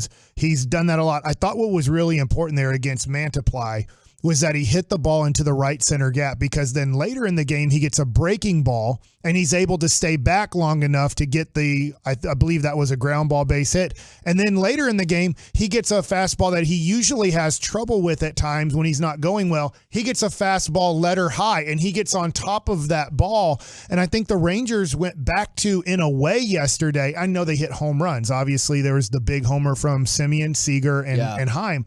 But they also put the ball in play hard multiple times and thought, we're going to go up the middle and we're not going to try to hit fly balls. And that park, I'm totally wrong about that park. I didn't know this. they put in such a humidor system there that I'd heard they them have talk killed about that ballpark. I'm so fooled by that ballpark because that used to be a concrete surface because it used to be all grass. And they used to just, because of the weather there, even though it was air conditioned, they would open it up till 2 p.m. So you'd have very dry dirt, which would play like concrete. And then the ball would fly there. But over the last few years, they've done enough to that humidor baseball system that I guess it is very tough to hit the ball far there where it used to be pretty easy. If we can just include all of the bottom of the lineup, hitters 5 through 9, starting with Young, obviously, they had 7 hits and scored 8 runs. Like, that feels like, and I realize there was some nervousness at the very end, that feels like a game that you're going to win every single time. And we'd ask for more from the bottom half of the lineup to just show how well-rounded this lineup was. And Young, Lowe, Heim, Taveras, Jankowski, they all came through. Yeah, man. I really didn't know what to expect from them. When I saw that part of the lineup, and there was a moment last night where Taveras, he walked, and I was like, all right, Simeon's up to bat, because my brain's been conditioned that whenever Leote gets on now or whatever happens, now Simeon's up. And then I was like, oh, Jankowski, and I was like, oh, no. And then he said, no, I got this, guys. Soft contact. He gets it on the end of the bat, but he still gets it through. And that's just – he even said, when they were interviewing him beforehand, how are you going to replace Adolis Garcia? And he was like, well, I can't do it with power and RBIs, so I'm going to have to do it my way. I'm going to just have to play my game and, put him in the 9 hole, and that allows him to play his game, get on base, create pressure, be a reason that the pitcher has to think about you and the reason that the pitcher has to not think about what he's doing at the plate. And then that's exactly what he did, man. That was that section of the lineup. And throughout the entire playoffs, Mike, they have been a factor throughout the entire run. They've done something. We talked about it yesterday, and then I was talking to Mark McLemore after the show, and he said, hey, Simeon and Young are going to have to step up. Yeah. Because we were talking about Adolis being out, and obviously about an hour before the game, we knew that now he's out for the rest of the World Series. So if we haven't, Max Scherzer's out. We for haven't the rest really of, talked about that. That felt crushing in the moment, too. Right. So about an hour before the game, approximately, you find out that Max Scherzer and Adolis Garcia are off of the roster. They're not going to be able to play the rest of the World Series. And you just have Marcus Semien going, man, if we can give him an RBI opportunity, we can't have him pass it up, because now if they don't pitch to Seager, there's no Adolis Garcia batting 3rd or 4th. And so it was just huge for Marcus Semien to have 3 RBIs for all of the playoffs, and for now him to have 8 because he had 5 RBIs in Game 4 of the World Series was probably, in a way, just so huge and a relief for him. And I'm hoping that we've seen Semien, he can be streaky too. I'm really hoping tonight he gets on a hot streak tonight and starts this off with a bang. And by the way, because somebody asked this on the fan text, and thank you very much to the truckwreck.com text line for all the people that have been texting in today. How close is Semien to the at-bats record? I believe he did break it last night. I think he needed 4 going into the game yesterday. He got 5, surpassed Juan Pierre, who had 830 plate appearances in 2003. So I now think Semien is up to 832. And that's amazing. He just broke an all-time Major League record, but it falls so far down the list because of how the game played out and what's at stake. But yeah, so many thank you notes to Marcus Semien. And I like this one too. And it's got me really honestly hoping that we'll get to this situation tonight when the 8-0-6. Thank you, Rangers. Just thank you for everything. This ride, this excitement, the joy, the pain. You deserve this. We deserve this. And when they say pain, I think about a week and a half ago, just that freaking punch to the gut that was Game 5 that was the worst of the ALCS. And if I would have told you, hey, week and a half, you'll be 1 game away from winning it all, I don't feel like everyone would have been like, duh. So, no. Yeah. No, on that night, Kevin, you couldn't have said anything that would have changed my mind that everything's going to be just fine. And we've only been through this in our lifetimes. I guess if you go back to the Cowboys, but really in our lifetimes in the last few decades, one time, the Dallas Mavericks in 2011, where it ended up being positive in the end. But we can kind of go through that and think about the game they blew in Portland and how bad that one hurt in round one, and Rick Carlisle taking all the blame for not making quicker defensive adjustments. And obviously the Lakers series was kind of like the Baltimore series, where you're like, wow, all right, so we just really destroyed them. But there was that moment against Oklahoma City where you're like, crap, is this young team already better than everybody? And the Mavericks were able to have a big comeback through Dirk Nowitzki getting on fire again. So, like, we've gone through it where, and then you have, whether it's Corey Brewer, Jan Mahimi, some dude, like dudes that we don't really remember that fondly of. Yeah. But they had these big moments in small sample sizes that really helped you out. And so now you have Jankowski having to start, and I'm assuming he's going to start tonight too, where he comes through in a big situation. So, and from the 2-4, I understand this, but I'm not going to stop from the 2-4. You have to win World Series to be an MVP. Be quiet, Kevin. You're going to jinx this. I don't believe in any of that, just for the record. What a hater. But if you don't believe in MVP? Yeah. What? No. Come on, man. MVP is a very important thing. In jinxing it. But if you do, more power to you. Kevin's all about team. Everybody can sport. No individual awards. Yeah.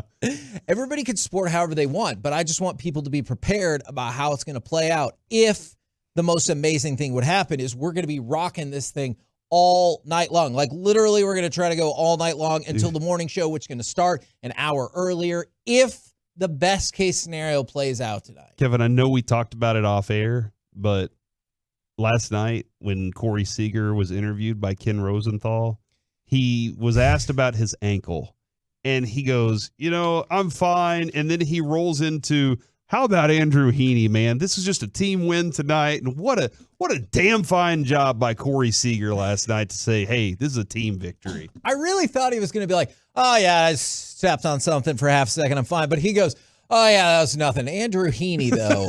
And, it was, yeah, I loved it. Great. We're the KNC Masterpiece right here on 105.3 The Fan. We've been reading a lot of texts telling you what we think. Now it's time. What do you think? It can be about the game tonight. It can be about anything Rangers that you want to talk about. Call in right now. We will get to that next. 877-881-1053 as we move on to the Expressway commercial free. That'll start up next right here on The Fan.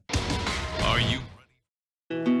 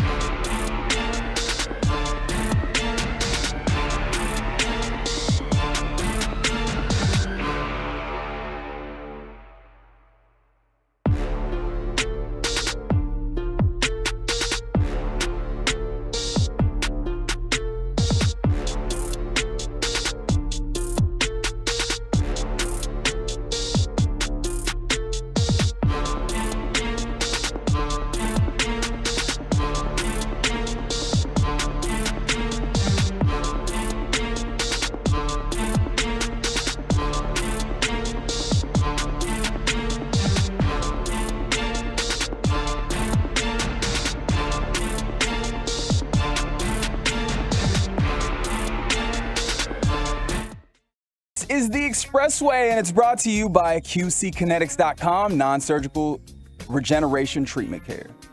There's a swing and there's a drive deep to right field. Way back goes Caro. He's at the wall. That ball is history. A home run for Jonah Heim.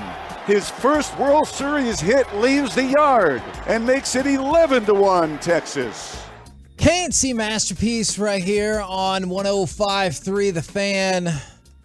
We're going to turn things over to the Boomer Jack Bar and Grill hotline as we take in a whole bunch of phone calls here. It's been a really fun day.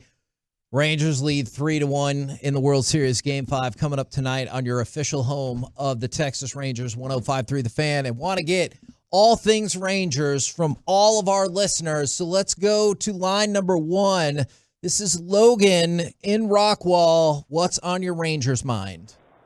Fellas, I think it's tonight. Mike, I think you do your duty today, sir. And I think it's time for Coach Ballsack to come back out and hype these boys up to go clinch this thing. That's item number 1. Item number 2, I really think that this team needs a Napoli-esque player. I think that we need somebody that jumps on second base whenever he goes from first to second, goes and gives a claw antler, and we just have a massive Napoli-type chant. We need that player back. We need somebody like that. That's Adolis, whoever that is, if it's Josh Young, but we need that massive chant back.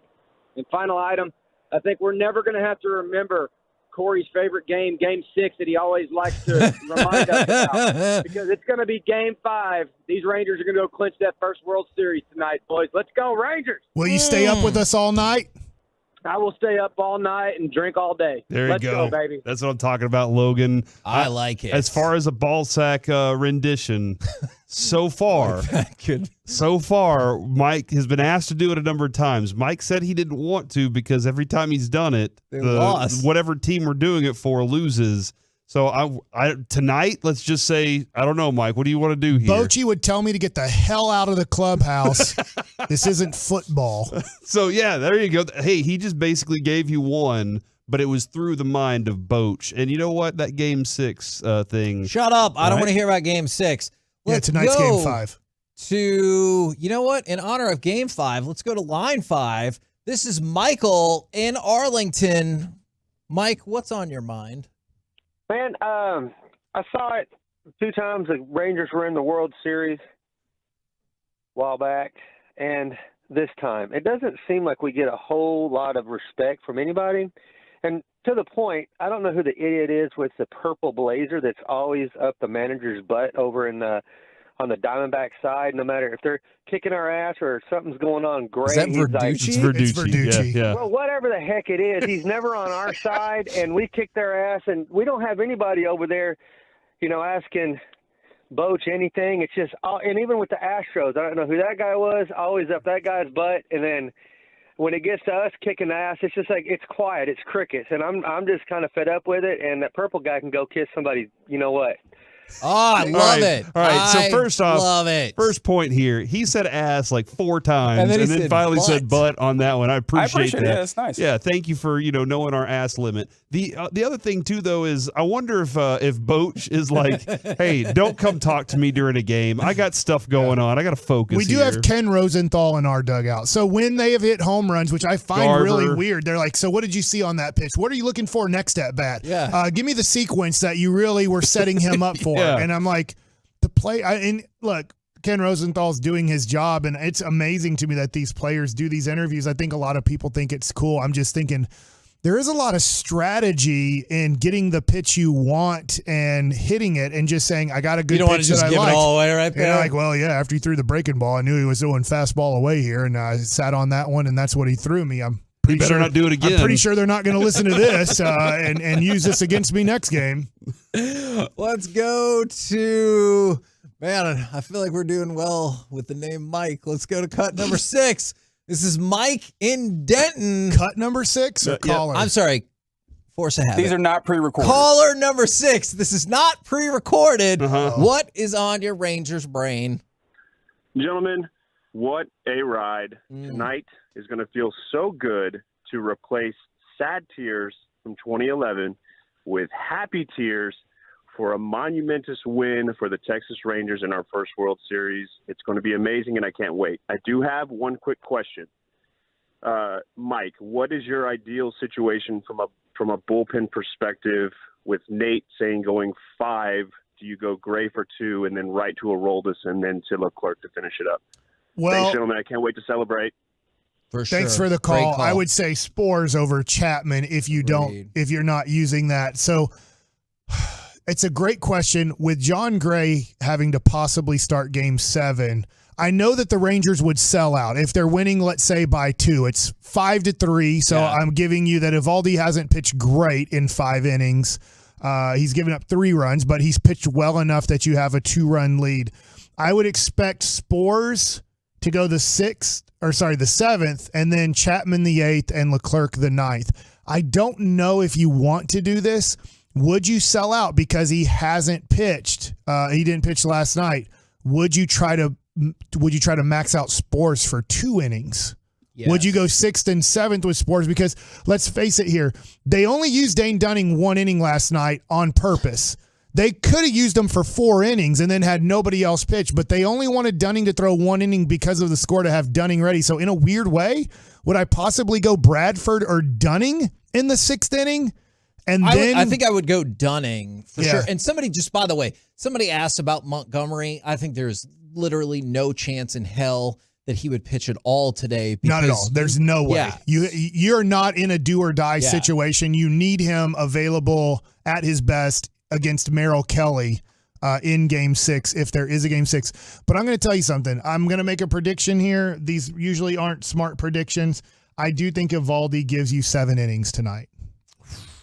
Game, Nate, dude. So I think in that situation, you go Spores in the 8th and Leclerc in the 9th, and you celebrate. Kevin didn't want him when we signed him, but I told him, I said, hey, Kevin. I will admit. We're in a big game. The injury I thought it was meh. Is it weird that the injury was the best thing that happened to him because it limited his innings to 144 in the regular season? Yes. He got to rest, and here we are. That is very strange, but I think you guys are right. Let's go to line number 2. Jimmy in Sunnyvale. What's happening in your Rangers brain right now? Guys, I've got ultimate Ranger fever and just appreciate you guys just loading it up, Ranger intensive. All I got to say is I agree with Mike. I just think Eovaldi's going to be a gamer tonight. I think he really, really wants this, especially after last outing. And, what can you say about Bochy making all the right calls? But where would this team be without Leclerc? I mean, he's just been – I know he had the gut-wrenching home run, last series, but he's just been dynamite. And I just want to say for every Ranger that's ever wore that uniform to now, man, go get it, guys. We love you. That is a phenomenal call. You guys have been really on point. And I want to bring something up because he mentioned Leclerc. And also Chris Young. Somebody was mad we didn't bring up Chris Young in the thank you notes. We will. And that's very fair. We will. But that's the sign of a great team, right? Is there are so many people, if you're like, well, how could you leave out this person? How could you leave out this person? Is Jose Leclerc, I mean, he might be the most remarkable story on this team to me because his value to this team in the middle of the year was nothing. Yeah. Like long relief in a blowout at best. It was nothing. And now, when you see him come in, does it not kind of put you at ease, especially if it's after Chapman, is he has been huge for this team. Yeah, I do. I hated that he had to warm up last night. I hated that he had to throw 10 pitches last night because now he will be going, hopefully tonight, he's pitching his 3rd day in a row because he's only pitching if we're winning the game or it's a tie game in, let's say, the 9th, 10th, 11th inning. But he has been phenomenal. And the thing is because of his not being able to hold down the closer's role from 4 years ago, he actually is pretty good at throwing 2 innings because he had to do that quite a bit in his career. So I don't know on his 3rd day in a row, how much do I want him? That's the thing that hurt you last night by your 3 guys, Burke, Stratton, and Will Smith, not being able to get a job done, being up by 10 runs with 6 outs to go, and they couldn't get 6 outs.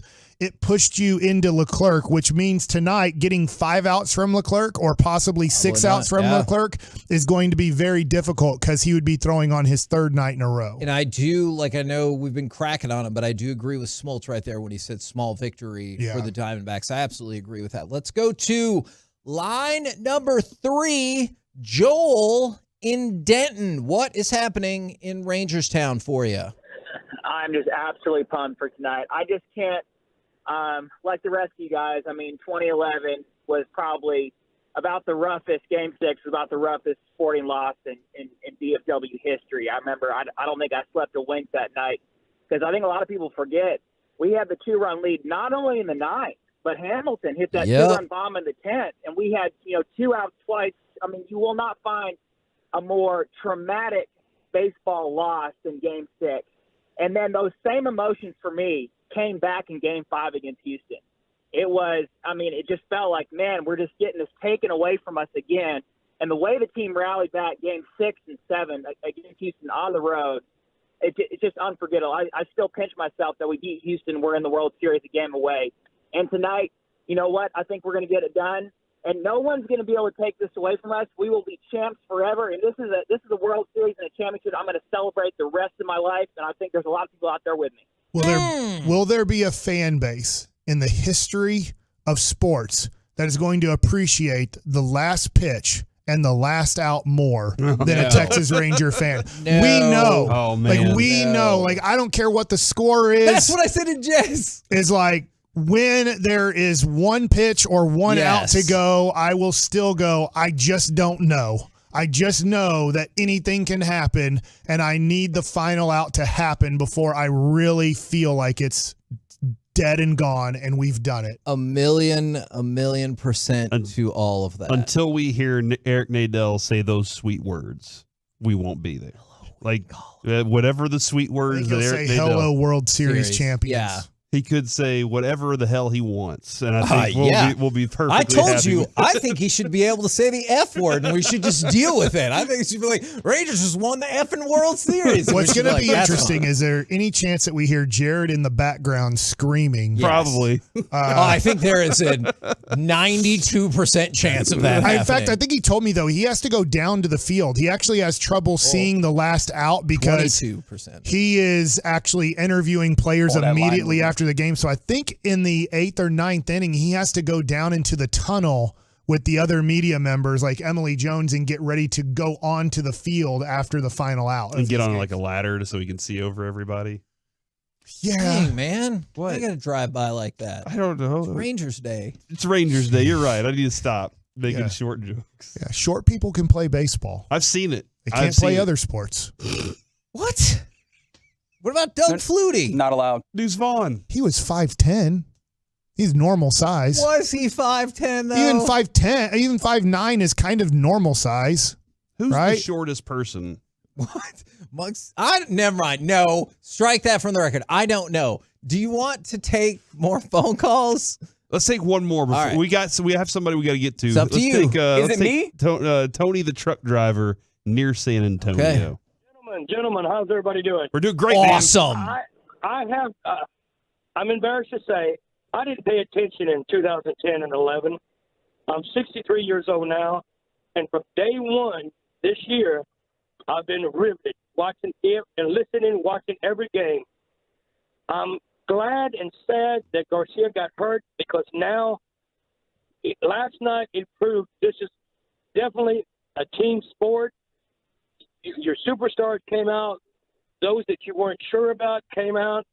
I'm curious if anybody can figure out what was the odds with $100 first game of the season that the Rangers would make it to the World Series. I'll hang up and listen. I believe if you had the Rangers to win the World Series, you would have won $13,000. Wow. On a $100 bet? Yes, at the beginning of the regular season. Yeah. And so that's pretty incredible. I wanted to read this just real quick because outside of wanting to win it for me as a fan and for the Rangers and all the players and Boch and everybody involved, there are so many stories just like this. And that's another reason I hope we win. I hope we take phone calls for like 6 hours. from the 254. I can't call in because I'll probably start crying. I was going through a divorce in 2017, the year after my son was born. I made it a point for me and him to watch opening day together on TV every year. When the stadium opened in 2020, he and I went the first week we were allowed, COVID, masks and all. We've been to a lot of games before and since, and I switched a day with my ex in hopes that they'd win it tonight and we'd be together. This means everything. I bet there are so many stories across the Metroplex just like that. Now it's time for Mike Likes It. All right, let's do Mike Likes It with a former Cy Young Award winner, 2006 Cy Young Award winner, runner-up 2 times in his career, former Arizona Diamondback, and for a second, Texas Ranger, Brandon Webb. Brandon, how's it going, my man? I'm doing good, guys. How are y'all? We're doing great. I'm wondering from your perspective, covering the Diamondbacks this year and watching them somewhat, I think very few people thought they would beat Philadelphia twice in Philadelphia. Are you still feeling like, hey, this Diamondbacks team, even though down 3-1, we've seen them with somewhat of a miracle comeback, they can still do this? Yeah. When we saw it in Philly, obviously that was unexpected. Last night hurt pretty good. But I think, they did score a few late. Hopefully they can carry a little bit of that momentum going in. But we do have our guys back on the mound for the next 3 days. We got Gallen today, and if he's able to, get a win in that, then we got Merrill Kelly, who's been outstanding and fought, and hopefully we can take it back to Texas and see you guys again. How much do you feel like momentum does carry over from game to game? Like you were saying, Arizona clearly picked up a lot at the end of that game, especially when there's new pitchers and everything. Yeah, no doubt. I think it's a big part of baseball, honestly, and it happens during games. It carryovers to the next game, especially when you have your guys going on the mound.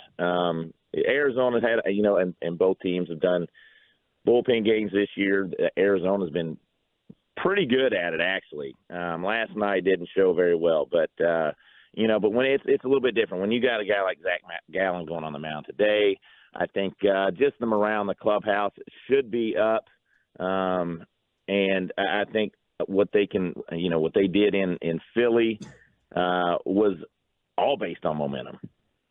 Yeah, so Brandon Webb joining us right now here on 105.3 The Fan. Brandon, this is what I've heard. Obviously, you've got to watch Zach Gallen pitch in these playoff games, pitch down the stretch in September.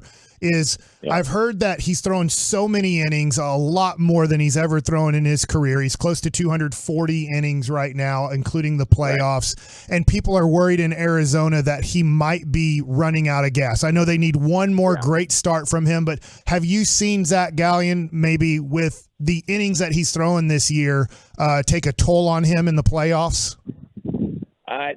He hasn't been as good as what we saw for sure earlier on. He's been good, but he hasn't been great. Merrill Kelly's been pretty great. Brandon Pfaadt's been pretty great. Zach Gallen's he's been good, and he's been sufficient, I guess you could say. The innings, and we talked about this too on the pre and post game before the season was even over with, and them trying to fight and get into this wild card game, and people were saying it then, is he kind of wearing down? Because he did have a few there late in the season where he was kind of, not the Zach Gallen that we were accustomed to seeing there early in mid-season. And I was like, I hope he's not running out of gas, because they're trying to make this push, and that's not what we're looking for. So, he showed some signs, and 240 that's a big jump for him. That's a lot of innings for any pitcher, especially these days. So I hope he can, he grab a little bit extra. Like you said, you got one more start. Let's put it all eggs in one basket for one more start and see what you get. I think. Listen, I watch him all the time. I think he's one of the top 3 to 5 pitchers in the league. I love watching him. So I'm hoping for good things tonight. Brandon Webb joined us here on the KNC Masterpiece on 105.3 The Fan. The Rangers' MO throughout this playoffs, whenever they've been at their best, they've been very patient at the plate. They've not gotten outside of the strike zone. whenever you're on the mound and you're seeing a team like that, is it frustrating? Like, what is that feeling for you, and how do you attack a team that's going that way? Yeah, I mean, you guys have a good team. Obviously, Seager's been the big guy that's killed us. Simeon had a great game last night too. Garcia, unfortunately for you guys, is out. Those three guys have been huge. Young's been pretty good too. I mean, he had a great game yesterday. I think he had 3 hits. It's a good hitting team. You guys, as a pitcher, you got to go out there and you got to make pitches. I feel like, and this is a lot of teams too. Philly, they're mistake hitters. You can't make mistakes, and when you do, to these hitters like Texas has, you're going to pay for it. And a lot of times it's a long ball or it's a double in the gap, and they're throwing up big numbers. I mean, 2 5-run innings in the second and third inning was just huge. You cannot make mistakes to get hitters like that. You got to execute pitches, and if you do, you're going to have success. And that's why I think Zach Gallen, he does execute almost better than anybody. To me, he was like a Greg Matt. He doesn't walk a lot of guys, and he executes very well. So that's going to, if he does that, I think we can have success tonight. Talk with former Cy Young Award winner Brandon Webb right here on 105.3 The Fan. Something I've always been curious about, and we've had some discussions about the umpiring in this series thus far, is as a pitcher, did you ever study the umps? Because we always hear about the prep work for the hitters, but did you ever have any reports about this ump will squeeze you, this ump will let it go to the right a little bit? Yeah, I definitely think that was out there for sure, and Mike can attest to that too. Different umpires have different strike zones. They just do. And I didn't necessarily study it. We knew what it was, going into that game, whoever it would be back behind there. And then going to this series and stuff. Yeah, I mean, I think it's kind of amplified these days because we got the strike zone box there, the K zone, and you're seeing, that pitch was, like that one that Gabby took there a couple days ago, never in the strike zone. Now, if the K zone's not there, you don't make such a big deal of it, I don't think, because you don't actually know if it was a strike or not ever. So I think that enhances us a little bit, as far as balls and strikes go. There have been several, I think, missed calls, balls and strikes wise and it goes both ways too, right? And it goes both ways. But there's been some missed calls for sure.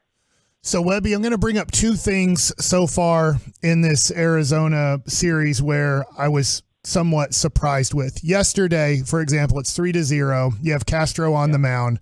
Seager's our best hitter by far, especially now that Garcia is out. And you guys go to Nelson, and I'm doing the post-game show, and I'm like, they're going to pitch to Seager. They're going to bring in a lefty to pitch to Seager instead of just walking him and going to Garver. And if Garver were to draw a walk or do something, now you bring in your lefty and face Carter, who really can't hit left-handed pitching. Were you surprised in that situation that they pitched to Seager in the second inning with a runner on third and first base open? Absolutely. Yeah, when we're doing the scouting reports, you circle these guys. Garcia would have been one. Obviously, Seager's going to be one that you're not going to let beat you in certain situations.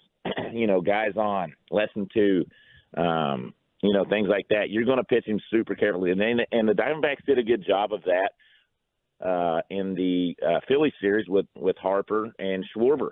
They walked him, quite a few times in big situations, just didn't let him, take swings, which I'm okay with. But yeah, Seager comes up there. You bring in the lefty, obviously they're not going to walk him because you already, brought in the lefty. So I was watching Chris Young there on the MLB Network last night. He said, same thing. And that's what it's true. You circle this guy. You don't let him beat you. You don't let him get the bat off his shoulder. He's already shown that he's done it several times, almost a handful of times now, this series where it's, he's a one-man wrecking crew. Don't let him beat you. So in that situation, I 100% walk. So, Webby, you had the best sinker in the game 2006 through 2008. And I know that you wanted your catcher to be able to frame lower pitches. And I know over the last 5 years, everybody catches on one knee. So I'm not taking a shot at Moreno. Yeah. He's just catching like all 100 catchers in the major leagues do. And it's hurt the Rangers in the playoffs too. Why in the world, this is just me, why in the world with a runner on third base would you ever want your catcher catching on one knee, especially in playoff games, World Series games, and in regular season games too? But I don't get that. Like, Moreno was stuck. That was an easy block. And even Leody Taveras thought that was an easy block. He's like, oh my God, that got away because one knee catching. Help me out here, Webby. Yeah. Why would you ever want a one knee catcher with a runner on third? Yeah, that guy, you could see where you got to get kind of blocked out on that situation. Now, during the season, been very good. He's a great catcher, super young. He's going to be great for these guys for a long time. I agree. And that if there's a dude on third base, get in the regular crouch, make sure you're mobile, because you're kind of immobile when you go down to one knee, right? You can't move quite as much. Super surprised that ball got by him and let a pass ball score a run. He's usually very good at blocking. But I agree. In certain situations, I think it's fine to get down on one knee and do that if that's your thing. But if it's a scoring position and you got to have a block ball, 2 strikes, something like that, go to the regular crouch. The Rangers, their calling card also has been defense. I've seen some exceptional defensive plays from this team. When you're on the mound, how much different do you pitch when you know your defense is lights out? Oh, 100%. I mean, for me, being a ground ball pitcher, I had to trust my guys 100%. So I had great defense behind there, Stephen Drew, Orlando Hudson, Gold Glover. So those guys, I had to trust my game in. I mean, they were huge for me. So, you guys, Seager has been – he's been amazing with the bat, obviously, but his fielding has shown up so good. He's the all-around player, right? He's making plays in the hole, and he's just making them look almost nonchalant, like easy plays. He's so good. That double play he turned there the other day and flipped behind his back was amazing. The guy's going, covering all the holes. It's huge pitches. It allows you to attack the strike zone. You feel like you can let the hitter swing and try to get a ground ball, and those guys are going to make the play behind you, and they have been. So I think it's huge for a pitcher to have some, defense like that behind him. The other thing too is we've seen some hard hit balls to center field, but it feels like that center field wall says 407, but it's 2 miles away, or it feels like it's forever. Why's that field so weird to me? Well, the wall's really high. It's a huge batter's eye, and it kind of kicks back a little bit out there. And there's a lot of balls that died. Although the roof has been open the last couple games, so that's cool. And the big panel doors have been open, which, depending on what the wind's doing, for the most part, it usually would help that ball carry out there. But I agree. There's been some really big, really deep fly balls that look like they would go out and just dying right there at the track, and we've seen Alec Thomas catch some really deep fly balls out there. Well, Webby, man, thank you so much. I really hope you're not flying back to Dallas-Fort Worth. Yes. But I understand why you are rooting for the Diamondbacks, and it's been a fun World Series so far. But we obviously are hoping it ends tonight. And I know that you guys, honestly, if you guys can win this game, I understand the confidence of having Merrill Kelly and Fott on the mound. So we've seen it happen in Philadelphia, so we're really hoping Evaldi has one of those magical postseason starts. Yeah, it should be a great game tonight with those two guys on the mound. I appreciate you guys having me. There you go. Brandon Webb right here on 105.3 The Fan. Great information. As you could probably guess, there were plenty of listeners who did not want Diamondbacks representation on the show. That's one of the things that I really enjoy, that Mike has his connections of people that can give you different perspectives. And then he acknowledged eventually how good the Rangers have been in a lot of different ways. So I appreciate him hopping on, man. That was great. We should ask him his thoughts about how John Smoltz has been doing and stuff. He'd be like, he's been doing great. He was really good, though. We're the KNC Masterpiece right here on 105.3 The Fan. Coming up next, time for the C Block starring Corey Majors. Is he now, or what does he have to do to be the greatest postseason shortstop in history? Next on The Fan.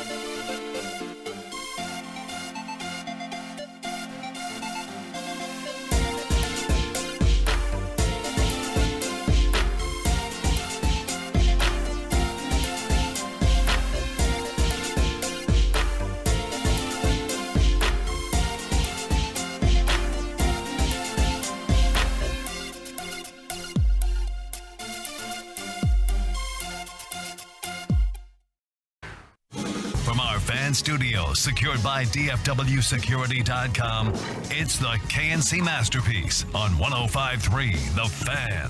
KNC Masterpiece right here on 105.3 The Fan. We are T-minus 6 hours away from first pitch of Game 5 of the World Series, which you can hear right here on 105.3 The Fan. What you can also always hear on 105.3 The Fan, that's the C Block starring Corey Majors. Thank you very much, Kevin. I do want to throw this out there real quick, if it's okay for just a second. This is what I will be playing in my head for all the way through the game tonight. As soon as I walk out these doors, in my mind, this song is going to be playing over and over and over. I hope y'all guys can get kind of the same experience, because get ready. Tonight is the kind of night. Hit it. His heart is pumping blood. On his lips a perfect smile. His eyes begin to flood. 'Cause tonight's the kind of night where everything could change. Yes! Hit it. Tonight's the kind of night everything could change. He even says in those lyrics right there, he's like his perfect smile on his face, his eyes begin to flood because he's crying because he's so excited about tonight. And yes, your heart pumps blood, Mike. It always pumps blood. Music is interesting. What does that mean? Because the music that you think of or like, the other day, what was the song you played? Like, because you were so happy the Rangers were winning. I was like, this is a weird song. It was a song I had up on, like, just up while Adolis Garcia was playing. It's called Quando, Quando, Quando. And that's right. Tell me when will I am amazed that they're ready to go. Like, this just doesn't seem like a rally song to me. No, but that's what I'm saying. Like, that song, I don't know. He hit a home run while I was playing it, Mike. So it did something, okay? But tonight's the kind of night everything could change.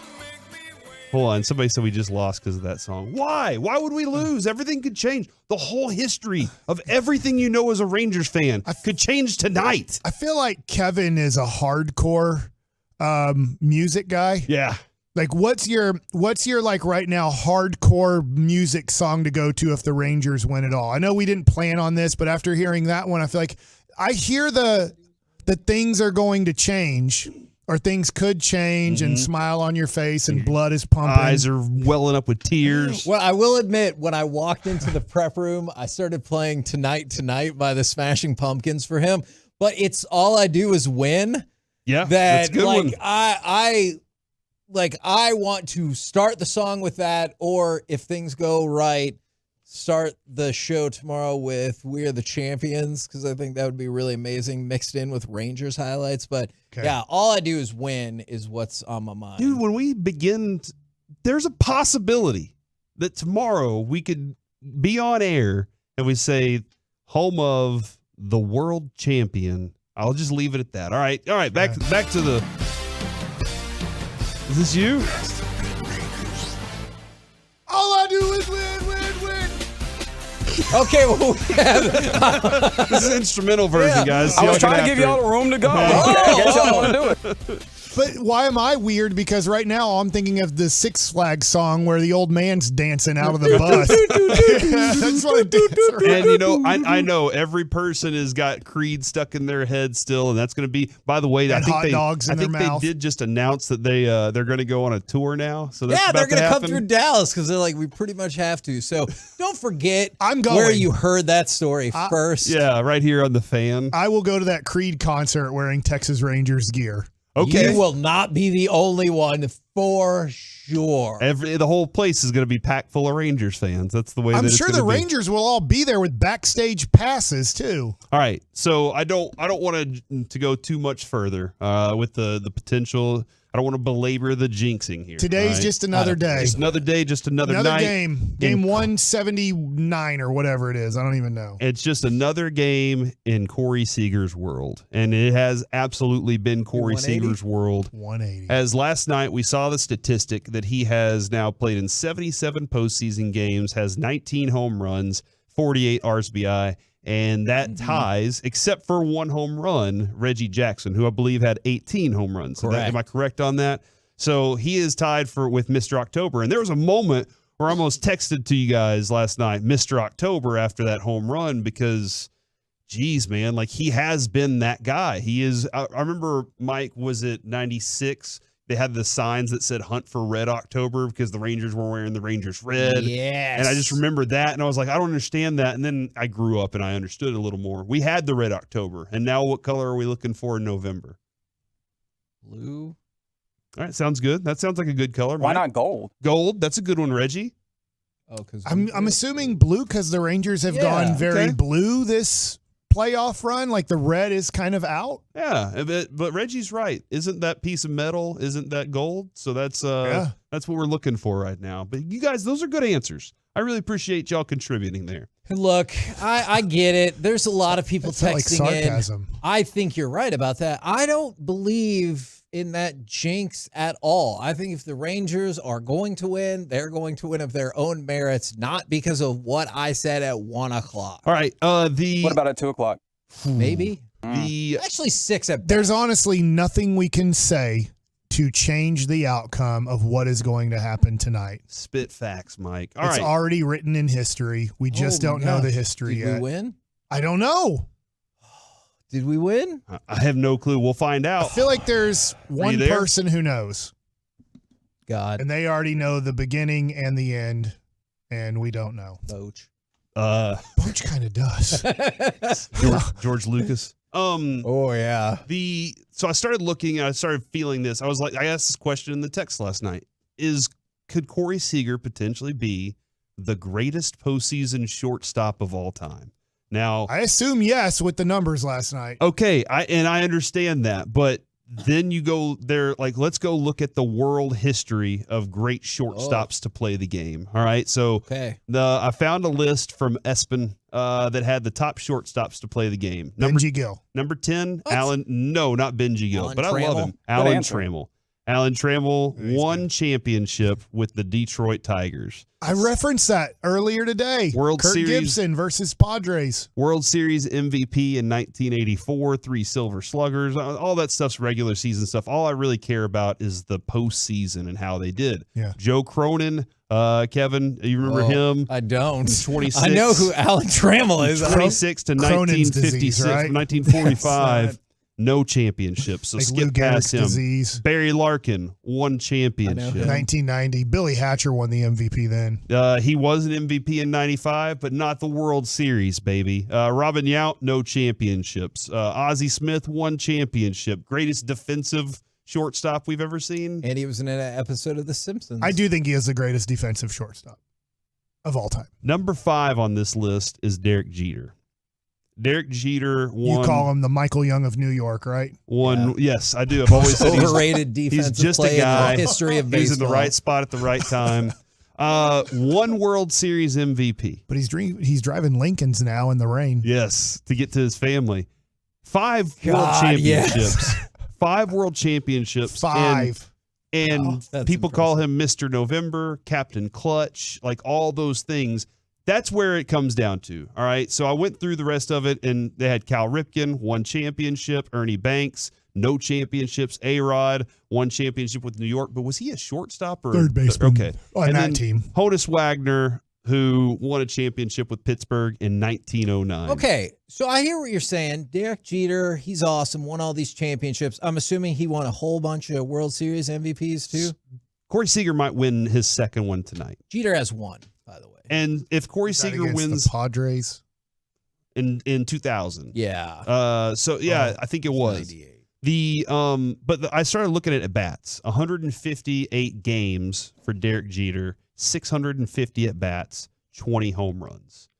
Corey Seager's at 77 games, 295 at bats, and 19 home runs. How many more games did Jeter play? He played 650 minus 295. All right, So that's a do the lot. math there, Kevin. 355 more If games. I heard those numbers correct. And the All right, home runs aren't bats. close. The batting average 308 versus 251. OPS 838, 855 for Corey Seager. The numbers, the volume numbers are even different too with RBIs. 61 RBIs and Corey Seager has 48. Now, somebody that might make a case for being the best, aside from Jeter, who again was in 5, so he collected big numbers, is Carlos Correa. Carlos Correa had 91 hits. He has 18 home runs. He has 63 RBI. He had an 860 Curveball. OPS. Okay, so and that does. Do we just discount everything that Carlos Correa did in his World Series runs because of the cheating World Series? A lot of it, yeah. Yeah, I do. And so that's where I saw a list of most hated players to collect and Altuve and Carlos Correa were very high on the list. That makes sense to me. It really does. So that's where I was kind of bringing this to the table. How far away is, if Corey Seager wins another World Series MVP and another World Series to go on it, that would be 2, correct? Mm-hmm. So then he's sitting on 2 with 2 different teams, and he has 2 World Series MVPs. That's far away from Jeter's 5 and 1 World Series MVP, but the numbers are still pretty spectacular for what Corey Seager's done in this time. If he wins a regular season MVP, that'll be better than Jeter. Okay, because competing against his own teammate next year, I'm not trying to hate on Jeter. No, why?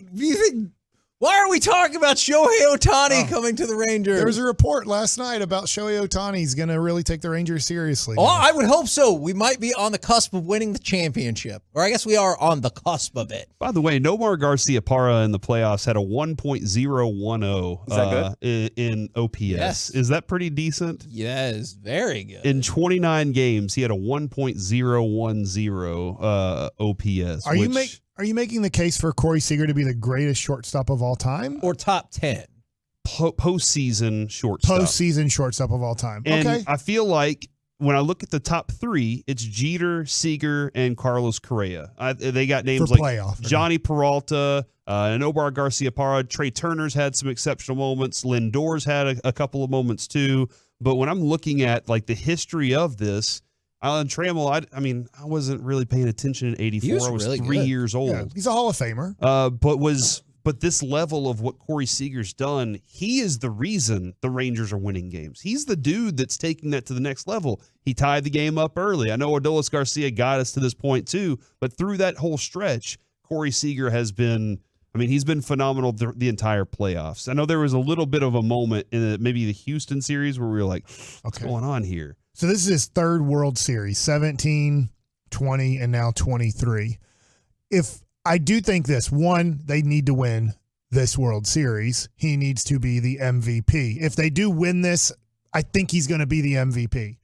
I would say that with the Rangers, he needs to go to at least 1 more World Series. Maybe even 2 more. Get a back-to-back in his because pocket. that Jeter, look, it is New York. It's gonna Jeter is obviously excellent. I'm just giving some crap about that. No. I'm thinking to myself, if Corey Seager really wants to become bigger than Jeter, which is going to be tough doing it in Texas, and he doesn't look, Corey Seager just wants to play baseball.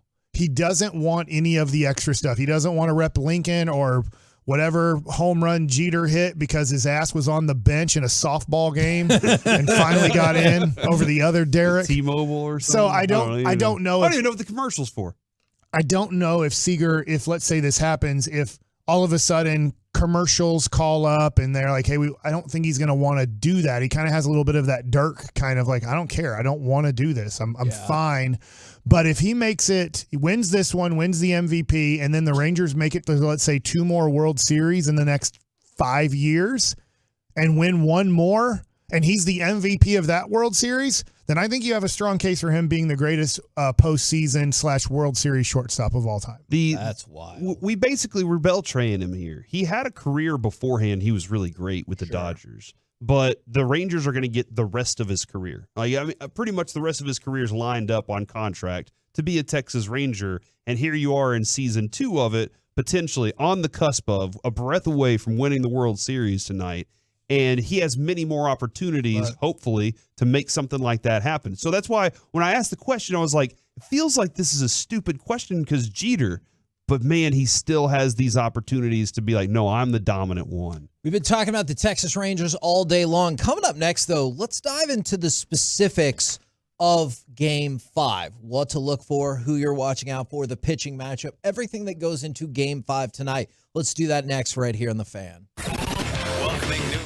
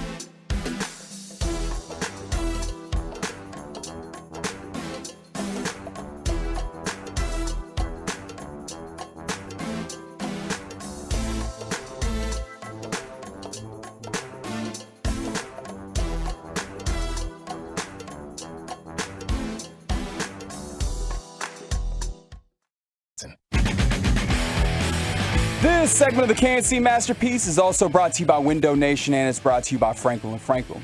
Life is unpredictable. Accidents happen, and Franklin & Frankel are the go-to attorneys for car and truck wrecks in DFW. If you or a loved one has been in an accident, contact Franklin & Frankel for a free consultation at truckwreck.com or call 214-817-333-3333. KNC Masterpiece right here on 105.3 The Fan, getting you ready for game number 5. You can fire off cut number 29 because we got less than 6 hours to go. Travis Jankowski, 2 hits, and now 2 runs batted in. And here's a drive, high into the air, deep into left field. Gurriel going back to the wall. He leaps, and it is gone! A home run for Marcus Semien.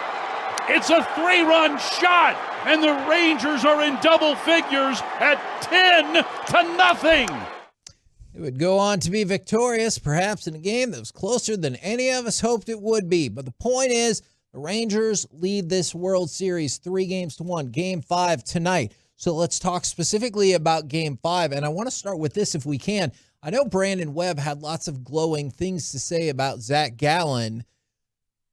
I don't know if he totally recognized the current situation for Zach Gallen, where I think he has struggled more than Brandon did. I think when you're following a team, though, is yes, he's seen it, but he's also seen how he is going. Like, he'll probably finish second to Blake Snell in Cy Young voting. I think he's going to finish second in the National League. So they're like, look, he was arguably the best pitcher in the National League. So I think they're on that optimism, hope of, we've seen him arguably be the best pitcher in the National League. We just need him to find that, which we saw from, let's say, 20, 25 starts this year where he was dominant. So I think it is, to your point, an optimistic view on Gallen. I do think that he is very gettable right now. I do think he is fatigued because I do think he's great, but I don't know how great he is right now. And I think Eovaldi not having a great start in Game 1, that he is going to be great tonight. He's been great his whole postseason career.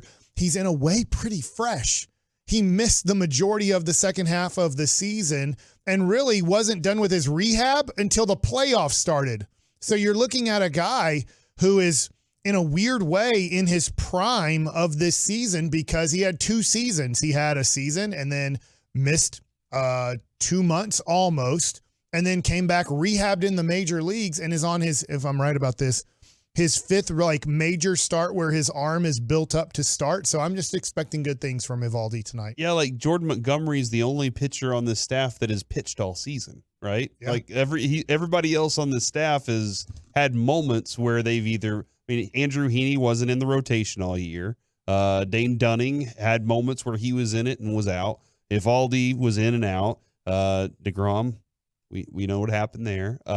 Even Max Scherzer, as he was part of it. John Gray was missing. Martin Perez was missing for stints. So all that has happened, and it's pretty interesting to see that Nathan Eovaldi gets to go step on the mound tonight. And another massive game for a baseball team. Like, here he is.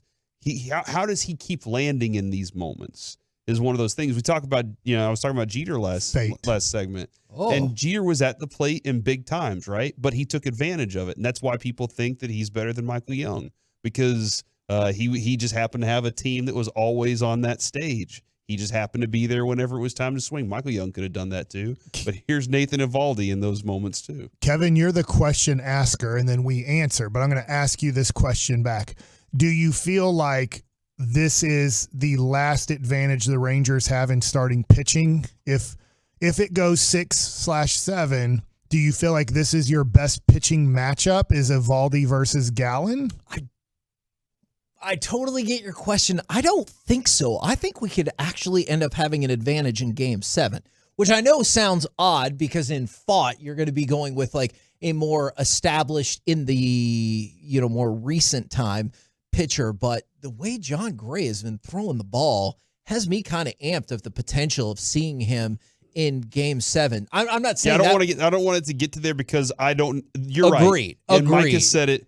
Every time John Gray steps on the mound, he's either the greatest pitcher we've ever seen, and nobody can hit him, or it's going to go sideways at some point. So that's why I don't have any desire to see that. Yeah, and so I'm with you on that. I would definitely, especially given what we just saw in the last go-around, I would definitely give advantage to the Diamondbacks for Game 6 for sure. I think Game 7 is close, but I like our pitching advantage tonight, and that's why it does feel like there's a lot of pressure because I still love this. The comparison that you brought up a while ago is like quarter 1 was Dak Prescott, quarter 2 is Jalen Hurts, quarter 3 is Patrick Mahomes. Like that's what makes baseball so much different than if you're just playing the exact same team the next day. Well, it's mostly the same team, except a totally different pitcher who could totally change the way it goes. So if the Rangers do not win tonight, then obviously you have to be stoked if you're the Diamondbacks because your season is going and you've got your current ace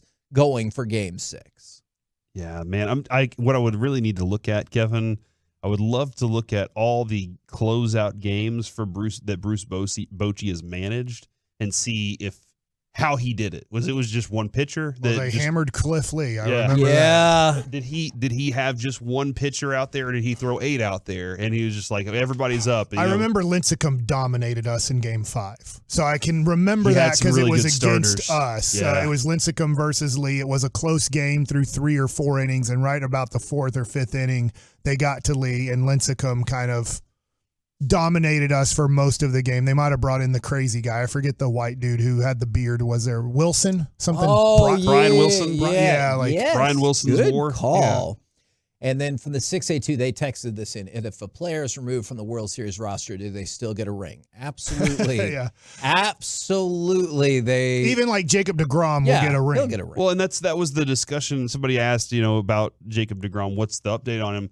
But he's been around the club. He's in the dugout. He's been on trips with them. He flies with them. He's there. He is there. He is around this team, and that's something that when I saw the video this morning of June 6th of this year, it was from Sam Gannon over at Fox 4.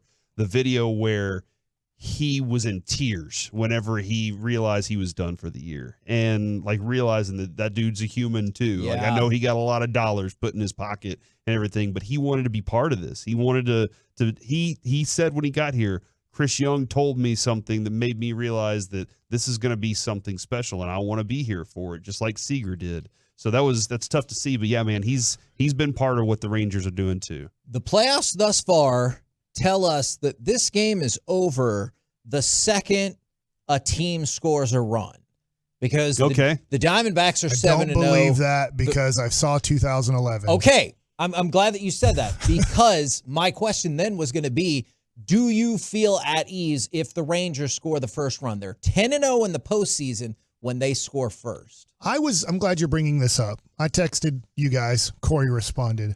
I was nervous in the 4th inning, up 10-0. Yes, me too. Or they're scoring a run. I'm like, oh my god! And then the 6th inning when Dunning comes in and they hit a chopper over his head for an infield hit. Like it was 2 weak hits, but 2 guys were on, and I was nervous then. So if the Rangers are up by 9 and 10 runs and I am nervous in the 4th and 5th inning, no, I'm not going to be at ease because it's 1-0 in the 2nd inning, Texas Rangers. 10-0 had me not at ease. To be I think everyone needs to appreciate the self-edit that just took place for Mike Bassett. How are you going to be, Corey? We score the first run, and you're like, got this sucker. 10-0. I'm probably not talking a lot of trash tonight. I'm probably sticking with the, all right, what's the next play? And that's just, I don't know why I've been that way. Usually I'm paranoid and freaking out about everything, but I'm very comfortable right now in that I don't have to worry about it because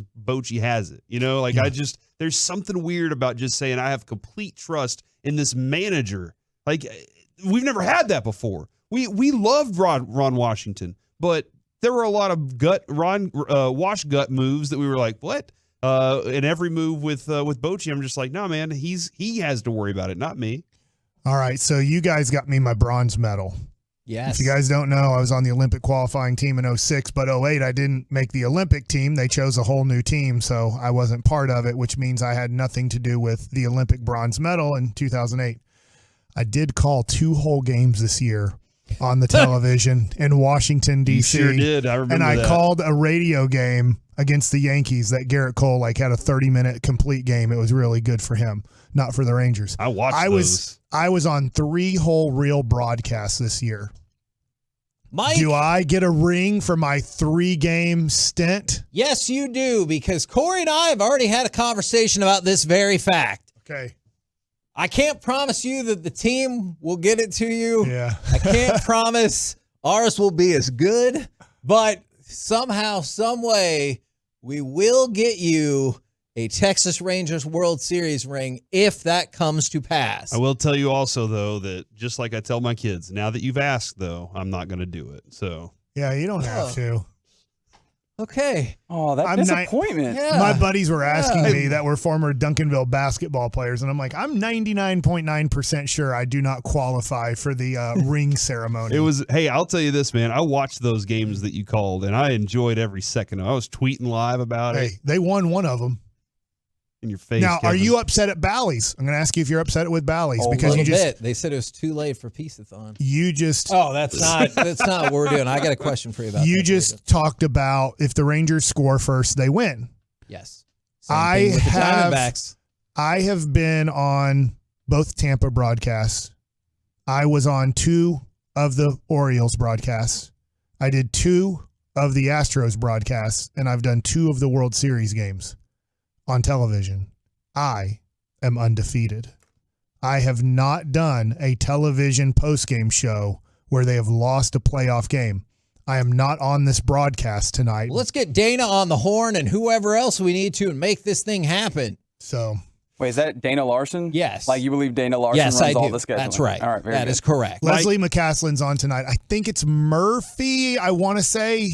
I think David Murphy's the broadcaster tonight, so hopefully they're celebrating a championship. I did look it up, guys. In the first World Series that Bochy called, it was Lincecum and then Brian Wilson. That was it in the closeout game. Okay. In the next one, Matt Cain, Afelt, Casilla, and Romo closed that out. 4 pitchers. Tony finally got his championship. And then in the last one, it was Tim Hudson, Jeremy Afelt again, and then Madison Bumgarner to close that thing Didn't he throw like the 5th through the 9th inning as the closer? Yes, Yeah. it was something crazy. So, I'm not expecting Jordan Montgomery to go in there and have 4 innings to close this game out because I feel like they and have that was the game pieces. 7 too. Yeah, they're rested. Chapman's rested. Spores is rested. Leclerc has been. I'm just amazed at what Leclerc's doing. I don't want this to go 7, but just a reminder, if it does, Evaldi will pitch possibly just like Montgomery pitched game 7 against the Astros. You will have John Gray starting, but Evaldi will be there to pitch 2 or 3 innings if you need it in game 7 with Max Scherzer being out. The 972. Fun fact. My firstborn cost me 2 ALCS championship rings as I worked front office for the Rangers. I still haven't told him. Oh my gosh, I would tell him every day. And there are some great messages that have been coming through. I want to read you just a couple if we can. From the 214, been tearing up the whole show. My dad watches every game and he calls me. He's 78 and in poor health. Thank you to the Rangers, Jared, Hicksy, Eric, y'all, for this journey. Thank you so much for everything you do. That's from Blake. And if you can't sleep tonight, if it happens, we're coming up here. I'll be up here till 2 a.m. Other people will be up here. We're literally when the game ends, you can hear Eric Nadel, Matt Hicks, Jared Sandler, all the interviews. And then when that broadcast goes off, not just us, but all of us up here will be on broadcasting until 4:30 a.m. when Sean and RJ will go on an hour early to start off. It's amazing, and this kind of passion is amazing from the 585. I moved here in 2007. I've been a Tolo ever since and a Rangers fan. My parents live in Western New York and are avid Rangers fans now that we've taken them to games sporadically since 2007. My dad and I text or call during every game. He even got his cable company to give him Bally's to watch the games. It means a lot to watch along with him and my son who plays. I hope we get to celebrate. Go Rangers. Come on, please. It'll be just magical's not the right word. I don't know what even the right words are if this happens. And should sports bring me this much joy and this much pain? The answer is no, but it does. Probably not. And for people that are asking it, if you want to avoid, if they win, my guess would be. You'd better not say the P word. I won't, but I was going to say my guess would be Friday. Okay. If it happens later, my guess would be Monday. I don't even, yes. Your guess is 100%. I know. I was just trying to be cautious about that, Mike. Okay. So. Oh my gosh. I can't believe we're about to leave this building and. This is it. We did it. We did our show. We did our work. If you're at work listening, do your work. Yeah, do your work. Okay. Do your job. Because that's the only way the Rangers will win? Is that what we're saying? Do the crap that you've been doing, all right? But then when you get off work, it's time to Why watch did the you say it Rangers like that? at 7 p.m. Don't know if I love the way you just said that. He said work. We're the KNC Masterpiece. He said when you get off work. Right here on 105.3 The Fan. Coming up next, let's chit-chat with those fellas from the By God G-Bag Nation. We'll do it next right here on The Fan. All right. Hey, it's the holiday season, which means holiday.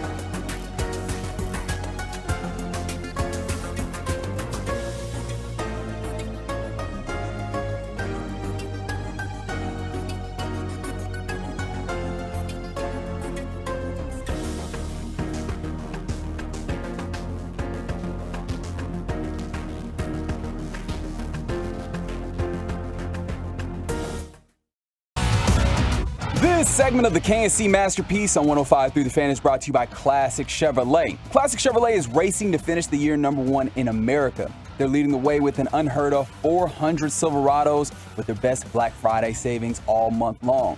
Shop them all at ClassicChevrolet.com. This is Texas. This is Classic Chevrolet. Find new roads, relax, and enjoy the difference. There's a swing and there's a drive deep to right field. Way back goes Carroll. He's at the wall. That ball is history. A home run for Jonah Heim. His first World Series hit leaves the yard and makes it 11-1 Texas. KNC Masterpiece back here on 105.3 The Fan. We are T-minus 5 hours and 19 minutes from first pitch. And right now, D&M Leasing brings you our chit-chat with those fellas from the G-Bag Nation. Gentlemen, how is you today? Terrific, Hagee. How are you? I'm nervous as hell, and I'm not even playing in this game. And it's still 5 hours away. How many Ranger fans do you think that have the funds, got on a plane this morning, and knew that ticket prices were going down because of Diamondback fans kind of selling out right now? Our buddy Sparkman just texted me and said, listening to you guys on the way to the airport right now, heading to the airport to go see this thing Let's live. go, Sparky! There you go, Sparky. We miss you, buddy. It was actually very doable. Because, we were ready. Because I had a situation. Unfortunately, we couldn't get the space to do the broadcast for today, but it's very affordable to go. And the fact it made it really easy for us because of our credentials. So we'd have been able, that part of it been taken care of. But when you look at the flight, the hotel, the car, and all that, it's all very, very doable. Very doable. So we've talked a lot about the specifics of the game and the fallout for the rest of the series if it doesn't go the Rangers' way and all of that. Where are y'all's heads at? How are you feeling going into Game 5 this evening? Feeling very confident. I'm not considering any eggs hatched. Is that what I should say? Sure. Yes. Everything is still up to be decided. But yes, maximum confidence, fairly, surprised because we've never been here in a championship series where it looks like your team is just going to kick their ass. It's not like going tit for tat. No, geez, are they going to win or are we going to win? Yeah. It's, wow, they're kind of taking control of the series here. And last night you bludgeoned them a little bit. Now you have guys like Simeon hitting as well. It really feels like momentum is an avalanche happening right now. And I expect the Rangers to go out there and whoop that ass again tonight and come home with the rings. That's what I expect. I love it. Let's go. Yeah, with Evo on the mound, man, I just think this is our best chance to close this thing out. I don't really want to come back and face Merrill Kelly, although I do think I like Jordan Montgomery. I know Smoltz of doesn't, course, but Merrill Kelly's been so, and I know Smoltzy thinks that the D-backs have the Rangers right where they want them, that this series is over because the D-backs are going to win it in 7. Go bleep yourself, Smoltzy, all right? But I am confident tonight in the Rangers getting the win, but I understand the pessimism from just DFW sports fans because we've been crushed and heartbroken, and you just don't want to say anything to jinx it. You don't want to put the cart before the horse. I understand all of that, but I am very crotch first at the moment. I'm worried that my desperate team theory, that makes sense, right? I've never applied it to baseball. I've only applied it to football, the desperate team theory, and I wonder if that's where the Diamondbacks are right now. And I was listening to you guys today, but I was also, when you were on commercial, listening to Major League Baseball, their channel, and this is one of those things where they're always, well, what words do you say as a manager? And Mike, you could speak to this because of talks and stuff you've heard in clubhouses, but this guy was like, listen, there's nothing you could say. The Diamondbacks know the situation they're in. The Rangers know. Bruce Bochy has said it all along. I don't have to talk to these guys. Yeah. They know the situation that they're in right now. So there's nothing of, Newt Rockney's speeches or anything that the Diamondbacks are going to get. They know that they lose, they're going home. If they win, they're going to have a chance to do what they did against Philadelphia, and that's win 2 games on the road. And so that's where the desperate team theory worries me a little bit. Never applied it to baseball, but interested the principles could remain the same. Let's see if it happens. Desperate team theory is real, but so is the fact that championship players win championships and championship managers they matter, and you have both of those things. You have Corey Seager, you have Bruce Bochy, guys that have what it takes to get it done. No disrespect to the Diamondbacks. Really nice team. Seems like a cool dude as the manager. But these aren't guys that win championships. You could always be a team that a championship happens to. Yeah. When you're like, wow, look at this, we're champions. But Corey Seager is a championship player. Bruce Bochy is a championship manager. And they are guiding and leading this team and bringing everybody up to their identity, which is this absolute graceful confidence and poise and composure in these moments. They're not going to pee down their leg. That's what it would take to lose a lead like this. You would have to get super nervous and be like, oh my goodness, we're so close, I can taste it, and then screw up. Bruce Bochy has proven to us over the last 2 months he always knows what to do. And right now, his experience tells him to say nothing.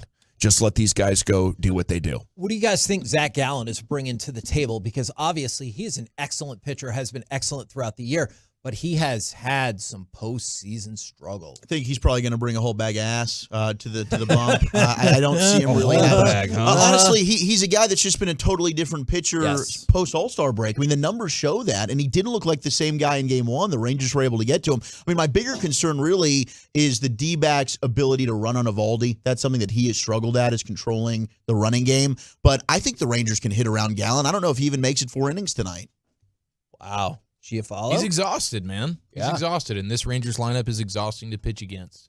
It's the team of destiny, Rangers in 5. And I think they do know the Diamondbacks, to your desperate team theory, tonight, unless Gallen just dominates, they know Sewald's pitching the 9th no matter what. Right. They know that Ginkel, am I getting that right? Yeah. I need to memorize his name. He's pitching the 8th no matter what. So those are 6 outs that you're going to have to deal with in the 8th or 9th, no matter what the score is.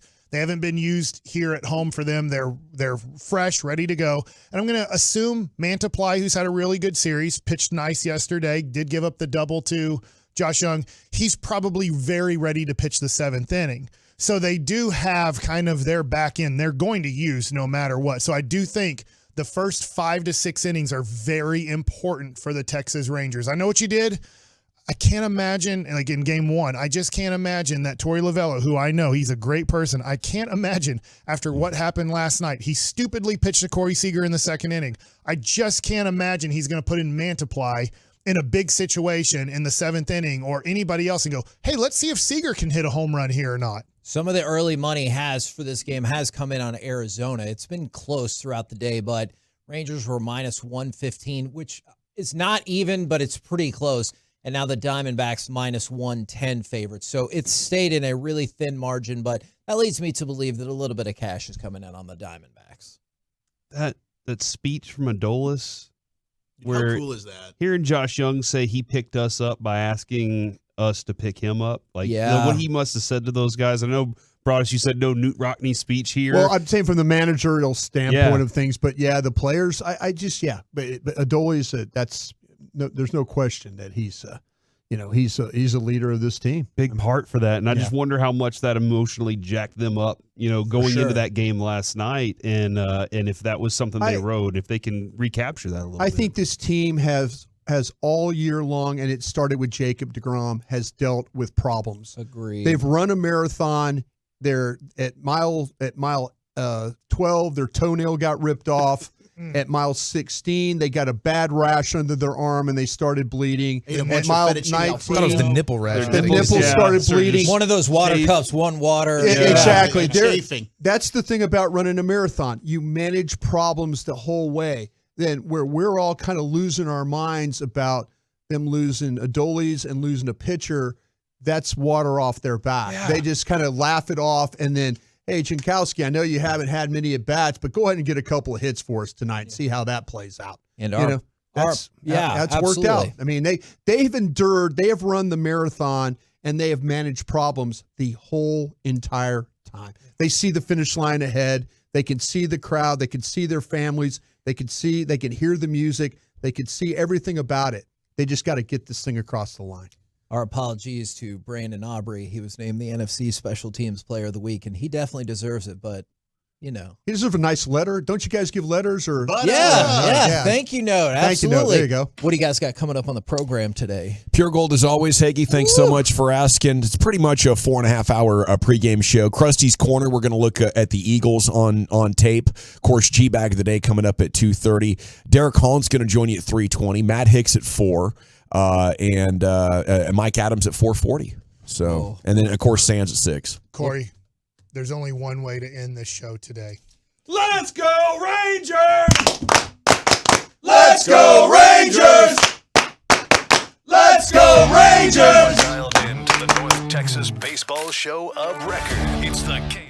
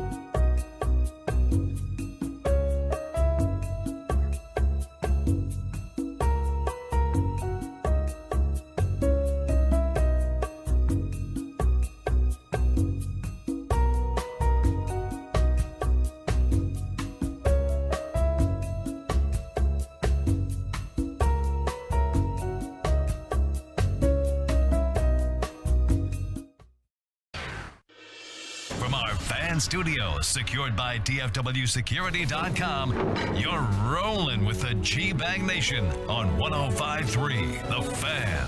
Welcome to the Nation. Here we go, hour one of the G-Bag Nation on 105.3 The Fan, your home of the American League champion Texas Rangers. And we're now one win away from being your home of the World Series champion Texas Rangers. Hasn't happened yet, though. And 6 times teams have come back from down 3-1 to take it. How close are you to believing the Rangers are going to be champs? How sure are you? The truckwreck.com fan text is open at 877-881-1053. We're going to take your calls a little bit later on. Yeah, we want to set the scene here for you. How you guys doing, Brian? How you feeling over there? The longest Ranger fan of the entire station. Yeah, the guy that went to games in 1972. There he is. Yeah, still got the blister scars on your butt cheeks from those bleachers. You know what? I tell you what. This is what's strange about my fandom is that when you're involved in other sports and other teams and stuff like that, I don't have the scars of 10 and 11. I don't carry those scars. I really don't. I mean, I was a fan, but not to the level of the commitment you make today. Well, good for you, fam. How about that? Yeah, I'm glad seriously. you don't carry the scars. Must be nice. Way to Yeah. dunk on us. I don't carry the scars.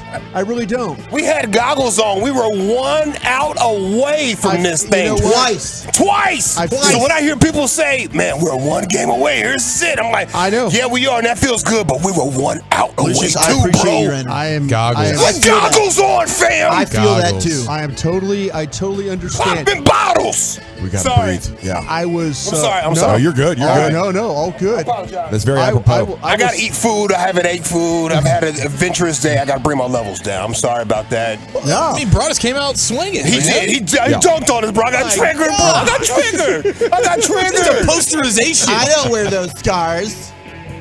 Did I say it that snappy? Yeah, it was very Valley Girl. Was it very Valley Girl? No. He exaggerated. Wolchuk exaggerated. I got your back on this I one, Brian. appreciate that one. But no, I exaggerated. I tell you what, please end this thing tonight. I don't want this thing to come back to Texas. I really don't. I'm with you. I'd rather win it tonight. There's a little bit of anxiety about home, but I do feel like things are very securely in the Rangers' favor right now as far as the momentum, the chance to win it there, or coming back with Montgomery, or John Gray has just been great against this Arizona lineup. I feel great. Now, how do I quantify that? Could I call it an 8.5 out of 10?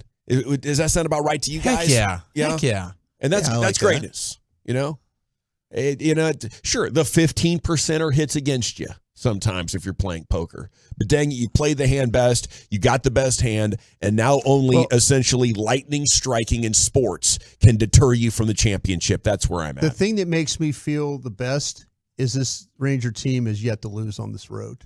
Mm-hmm. That's the thing that makes me feel the best.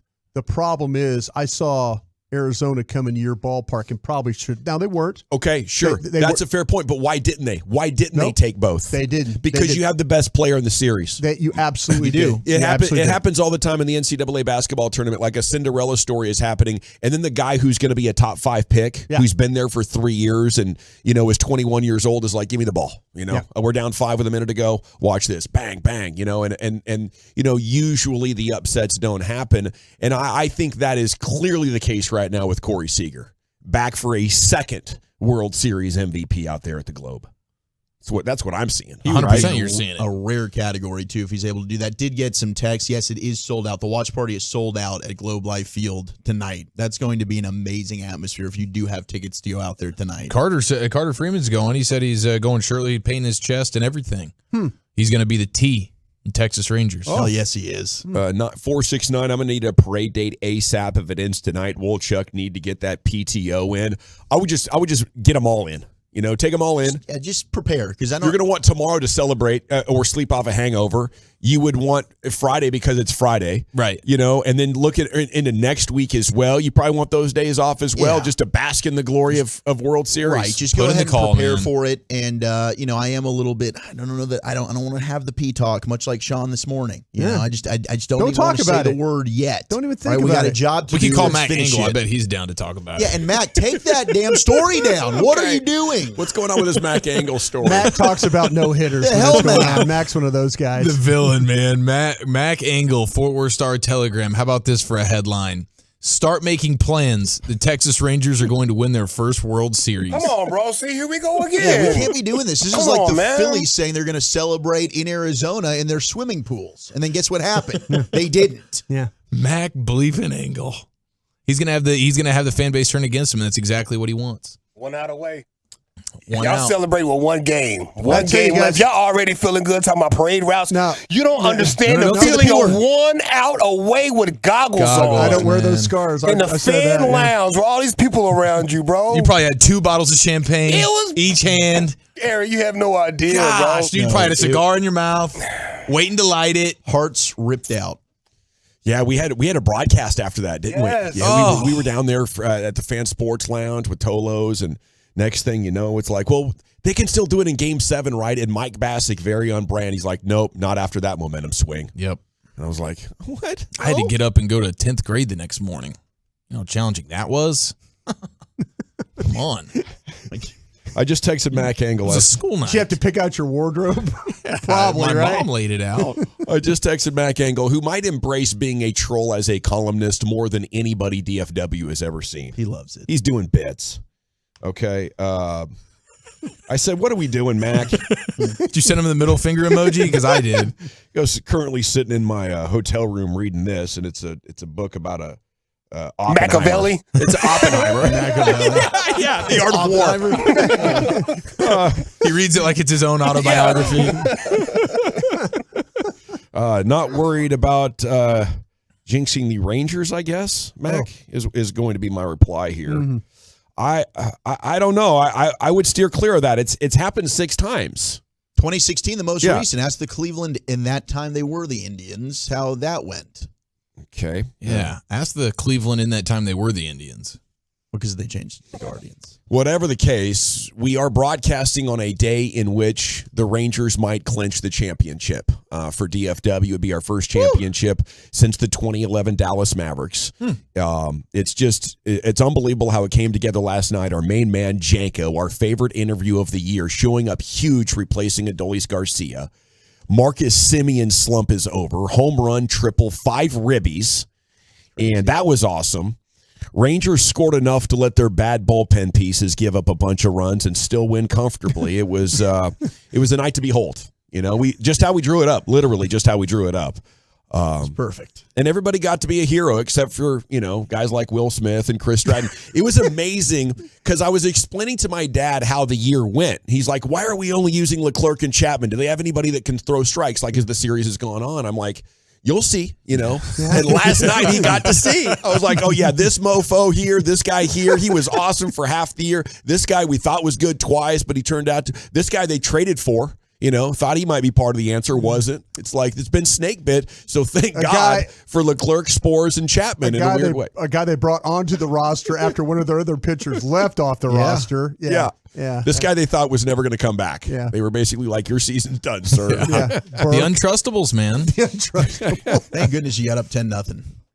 Yeah. That was fantastic. And I was still looking for more insurance runs. I was too. I really was. When Heim hit it, I was like, wait, let's go. no one was on base I'm when not gonna Heim just lie. smacked that? Dang it. It was only a solo? Did you? No, I never even felt comfortable when it was 10-0, and it's like We've seen too much with It this was bullpen, too dude. early. It was too second inning, early. and I was going, man, is this thing going to hold up? I don't know if it's going to hold up.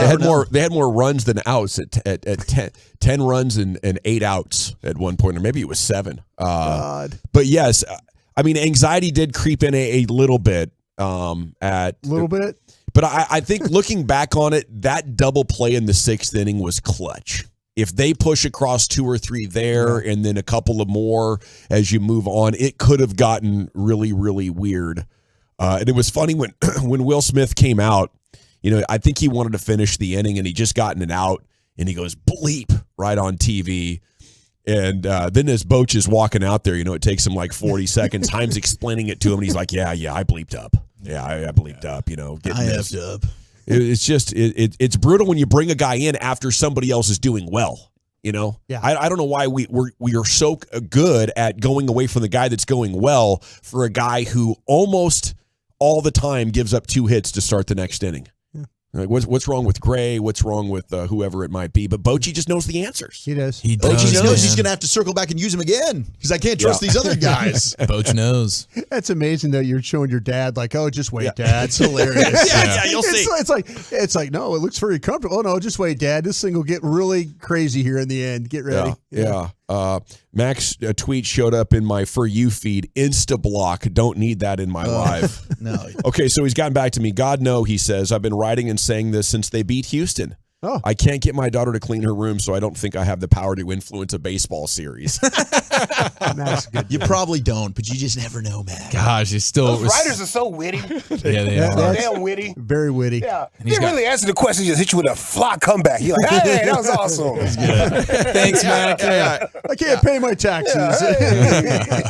And he's taken so many nasty voicemails over the years that you can literally throw heat at his head in his presence, and he'll be like, that's a good question. Let me think about that. I've never thought about it that way. Oh, man. Still got a great head of hair, too. Just looking fantastic. See him in the press box. I'm like, dude, and Angle. doing pull-ups on the other side of 50. Yes. I can tell. That's, Still got it. Marathon guy. Mm-hmm. He's all lats, man. What a badass. I mean, I don't think he was like a good team sport killer badass athlete. He wasn't actually. No. As a kid, I think he was probably a nerd. But he's aged well. Yes, but he's not having to go through the physical. He's probably a nerd. Physical. He won the runner, I guess. He won the long game. Yes. He did win the long game. Yeah, he's probably healthier than everybody too. Okay, the cool way of looking at this is that we've never been here as a DFW team, have we? Where you're actually kicking the crap out of the other team and you might win it in 5, as I predicted. By the way, hey, that's a you and me, Dawson, Cheers, situation. Buddy. We're like, dude, this is 5. Yeah. This is 5. I think that's worth the bet payoff immunity, isn't it? If you nailed it perfectly, absolutely not. Never was You're all throwing negotiated. bleep against the wall. All right, don't try and get me with that. You didn't know bleep, okay? None of us do when it comes to this team. Oh no, man, we got that 6 sense. 6 sense. The You same don't way have Bochy does, anything. dude. Come on now. That's But right. Boch does. And A T-shirt says that Boch does. Boch does. Boch knows. Boch knows. Strange lady, Boch does. Okay. What do you guys think of the Smoltz storyline? Yeah, it was egregious. It's true. It's hilarious. I really didn't get to listen to a lot of those games, fortunately, on television. And then the last 2, it's been bad. And that's why exactly I get there's a delay, but you can go ahead and find a way, do a little pause, sync it up with 105.3 The Fan, because he's not worth listening to. He really believes the Diamondbacks are going to win this thing in 7. Yeah. After their great fortune of getting Leclerc to throw 10 pitches last night. It's terrible. They really wore down this bullpen. I thought it was something that might have been in the broadcast by accident the first couple of games, but as it continues on, I think it's really clear now. I'm just hoping that enough Twitter activity happened last night that the producers see it now at Fox and they're like, "Hey, we got to give the Rangers their props." We can't, guys, if they win the World Series tonight, we can't spend 2 hours and 45 minutes talking about how Arizona could come back. Maybe they're trying to save the suspense. I think there's this is just being reckless. I think there's big problems with their numbers. I think they really, they look at how this is not one of the most popular World Series. It's one of the least watched ones. And I think their guys probably take a little offense to that. Like they want to play up the drama, you think? Yeah, because Smoltz could be the reason why. They want the matchups. They want the matchups. I don't think a lot of people want to listen to him. Yeah, that's it. Might be a thing with Smoltz. I mean, like look at his former club, the Braves. I mean, they were playing great all year. I just think there was some personally. I think there's some things there. Bobby Bell had an interesting theory that one of his best friends, Mark DeRosa, wanted to interview for the job, didn't get interviewed. Yeah, and maybe that that could make some sense. I totally believe there's something with Ron Washington. There has to be something. There's something that he just does not really see with the Rangers that makes him. Bruce Bochy and the Padres beat him, I think, in the NLCS one year. Yeah, there's good. Yeah, absolutely. Now, there was just so many storylines though for the Rangers that just when you're thinking about it, even unbiasedly, when you're producing a broadcast like that, this team just lost the ALCS MVP. Yeah, you just lost one of the best pitchers of his generation in Max Scherzer. And the replacement, Travis Jankowski, goes out, hits a couple of RBIs, goes 2 for 4, crushes it. Andrew Heaney goes 5 innings when you think it's going to be a bullpen day. Right. I mean, the resiliency, the resolve of this baseball team, there's so much to lean into there, and they just want to keep focusing on the Diamondbacks. Well, maybe it's also, too, that when you're an announcer, you talk so much about the negativity of the team coming in, the Rangers and all that, and why they shouldn't be here. And then all of a sudden, now you're wearing egg on your face. Yeah. You're bitter because it's like everything that you said as an analysis that going into the series. You're already pro Houston in the previous series? It's just everything you said is just wrong. And now you're bitter because of how wrong you are. That can happen too. Yeah, you hate being so wrong. You do. Makes you feel like an idiot, and you start covering for yourself. You do. You absolutely start covering, and you're trying to find reasons why guys can't play. See, Arizona's good, guys. Trust me. Oh my gosh. Texas isn't that good. Just like I told you at the beginning of the series. That's exactly where it is. It's 11-1, John. Well, yeah, but I mean, it's not over. Yeah. Well, it's funny because pathetic. 4 more batters away from getting the tying run aboard. Well, he was talking about the crowd staying in, and I think it was Doug Dunbar. They're all leaving. That was impressive. Yeah. The Arizona fan base is down 10, and they're lit, dude. Yeah. They're like, we're at the World Series. Let's go. The one guy jumping into the pool. Yeah. It was kind of it was pathetic.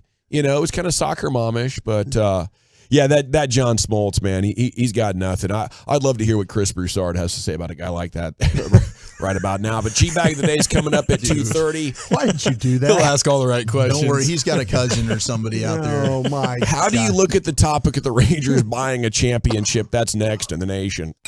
We will gladly be your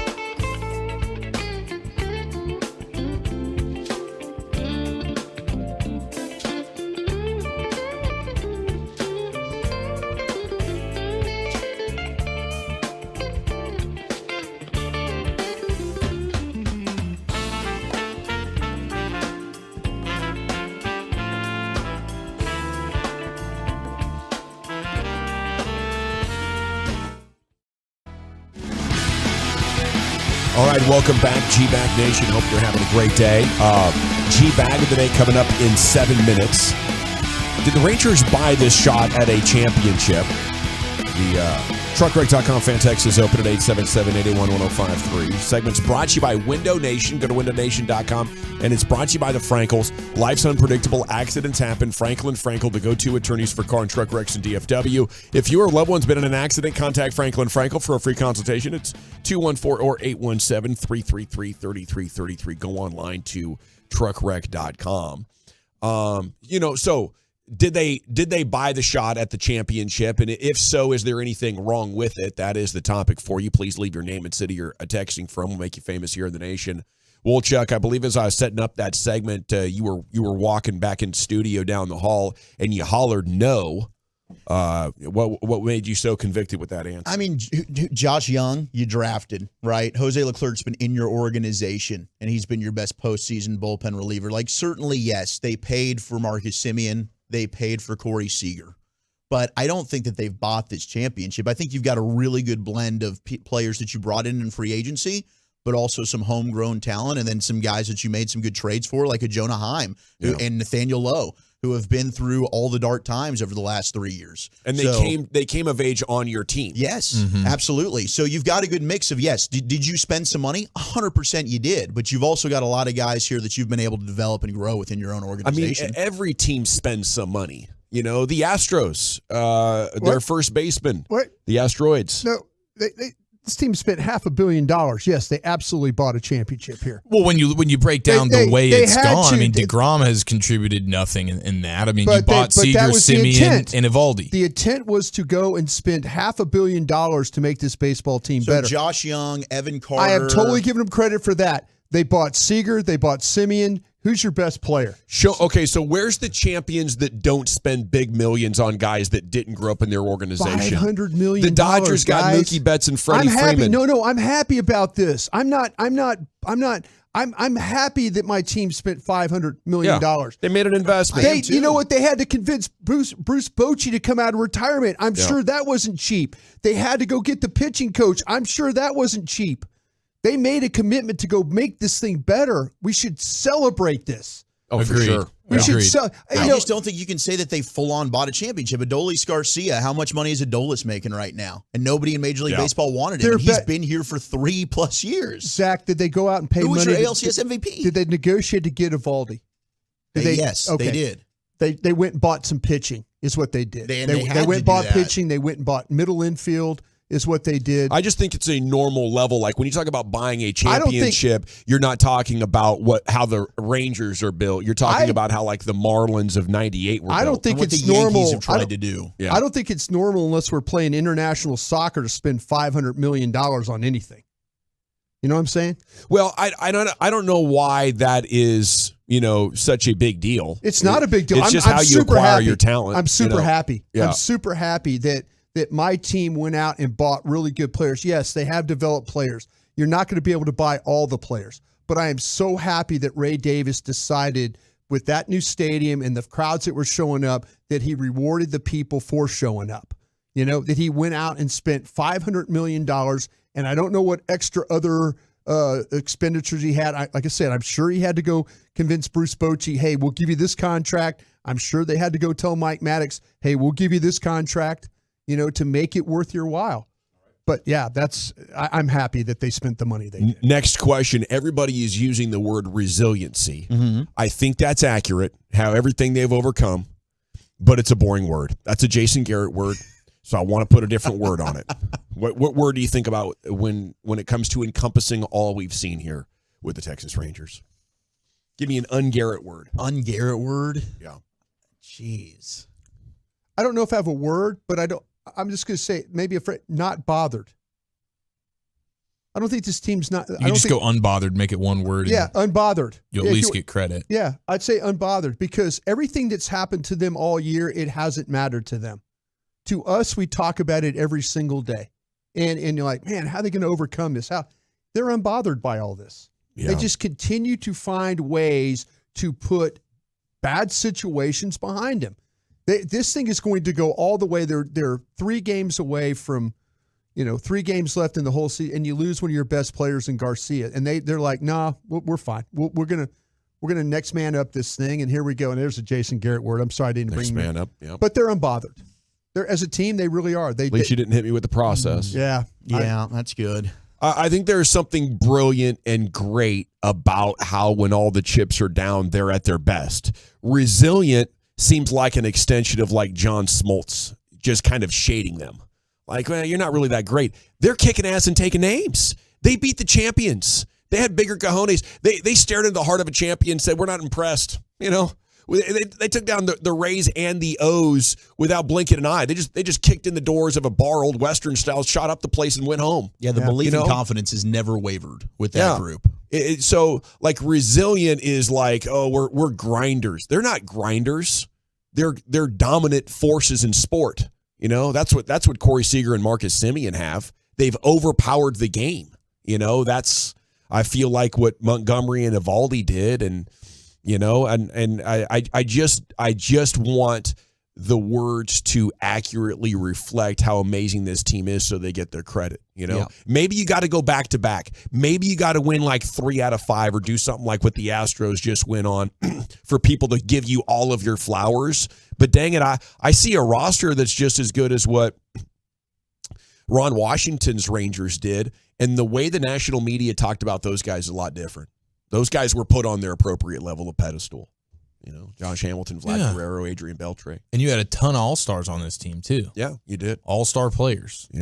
Simple, they are badass, says the 903. Relentless, says the 817. Tenacious, unwavering. Ooh, I like that. I like it. Gladiators, the 469. Time now for the G bag of the day. Into the Pimp Cup. Here's Lucius Alexander. How about sturdy?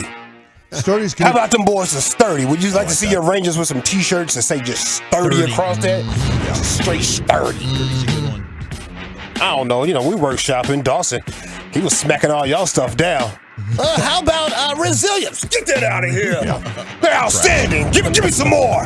How about tough in the paint? Now get that out of here too. Dawson was going hard on He's asking for answers, and then every time he gave an answer, he put it in row 7 on you. Yeah, I like it, bro. I had a science teacher like that. I had a science teacher. Her name is Miss Thompson. Miss Thompson used to do us like that, bro. We know some science. I feel like for the last maybe week and a half, I've just been on one, Lucius, and I don't know what I think it was. I think it was game 5. I gotta talk to your plug. That started it, and then game 1 just put it in the stratosphere. Yeah. Okay. I can't help it. I like them boys being sturdy right now, but we'll see how that goes. Our winner and champ of G-Bag of the Day is O.J. Simpson.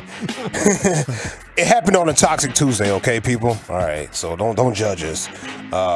He had a heart procedure. In the middle of surgery, he woke up and heard Wu-Tang in the background and thought he woke up in hell. I'm sure a lot of people, as you get older, this happens. The blood veins get tight and everything, and they got to open them up, what they call a cap. It's amazing because they go through your wrist, in my case, all the way up into there. So I'm laying up there on this, I guess, medical bed with all the lights, and it's cold as heck. And they put you to sleep. But I kind of woke up earlier. And I wake up in the middle of this, and they're like blasting the Wu-Tang crew. And I'm thinking, what is that I'm hearing? And it was the Wu-Tang crew. I guess some people, when they do surgeries, they play Bach or they play Chopin or something. But I'm hearing Wu-Tang crew, and I'm thinking, oh, I know they ain't playing this up here. Am I down here? Where the hell I'm at? Why wouldn't they play Wu-Tang in heaven, though? Oh, come on, man. Wu love the kids, man. Well, I don't know, baby. I don't know. I just suspected that wasn't being played up there inside them pearly gates. What song was it? Was it Protect Your Neck?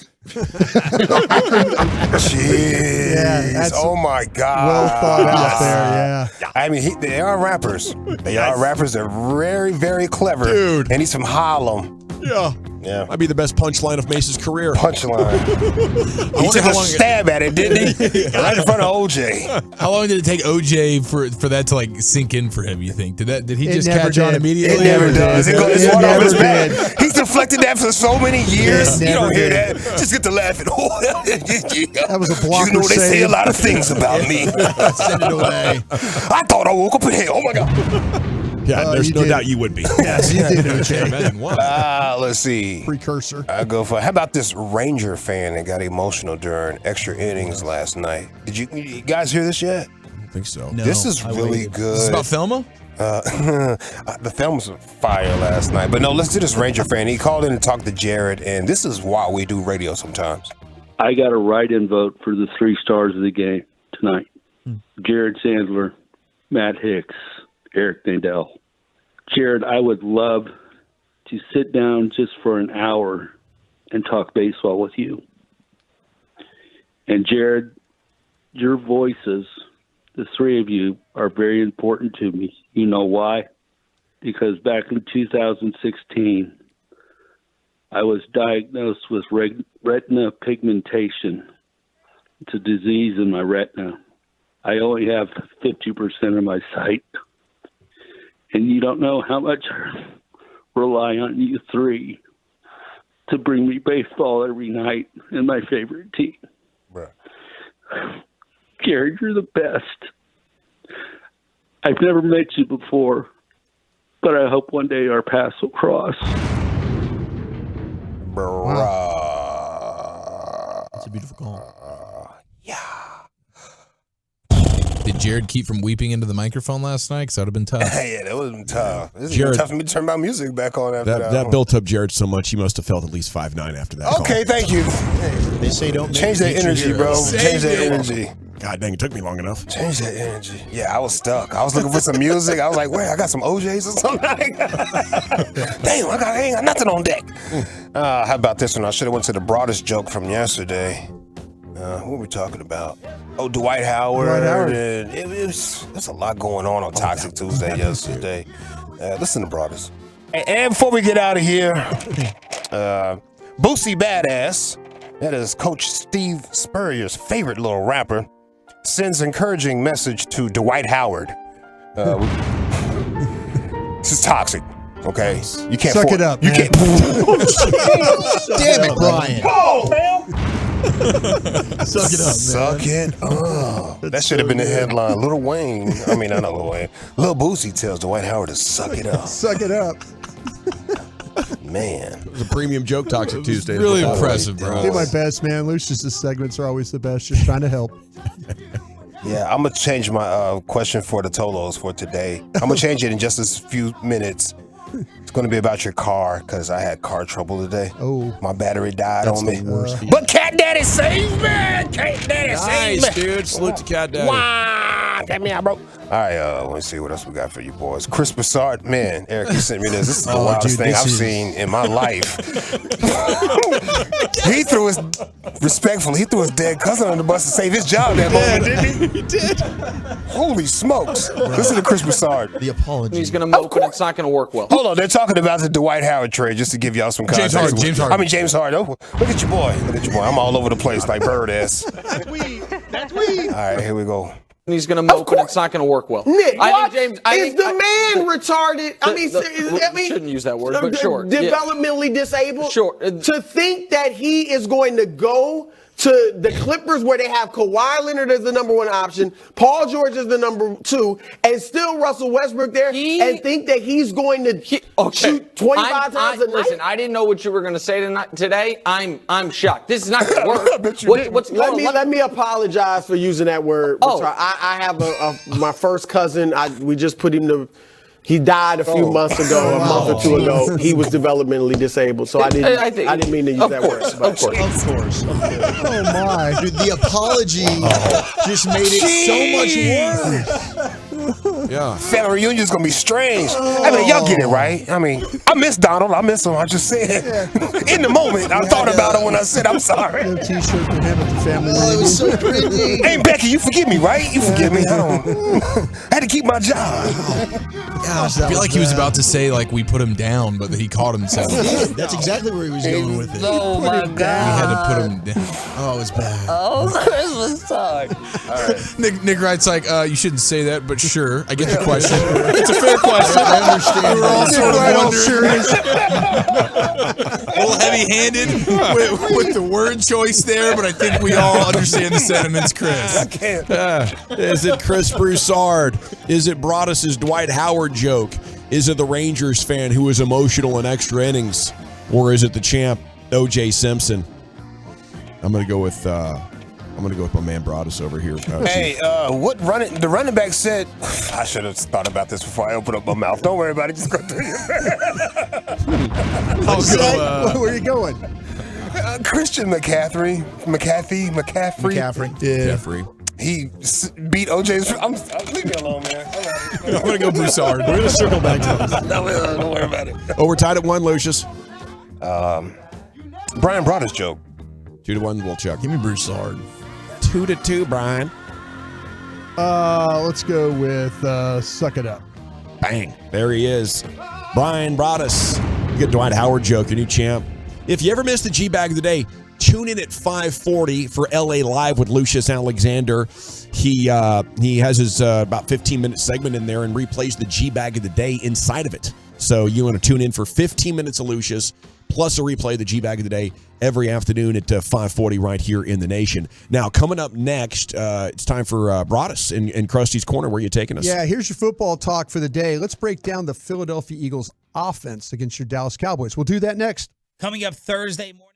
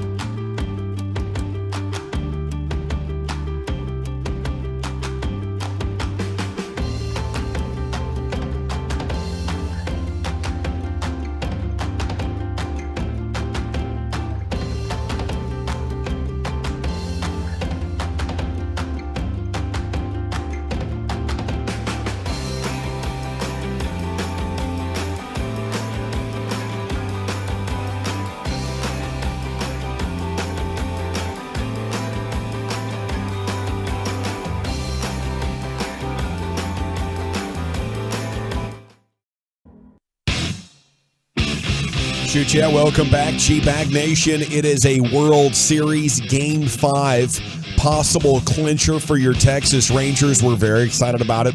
We have a lot of Rangers guests coming up throughout the show for you, including Derek Hahn at 3:20, Matt Hicks, and Mike Adams.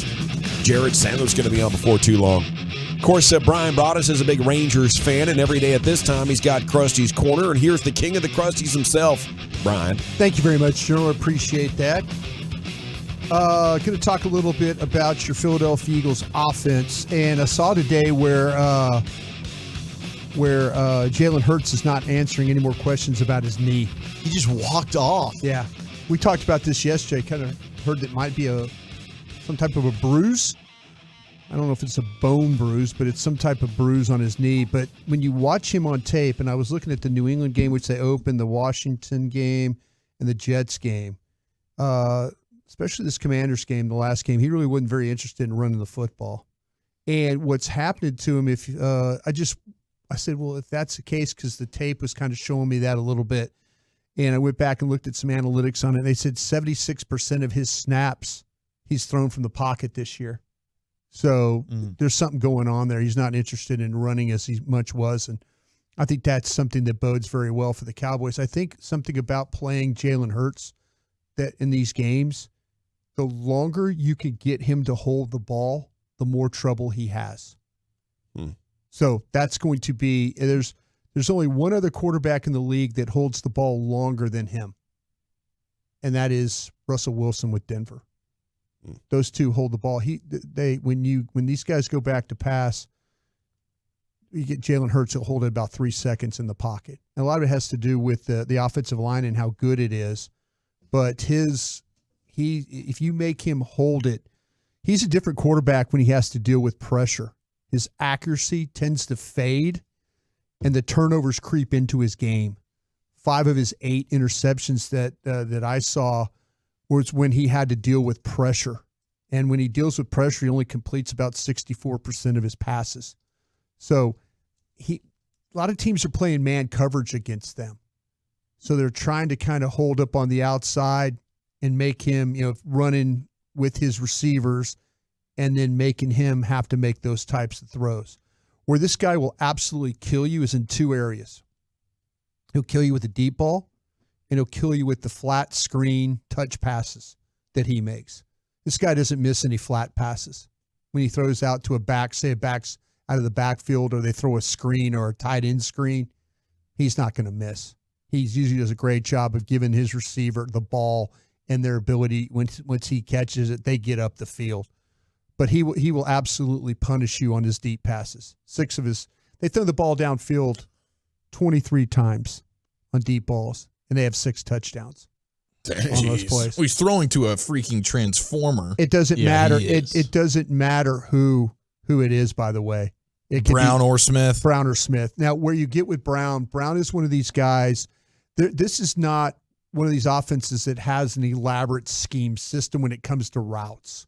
It's pretty basic. Kind of Garrett-esque, right? Like, we're going to line up and go beat you. Very, very much simple. The outs, the curls, the ends, the slants. There's not, when you think like, oh, well, hey, we're playing against the Rams, the 49ers, and there's all these route combinations. Where they get their routes combinations is on third downs when they deal with the tight end, when they put a wide receiver and a tight end at the same side, and they'll pick to get the tight end in the flat and throw him the ball. That's kind of how they'll convert. Like if it's a 2nd or 3rd and 3 or a 3rd and 2, just scheme it open. They scheme it open with a pick, and it's usually with one of the tight ends. Otherwise, it's just our guy's better than your guy. And a lot of the time, Devontae Smith is one of these guys. His best routes of the ones I saw, and I just broke them all down, the best ones he runs is the out. And Zach, you were laughing at me the way I was describing it. I loved it, but it was so true. Where it's up the field, it's an out, and then it's tap, tap, catch, and it's over. Tap, tap, catch. He's got a little Michael Gallup in him that way. He does. But when they need a play on a 3rd down as well, a little bit longer, maybe 6-7 yards, they are going to run some type of out route and try and get him the football on a tap, tap catch is what they're going to do. Do you think that there's a better matchup for either of the Cowboy corners, like Gilmore and Bland versus Brown or Smith? Would you rather see like Gilmore on Brown? I think that, to me, with the thing with Brown is that his size bothers me. And I wonder, I do not want either one of these wide receivers running with free access in the game.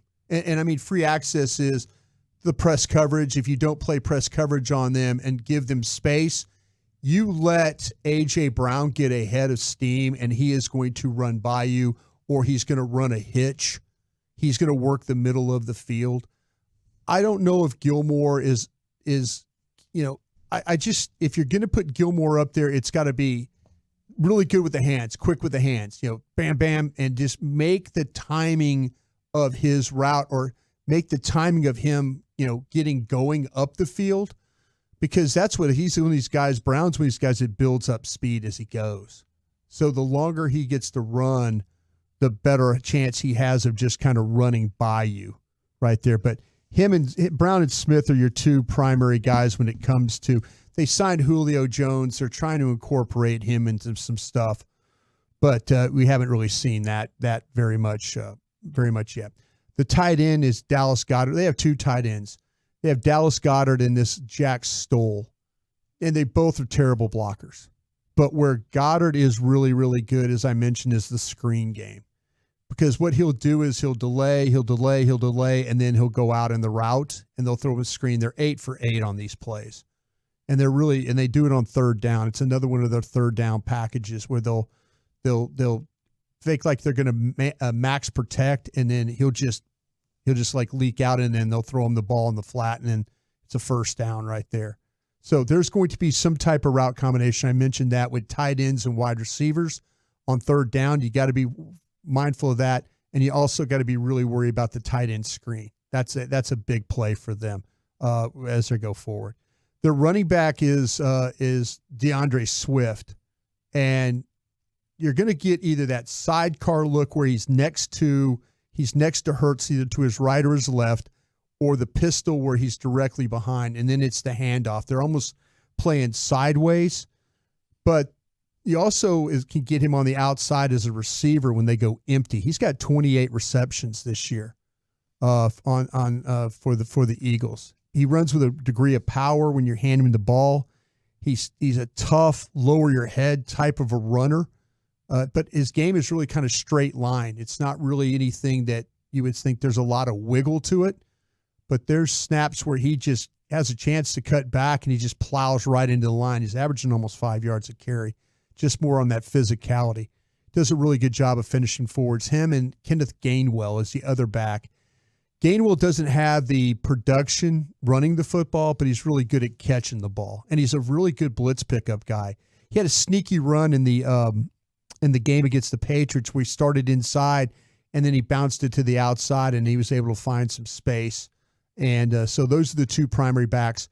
This offensive line is one of the better ones you will face, though, this year. There's some bulliness to their game. They can morph into a couple of different ways. They could pin and pull. They could play with power. They kind of one of these groups that get into you and they take you wherever you want to go. If you're one of those teams that likes to rush up the field, they'll just take you up the field. If you're trying to loop on them, they'll just grab you and take you to where you want to go.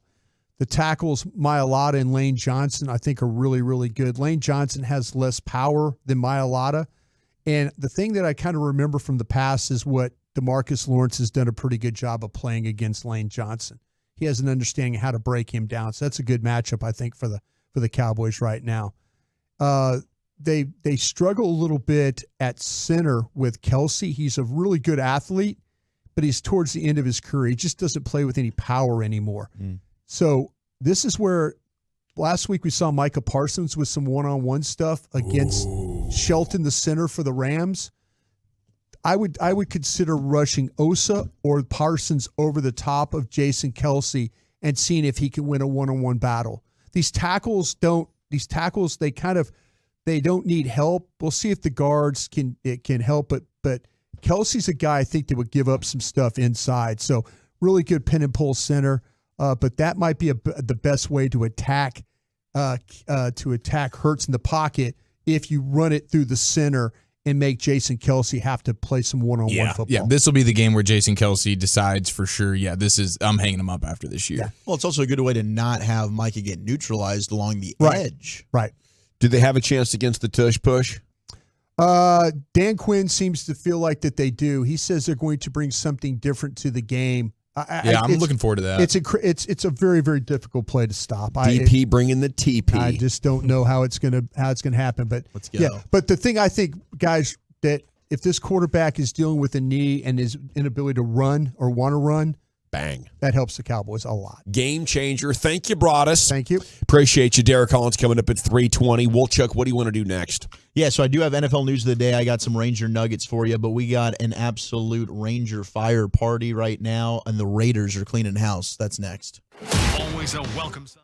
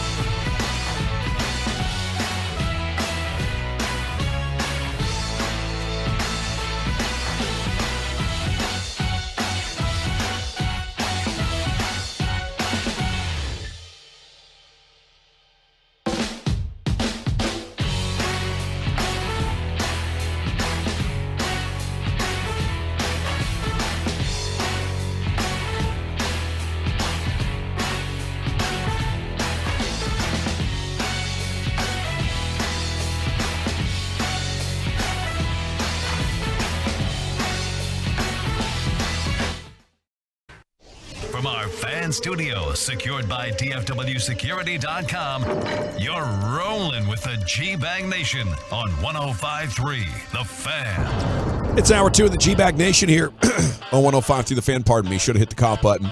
On your home of the American League champion Texas Rangers, with the Game 5 pregame coming up at 6:30. It is time now for Zach Wolchuk to entertain us with little NFL news today and Ranger stuff. Here he is, Zach. Thank you very much. Of course, yes, it's the Rangers' paradise right now. We will get the pregame started at 6:30. We'll have Jared Sandler join us at 6, and the Rangers 1 win away from a World Series championship. It is it's a euphoric feeling. It really, really is. And we got big game Nate Eovaldi on the bump tonight against Zach Gallen, who has really, really struggled this postseason, considering he was a Cy Young candidate, a guy who was a front runner pre-All-Star break, and he's just kind of lost some steam down the stretch. One thing of note from last night, though, for the Rangers. You can tell he's got nasty stuff. He's got great stuff, and I think he's going to end up being one of, for the next several years, one of the best pitchers in the game. He could get you, yeah. But he's a small guy. He is, and you can see that it's just the walks hurt him the other day. fading. The walks hurt him the other night in the game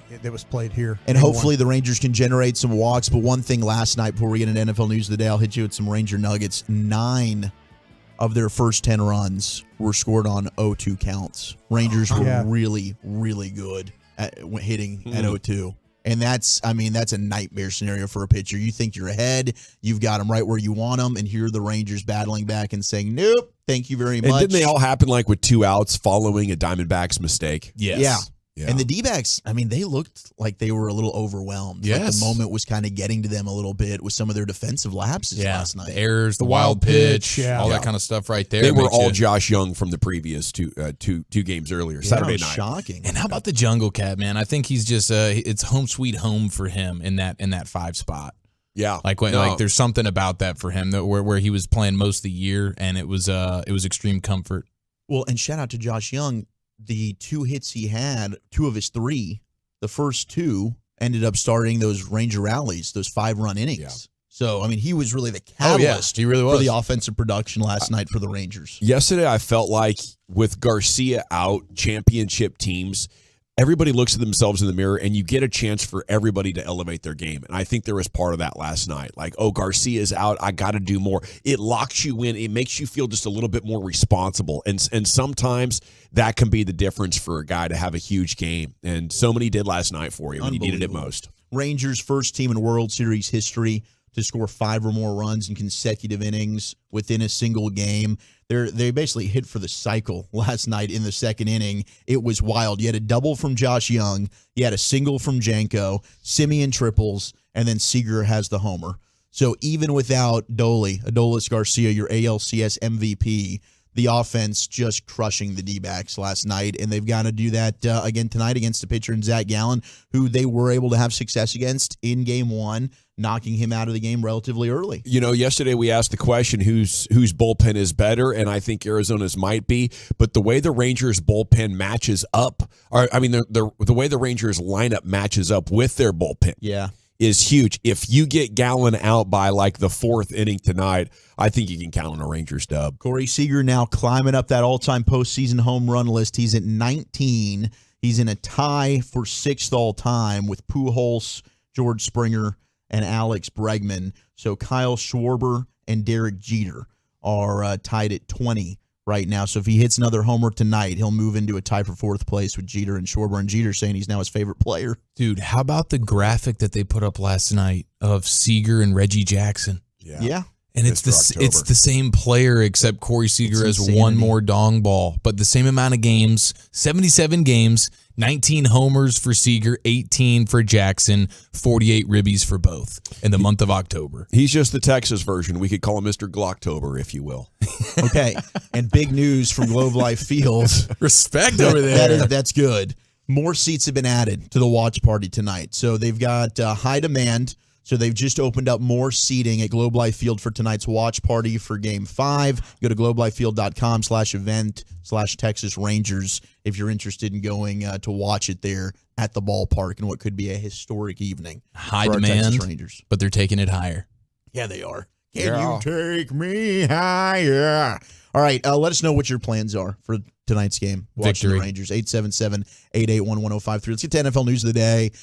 It is a bad day there with the Vegas Raiders. They have gone ahead and fired Josh McDaniels.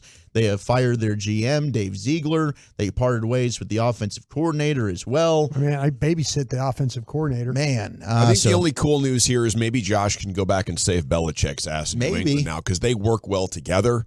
Nobody should ever look at Josh as a head coach again. No, clearly that's not a good move to make. He's a modern-day Norv Turner. We found this out 15 years ago in Denver, by the way. Yeah, Complete train wreck. So he's the first head coach in NFL history to be fired before the end of his second season from 2 different teams. He was fired by the Broncos after week 13 in his second season, and then he's fired now even sooner than that against the Raiders. I didn't think it could be worse than the Broncos gig. The Raiders gig actually ended up being worse for McDaniels. Yeah, he just seems like someone that you would hate to be around. And he's been terrible, and he's tied himself to terrible quarterbacks. He goes to Denver, and he's like, yeah, the Tebow guy. Yeah. I can win with that. And he chased off Jay Cutler and Brandon Marshall. Yeah. He did. And was a lunatic. And then he was a tyrant. Chased away Derek Carr. Now Devontae Adams is furious and fuming. I mean, he had to go in with Jay Cutler. I think he threw 5,000 yards one year. It was fantastic. Yeah. Now they're going to interim coach Antonio Pierce. That name sound familiar? Probably does. He was at Arizona State, right, at one time? Yeah. Was he part of the Herm Edwards staff? The Herm Edwards staff that got in trouble for illegal recruiting? I don't know. I think he was. Yeah, he was. Yeah, I think he was. I'm asking a question. It was a rhetorical question. I'm asking a question. You know it, and you're asking? Yeah, I'm pretty sure he was on that staff. You're Perry on to that, Mason Brian. here. Perry Mason never asked a question. Well, if you're going to fail forward. Fail forward. But former linebacker, of course, of the Giants, was on that Super Bowl team. He's going to make his debut as interim coach for the Raiders now against his former team in the Giants. You think he's going to be any good? Probably not. I'll tell you what, the one thing that they liked about him in college is he's kind of a no-nonsense guy. He is a no-nonsense guy. He is like a... He might be just what they need to get their culture together real quick so we can finish up this season while you find a new coach. Remember, I only ask that because every time I see a headline with him, they show him like deer in the headlights. He's a new coach. What am I supposed to do? No, and he's thrown into a terrible situation. The media is awful, bro. It's bad. Maybe they're benching Jimmy G now, so they're going to go with the rookie Aiden O'Connell moving forward. So Rich Gannon, a guy who knows a little something about quarterbacking the Raiders. Yeah. So he hosts a show on Sirius XM Sports Radio, and he's just feeling bad for everybody there over in the Raiders organization. I am a Raider. You say once a Raider, always a Raider. I want to see them do well. It pains me, Bruce. It pains me to see this team struggle. And here's who I'm bummed out about today. 4. I'm disappointed for Josh McDaniels and Dave Ziegler. They're out of work. It didn't work out. I know how much time, effort, energy they put into this thing. I'm disappointed for Mark Davis because he wants to win like no other, and he has to make these decisions. I'm disappointed for the players, Bruce, that are there now. Players. Guys like Max Crosby, who's playing his ass off. I'm disappointed for, Devontae Adams, who's throwing his helmet on the sidelines because he has got no one to throw him the ball. He's wide open. I'm disappointed for the assistant coaches who are in the building every day, who are working hard, we're trying to win, and it's not happening. And I'm disappointed for the fans. Raider fans are as loyal, as diehard, and as passionate as they come. And it's been way too long since they've had success. I'd like to help them get back there. I don't know how to do it, Bruce. I'm just telling you, it pains me. It pains me to see this organization struggle. And I know it can be fixed. We now go live to Al Davis. And Al, what the hell's going on with your Raiders? Mark is out of his mind. I think we're spending $80 million on these coaches. We're still paying Gruden. Yeah, you are. It's embarrassing. If I was around, I would do things differently, I think. More speed. Yeah, more speed. I have my thoughts. But Mark, you got to do a better job. It's terrible. It's terrible. It's just awful. It's terrible. It's an absolute dumpster fire right now, Al. Thanks, Al. Thanks. I'll be back another day. Appreciate another time. it. No, we need you to figure that out. I'll come back and run the team if you want me to. You're going to need to. Yeah. Because the Raiders are, it's really bad. It's really bad there in Vegas. We need that to continue. The Raiders are evidence that teams can be run worse than the Cowboys. That's true. And And there's a declining amount of those. We've enjoyed watching Washington and the Raiders. Did you hear the story though about how that? I don't know if this is made up. I think I might got a butt cracked. Did you get on butt this. cracked, ball sack? I might have on this one. Oh, I was going to save this, but yeah. Do you have it? I know the story. Yeah, I have it. Yeah, I have it. Are you going to use it? We can use it now if you want Go to. ahead, I'm more use than it. happy Go ahead to. and use it. Yeah, just slide it in. Slide it in. It's an I'm NFL. ready. I'm intrigued. All right, now you've got my curiosity. This is actually pretty funny. Go ahead if you got it. It's just some pretty damning details about some of the some of the details of the firing and what led to it. Oh, Mark. Pretty well esteemed journalism here. Apparently the last straw, and I'm reading. Apparently the last straw was when McDaniels, who is well known around league circles as a guy who goes, quote, all out for Halloween, came to the Raiders facility yesterday dressed as Mark Davis the day after losing to the Lions on Monday Night Football. And so Davis seemed to take it in stride at first. He appeared to laugh, and he even ordered his now trademarked P.F. Chang's lunch delivery and got it sent to Coach McDaniels. Chicken? Yeah, to I think it was the Mongo beef. Mongo beef. But to complete the look. But after the two had eaten, Davis suggested McDaniels read his fortune cookie, which read, quote, "You're fired, hot shot."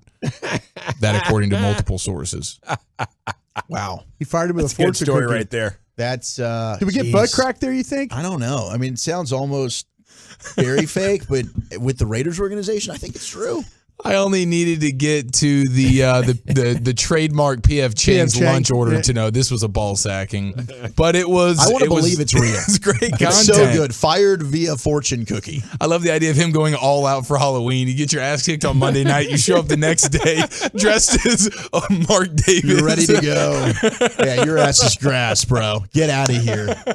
Man, that's phenomenal. Yeah, so the Raiders are soul searching right now. That's the alternate reality I want to live in. Though. And we're going to be seeing a lot of Aiden O'Connell, and hopefully maybe he can throw the ball to Devontae Adams. Had to have been the Mongo beef, though, if he's P.F. Chang. You think so? Yes. They also have delicious lettuce wraps. The lettuce wraps are really good. Really too. are very good. Yeah. The Mongo beef. Well, I mean, you can appetizer and entree there, Eric, right? The wontons. The wontons are fantastic. Little dumplings. Love a good dumpling. Taylor Heineke is going to end up taking over most likely for Desmond Ridder, according to Arthur Smith. Atlanta's going to win the South now. Yep, Taylor Heineke, the Heine man. They always were. And as soon as he came in the previous game, their offense looked much better. And coincidentally, we've been saying this the entire year. Why didn't you go with Taylor Heineke? Literally, they were a green lizard away from being undefeated this season. I mean, my gosh, that's the guy you need to be playing.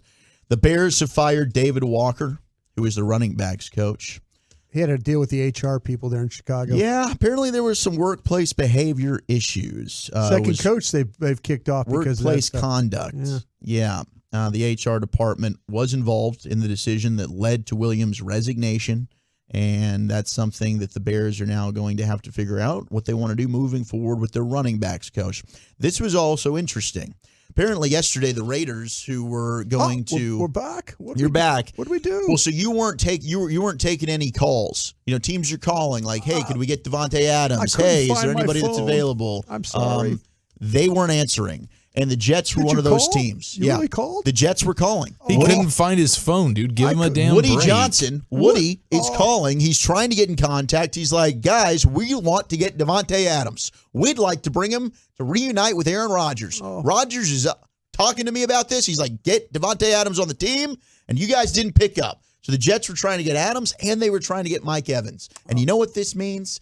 Aaron Rodgers is bleeping coming back. They're not doing this if they don't think they have a shot this year. We're about to watch a modern medical miracle. Oh, that's what I'm looking. That's the word. It is miracle. miraculous. I don't think he's really going to be able to play that well. If he might not be can, good. it's an indictment on how pathetically soft the quarterback position has become. If you can play quarterback 4 months removed from a torn Achilles, forget it. This ain't football anymore. It's just a little bit of it already is touch football. Antler for the urine or quarterback. something. You rub it on there and he's good to go. That's deer antler spray, by the way. Don't do that to deer antler spray. Antler urine. Come on, fam. I see what you just did right there. I didn't know what it was called. Deer antler spray. You had to disrespect Deer it. antler spray. What do you? I got ripped up, bro. I got ripped up doing that stuff. It Remember that? works. IGF-1. Remember that stuff? Oh yeah, deer antler spray. Yeah, I got ripped up, bro. Whatever you got to do to get back on the field, I support it. Hitting bomb. Was that just a wake up in the morning and get you a little splash, or a post workout splash, or just whenever you splash something before the workout, spray under the tongue? Yeah, I was doing heavy workouts then too, though. Dude, So it probably was that placebo That effect stuff's type where of it's vibe. at. Yeah. I'm telling you. And we should probably also stay away from the Bill Belichick coaching tree. That tree's not very good. They tried to put on CBS Sports. They ranked a top 10. Like, you got Nick Saban on here, but that's all in college football where he's had his success. In the NFL, he was 15-17. The best coach that Bill Belichick has ever produced, Flores, is Bill O'Butchin. Oh, yeah. In terms of success. That's right, because they had him and Deshaun Watson. Yeah, he went 2-4 in the postseason, 52-48 as a career. Otherwise, it was Brian Flores at 24-25. You need to stay away. And for whatever reason, speaking of these Raiders, I don't know what the NFL is doing. We're back. But NFL Week 10, it's Raiders and Jets for Sunday Night They didn't Football. flex the game. They didn't flex it. Why even have the ability to flex if that's not a game? Like Why? that's the perfect flex game if I've ever seen. You should have flexed it. We just watched the Jets punt for 4 quarters versus the Giants. You could have put Lions Chargers in there. That would have been a fun game. Oh my gosh, that would have been awesome. Would have been great. Honolulu Blue versus Charger Blue. 49ers Jags. Did you guys watch Sunday night's game? Absolutely not. Because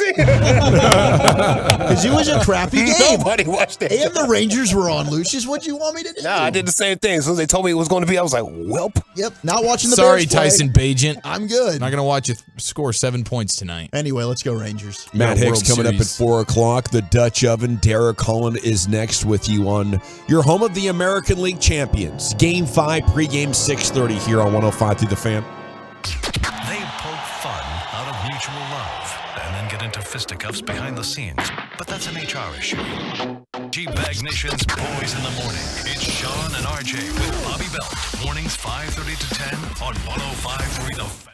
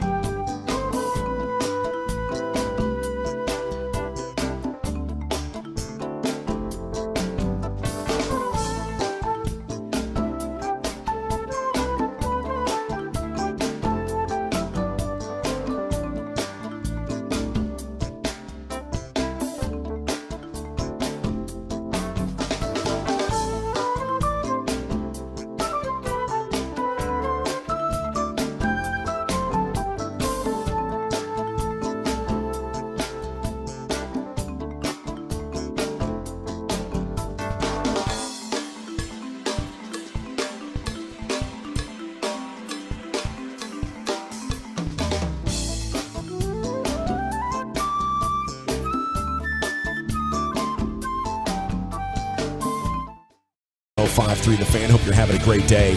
Derek Holland set to join us. Talk Rangers and Game 5 tonight. Pregame coming up at 6:30. First pitch at 7:03. Segments brought to you by the Frankels. Life's unpredictable. Accidents happen. Franklin Frankel, the go-to attorneys for car and truck wrecks in DFW. If you or a loved one's been in an accident, contact Franklin Frankel for a free consultation. It's 214 or 817-333-3333. Go online to truckwreck.com as the Dutch Oven joins you now here on the Fan. Good afternoon, Derek. How the heck are you? Oh, man, I'm doing good. How could you not be good on a day like this? That's what I'm talking about, man. I mean, Clinch day. Up 3-1 in the World Series. How much different do you think that would feel than 3-2, where you guys were? I mean, obviously you get a little more leadway. It feels good, but at the same time, you got these guys down. You got to keep them down. That's the main thing. Just take care of business tonight. Let's try not to bring this back home. Let's go ahead and do it there. We're the road warriors. We stay undefeated. Let's just keep that going.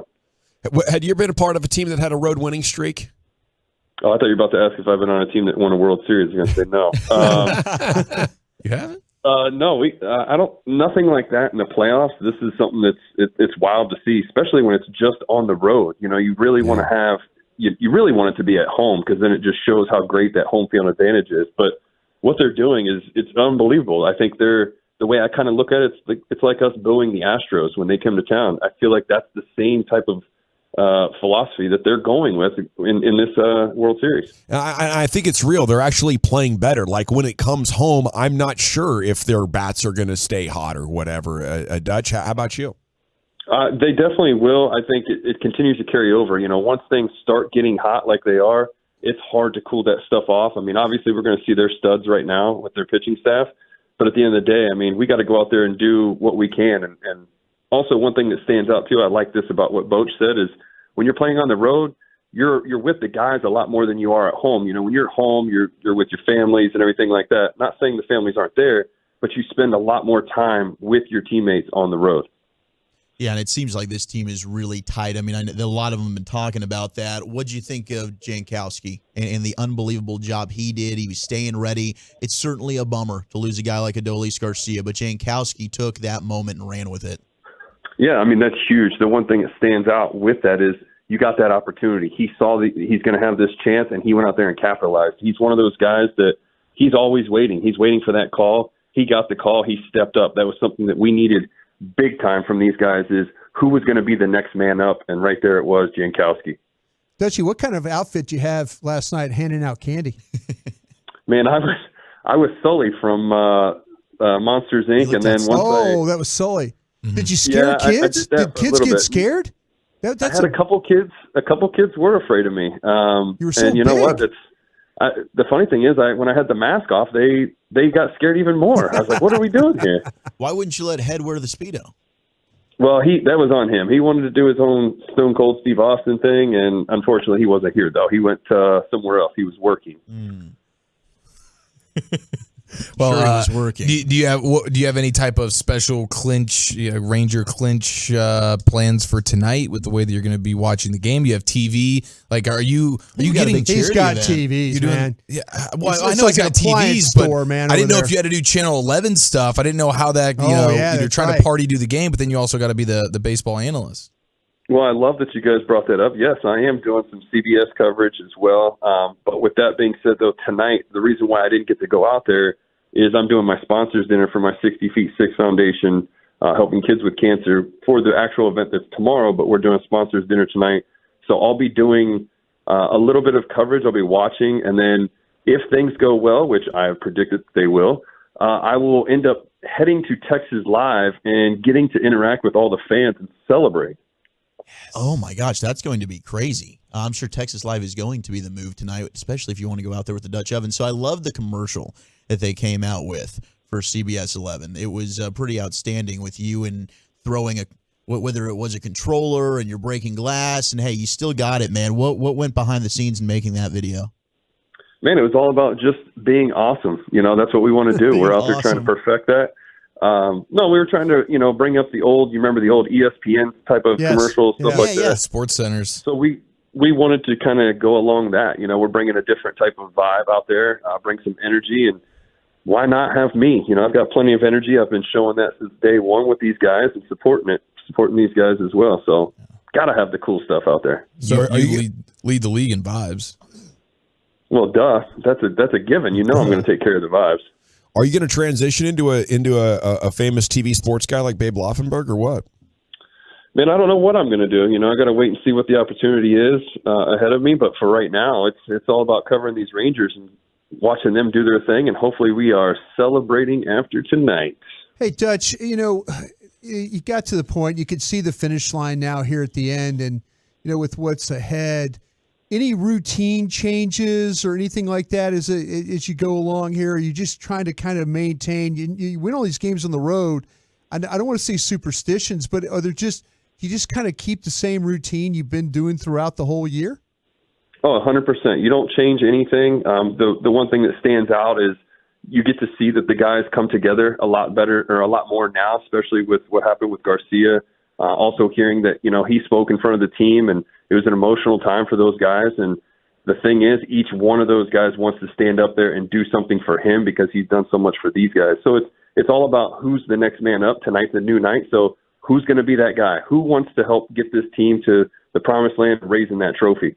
It's Derek Holland here with you on the Fan. Okay, so everything stays the same, but is family in town? Like, do players go home from the yard with their dad? And what's going on here, and how much does that change your routine? Well, the families are here. They're traveling with them. Obviously, they got to be a part of this. These are the families that take care of the families while the players are out there doing their thing, playing and all that. So they're just as important as anybody else that's on that field. And obviously, let's say we win it tonight, they're going to be out there on the field with them. So everybody's flying back together. They're all celebrating together. This is one big Ranger family is the way you got to look at it. Seager or Josh Hamilton, you gotta win the World Series. You get one of those players. I'm going with Seager. He is absolutely on fire right now. And I've said this from the beginning of this. He has continued what he was doing in the last World Series that he played in with the Dodgers to now. He is red hot. He's literally batting .306 in the playoffs. He has been that guy. That's the way instead of saying you're not that guy, pal, yeah, he's that guy. Yeah. What's it like when you're on a team with a guy that's been to the top? How many champions did you play with? I'd have to actually look back and see, but it's, you're feeding off of those guys. I think it's more of not only that, the guy that's been there and that's won it, it's also the guys that have also been there. They've been able to taste, the World Series and being in the playoffs. So you're feeding off of everything that they bring to the table. They're also continuing to help you so that you understand, just be you. Don't try to be something that you're not. Go out there and enjoy these moments, but also make the moments happen. We talk a lot about C.J. Wilson back in the days. Did he fit in the locker room? He seemed like he could say like awkward, self-centered things in post-game interviews and stuff like that. So we made fun of him a lot on sports radio. What was it like to be a teammate with old C.J. Wilson, who had some great postseason moments? Well, we all say some goofy things, and he was an awesome teammate to me. We had a lot of fun playing together. There's moments where, some things are different, but at the same time, you knew what you were going to get out of him every time he went out there. He would give you everything he had. Yes, again, like I said, everybody says something crazy out there, and that's the thing is he had confidence in himself. He was not afraid to share that with anybody, really, and I think that shows how much of a competitor he is and how comfortable he felt. One of the coolest pieces of audio that came from your guys' run was the speech that was leaked that Ron Washington gave you guys after Game 6 going into Game 7, basically telling you you're mother bleeping champions about 20 times over the course of a few minutes. I don't know what it must have been like to be, listening to that speech live, but it gave me chills listening to it and just thinking back on it. What was Ron like in 10 and 11? And what similarities do you see in how Boch is guiding this team here? Well, first, we got to say, that speech probably would definitely get us in trouble now because we have too soft of a generation to where we can't say anything like that. But with that being said, we're able to get fired up by him just even thinking of that speech, man. You were ready to run through a wall. Wash cared about his players, cared about his staff. He cared about everybody, and he wanted to win more than anything. So hearing him say those things, you knew how much it meant to him. You knew how passionate he was, and you knew how much heart was into that. With that being said, Bochy's the same type of guy. Now, Granted, we're not going to get leaked footage or leaked video or any of that stuff because clearly we got to make sure we don't let that happen for these obvious reasons. But Boch has got those guys fired up, but he's also got them comfortable. You watch how they play. They stay comfortable. They never get ahead of themselves. They never get too low. They stay at the happy medium right there, and they're out there able to perform the way that they do. Yes, you're going to go through some tough times, but Boch keeps you humble so that you can get back to where you were, as you've seen with Simeon. Simeon's been struggling. And then all of a sudden he picks it up. Now he's that guy that's been helping us get even more run support that we need. I mean, that just shows a lot about the characteristics of Bochy and how he carries his clubhouse and how he keeps everybody relaxed. Hey, Dutch, the graphic is that Leclerc has pitched 13 of the Rangers' 16 games. Is it just keep going? Or is there any concern there at all? But is it just, man, again, the finish line is right there. We just got to keep going with this. You just got to keep going with it. I mean, he's going out there. They get to see him. They've seen him plenty of times. They know, and he's actually just going right at them like, hey, here's my stuff. You can either hit it or you don't. And he's been taking care of business. That's the thing that we needed most from him. I know we had the question marks of the bullpen with him and everything else, but you know what? That guy has been steady with us and helping us to be where we are right now. You said your prediction was the Rangers are taking care of this tonight. We're going to be popping bottles. We're going to be celebrating. Is your confidence that high because of a guy like Nasty Nate on the bump?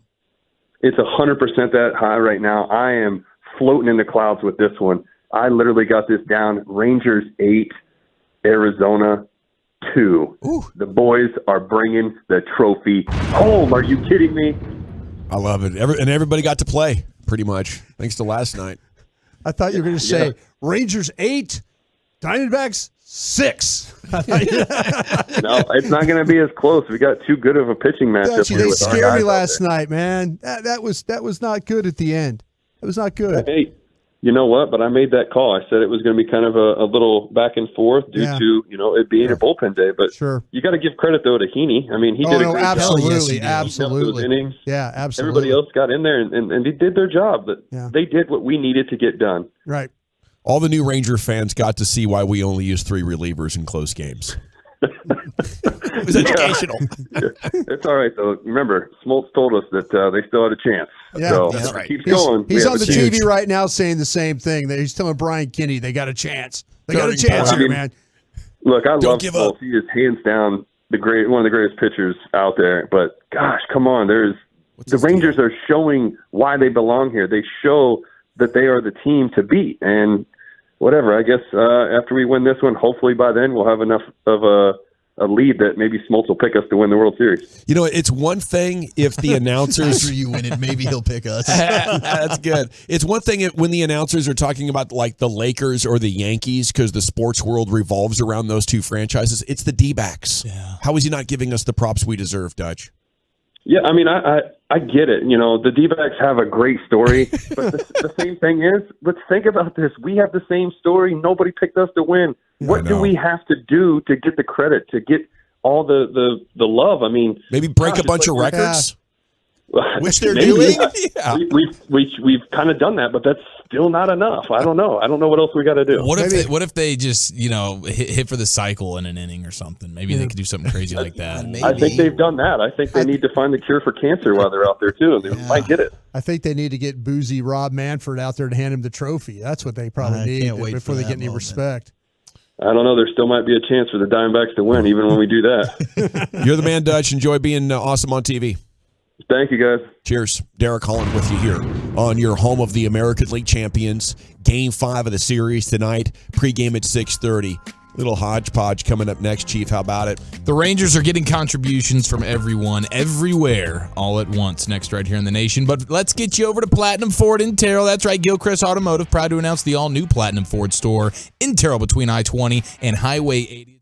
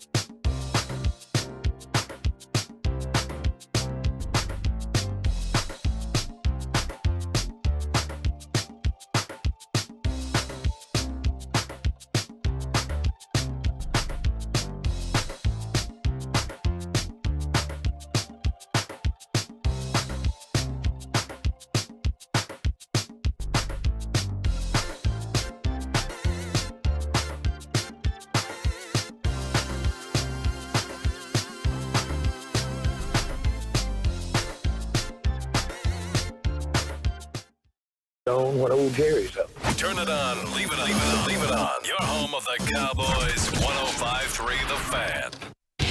Classic Chevrolet is racing to finish the year #1 in America. They're leading the way with the unheard of 400 Silverados with their best Black Friday savings all month long.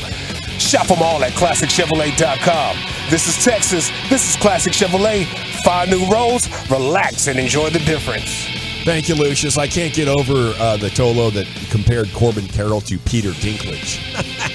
It's just a perfect comp. Every time he comes up now, I'm like, dang, that's spot on. It really is. Separated at birth, dang near. One was just a little shorter. Matt Hicks is coming up at 4 o'clock. Here's Chief with your Sports Hodgepodge. I'm so glad you brought up Corbin Carroll because, like, he is just so annoying. Like, watching him, nothing has been getting me more excited than the Corbin Carroll swinging strikeout.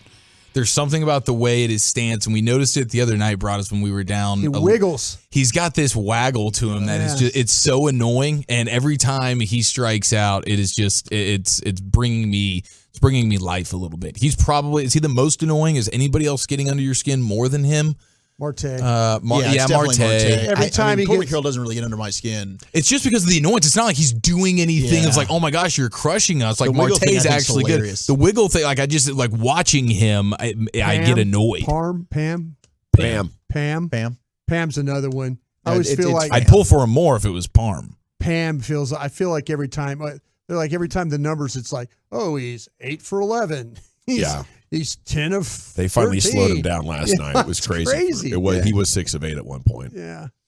Did you guys get the feeling that Marcus Simeon was aggravated with Jankowski on that play where they collided? Because Janko is apologizing considerably to him. Like, I'm sorry. Yeah, well, he slid and sort of took him out there. Well, and I get what Janko's he hasn't doing. been playing for a while. Yeah, like I understand the whole deal, but like Marcus, he just didn't make eye contact. He didn't look to see like, okay, Janko caught it. Like, here's a good Tiger fist pump. We got it. We're good. It was just like he didn't want to make eye contact with him and just jog back to the dugout. And in my mind, I'm thinking, is Marcus Simeon just mother bleeping Janko right now? As Janko's like giving him a sorry about that tap on the rear end.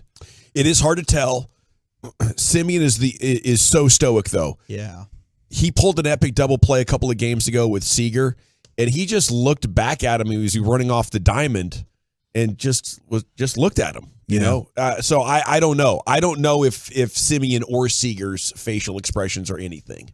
You know. So you could have either one of them super excited, just jogging straight faced. Yeah. No, I was watching it and I'm like, ooh, I need to pull up the app and listen to how they're about to describe it on our broadcast. I wanted to hear how Hicksy and Nadell, he didn't say anything. Hicksy didn't say anything about it. He painted the picture perfectly. I love like seeing the play and then you pull it up and you hear him describe it and you're like, oh my gosh, you just absolutely nailed that, Matt Hicks. You're a genius. To him every night. Yeah. But I'm going to ask Hicksy about that here in a few minutes when he joins us. Now, purple hair guy says the 214. Oh, yeah, that is a lot. Flores Gurriel Jr. He is a bit annoying. Now we got the lineup. We got the lineup for tonight. Marcus Simeon, Seager in the 2, Carter in the 3. Okay. Yeah, so they're flipping Carter and Garver. That seems to be the only thing. Which makes sense because you got Gallen, who's going to be starting. It's on a bullpen day where you're worried about that, and you know the matchup a little bit. And then they're going with the exact same lineup to counter Evaldi that they used in Game 1. Okay, cool. That's good, man. I just feel like tonight's a vintage Evaldi night. I think it is too. This is he him. Just thrives in these moments. He does. It's a bounce back Evaldi night. He was born for moments like this. And how about it for full circle? I saw this from Jared. Evaldi made his MLB debut at Chase Field on August 6, 2011. So this is going to be home sweet home Evaldi dominance tonight. That's what I'm guessing. I got to get something out of the way. 214. Gavin needs to be held accountable. He guaranteed we had no chance to make it to the World Series. I'll send this 100 times until it's acknowledged. Yeah, I got frustrated when they lost 8 in a row. You're right. 214. I said that. Man, that August was a trip, man. Yeah. Got me. Yeah, it was. Might have to wear a Ranger bikini or something now, bro. Get back right with the people. Whatever it takes. Lucius. Come on, dude. If we get fortunate enough to get a P word in our backyard, maybe you go ahead and Ranger bikini, throw the bikini on during that bad boy. You never know. It is payoff. You never know. It is payoff week. That's what my parents used to tell me. No, well, we'll see. That was a no. That ain't I happening. love busting out the we'll see, man. But maybe. There's Gurriel with his Purple. I dig the color of his hair, by the way. He looks like a Dragon Ball Z guy. As an He does a LSU little guy. bit. Dude, well done purple paint job. It made me say that much. really, really excited too to see the boredom of those Diamondbacks fans last night who They're just folding up paper airplanes. Yeah, they just did the paper airplane bit to pass time as they were getting their rear ends kicked in. They didn't want to go home like the Houstonians, boy. Those Houstonians turned tail. Or me. We're down 4 runs. Let's go home, honey. Yeah. Arizona was like, oh, we're down 10. Let's party. I mean, my gosh, paper planes at a baseball game in the World Series. That is that speaks to just how much you were getting stomped last night. Now, I saw this article, and I believe Walchuk did too in Fox Sports. A really good Ranger article, and they're talking about Jacob deGrom and like his presence and how he's actually, he's not on the field, of course, but he's doing some little things behind the scenes to make sure that his presence is felt, if you will. So it's Disha Tosar, I believe is how you say her name. She's writing this story, and she talks about after one of the playoff wins versus Baltimore, flying back to Dallas. They're up 2-0. Everything is beautiful. And on the airplane, of course, you have guys that like to play cards, at the back of the plane. So Max Scherzer, who was dealing with a stomach bug at the time, was one of those players on the back of the plane playing some cards. And so Jacob deGrom decided that it was the perfect opportunity to pull off an epic prank. deGrom discreetly asked the flight assistant, Missy, to tell Scherzer to wear his mask if he's going to play cards so that no one else would get sick. And per deGrom's direction, she told Scherzer the request was coming from Bochy. Nice. Oh, wow. deGrom, you're a savage. So Bochy's probably the only guy that can prank Scherzer on the team. Literally the only one. Well, the only one that would have like the guts to do it, I would think. Yeah. He probably knows him the best. Bochy's quoted as saying, he was probably cussing me out. He actually wore it. He was respectful with everything. He put it on. Let's go. One teammate said he wore it the whole freaking flight. 3 hours. It was hysterical. Whole flight. He's wearing it. We're all cracking up. He had no idea. No idea. Like eventually you got to realize everyone's laughing at you. Yeah. Like, what's so funny? Well, because he's playing cards and he's Mad Max. He's dialed. He's logged in. He is. Yeah, but there's times like, all right, you reshuffle the deck. You're looking around. Everyone's snickering over there, pointing at you. The following day, the Rangers held a workout at Globe Life Field. deGrom told Bochy about the prank he'd pulled off. But the horseplay wasn't over yet. He asked the skipper to add another layer to the joke by being a part of it. So Bochy walked up to Scherzer at the team workout. What the hell are you wearing a mask for? He asked Scherzer. He responded, you told me to wear it. Then Bochy lied and said he was anti-mask. Quote, I don't know what you're talking about. Faking his confusion well enough to merit Oscar consideration, they write. For Scherzer, the mystery of who pulled off the mask prank went on for days. Finally, more than a week later, players told Scherzer that deGrom was the one behind the joke. So, shout out to those guys for keeping that. I mean, basically it's a week-long prank before Scherzer even realized what happened there.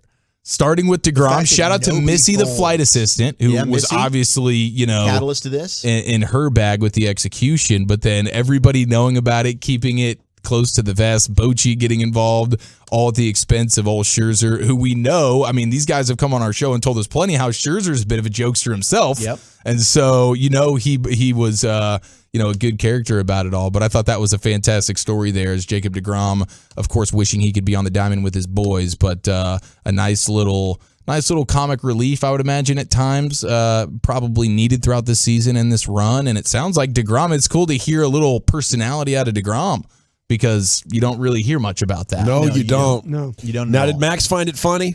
Yes. Is he cool? Yeah, he played along. Max was good definitely sport. Good sport. Right. He's a bit of a jokester himself. It's a team full of personalities. Like that show, the article yesterday from Evan Grant about the hot dogs. And then you get Garv Sauce. It's like, yeah, we're a fat team. We need to eat fat food. And they're just scarfing down hot dogs for these road games, man. That's been their key. Sorry, Abby called me right as the punchline was getting ready, and I always feel like I have to answer it, and so I did. She's wondering where I am. I'm supposed to be off today. Oh, that's right. She's got a big cheerleading game coming up. Her last cheerleading of the year. So we're all supposed to go to the game here in all time. Well, I hope you're getting up out of here. I am. I'll get out of here before too long. But I did want to address this texter out of the 817. If the Rangers win tonight, General has to lay off Dak for a few weeks. I think that's a good idea. And I feel like I will naturally lay off him 2 more times in the remaining 9 games. Once every month, he plays out of this world, in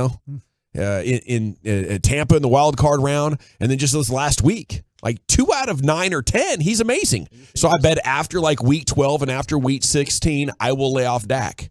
In the other games where he's mediocre, disappointing, or gets boat raced by an actual good team, I'm going to be all over his ass. Get that that's son what of I a do. bitch off the field right now. Out. He's fired. I'm ready to move on. Matt Hicks joins you next right here. It's the G-Bag Nation on 105.3 The Fan. I got to chat Window Nation with you before we do anything else. Window Nation, the star of window replacement.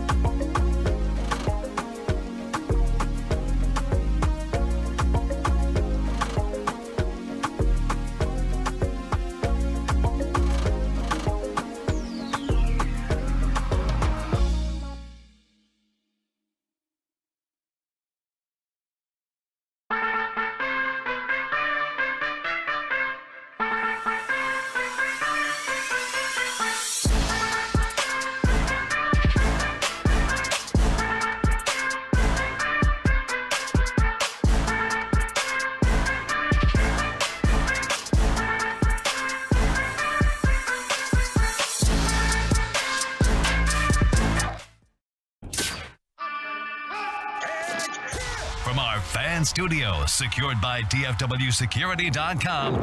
You're rolling with the G-Bag Nation on 105.3 The Fan. It's hour 3 of the G-Bag Nation on 105.3 The Fan. Hope you're having an outstanding day. It is Matt Hicks time. Matt Hicks is going to join us. We're going to talk Rangers baseball with Hicksy. I would like to apologize on behalf of the texters, though. They got me triggered. They got me a little sidetracked there at the end of that last segment talking to me about Dak. So that was just it was a little detour there from our coverage. It's now back to your regularly scheduled World Series coverage right here on your home of the American League champions. Game 5's coming up. Pregame at 6:30. And the Rangers are up 3-1. If you didn't hear, they're up 3-1. Maybe you've been sleeping for the last 18 hours or so as Matt Hicks joins us now. He's in the building. How the hell are you, Matt? Good. It's a party, isn't it? Sitting here, the roof has been opened. The Diamondbacks are taking their BP, and we're ready for some baseball. Let's do it. How different is today for you being up 3-1 now? Is it business as usual, or is there a little bit more pep in your step, a little bit more confidence? Where are you at? I think it's more business as usual. I heard a lot of guys getting asked the question after the win yesterday if they were going to be able to sleep. And going to the breakfast that is provided at the hotel for the team today, I saw a lot of guys that looked like they got sleep. Eric asked me if I slept well last night. I slept like I always do. I slept pretty well, and as usual, got up about 10 minutes or so before my alarm. So there was nothing really different about my routine today, going about my game prep like I always go about it. I think that you have to do it this way. If you're doing something different, or if you are in such a mode of anticipation because the Rangers are one win away from a World Series title, that can kind of get you off your game. And I don't think there's anybody associated with the Rangers that wants to get off their game right now. So did you have breakfast with Nathan Eovaldi again? That's what I wanted to know. Yeah. That's exactly what I wanted to know. How's Great he doing? follow-up. How's Nate doing? What do you want to talk about? So, no, I did not have breakfast with Nathan Eovaldi today, although I did have a very lengthy conversation with Ian Kennedy's father. So Okay. that's who I had breakfast with today. We kind of bonded over the whole USC thing, and then we talked about what baseball life is like for a baseball dad and for a baseball broadcaster. That sort of thing, but I didn't see Nathan today. Well, I was thinking maybe an elevator ride then. No breakfast, maybe elevator ride? No, because I think at least at the hotel we're staying at, that we're not in the same building as the players. Okay. Yeah. What are your expectations for Nasty Nate tonight after what we saw from him in Game 1? It just seems like this is the type of game you expect to get the best out of him.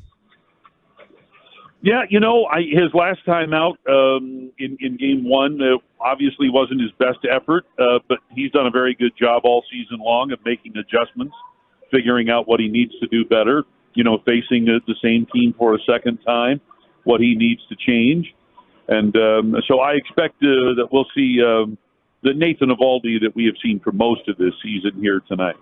Hicksy, we were looking for a word earlier to describe this team, and we didn't want to use resilient. Do you have a word? You're so good with words. Do you have a word that would describe what you've lived here this last 8-9 months? I don't know as though I have a word to describe what this team's been through. And resilient is so overused, I don't think that's anywhere near the right word to describe a team that, well, you know what? This is very Ted Lasso. But this is a team that believes in itself. Mm. So maybe if there's a better word than resilient, it's a team that believes that it should be here and that it is very capable of winning a World Series. Do you think was Simeon a little bit frustrated when Janko slid tackle him last night? You had a great call on that, by the way. I couldn't tell. I was wondering.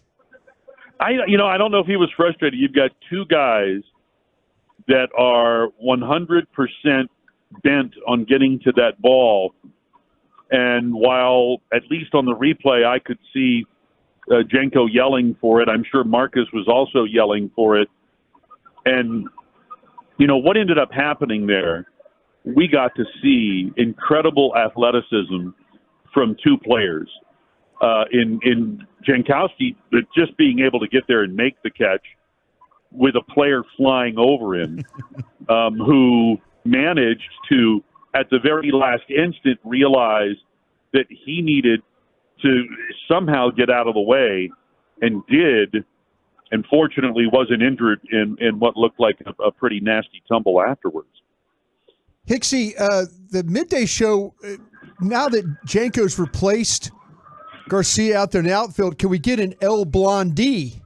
El Blondie. El Blondie. Do you think we could do that? I saw that when I was looking through Twitter this morning. I don't know where I first saw it, but that is great. Whether it came from a fan or whoever that came from, sure, that's one of the beauties of baseball, that people figure out how to make the game more entertaining. I don't know if I'll throw out an El Blondie, but if something good happens tonight, I might. So, Higgsy, you talk about the entertainment factor. The Athletic had an article today about a bullpen game in the World Series is just something that should not happen. Clearly, you're not going to have to worry about that. Hopefully, the series is over tonight, but the next three are laid out where we've got good pitching matchups. Somebody that has covered the sport and has been involved with the sport for as long as you have, is that a problem, having a bullpen game? Because I think you could maybe even argue the counter to that with the strategy that's involved. Yeah, I guess on the whole baseball meter, I sort of tend to be more of a traditionalist, but even if you go way back to the 50s and 60s, teams altered how they pitched in the postseason. You may have had a four-man in the days of the four-man rotation. You may have gone just with a three-man rotation, but you were talking at that time legitimate starters, whether you were talking your top three starters or your top four starters. And then a lot of people have, made mention of the fact that, the Diamondbacks, when they won the World Series in 2001, basically went with two starters in Schilling and Johnson. So the difference in the postseason, and especially in the World Series compared to the regular season, I think has always been there. But now the game is so much different than it was just 15, 20, 25 years ago that, these things are going to happen. This isn't the last time that something like this is going to happen. But I think essentially what it points out is that in terms of starting rotation depth, that the Rangers starting rotation depth is better than the Diamondbacks starting rotation depth. And it came to the fore in the game last night. It's Matt Hicks here with you on 105.3 The Fan. Do you think Jankowski can have that kind of game again? Well, he's definitely capable of it. And I tell you what, I don't normally kind of get out of myself on a call, but when Travis had that 2-run double in the third inning yesterday, inside I got a little emotional because I root so hard for him when you think about his career in baseball and how for most of his career he's been a fourth outfielder who with some teams has gotten a little more opportunity perhaps than with others. But this year he got his opportunity, and when he had the chance to play on an everyday basis, he's a pretty good ball player. When he was playing every day, he was hitting right around 300 with an on-base percentage that was right around 360 or 370, and that plays anywhere, including in the postseason. But, getting his first ever postseason start last night, coming through the way he did, both on offense and defense, and just knowing him, I've gotten to know him a little bit as a person. I could not be happier for a player than to see what we saw yesterday. So can he repeat? I certainly hope so. He's got it in it. Hicks, you're the best, man. We really appreciate you, and I know you got to go down for that player availability, but have a great call tonight, man, and hopefully we wrap this sucker up. Thanks. Guess who the player is? Ooh, is it Jenko? It's Jankowski. There you go. Right on. Thank you, Matt. All right, thanks, guys. There he goes, Matt Hicks with you here on 105 through the Fan, giving us some thoughts as the World Series pregame is now 2 hours and 18 minutes away. He's now the man of the hour. Like Jankowski's getting interviewed on MLB Network. Everybody wants a piece of the El Blondie. Yeah, I love that too. Hopefully, hopefully he's around next year and we can, meet back up with him in spring training. It's just once a team wins a championship, covering them is just it's a totally different experience. Oh, dude. And yeah, up 3-1. I don't think anybody is considering it a done deal right now, but chances are better than they've ever been. Significantly better than they've ever been this year. I mean, last night you jump into the 85th percentile, I think. You still have to have a healthy amount of respect. It's happened 6 times. It's happened 6 times. Teams have been up 3-1 in the World Series and in the 2-3-2 format, and they've managed to come back and get the job done. Okay, other storylines here for this game. Is Marcus Semien out of his slump now? I believe yes. I think that game got him going. Certainly he took advantage of a couple of matchups that I think were good for him as well last night.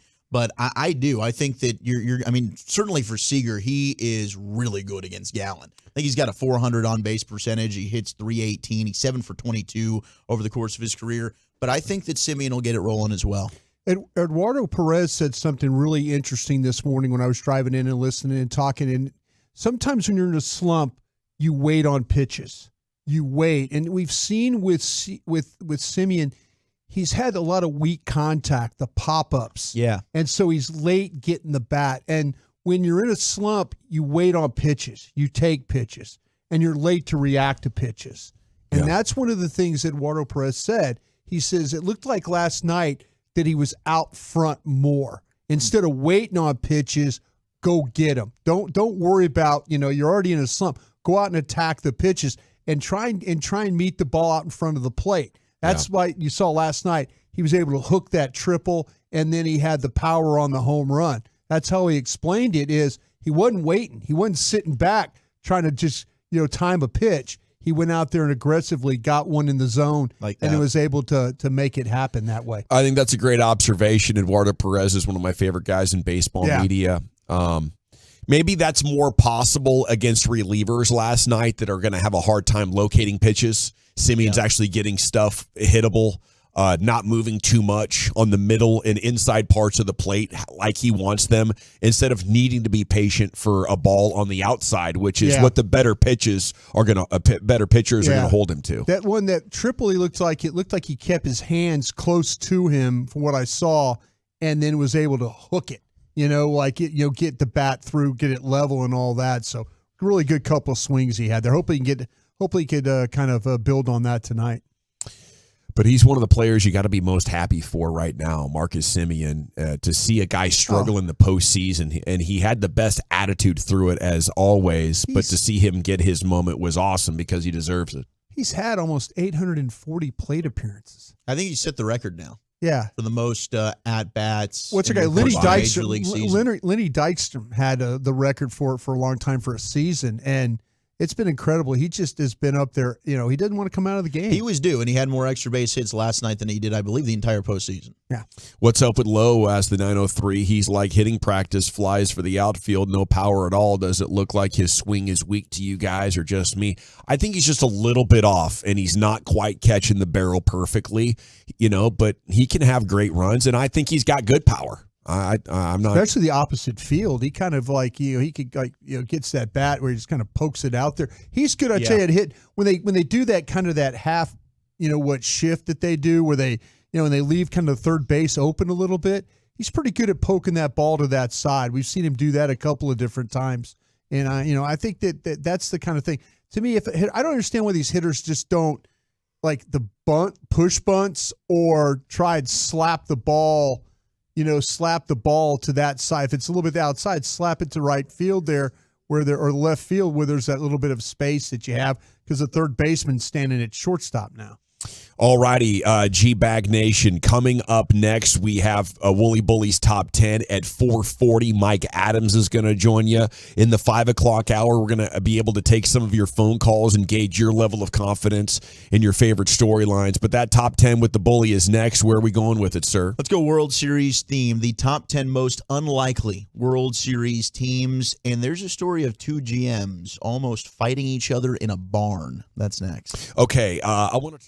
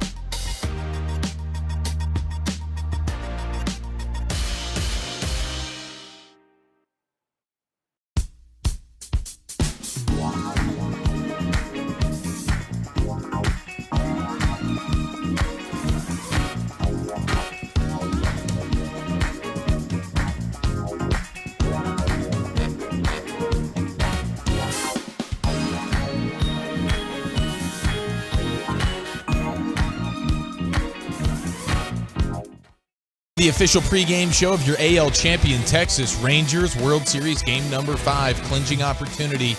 Will be live in Arizona with Jared Sandler at 6 o'clock. Former Ranger Mike Adams joins us here in a few minutes, but right now it's time for the Wooly Bully Top 10 list of the day. Take it away, Zach Wolchuk.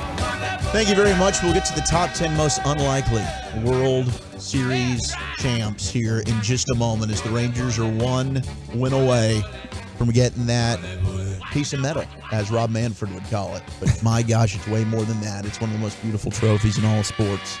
And what a moment that would be for the Metroplex. Saw this from our buddy Jared Sandler.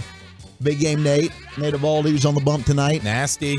Bigger in the biggest games. 3 career postseason series clinching starts. He is 3-0 with a 1.42 ERA, 23 strikeouts, no walks. Whew. I think our guy's going 7 tonight. Gosh, dude, that is so big time right there. He's an absolute badass. He's a grower.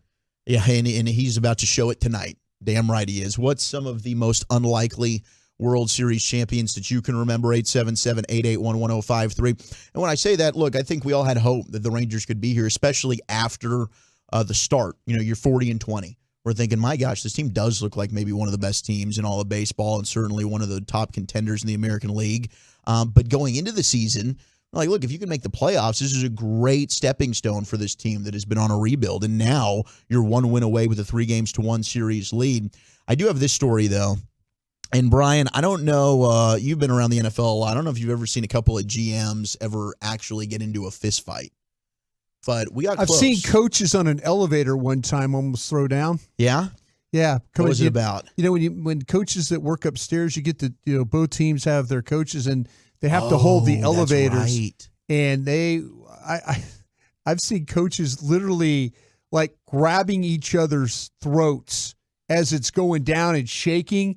And then when the doors open, they everybody just goes. Dude, but literally, that's hilarious. We were playing when I was at Texas A&M. We were playing Washington at Husky Stadium, and the elevator wouldn't go down because it was too much weight. Oh, and so one of the Washington coaches grabbed one of the grad assistant coaches. The door was and just threw him. I mean, literally grabbed him and threw him off the elevator. And like the poor kid was stumbling, like, wow. And then the doors closed and we went down. We need to get down. And nobody said anything. We're all like, oh my, I mean, it was Keith Gilbertson was a coach. Just grabbed this kid, just chucked him off the elevator so the doors would close and we would be able to get down. Wow, just Uncle Phil'd him right out of the elevator. That's incredible. Basically, yeah. So we've got a great story here. Shout out to the 214 real quick. Guys, today is our 49th wedding anniversary. We're huge Ranger fans. Started the season attending opening day. Haven't missed a game. We're hoping for a World Series win and an awesome present. It would make our year. Go Rangers. And these, of course, are 2 loyal Tolos. We love you. Thank you so much, 214. I hope that for you as well. So let's go to these 2 NHL. 29 years, bro. That's a long time. Yeah. 49. At what point do you say, I guess there's nothing out here for me. I quit. you both just give up and say, all right, well, I guess we're going to have to stick together now. Just, you're my person. At some point, there's a point of no return. Yeah. I was just trying to think, like, I can't do any better than this. Yeah, right? You get to that point? Yeah. Nobody's in my DMs. Nobody's looking at me in the store. Yeah. I'm pushing a basket. Guess I'm still faithful to my wife. 49 years later, here we are. So the man known as Berkey served as the GM of the Whalers, the Canucks, the Ducks, and the Maple Leafs. Marley. Tim Burkett? The National Hockey League. So this ends up being, it's Brian Burke. Brian Burke, who is known as Tim Berkey. Burke, and Kevin Lowe are the 2 that are involved in this altercation. So we have a Lowe and a Burke, but it's not a Ranger story. No, but it's fitting into the Rangers nicely, which is why I figured why not do it now. During Berkey's time in Anaheim, he found himself engaged in a pretty public feud with former Oilers GM Kevin Lowe. Edmonton was in dire need of offensive weapons during the offseason back in 2007. So they ended up looking to target a number of players, including Dustin Penner, who was a restricted free agent who'd won a Stanley Cup with the Ducks a couple of months before he received an offer sheet of 5 years and $21.25 million. I think it's pronounced Peener. Lowe knew that Berkey was dealing with some salary cap headaches, and Anaheim was unable to match the contract that Penner eventually signed. That development spawned some fairly juicy NHL drama as the two men engaged in a fierce war of words in the media. Things eventually reached a boiling point when Burke wanted to stop trading verbal jabs in favor of physical ones. Lowe eventually clapped back at Berkey. He called him a moron and an underachieving wannabe, taxed with running a team in a pathetic hockey market who would say anything to get his name in the headlines. Berkey responds, I'm going to be in Lake Placid on August 1st, 2nd, and 3rd. I'm staying at the Holiday Inn. Tell him to get his butt up here. I'll rent a barn. I'll kick the crap out of him. I'll drive him to the hospital, and we'll get all this put behind us. All of a sudden, NHL Commissioner Gary Bettman has to get involved. He flies over. He meets with both guys. He's like, dudes, we can't have you fighting in a barn. This is ridiculous. But this is the most NHL thing ever. I'm here for it. And as we're in the world now of you've got YouTube stars and social media stars, and they're trying to fight real boxers, let's do this. If we have some beef with GMs or coaches, let's do it. Let's rent out a barn and let's fight. Yes, I'm all for this. And I mean, can you imagine the way Jim Harbaugh and Jim Schwartz would have gone after each other? Yeah. And they'd probably feel much better about it right now. They're both got a little bit of pent up anger inside of them still. They could have released that. Could have had that released right there in the barnyard. I'd be all in. Like, LA, you and I are big fight fans. Absolutely. I'd be all in on watching some, like, two fat GMs go at it. Yeah, I would like that. But what if, like, is it just GMs? Is coaches and stuff? We could open up to coaches. Yeah, like, what if, like, the last dude on the coaching roster kicks the head coach's ass on the GM's ass? Like, what do you do now? I could be wrong. My point could be wrong, but I beat you up. Yeah. You could be like the call-outs. I like this. I like this idea. I think this would be a lot of fun. Do you have to go by my point, though? After I beat you up, now you have to go by my point, right? Yeah. Absolutely. Yeah. Even though I could be totally wrong, I beat you up. Yeah, exactly. Okay, all right. Exactly. Yeah, you get the right away. No, it's respect. You get to take the guy's job. If you beat up the guy, it's like football. Oh, now he's the head coach? Yeah. You have like the laundry guys, now the head coach of the team? Yeah, you think Josh McDaniels sucks as a coach. So you challenge him to a fight. If you beat his ass, you get to become the head coach. Oh, man. Somebody texted in CY versus John How about Smoltz. that? That's what they used to do in football. Like, you could challenge it for another guy's job. Like, if you were with a fist fight? If you were a starter, or you go one-on-one. Yeah, that's what you do in band, too, as well. You could go. I challenge somebody for the chair. Drumline, bro. I challenge you for your spot. Man. And if I beat you, then I get to take your spot. I like that. I do like that. I think that's brilliant. Yeah. Walchuk's going to be coming for Krusty's corner. I want that 240. I want that 240. I challenge you now. I'm renting out a ring. Let's go fight in the barn. All right, here are the top 10 most unlikely World Series champs, according to Yard Barker. Honorable mention on the outside looking in is those 97 Florida Marlins, who were not only the first wild card team to win a World Series, but also had their first winning season in franchise history after they were formed in 93. They won 92 games during the regular season. But, dude, that team did put together quite the impressive list. Gary Sheffield, Moises Alou, Bobby Bonilla, Kevin Brown. They had some good veterans on that squad. Number 10, we got the 1996 New York Yankees. This was when the Yankees were likable. They hired Joe Torre after getting outscored in the ALDS in 95, but the team was far from dominant. They won 92 games, but that was still enough to win the American League East by 4. New York was able to avoid a superb Cleveland lineup that was ousted in the division series and then beat the experienced Atlanta Braves in the World Series. Wow. Man, that team, and then we all know what happened after that. The Yankees went on that dynasty type of run. How about, I know a team that you like a lot, the 91 Braves, coming in at number 9. Yep.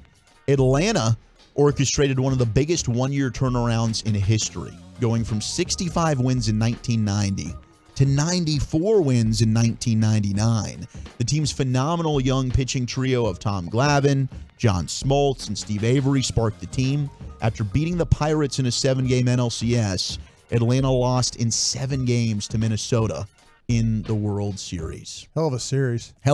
And that was, I think it was number 1 of our top 10 World Series that we did last week. That was one of Gavin's favorite ones he said he remembered, yeah. Number 8 is the 1990 Cincinnati Reds. They won only 75 games in 89. Reds saw a complete turnaround under new manager Lou Piniella. to win 91 games during the regular season and cruised through the playoffs and eventually got a sweep of the defending champion Oakland Athletics to win the World Series. 87 Twins come in at number 7. That was an interesting team because I remember this one. They had they had 2 pitchers. Yeah. Frank Viola and I think Bert Blyleven. Yep.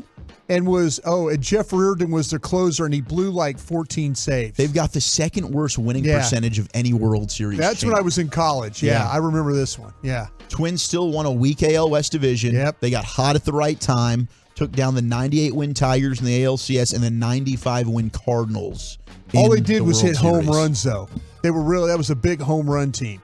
That's all they were able to do. Their averages were terrible, but they hit a bunch of home runs. Well, Chuck, a lot of the Tolos are texting in saying we should set up a Mike Bassick versus John Smoltz fight. I would love that. So Bassick can take his position in the booth and call this series. We can sell tickets to the double AC. Let's get it going. Lucius knows about challenging for a job. You could do that. Yeah, I like this. I like Jerry Jones versus Jimmy Johnson, so Jimmy Johnson get in the Ring of Honor. There you go. Just wash him around, beat him up a little bit. That's a good Locker one. clean out. Keep those texts flowing. Like next who week, would we like to we're see? going to put Jerry and put him on up there now. You're right. It's Jimmy Johnson week. You're right. I had a long thought about it. Now I'm in. I like this. Keep those texts flowing. Jerry's presenting him. He's got blood just pouring out of his a couple of bandages. We had a conversation and I decided. It was still my decision. Here you go. Here you go, Jimmy. Nick Saban, Jimbo Fisher got texted in. This is good. Who would you like to see? 877-881-1053. Number 6 of the most unlikely World Series champs is 85 Royals. Wow. Who beat the 99-win Blue Jays in the CS, then beat the 101-win Cardinals in the World Series. 82 Cardinals, 92 regular season. The team never looked back with a roster built on speed and defense under manager Whitey Herzog. The White Rat. Defeated the Brewers in 7 games to win that World Series. Number 4, we got the 1980 Phillies. Mike Schmidt, who carried Philadelphia to a 91-win regular season. Tug McGraw. Yep, Tug McGraw. Really good. Who doesn't love Tug? Number 3 is the 74 Oakland Athletics.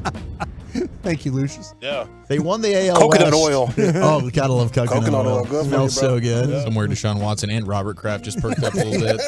This is where we got our guy Raleigh I'm all Fingers. about those 80 Phillies, let me tell you. I told you they knew about that coconut oil. I told you. Told you. Raleigh Fingers, part of this 74 Did you Oakland ever think Athletics about squad. naming our kid Tug? He's one of the few Speaking of a good athletes Tug. of all time whose name is a sentence. It is. 73 Mets are number 2 most unlikely team. They went 82-79, won a week NL East by a 1.5 games. They did have a good rotation led by Tom Seaver. Took down the Reds, and then they ended up going to the World Series against Oakland. But the most unlikely World Series team, 69 Mets. it's the 59 Dodgers. Oh. They won only 88 games during the regular season. Was enough to win the NL pennant. LA ended up going to win the World Series over the White Sox in only their second season What since year was it? leaving 50 what? Brooklyn. 59. I think was that the first year? Were they in LA at that time? They were in- They It was had their- moved. They had moved. second year in LA. Okay, since got you. moving from Brooklyn. Gotcha. And then tonight, hopefully, we have our team. Well, hopefully we're not on this list, We will right? have our team. No, we won't. We won't be. We On an probably won't crack unlike- the top 10 unlikeliest. Yeah, I don't think so. I don't think we'll be that. It's not that unlikely. Yeah. But it's Well, it's an maybe. absolutely phenomenal. I don't know. Maybe we've had a lot. We've had a couple of I mean, hundred look, lost seasons. You've got 2 of the best turnarounds in MLB history in this World Series. Yeah. So yes, I'm sure a lot of people would say it's unlikely, but with the start that they had, I'd say expectations certainly changed the All-Star break for this squad. All Smoltz thinks it's just one historically great turnaround. Yeah, he doesn't know. And Bleep also you, the Texas Smoltz. Rangers as well. Yeah, Should we Bleep you, invite him? Smoltz. Yeah. One of my 214 wants a Sharif Sham fight. Oh, okay. That's okay. Oh, I don't know that one we should do. No, that's not very good. Really? I think that would be highly I entertaining. I think that we'd get a lot We're all of involved. a lot of tune-ins for it. Yes. Speaking of tune-ins, let's welcome in our guy Mike Adams, former Ranger, next right here on The Fan. Coming up Thursday morning on Sean and RJ, did it finally happen in Arizona?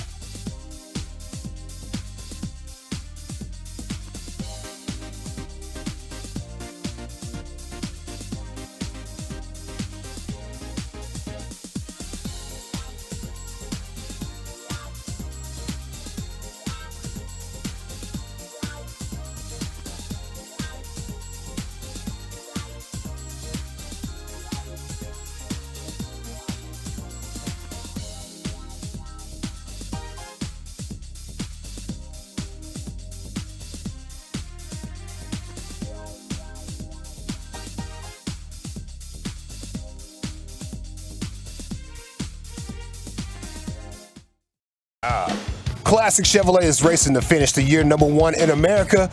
They're leading the way with an unheard of 400 Silverados with their best Black Friday savings offers all month long. Shop them all at ClassicChevrolet.com. This is Texas. This is Classic Chevrolet. Find new roads, relax, and enjoy the difference. Oh, we're under 2 hours away from the official pregame show of your Texas Rangers. We'll talk with Jared Sandler as well coming up at 6 o'clock, getting you set for Game 5. Big game, Nate. Nate Eovaldi taking the ball for your Texas Rangers in Arizona, looking to complete their first World Series championship. And joining us now, the great Mike Adams, 2011 World Series reliever for your Texas Rangers. Mike, how the hell you doing, sir? How you feeling about tonight? I'm doing well, man. Good to be talking with y'all. I'm pretty confident right now in these boys, man. They've completely turned it around. From what I was expecting, and now I'm just ready for this to be over with. Man, me too. And looking at, from your experience, of course, as a reliever, when you were watching, they get the big lead. Heaney's able to go 5, but then the rest of the bullpen, you end up having to use Jose Leclerc there to get the final out to win it. What were you thinking watching the bullpen, which we've known has been a little shaky this year? Yeah, and that's something I kind of posted on during the Houston series when they were getting the head kicked in by the relievers, whatever. I didn't know if they had the arms to do this, and lo and behold, they found a way to kind of pull it together with good quality starts, and then get into the late bullpen guys, and last night, that's exactly what they needed. They needed that big lead, so that way they can cushion themselves just for that purpose. You don't like to see Leclerc in a game like that, but I think they knew they had to shut that down. Former Ranger Mike Adams with us here in the G-Bag Nation. Going back to Game 3, just how impressive was it what John Gray did, being the usual starter-type dude, coming in relief and just being absolutely nails? Yeah, man. He's one of the guys I think early on in the season that we were kind of looking at as, okay, John, he's kind of rolling, he's going good, and then he just kind of hits that little wall where, stuff wasn't going the way he wanted. But we all know John Gray has the stuff to be a stud pitcher, and he's showing up big right now in the World Series, and hopefully he's available tonight to pick up a couple inning or two if needed. I'm sure they'd like to give him another day's rest, but he did outstanding the other day. Hey, Mike, when you guys get together for these games as pitchers and you're meeting about trying to get a little bit of a game plan together, does this thing does it fluctuate game to game of how you face these hitters, or is there kind of pretty much a standard plan that you just stick with and you're like, okay, we've had really good success here. Do you try and tweak this thing at all, or do they pretty much stay with the plans that they've got? No, you pretty much stick with the plans that they have, because the scouting reports isn't over the past 3 games. It's over the past, I'm not sure, 10 to 15 games, something like that. So, and we know baseball is kind of a up and down type thing. It's hitting such a failure, is a failure thing where you get rewarded for it. That you just got to kind of stick with the plan. There might be something you might see in an at bat, here or there, but for the most part, you stick with your strengths and you stick with the plan, and for the most part, it's going to reward you. As a pitcher, with Eovaldi getting to face this Diamondback lineup for the second time, and certainly Game 1 didn't go the way he wanted to, still had 8 Ks, looked really good for the first couple of innings, then they got to him. Is that advantage pitcher in that situation the second time? Yes and no. It all depends. It all depends on who shows up. It's baseball. Baseball is a fluid sport.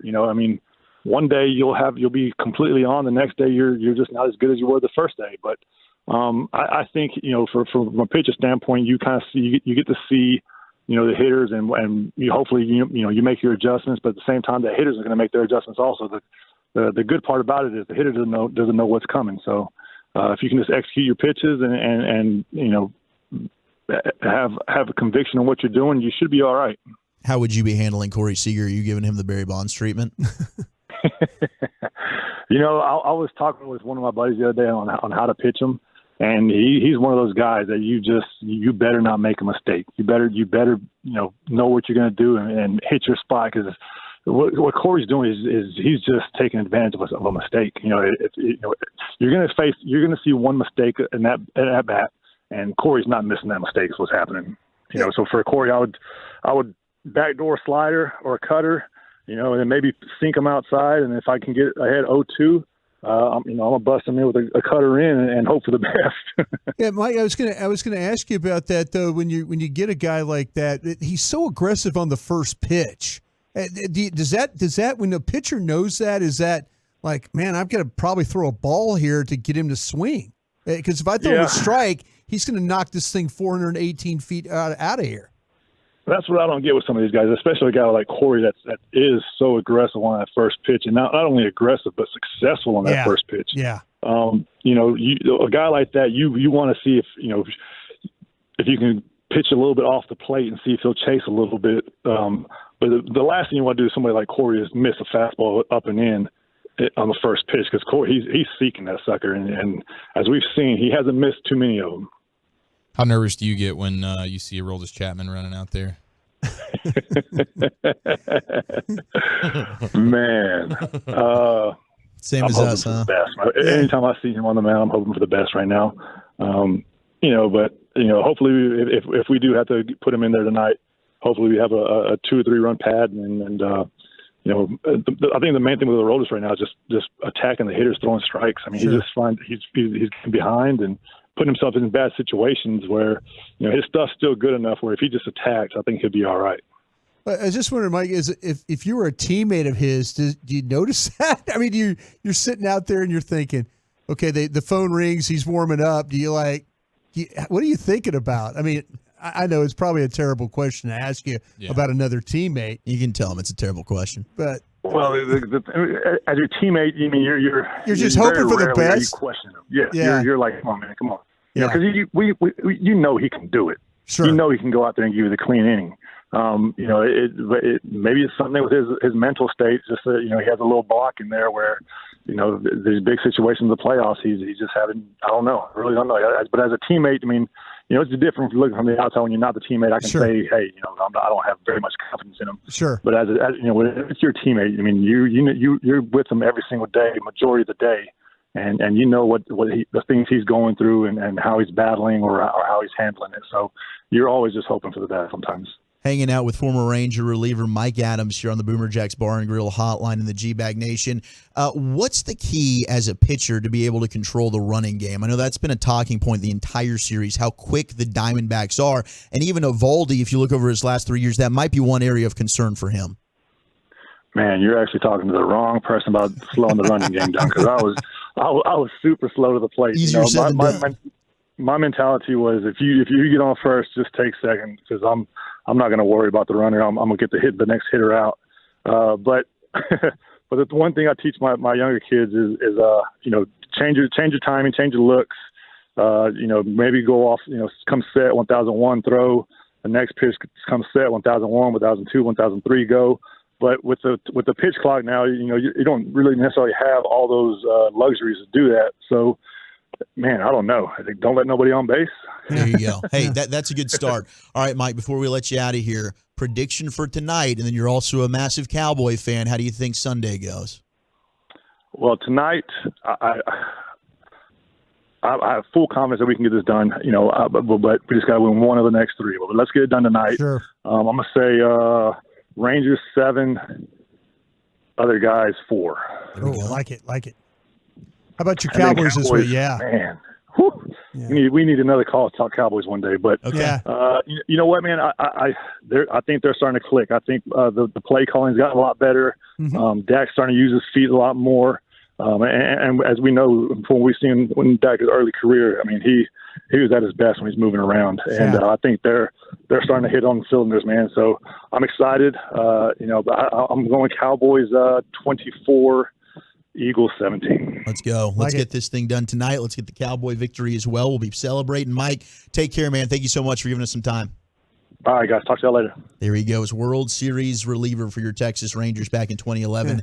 Mike Adams, we want to hear from you. 877-881-1053. That's 877-881-1053. How confident are you that the Rangers get this done tonight in Game 5? Phone lines are open as we rock into the 5 o'clock hour here on the G-Bag Nation on your home of the American League champion Texas Rangers on 105.3 The Fan.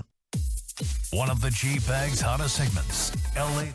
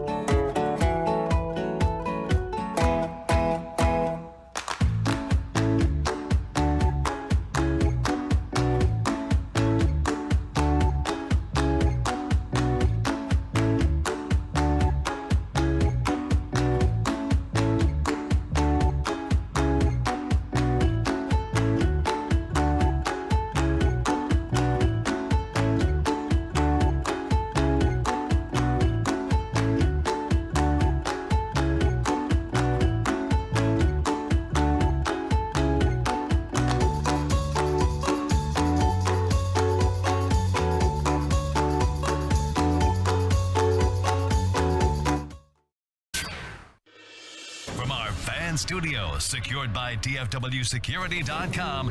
You're rolling with the G-Bag Nation on 105.3 The Fan. Welcome to the Nation. Hour number 4 of the G-Bag Nation, just over 2 hours away from first pitch, an hour and a half away from the Rangers pregame show. And we'll talk with Jared Sandler coming up at 6 o'clock as we get you set for Game 5. Rangers, D-backs. It's the World Series right here on your home of the American League champion, Texas Rangers. Zach Wolchuk alongside Eric Chiafalo, Brian Broaddus, Lucius Alexander. We got Carter Freeman running the video for you on Twitch and YouTube. Gavin Dawson has gone to watch his daughter Abby cheerlead for the final time, I believe, this year. So that'll be fun. Okay. Good luck out there, Abby. Good luck. We want to hear from you. 877-881-1053. Phone lines are open on the Boomer Jacks Bar and Grill hotline. We are also the home of the Dallas Cowboys, Brian. Jane Slater with a couple of good nuggets. Yes. From today in the locker room and walking around up there at the Star. Said caught up with Trayvon Diggs. Had surgery last week. He's trying to stay engaged and help with the defensive backs with their scouting. Won't be on the sideline Sunday, though, because it's apparently too cold. Might not be good for the recovery there of that ACL. Prescott, Dak thought he was 9-3 all-time against the Eagles. I think he's just going ahead and penciling this one in as a dub. Jane told him, no, you're 8-3. He laughed. He said, don't take it from me. Micah Parsons said, what did they learn from watching the Jets beat the Eagles? They won up front.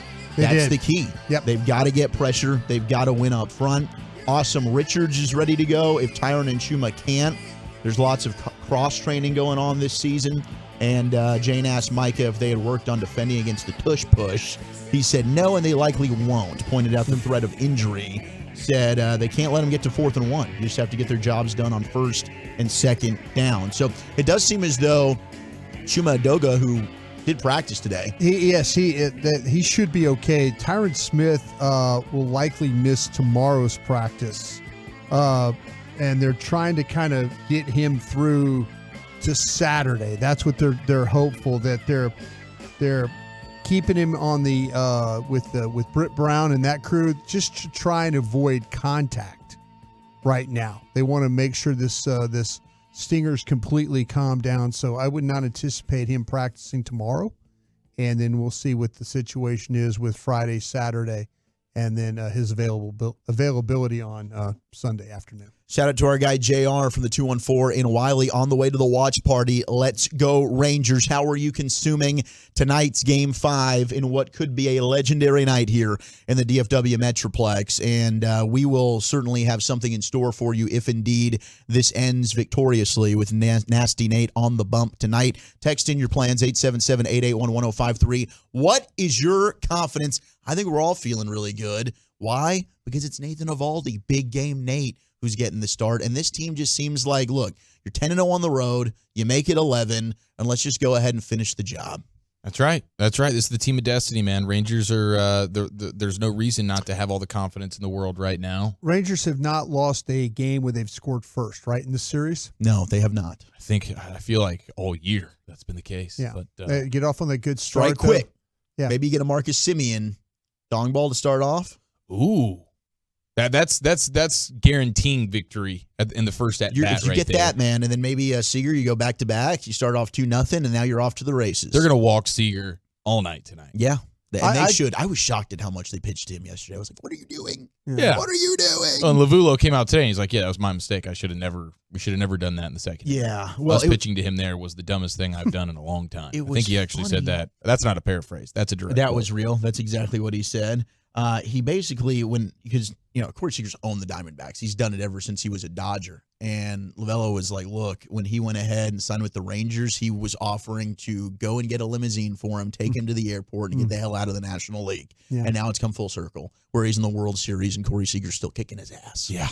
Mr. October, Mr. World Series, just Corey Seager, the statue outside of Globe Life Field is going to be beautiful. And shout out to the 432 who's going to be watching their game on the phone tonight secretly during their calculus class at the University of North there Texas. You go Mean Green. Been there, done that. That sounds like one where you just skip the calculus class. I don't know why that professor's even having class tonight. Let's go. When I say been there, done that, I just mean like watching games in class. Yeah, I didn't touch calculus. We weren't big calculus guys, not at all. 817, today's my 9th anniversary. Let's get this done. Fajitas and margs on deck. That sounds absolutely delicious. Damn, I'm fired up. Shouldn't be driving. 254. Maybe you should pull over. 817, it's my birthday today, and we're headed to the watch party to celebrate. Hashtag go and take it. Let's hit the phone lines. Let's go to Tolo, Jason on line 1. Jason, what you thinking about our Rangers tonight?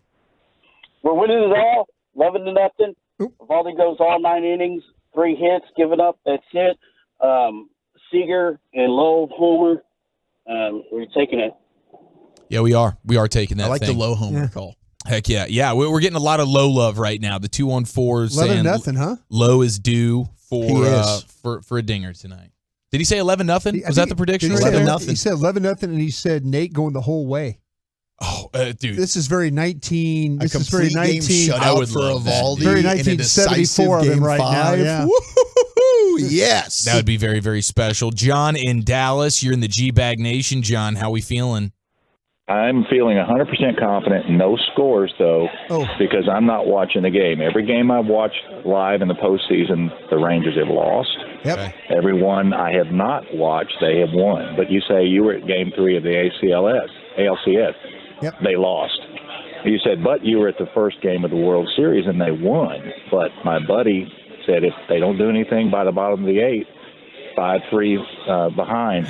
The 2-run homer was hit when I was crossing the east parking lot on the east side of the old ballpark, and the go-ahead walk-off was hit when we were on the way home. So I'm telling you, I'm a jinx. I will not be watching tonight. Rangers win. Self-awareness. Self-awareness. Big Do you listen to the John. game? John, you listen? No, he can't. I don't think he. No. Not at all. You don't do My anything. wife is no. I'm serious about this. I am a complete jinx, and my wife listens. So I walk around the house with my noise canceling headphones and do anything but listen or watch the game, and that will ensure a victory. It's been 100% accurate all postseason. We love you, John. Thank you for doing what you're doing. That's commitment right there. Hashtag do your part, John. You are doing That's it. our That is guy. grueling. It's grueling to have to look in the mirror and tonight, admit. I'm thinking about John because he's not even going to know. Yeah. Looking Watch in the the mirror. Mavs and the Bulls tonight. That would be something you can watch. Yeah, you could watch Mavs Bulls. Mavs That's Bulls. true. Yeah. That's true, unless he's a jinx for the Mavs, too. Mavs looking for their first 4-0 start and like Ever. forever. Well, if they don't Kinda start thing. 4-0, we might need to ask John, did you watch the game last night? Yeah. Just very impressive out of John there. Nothing but respect for Self-awareness him. is Walking around the fantastic. house, pacing with noise-canceling headphones, all because you know that you are the jinx. I appreciate you, John. All right, let's get to Tolo T.Y. T.Y., you're in the G-Bag Nation. Ty, I'm sorry. I'm sorry. What's going on, boys? Long time Tolo here, man. What a time to be alive in Dallas. El Blondie and the boys. El Blondie, Travis Jankowski filling in for El Bombi, man. They're going to get it done. Nasty Nate. Let's go, baby. And Filthy was ducking that smoke in baseball, so we got to get him on Sunday in football. Let's go, boys. Let's go. Get that double give. Ty, I love it. All right, boys, let's get this going. El Blondie. El Blondie. El Blondie.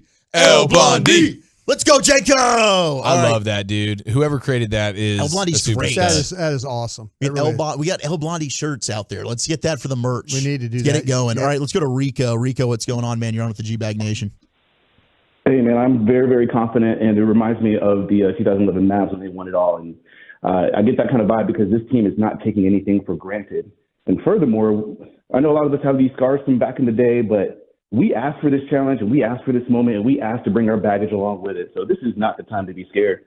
We're going to embrace it. We're going to be grateful that the Rangers have indulged. We're going to cheer hard. Rangers are going to go hard, and we're going to make sure that we have the best sportsgasm you've ever had. Let's go. Let's sportsgasm. Yes, Rico. Love that, Rico. We're not playing scared tonight. Passion. Man coughed in the bathroom, too. You know he was about it. Yeah. Sit down right here. Take my time on this call. I love a good phone call in the bathroom. Yeah, absolutely. Definitely one of those guys. There's no bloops or nothing. Whoops. I'm trying to cough real loud. No flush. Courtesy flush real quick. Flush, yeah. Gloria. Gloria. Gloria. You're in the G-Bag Nation. How are you, Gloria? I'm okay. How y'all doing? Never Super. better. Amazing. 'What you think about I'm ready. Gloria tonight? What do I think? My third graders and I think that the Rangers are going to take it tonight. They told me 5-3. Okay. 5-3. All right, you got some That's smart what my kids. third graders said. My third graders. Where do you teach? I teach at Short Elementary in Arlington. There you go. All right. Thank you very much. Let's get the Barlington party going tonight, Gloria. Yes, go Rangers! Go Rangers! I love it. All right, let's go to our buddy Austin in Caddo Mills. Austin, how you doing? What's up, dude? What's up, dude? Oh, man, I'm doing great. Super confident. I do want to shout out John. Do your thing, man. Don't watch, don't listen, don't do any of that. Go out of town or something. Shout out to you, John. Shout out to Lucius for reminding everybody we were one pitch away. Yeah. Okay, we got a whole daggum game. We can't get too excited. We were one pitch away twice. Yep. Okay, we all have those scars except old Broadus. I don't have here, the who scars. apparently has been watching. You've been watching games since the 70s, and in the same breath, you're like, I don't got those scars. Come on, It's man. pretty amazing. I do not. isn't it? I tell you what, I Call 'em lost. out, Austin. No, I grew up when this team came here. I was a kid, and we watched games, and I lost track of you when I went in the NFL. That's when that's my. that makes sense. That's why I got totally. you. That's why, yeah. But trust me, I wish I had every one of those Ted Williams autograph programs that he signed for me in 1972. I'd be a millionaire right now. Oh yeah, that'd be great. I just got a couple things for you guys. Well, first off, me and my buddies, I'll be watching it with them tonight. We made the promise together a few weeks back we'd all watch it together. But we actually have a saying for this whole playoff run and everything. We went to the casino a couple months back. We were at a blackjack table. We were winning, so we were like, "Let's go!" Because everybody's like, "Let's go," and our dealer was like, "I don't really get that saying," and we're like, "Why?" Everybody says it. He's like, "Well, I mean, if you're winning, you're having a good time. Why don't you say let's stay?" So that's what we've been saying all playoff series. Let's stay! Let's stay! I love it, Austin. Good stuff. Let's stay. 945. Can't watch the game on TV, but we'll listen simply to hear the great Eric Nadell get Absolutely. to finally call us a World Series. Let's hope. Eric, Hicksey, and Jared, they're all doing a great job. Absolutely. It's so worth your time. We got a lot of people that are going to be listening. 903 Tolo Trucker. I'll listen to the radio broadcast of the game, occasionally turn it off for a few minutes because good things tend to happen when he turns off and stops listening. Okay, maybe do that to start the game, and we'll make that happen. But absolutely, for those of you that are complaining about Smoltzy and the broadcast, best thing to do, just find a way to sync it up. I don't know your problem. Odyssey app. Listen on 105.3 The Fan with the best radio broadcast team there is in Major League Baseball. Everybody's talking about Smoltzy and all the I haven't heard one thing he said. You know what? Good. Yeah. I haven't heard one thing. Keep it that way, Brian. Yeah. Broadus doesn't have the scars of 10 and 11, and he doesn't have the annoyance of Smoltzy. I don't. Living your best life over there, dude. I'm the ultimate sports kidding me? fan. You're one strike away twice. I got those scars, bro. I can't tell you what happened in any of those games. It's okay. It's probably a good thing. No wonder you don't have the scars. I bet Ryan could tell us, but Ryan's here for the now. He's talking about right now. Ryan, you're in the G-Bag Nation, brother. How we feeling? Gentlemen, thank you for taking my call. I got to give a shout out to the G-Bag of the Day candidate earlier in the day who had that really touching call to Jared last night. Yeah. He kind of inspired me to make this call right now. My dad was a longtime Ranger employee, 32 years. He passed away this July of a long battle with cancer. And needless to say, I'm a diehard Ranger fan. And I got to go to Game 1 of the World Series with my mom and my wife and some other family members. And my mom was wearing my dad's wedding ring on her neck. And when Seager hit that home run, to say we could feel his presence would be an understatement. She was holding on to that ring and been crying. And I'll never forget that night. All this to say, this team means a whole hell of a lot to a lot of people in this, in North Texas. And so, let's get the win tonight. I've got full confidence in our guys, and go Rangers. Thank you, guys. Love you. Appreciate that. Go Rangers, Ryan. I love you, man. I got chills listening to you tell that story. That was beautiful. Really was. And hopefully we can do this for you and your dad and your mom and for the family, man. I know a lot of Ranger fans out there have similar stories, and let us know. Let us know what this means to you. This is big time. You were one win away from finally winning that World Series, right? Cliff, what's going on, man? Hi, guys. Calling from rural Nevada. So born and raised in Dallas, Texas fan for, well, as long as I can remember. But I'm stoked for tonight, guys. I think the confidence is high. I think they can get it done. I remember the heartache of 11, like all of you guys do, and I've listened to you guys for the last several days, and I'm excited, man. I don't know about you guys, but I'm stoked. Fired up. I mean, this is anxious as hell, really, is what it is. Like, can we just have this happen? I'm just ready for game time. I want to see Evaldi out there on the bump. Love all the calls. The phone lines are lighting up right now. Let's go ahead and carry this over to kick off the Expressway. More of your calls and texts. We'll get in a little bit of football's finest. What do you got in store for us there, Eric? Oh, we got a little Cowboys conversation for you, but I do think we need to sink into the Rangers as much as possible as we party and lead up to game number 5, clinching opportunity here on your home of the AL champion Texas Rangers, 105.3 The Fan.